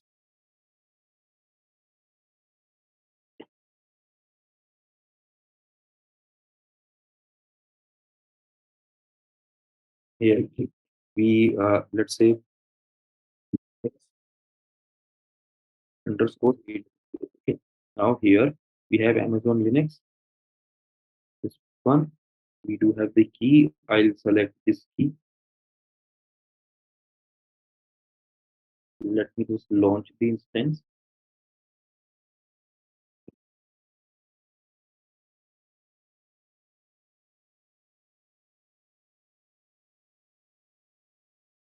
Okay. So now my instance is getting created.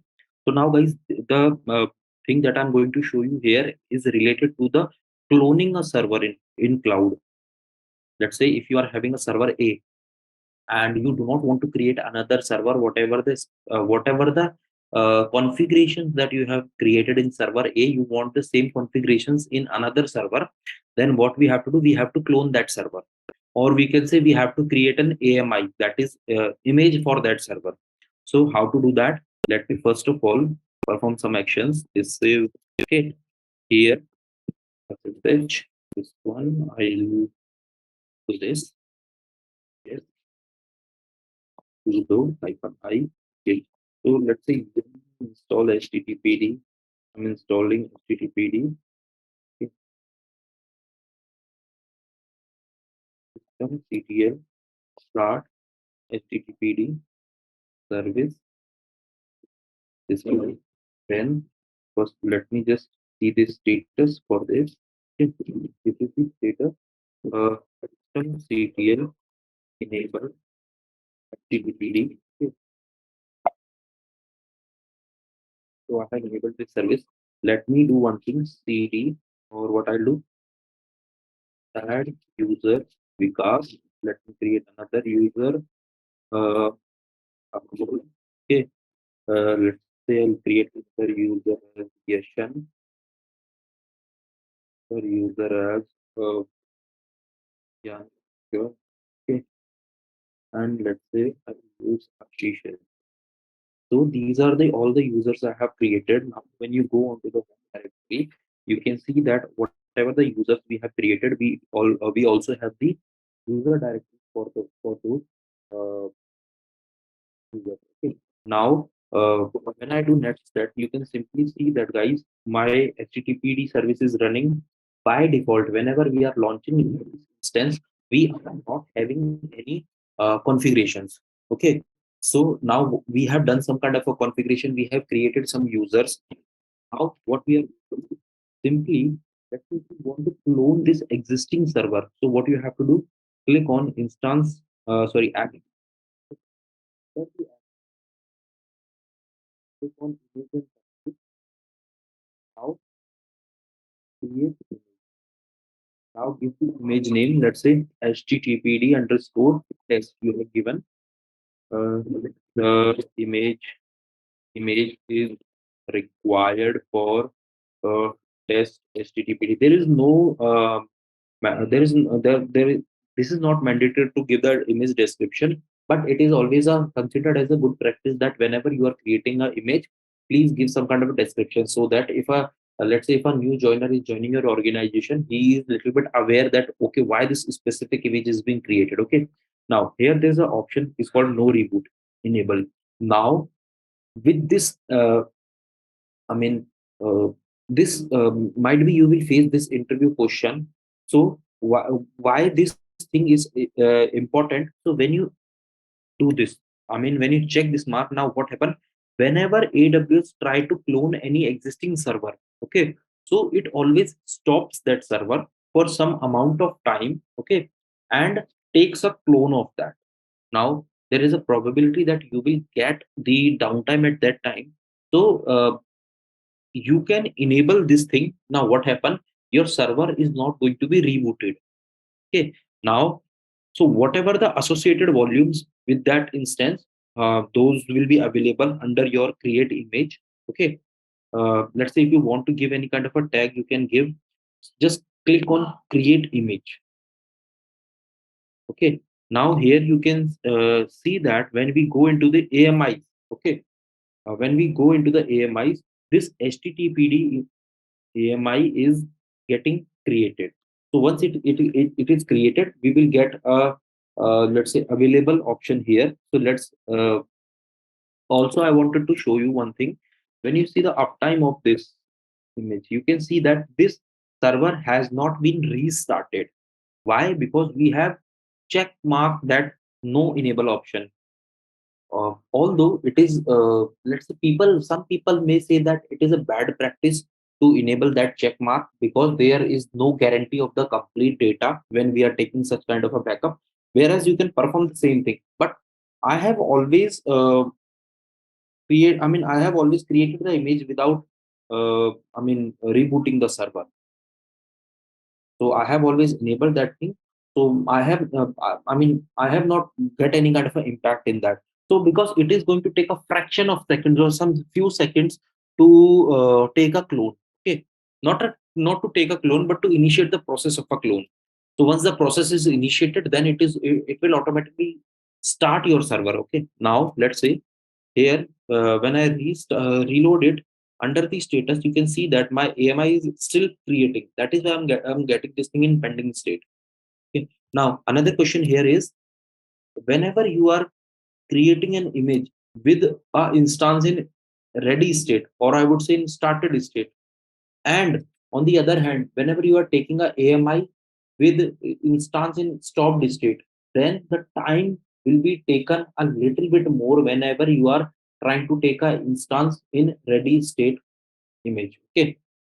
Now here you can see that our image is available. So now how to launch an instance with this image? So for that, what we have to do, click on this check mark. Just a second. This one. Go under the this thing. Another things are, let's say, if you want to deregister this AMI like this. So what is deregister and register this AMI? I'll tell you. So before that, launch instance from AMI. Okay. Under here, just give the name of the instance that you are creating. So now the whole process will be the same. Whatever the number you are giving here, your images, your instances are going to be created. Let's say if you are give 5 numbers, then your instances are going to be created 5, or let's say whatever the number you are giving. Let's say uh, created from AMI. Okay, this one. Under here, we do have T2 micro. Here you can see that, guys, earlier we were getting the AMI options. Let's say AWS AMI, say Amazon Linux AMI, Red Hat, CentOS, Ubuntu, like that. But now we are not getting anything. The reason is that because we are creating this instance with an existing AMI. Okay, that we have existing image that we have taken. Now in production, you will maximum of the time are going to take a clone, and you are going to launch your instances with that clone. You are not going to create your instances from the scratch.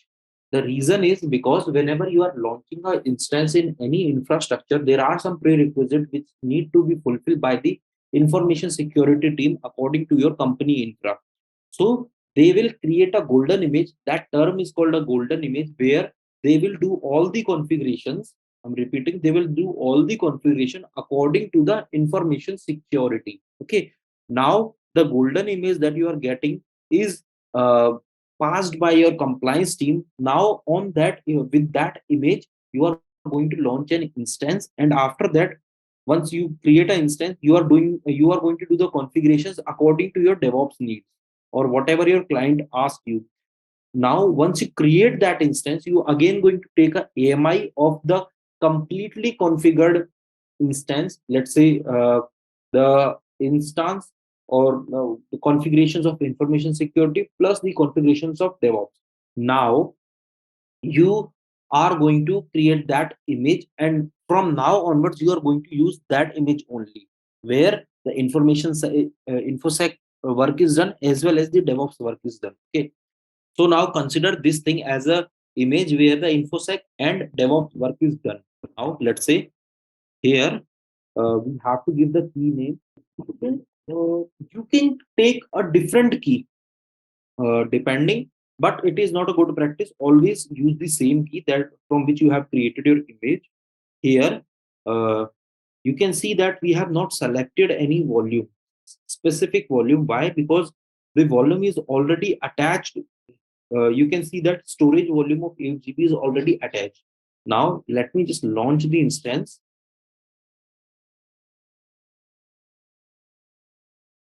Okay, now guys, when you click on this instance,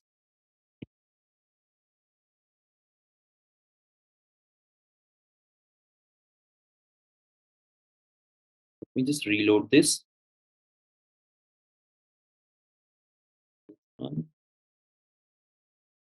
This instance is getting initialized, and don't worry, you need not to terminate this instance again and again, because those are already terminated. It is going to take some amount of time to refresh your dashboard. Okay, now my instance is getting created. Let me just connect with the instance.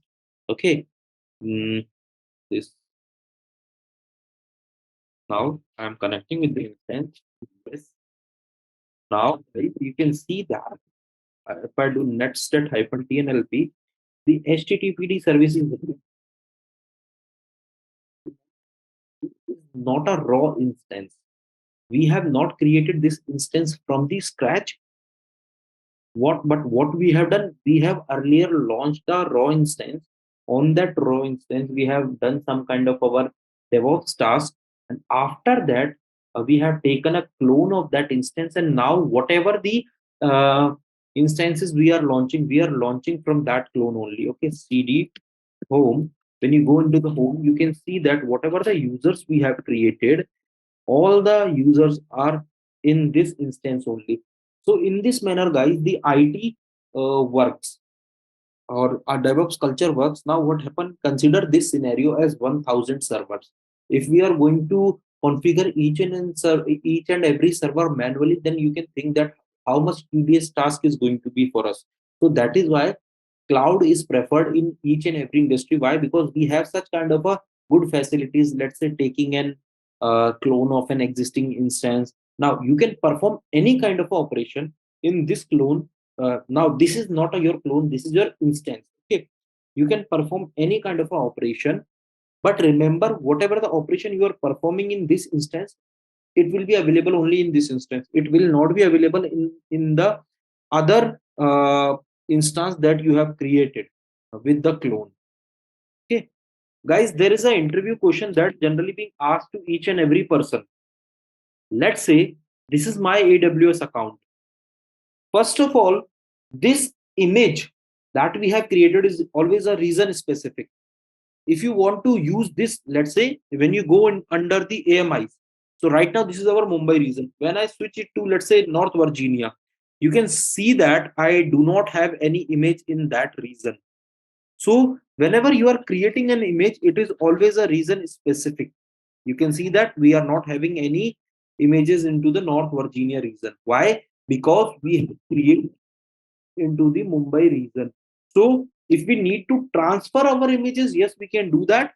But always interviewer is going to ask you this question.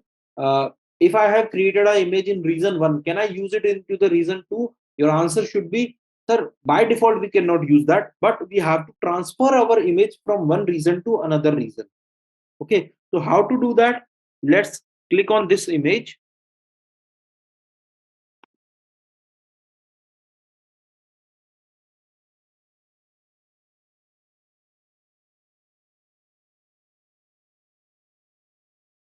This is the image. Go under the actions. Okay. Now copy AMI. Okay. This is my copy. Now which destination region you want. Let's say if I want to transfer this to North Virginia region. Okay. If you want to encrypt the AMI or whatever the copy, let's say whatever the tags are associated with this AMI, you want to copy those tags as well. You can. Let me copy the AMI. Now my AMI is getting copied from Mumbai region to North Virginia region. Now my question is that, let's say if I copy my AMI from Mumbai region to North Virginia region, then is my AMI is going to be deleted from my Mumbai region or not? Because we have copied our AMI. So now simply guys, go under the North Virginia region. Under this region, you can see that the AMI that we have copied is right now available under this account, this region. Okay, so this is one of the questions that you can face, that how to copy a image from one region to another region. Okay. Okay. Now, as we have copied our AMI, now whatever the operations that we have performed into the Mumbai region, we can perform the same operation into the North Virginia region. Let's say creating the instance, starting the instance, stopping the instance, whatever. So same operations we can perform here as well. So you can see that in this AMI, we are having the source and the owner. Source means this is from which account it is being transferred and who is the owner of this. Okay. Another thing here, just click on this, go on to the actions. Okay. Now, okay.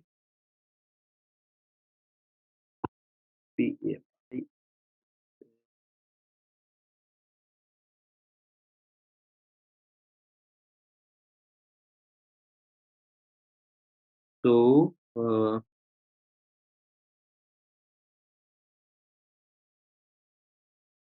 this. Okay. Now, yeah, this is, first of all, let me delete my AMI that I'm not going to use.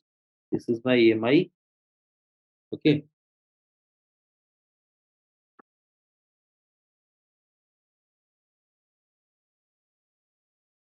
This one. So first of all, before deleting the AMI, you have to deregister the AMI.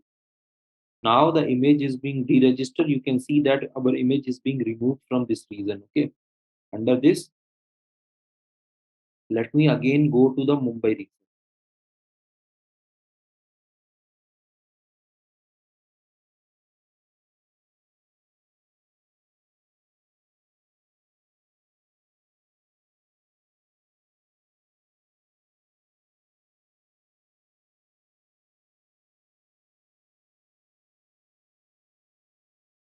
So first of all, let me delete the one, then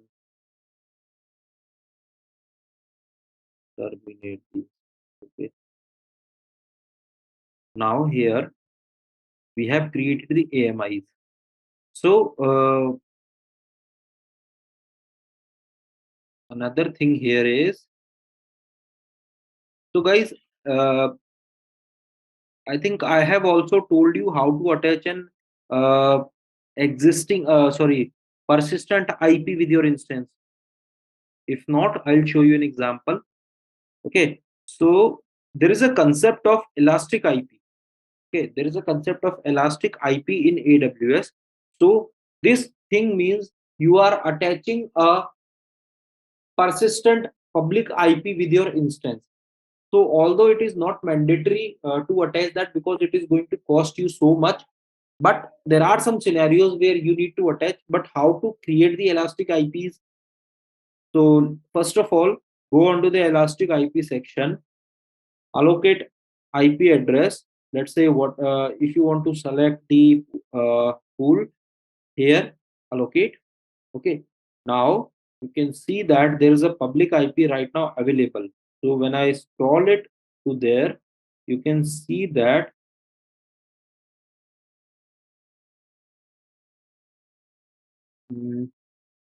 this IP is right now available. Now let's try to create a EC2 instance.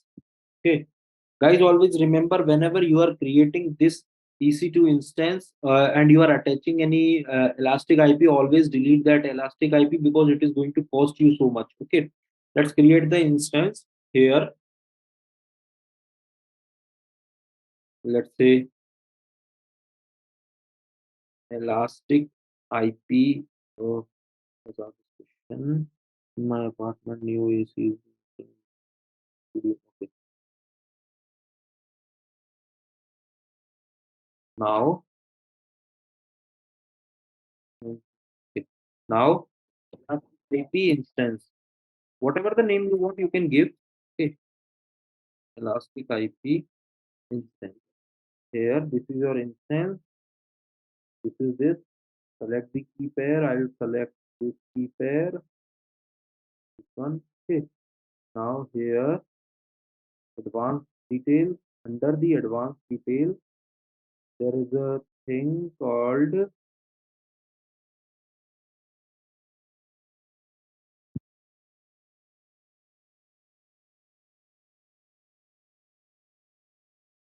the key pair network settings. Yeah. Here you can see auto assign public IP is enabled. First of all, you need to disable that. Click on edit. Go here, disable. Okay. Now, as you have disabled it, so here just click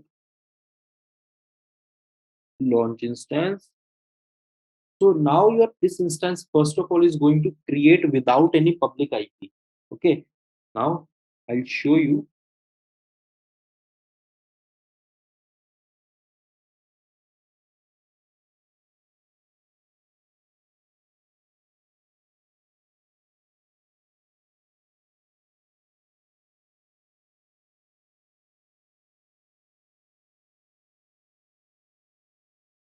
This is my instance. That is here you can see we do not have any public IP yet. Okay. Now do one thing. Action networking,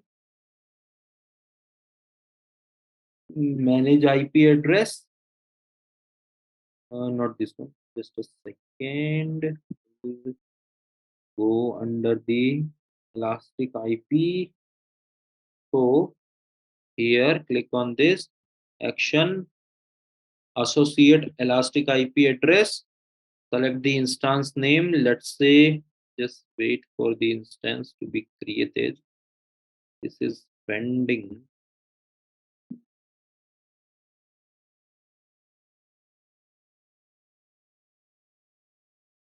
Okay. Now this is running. Just reload this instance. Select this.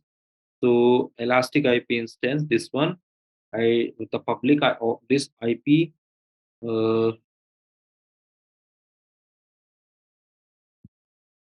be created automatically. Create. So now my this instance is now having the elastic IP associated with it. How to verify that? Go here. Okay, this one. Let me just see this. You can see that the public IP is associated. Now let me connect with it. This one.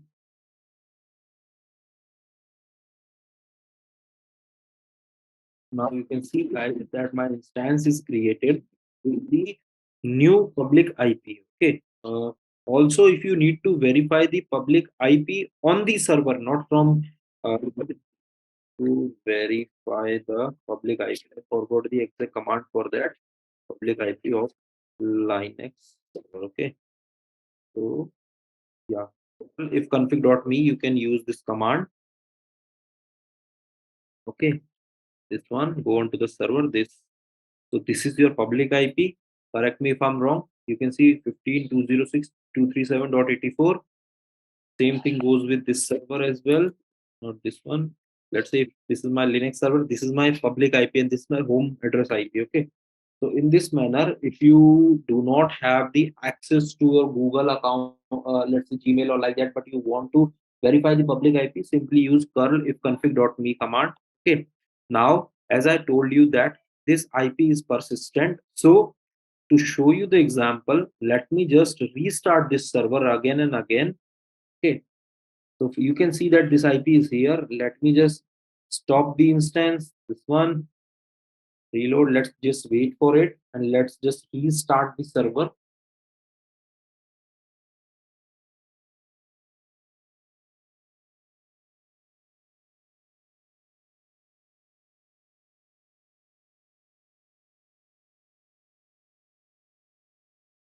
Okay, so my server is getting, just wait for a few more minutes. Also, guys, till the time this server is stopping, I have sent 2 jobs on yesterday. So do let me know, have you received that jobs as well in the group? One is from the Zupi Gurgaon for DevOps intern vacancy, and another one is for Concord, which is in Pune location. Now you can see that the server is getting restarted. So guys, you can see one difference, that whenever we have the uh, when we do not have any elastic IP and we stop our server, the public IP get vanished from the here. Okay, but as we have attached the elastic IP, the IP is still showing, and whenever we are going to restart our server every time, the same IP will be on the server. Okay, so in this manner you can attach a elastic IP. Now as I told you that elastic IP is going to cost you so much, go do one thing, go on to this elastic IP section, release elastic IP. Okay, first of all I have to disallow this elastic IP, disassociate elastic IP. Okay, now I have disassociated this IP. Now I have to release the elastic IP. Now you can see that this elastic IP has been removed. So when you become a DevOps engineer, always make some checks on your infra, and always verify that which resources are getting utilized or not. Those are not getting utilized, you can check with your team whether we can delete those resources or not, because it is always considered as the best practice whenever a DevOps engineer is making notes of the infra, that whether we can delete the resources or not, or is there any unused resource available in our infra. Okay, so in this manner we can create our resources, sorry, elastic IP, and we can assign and delete our elastic IP. Now you can see that the server is in stopped state. I have to, now you can see the public IP has been removed from here. So let me just terminate the instance, because I just wanted to show you the example. So in this and also let me terminate this, stop this as well. For the questions, guys, if you have any questions, do let me know.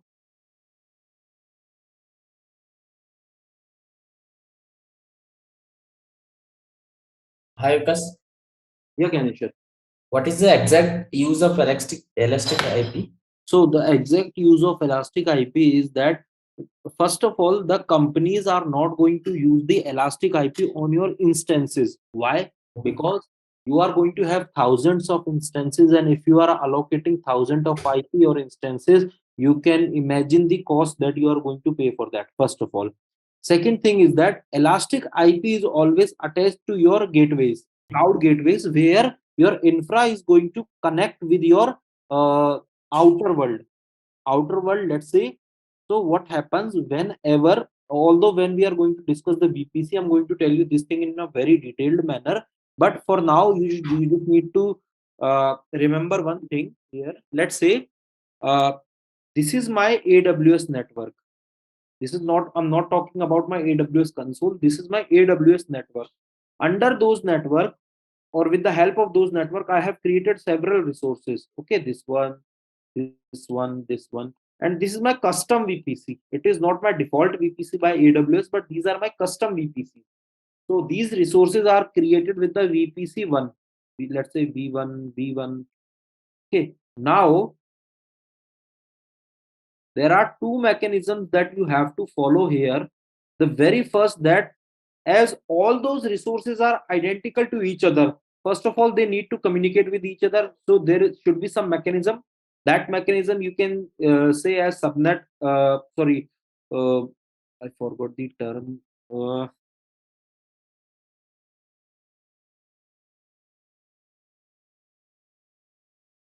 I forgot this term. I think, yeah, this is net. Net. Just a second. Let me just recall the. I go under the VPC. Sorry, guys, I forgot the actual terms. That is why I'm locating it.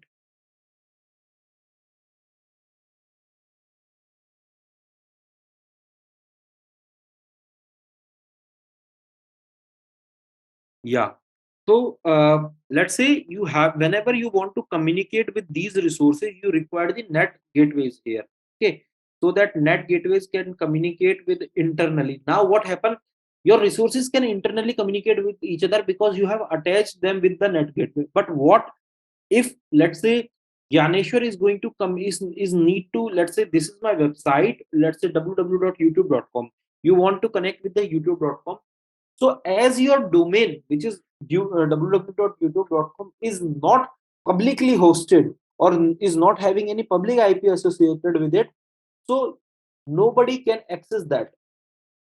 Which means if you want to access your infra, not infra, but whatever the services your infra is serving, if you want to access those services, there is some kind of a public internet medium you required.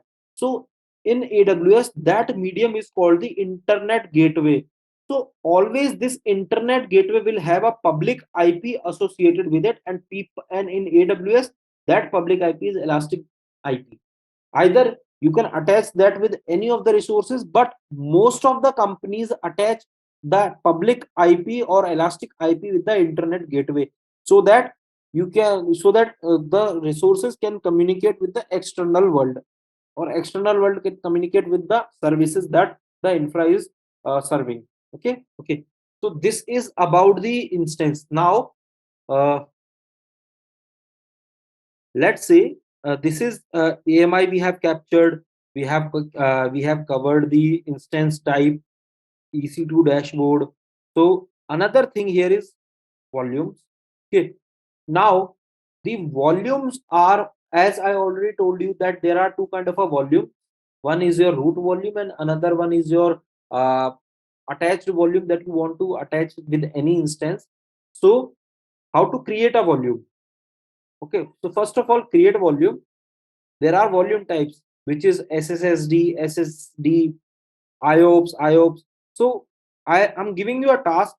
You have to, so in tomorrow's class, whenever you are coming, you have to uh, do the research and just come with the detailing of each and every volume type. Because guys, you can also understand that we cannot capture each and every definition. Just check the type of volume which are mentioned in AWS. You will get all the answers of your queries, that which volume we should select in an let's say if I'm selecting, because I have told you that which instances to be select, but also what kind of a volume we should select as per our cost optimization, as per our use case. Okay. Most of the companies generally use GP2 and GP3. Those are general purpose one. And but what about the magnetic volume? Because people are going to ask you this thing. Definitely you are going to face this question: what is the difference between the magnetic volume and general purpose volume, or what is the difference between this throughput volume or magnetic volume? Now let's say if I select this volume, there is a thing, whatever the size I want. Let's say I am creating a volume of 10 GB IOPS. IOPS means input output per second. So when you click on this info, it is going to tell you that uh, let's say whatever the operations are going to be performed in every second, it totally depends on input IOPS value. Now let's say right now I have the IOPS value is I have selected my size as 10, but I'm getting IOPS as 100. But what if I select the size as 100, or I'll select this one? So why this IOPS is getting increase or decrease depending on my size? Okay. The reason is, whenever here you can see that baseline of 3 IOPS per GIB with minimum 100 IOPS, which means whenever you are selecting let's say I'll select 1 GB, so I'll get minimum 100 IOPS associated with it. If I'll select the 10, I'll still get the 100 IOPS, but when I select the 100, I'll get 100 into 3 IOPS, which means 300 IOPS. Which so This means the maximum IOPS you have, the better input output operation speed you are going to achieve. Okay. Although if I talk in terms of, let's say, GP3, you can see that GP3 always starts, let's say if I select this one, so it always starts with 300 IOPS. When I select this IO2, it starts with this IOPS. Okay. How about IO2? So all the things change depending on the IOPS. So when you select the GP2, always remember the minimum IOPS you are going to get will be 100. Maximum will be, let's say, 3000 IOPS, and IOPS will be into three format. After 100 GB, repeating, after 100 GB, it will be IOPS into three value. Okay. Now this is your availability zone. So first of all, let me create 10 GB. This is your availability zone. So this now again this thing, availability zone 1A, 1B, 1C. So guys, the availability zone in which your instance is located, it is always a good practice that you are also launching the volume into the same availability zone. Let's say if your instance is in availability zone A, always try to create your volume in A availability zone. If it is in B, create in B availability zone. Now there is a thing called snapshot ID. What is snapshot? I'm coming to that, but before this you can skip it as of now. So I have selected 10 GB, this one, and let me create the volume. Okay, now volume is created. You can see that the 10 GB of volume is created. Now let me just refresh it. So your volume is created. You can attach this volume with any instance. How to attach this? Just click on this and attach volume. Let's say you have this instance, click on this, save, and the same operations that we have performed, you can perform this. So in this manner, we can create our volume and we can attach our volume. Okay. Now, I will also, okay. First, now there is a thing called snapshots. Here, a snapshot means that whenever we are creating the backup of our volumes, I'm again repeating, whenever we are creating the backup, or whenever we are creating the backup of our volumes, those things are called our snapshots. So how to create a snapshot? Go on to the volume, select the volume, click on actions, create snapshot, give the name, let's say test 123. Okay, this one, create snapshot. Now our volume snapshot is going to be created. I am 100% sure you will face this question. What is the difference between an AMI and a snapshot? Okay, so incremental backup, let's say guys, there is a volume. Okay, this is your volume. This is your volume. And this volume is of 100 GB. I'm again repeating, this volume is of 100 GB. Now what happened? Today is 6th of July. You have taken the snapshot of this 100 GB. Okay. Now on tomorrow, don't consider this thing that this is your 100 GB of disk space. Disk space can be of n size. Okay. Let's consider that this is your disk space. This is 100 GB is full as of now. Okay. And the total space is of around 500 GB. Today is 6th of July. The data that you have taken the backup is of 100 GB. Now, what happened tomorrow? Tomorrow is your 20 GB is being utilized. So now it is 100 plus 20 GB. Okay. What happened if you consider AMI? Okay. AMI is always going to take your backup from the zero level. From the zero level means from the very beginning, which is going to cost you a bit more. Whereas these snapshots are always taken in incremental order, which means today is 6th of July. I have taken the backup of 100 GB. Tomorrow is 7th of July. Now my size is 120 GB. But when I'm taking the backup, it is not going to take the backup from 0 to 120. It is going to take my backup from 100 to 120. 100 to 120 means for this extra 20 GB only my snapshot is going to take the backup. So this concept is available into snapshots. So that is why taking the backup of the snapshots is considered a little cheaper as compared to taking the backup of AMI.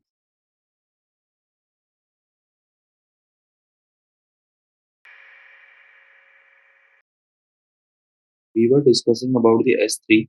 Now, under the S3, we have covered up most of the majority of the things which will be related for your production scenarios. Now, few of the things are left, which is, let's say, S3 and IAM binding. It is not just a binding; it's a that how we are connecting our EC2 instances with S3 bucket with the help of IAM. The same thing goes with the second is load balancer log. So those I will cover. These are the two practical implementations are left. So I'll cover up. I'm starting one topic which is very, or I can say the backbone of AWS. So we have covered up most of the things which you will expect into the interview of AWS. Now we are going to start the I have already made a note that which are the things that are left and I need to cover up in the whole topic. So in that series, I'm starting a topic which is generally considered let's say elephant in the room for AWS, which is VPC. Now, what is VPC? Why VPC is important for us? What are the components of VPC? So we are going to discuss about that. Generally, VPC, when you are preparing for the certification exams, let's say AWS certified cloud practitioner exam, okay, when you are preparing for AWS certified solution architect exam, when you are preparing for AWS certified system admin, SysOps admin, when you are preparing for AWS certified uh, developer associate exam, most of the things, or I would say maximum of the questions are going to be taken from the VPC. So we are going to discuss about VPC, that what is VPC, why it is so much important for us, and how VPC is important for us. Now, guys, as we are going to discuss about VPC, now whatever the resources we have created in our past experience, let's say EC2 instance, load balancer, all those things we are going to uh, revisit again, because now whatever the resources we are going to create are completely based on the custom VPC. Now, this VPC will include your most of the queries that, let's say, if I, most of the questions I can ask, let's say, uh, you have launched a EC2 instance, but you are not able to log in on that EC2 instance. So, what could be your possible answers on this question? Can anyone tell me? Let's say if you have launched an EC2 instance, but you are not able to log in on that instance. First is key. Second, will it be related to port? That is, let's say if the port is different and I'm using default port, will it be the reason? Yes, it could be the reason. Apart from this, wrong username can be there. Apart from this, network connectivity. Okay. Now, when we consider about network connectivity, we have to consider VPC as well.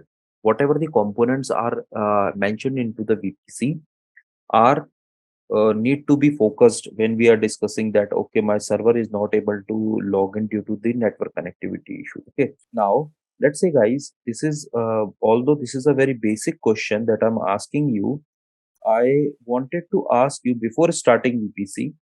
So, guys, when I say IP, then IPs are always of two types. Okay, the first one is uh, this is your IP, this is your another IP. Now, guys, this is very detailed. This is very much detailing about the IPs. Please ask if you face any issue, because let's say if you stuck somewhere, you will not able to cope up on VPC chapter. Okay, now let's say one is IPv4. Okay, so one of the IP or type of IP is IPv4.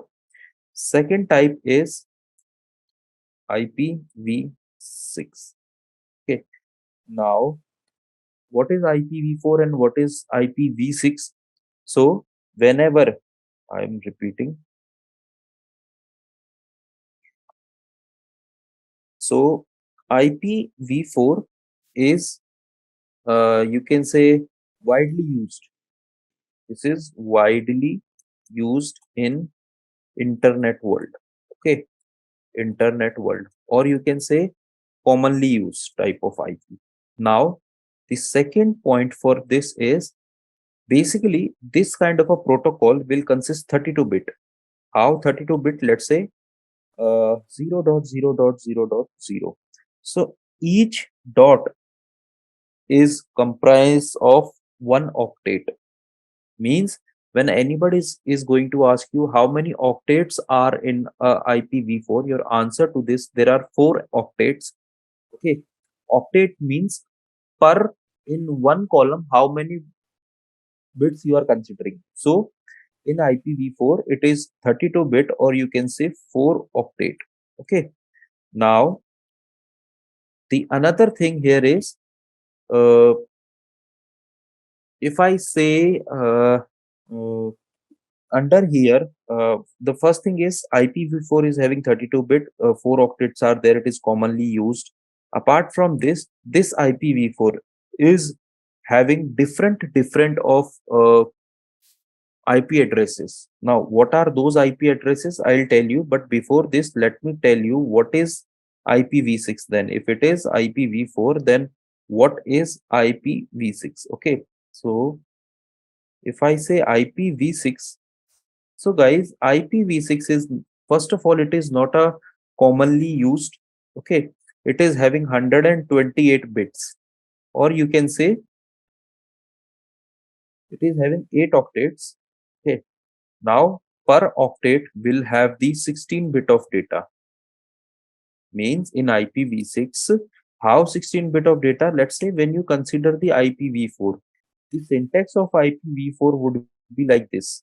Let's say here 192.168.1.0. So here maximum of the data that can be used in a single octet is of 8 bit, whereas the maximum of the data which can be used in IPv6 is of 16 bit. That is why the IPv4 consists of both kind of a characters. It is it, you can say it is a alphanumeric. Let's say 2001, then we will say colon 0 db6 colon 096 b, like this. So you will find this IPv4 in this manner. Okay, now this IPv4 IPv6 we generally do not consider in our day-to-day operations, where we require the high computational or high mathematical or high reasoning. Let's say for some consider an example of NASA. NASA, for their satellites, they generally use the IPv6. Okay. Now, this is the difference between IPv4 and IPv6. Now, let me just remove this. And here, the most important thing is going to be started. Guys, if I say IP addresses, okay, then if I say IP addresses, then different type of IP addresses are there. Now, what are those IP addresses? Let's discuss for each and every one in the detailed manner. The first one is your private IP address. Yeah, so you guys are correct that private IP address is the one which is used in internal network. Okay, and we can say that uh, this IP address is you can use for your office network, you can use for your home network. Okay, so you can use example of such kind of a IP address is, you can say 192.168.0.0/16, like this, or you can say 10.0.0.0/8, like this. You can consider these kind of IP addresses as private IP address. Now, second one is, guys, the public IP address used by, it is used publicly. Okay, so this kind of IP address is being used by publicly, where let's say if I assign any IP address, that IP address is suitable to route my traffic to external world. Means, for an example, let's say 32.45.56.67, something like this. So this is the public IP address where any person can easily access that IP address and the services can be served. Next is the dynamic IP address. Now, what is dynamic IP address? So guys, this is being used DHCP, which is Dynamic Host Configuration Protocol.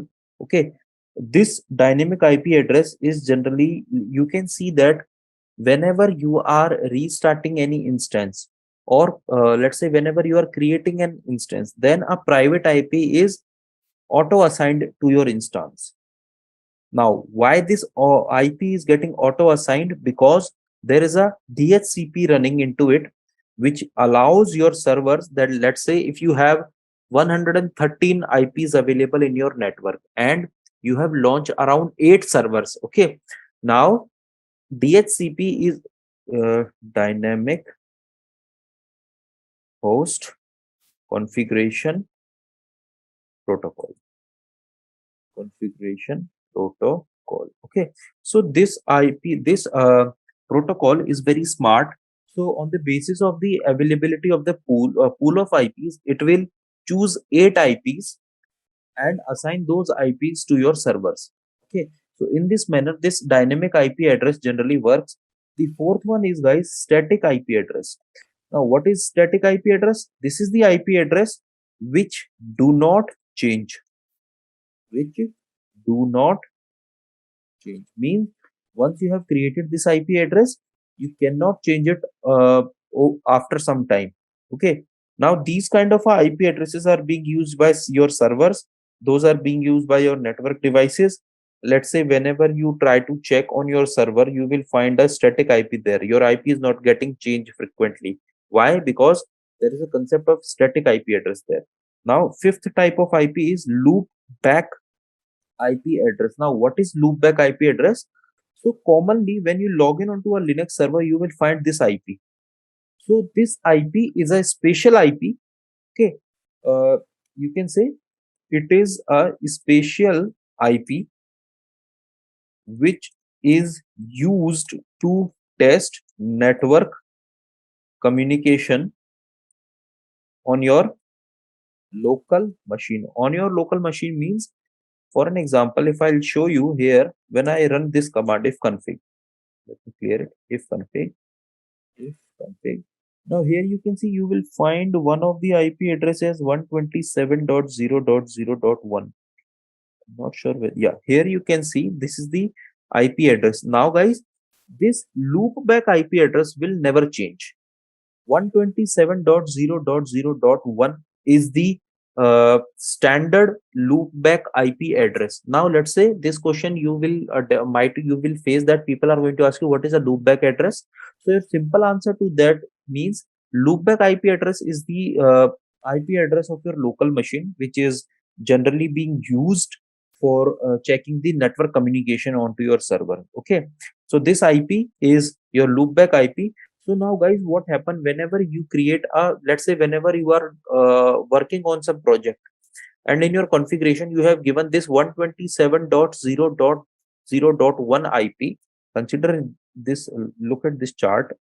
Let's say whenever you are working in a project, this is one server, this is another server, this is another server.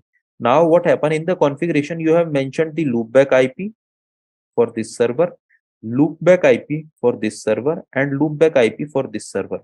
Now the result of this is your website is not getting executed, your website is down. Why the website is down? Because I already told you that in our configuration we have mentioned the loopback IP. So as the configuration tells that you need to provide the IP address of the respective server, whereas loopback IP address is always for the same server. Let's say if you want this server to be communicate with this server, you need to provide this server IP into its configuration. The same goes with this server as well and this server as well. So guys, whenever you are doing some kind of a configuration in your network, please do not give loopback IP in any of the configuration. Otherwise, your service will not work. Then let's jump on to the next section. Now we have discussed about the IP address. We have discussed about the how many type of IP addresses are there. Now let's discuss the next point, which is very important for you. How many classes of IP address are there? Okay. Now just a second. Now when I say classes of IP address, you can say I'm mentioning it as CIP. Where's the rubber? So classes of IP address. Okay. Now the first one is class A, second one is class B,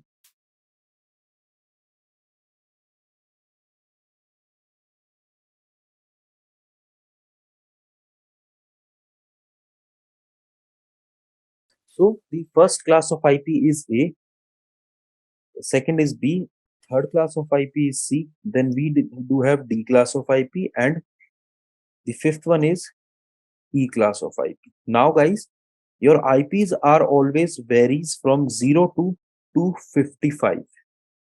Means whenever I say that how many IPs are there, so your answer to this will be that 0 to 255. Okay. Now not I would say 0.0.0 to 255.255.255.255. So in this manner you need to divide your IPs. Now how many IPs are there, or let's say what kind of a classes of IP there. So let's discuss about that. Before that, let's say the address range. Means let's say after this you will easily tell that this specific IP belongs from for which IP. Okay, let's say for A class of IP, the IP always varies from 1 to 126. Means let's say if anybody is going to give you the IP 126.0.0.1, it means that this class of IP is available under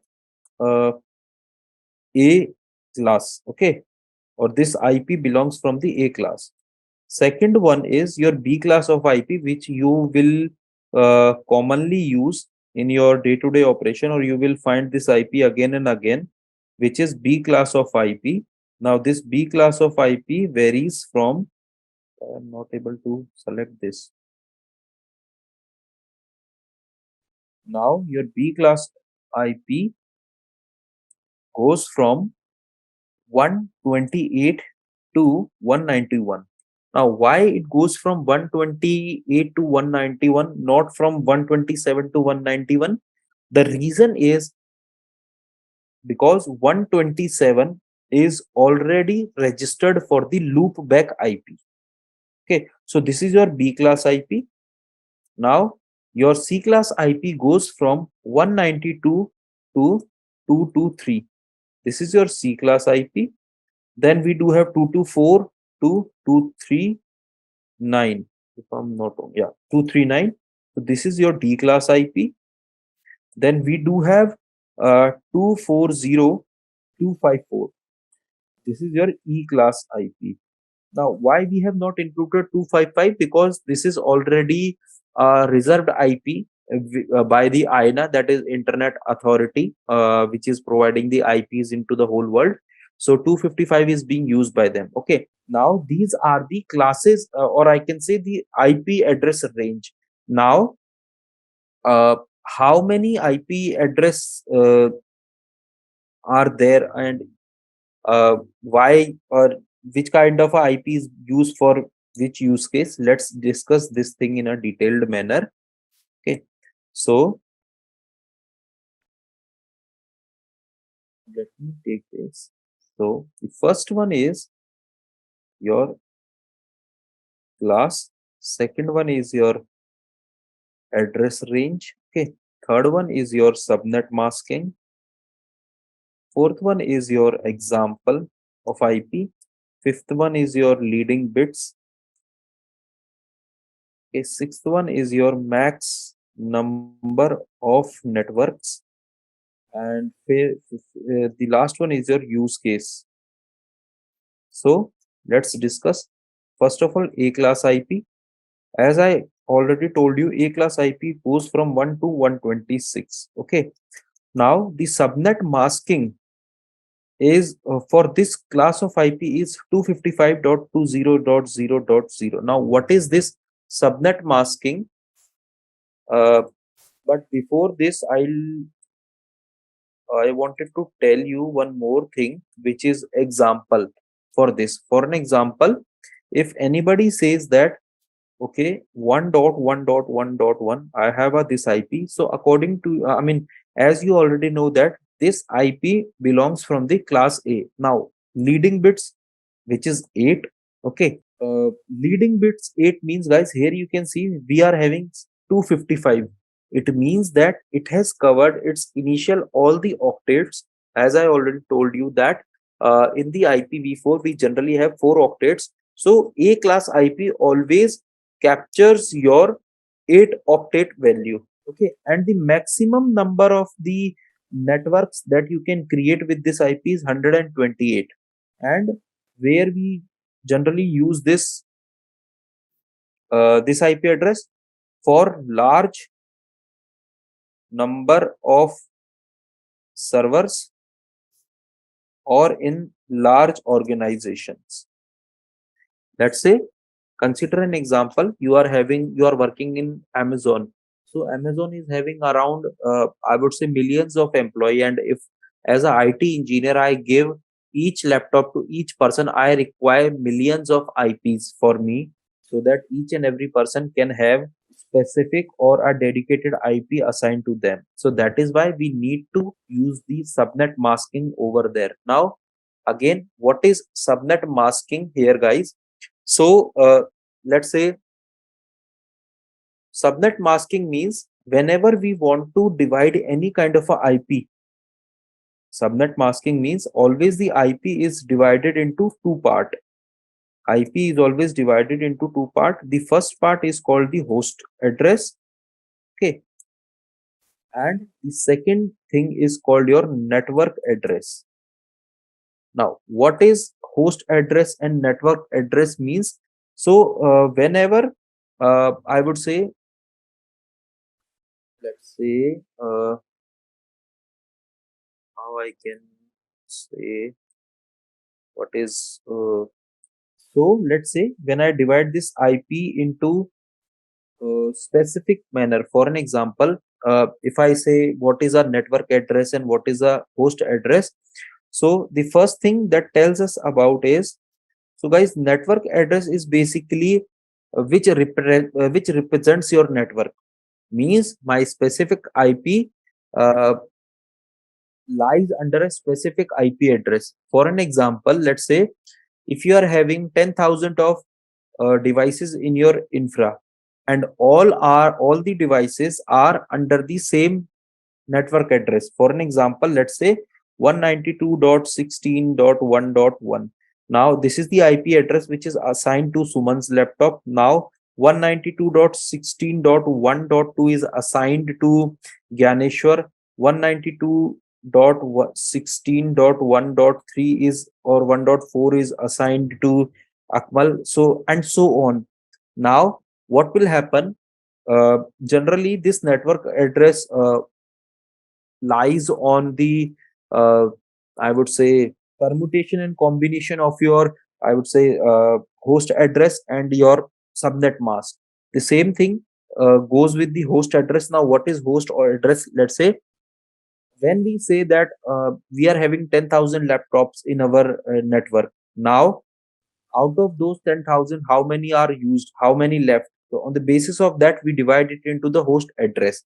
So this thing is called basically the host address and network address. Okay. Now when I say subnet mask, then this is the subnet mask for this. It means that uh, you can say that you can create the 2:8 networks from a class of IP. Means where 2 into 2 4, then we do have 8, then 16, then 32, then I would say 64, then I would say 128. So it means that we can create 128 networks with a class of IP. So in this manner it works. Second thing is B class of IP. Now where this B class of IP is going to be used. So the very first thing here that you should know that B class of IP is always starts from 128 to 191.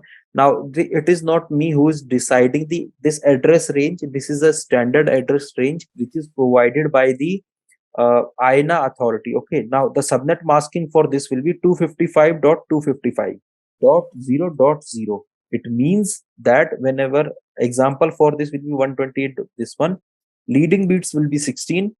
How many maximum number of networks or subnets we can create with this is 16,384. Now how to verify for that? Let's say what you have to do, 2 is to power 16. For an example, when I say 2 is to power 16 is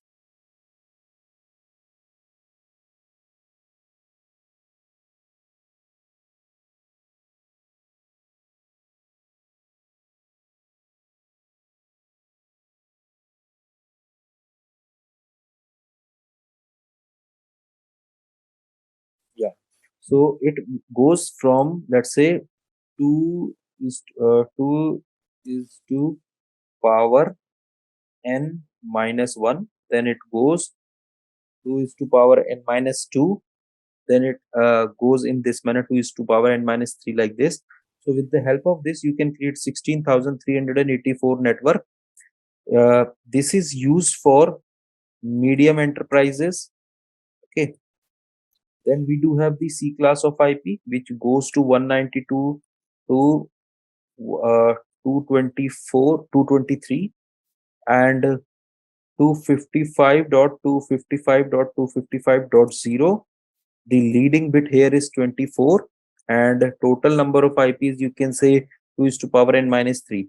So this is being used. This is used for local network generally, or you can say that in many of the cases this C class of IP you will find in private IP address. I'm not saying that you will definitely find, but yes, in most of the cases you will find this. Now D class of IP is being used for multitasking.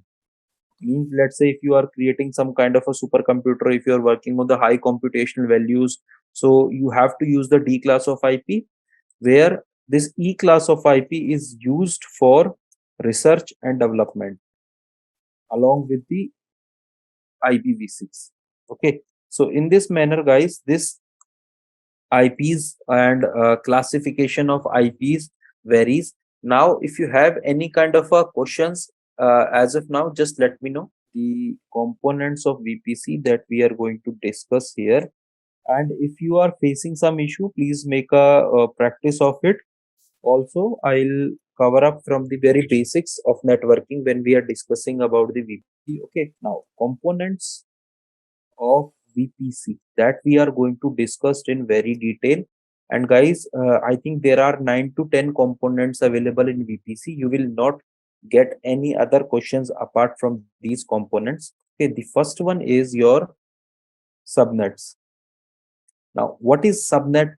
You can say when you are having a network, and in that network you are creating a subnetwork, you are dividing the network into multiple networks, then that thing is called the subnet. For an example, let's say if you have created a VPC, first of all, VPC is an acronym for virtual private cloud.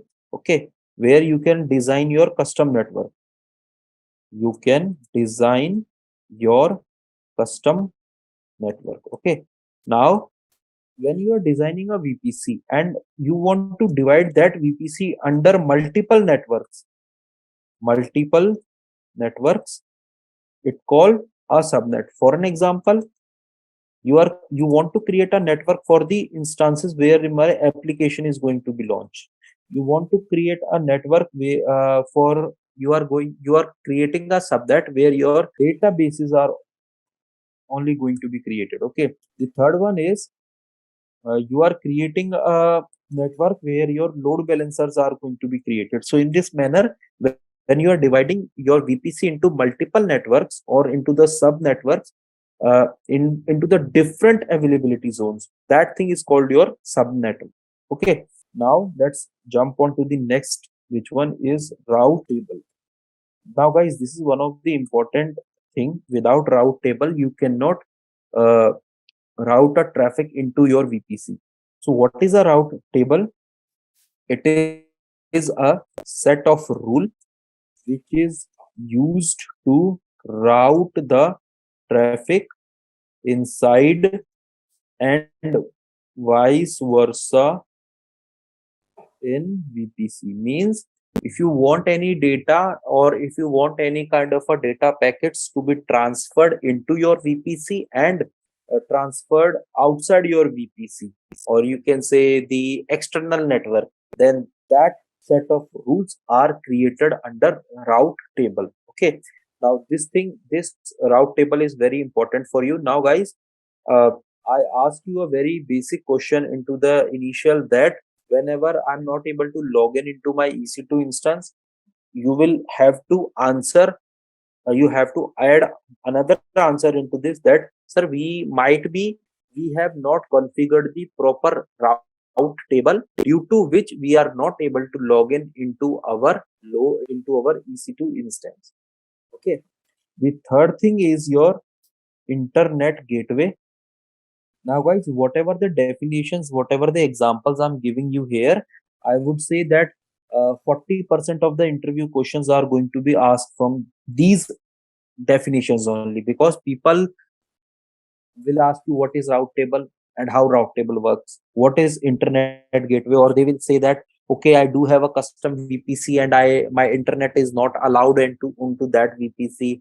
How I can enable the internet into my VPC? So answer is simple. One word answer is internet gateway. Okay. Now this internet gateway, it is you can say horizontal, scalable, and highly available managed service by AWS that will allow our resources to connect on internet. Means whenever you want your network to be publicly accessible, you have to use the internet gateway. Now guys, remember, this internet gateway always required always required a public IP, always required a public IP. Now, remember, we have discussed about the elastic IP in our EC2 section. Guys, correct me if I'm wrong. If we have not used elastic IP in EC2 instance, I think we have used. So, as the logic of elastic IP says that if you want a persistent IP for your network, you should create a elastic IP. So when you want, or when you are creating an internet gateway, you need to attach a elastic IP with your internet gateway, because only you can assign single IP or multiple IPs to your internet gateway, but single IP is enough to handle your whole network. Okay. Now the third thing is your just the third thing here, not third, I would say it's the fourth thing here is net gateway. Net gateway. Now, what is net gateway? So first of all, net is an acronym for network address translation. Okay, network address translation. So under this, what you have to do, it allows your private subnet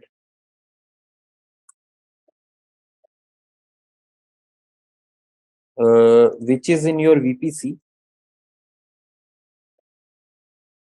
to connect with each other. Means if you have multiple subnet, let's say this is one of your subnet, this is another subnet, this is another subnet. Now consider an example. In this subnet you have attached your uh, EC2 instance.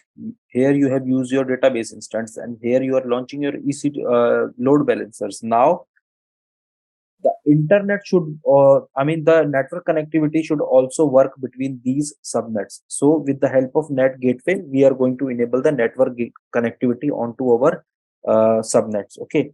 Now the fourth one here is, guys, security group.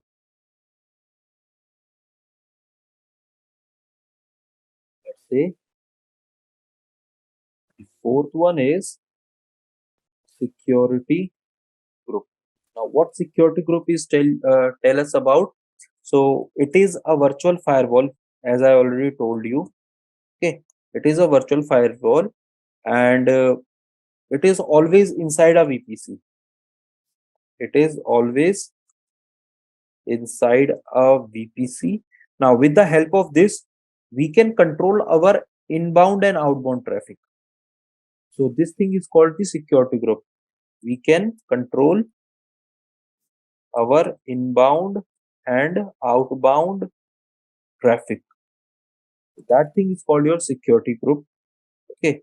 Now the sixth thing, this is not the fourth one, this is the fifth one. Now the sixth thing is your NACL, which is an acronym for Network Access Control List. Now what is this NACL and why it is so much important? So it is an additional layer of security for handling our inbound and outbound traffic. Okay. Now guys, you will face a question that then what is the difference between NACL and a security group? So the main difference in NACL and a security group is NACL is always applicable onto the complete subnet. Okay. Whereas your security group is only applicable for the resource on which it is attached. For an example, let's say if you have allowed port 22 or you have disabled port 22 in your security group, okay, but it is allowed in your NACL, then your traffic will route to your VPC, it will come to your VPC, but it will not reach to your resource. Whereas if you allow port 22 in your security group, but if you disable it into your NACL, then still you will not able to connect with your resource. Why? Because you have already blacklisted that port 22 on your whole network level. Now whatever the resources, let's say load balancer, let's say database, EC2 instances, RDS, any of the resource which is created under that subnet or under that VPC, port 22 is completely blocked for that network as well. Whereas if you have allowed port 22 in both security group and in NACL, and you have attached security group to any specific resource, so port 22 is also allowed for that resource. Okay. So in this manner, this NACL works. Now the next thing here is peering connections, which is also called as VPC peering. You might have heard about this term multiple times. What is VPC peering? Okay. So guys, VPC peering is, let's say if you want to connect, you have two separate VPCs. If you have two separate VPCs and you want to connect those VPCs, then VPC peering is done. Means I have created one VPC. I mean, as I already told you that you can have multiple VPCs into your single AWS account, but by default you cannot connect both the VPCs. The reason is you required some medium between the VPCs so that they can accept and they can request the connection. So that mechanism of accepting and requesting the connection is called VPC peering. Okay. Now another thing is virtual private gateway. Okay. Now what is virtual private gateway? So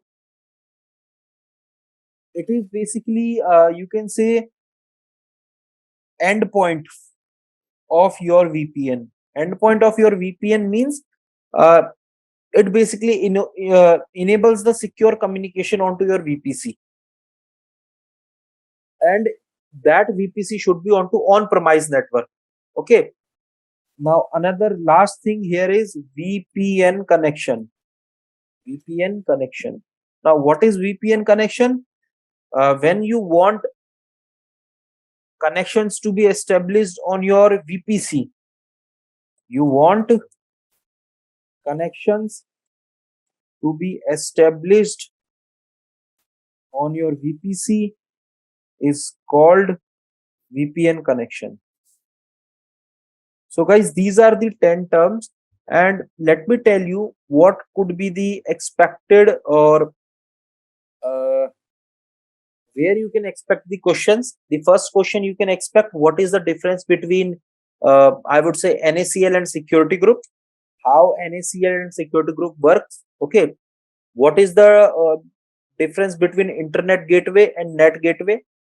Okay, uh, how you can enable the internet connectivity onto your server. Yes, how you can disable internet connectivity on your server, how you can enable the internet connectivity into your VPC. So such kind of a questions you can expect. Some of the questions are still there which I can answer once we start the uh, practical session for the VPC. Now how to find VPC onto your server. So guys, before, let's say, creating a VPC, let's say if you want to create a VPC, always create some of the other resources as well. And how to create the VPC? First of all, create VPC. Okay. Let's say what kind of a resources you want to create. As of now, I want to create the VPC only. Okay. Now here I need to give the name of my VPC. First VPC. Okay. What kind of a CIDR? CIDR means /8/16/24. What kind of a block you required?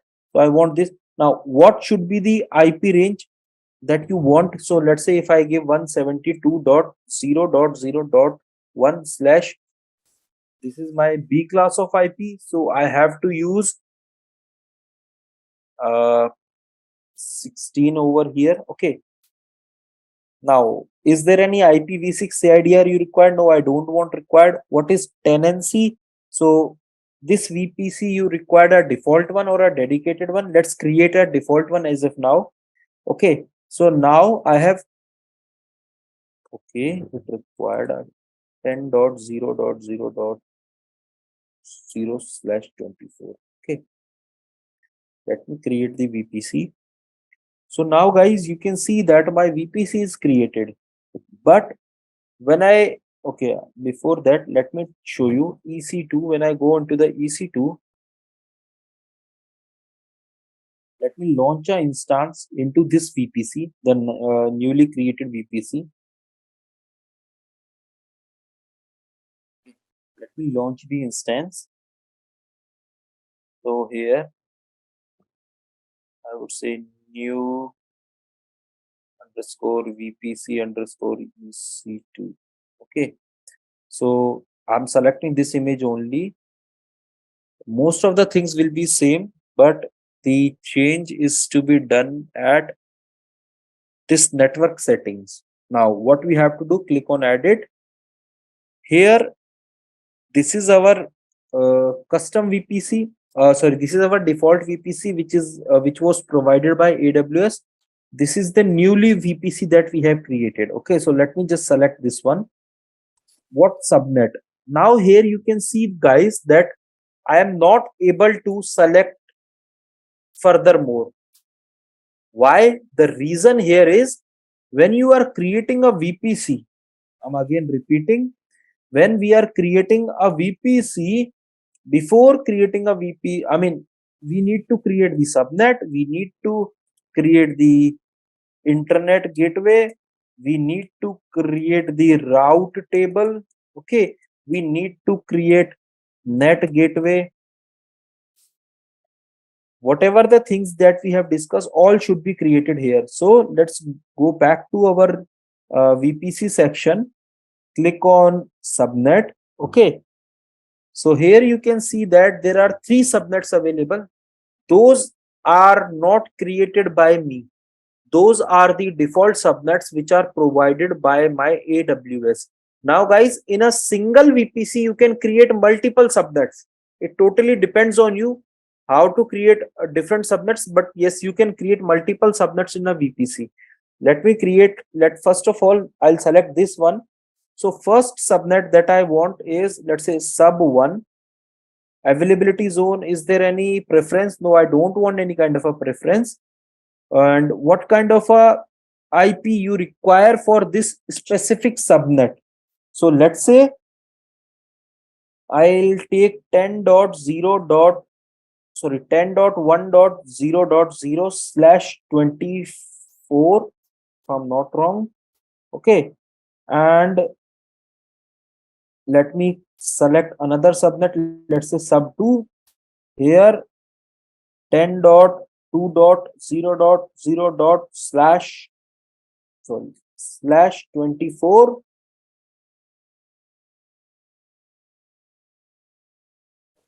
Okay, dot 16, if I'm not wrong, 16. It will be CIDR calculator. Let me calculate the IP range. What is to be given here? Let's say 10.1.0.0/32. So total number of IPs will be not 32, I would say. 1 IP, 2 IP, 16, 32, 64. I'll go with /20. Not I will say this one. I would say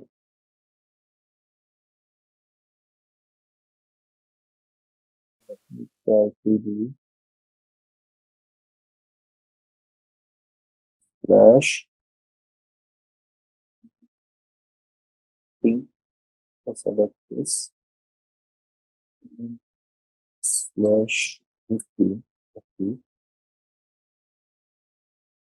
Now I forward this 0, 0, 16, 24. Okay. 24. CIDR block. CIDR is not given the CIDR address range. Okay. Then is, if I use it,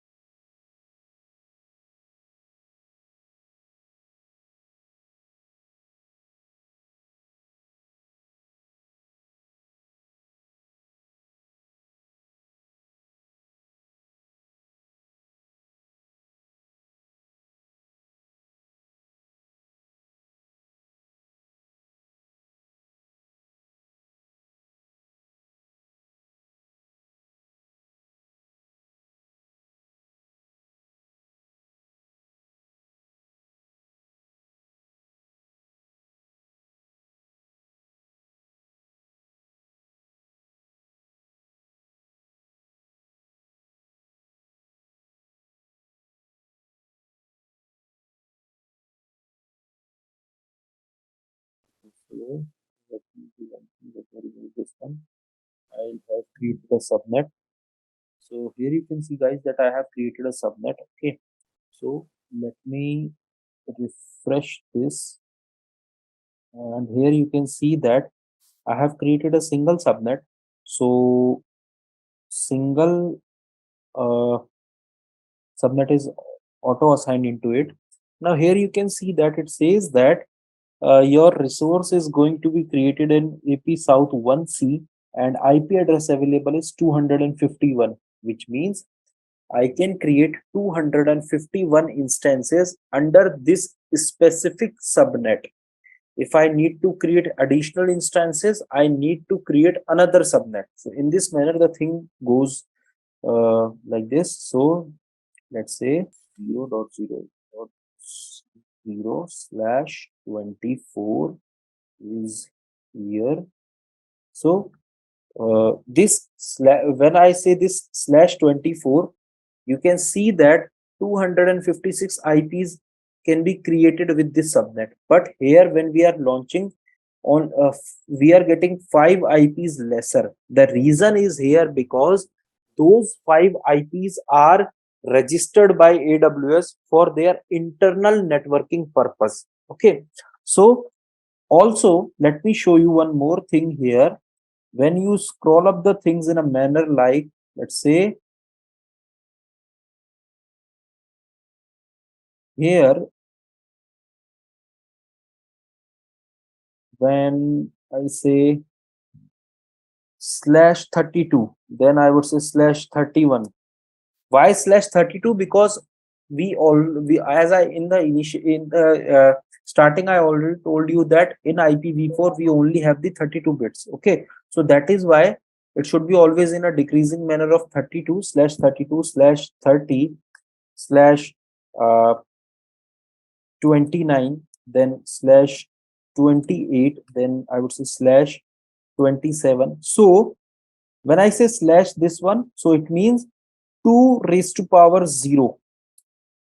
2 into 0. Then when I say this one, it means 2 into 1. When I say this one, it means 2 into 2. When I say this one, it means 2 to power 3. So here you can see that, where is this? Yeah. So with this, we can create one resource. With /32, we can create 2 resource. With /30, we can create 4 resource, 8 resource, 16 resource. So as the number is keep on decreasing, you have to put 2 raised to power to the decreased number. Let's say if I say 2 raised to power, let's say 26, then 2 raised to power 6 is around 2, 4, 8, 16, 32, 64. Yeah, 64 IPs are there. So in this manner, this IP segregation is being done. So guys, if any company is majority of the time working on a networking domain, so they can tell you an answer. Let's say, hey, I have a subnet range 10.0.0.1/23, and I need to create another subnet which is 10.0.0.2/20. Then how many IPs I can use here? So your answer to that person would be, sir, you can use 2 raised to power 12 for this, and you can use 2 raised to power 7 into 9 IPs. So total number of IPs that you can create under, or that you can utilize under this subnet, will be this -5. Why -5? Because 5 IPs are reserved by AWS for their networking purpose. Okay. Auto assign public IP. No, I don't want to assign any kind of a public IP with this. Create security group. Now I have to create a security group. Let's say test-sg-1. So now guys, this security group will not be under my default VPC. This security group will be created under my custom custom VPC subnet. Okay. Now this is the description for this. This port is allowed. Okay. This is here, all the things are here. Let me launch the instance. So there is some issue. Okay, the not supported in this zone. Okay, so let me select the T2 Nano if it is supported. It is still not supported. SUSE research instance type T2, this one.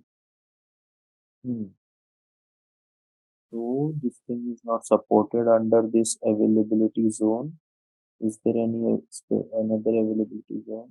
No. Once my instance is created, I still will not be able to connect with my instance because I need to create my route tables. Now, how to create the route tables? Here you can see route tables are always referred with the name of RTB, which means route table. If I need to create a route table, I need to select, let's say, test RTB1. Okay, select a VPC. This is my custom VPC. Okay, now let me create the route table. So now route table is getting created.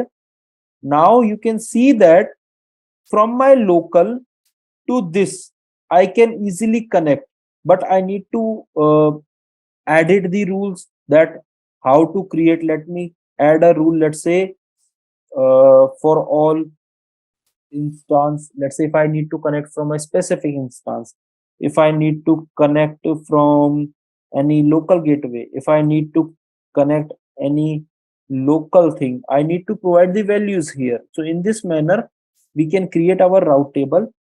So guys, I think I have to create another VPC, due to which I'm not able to show you this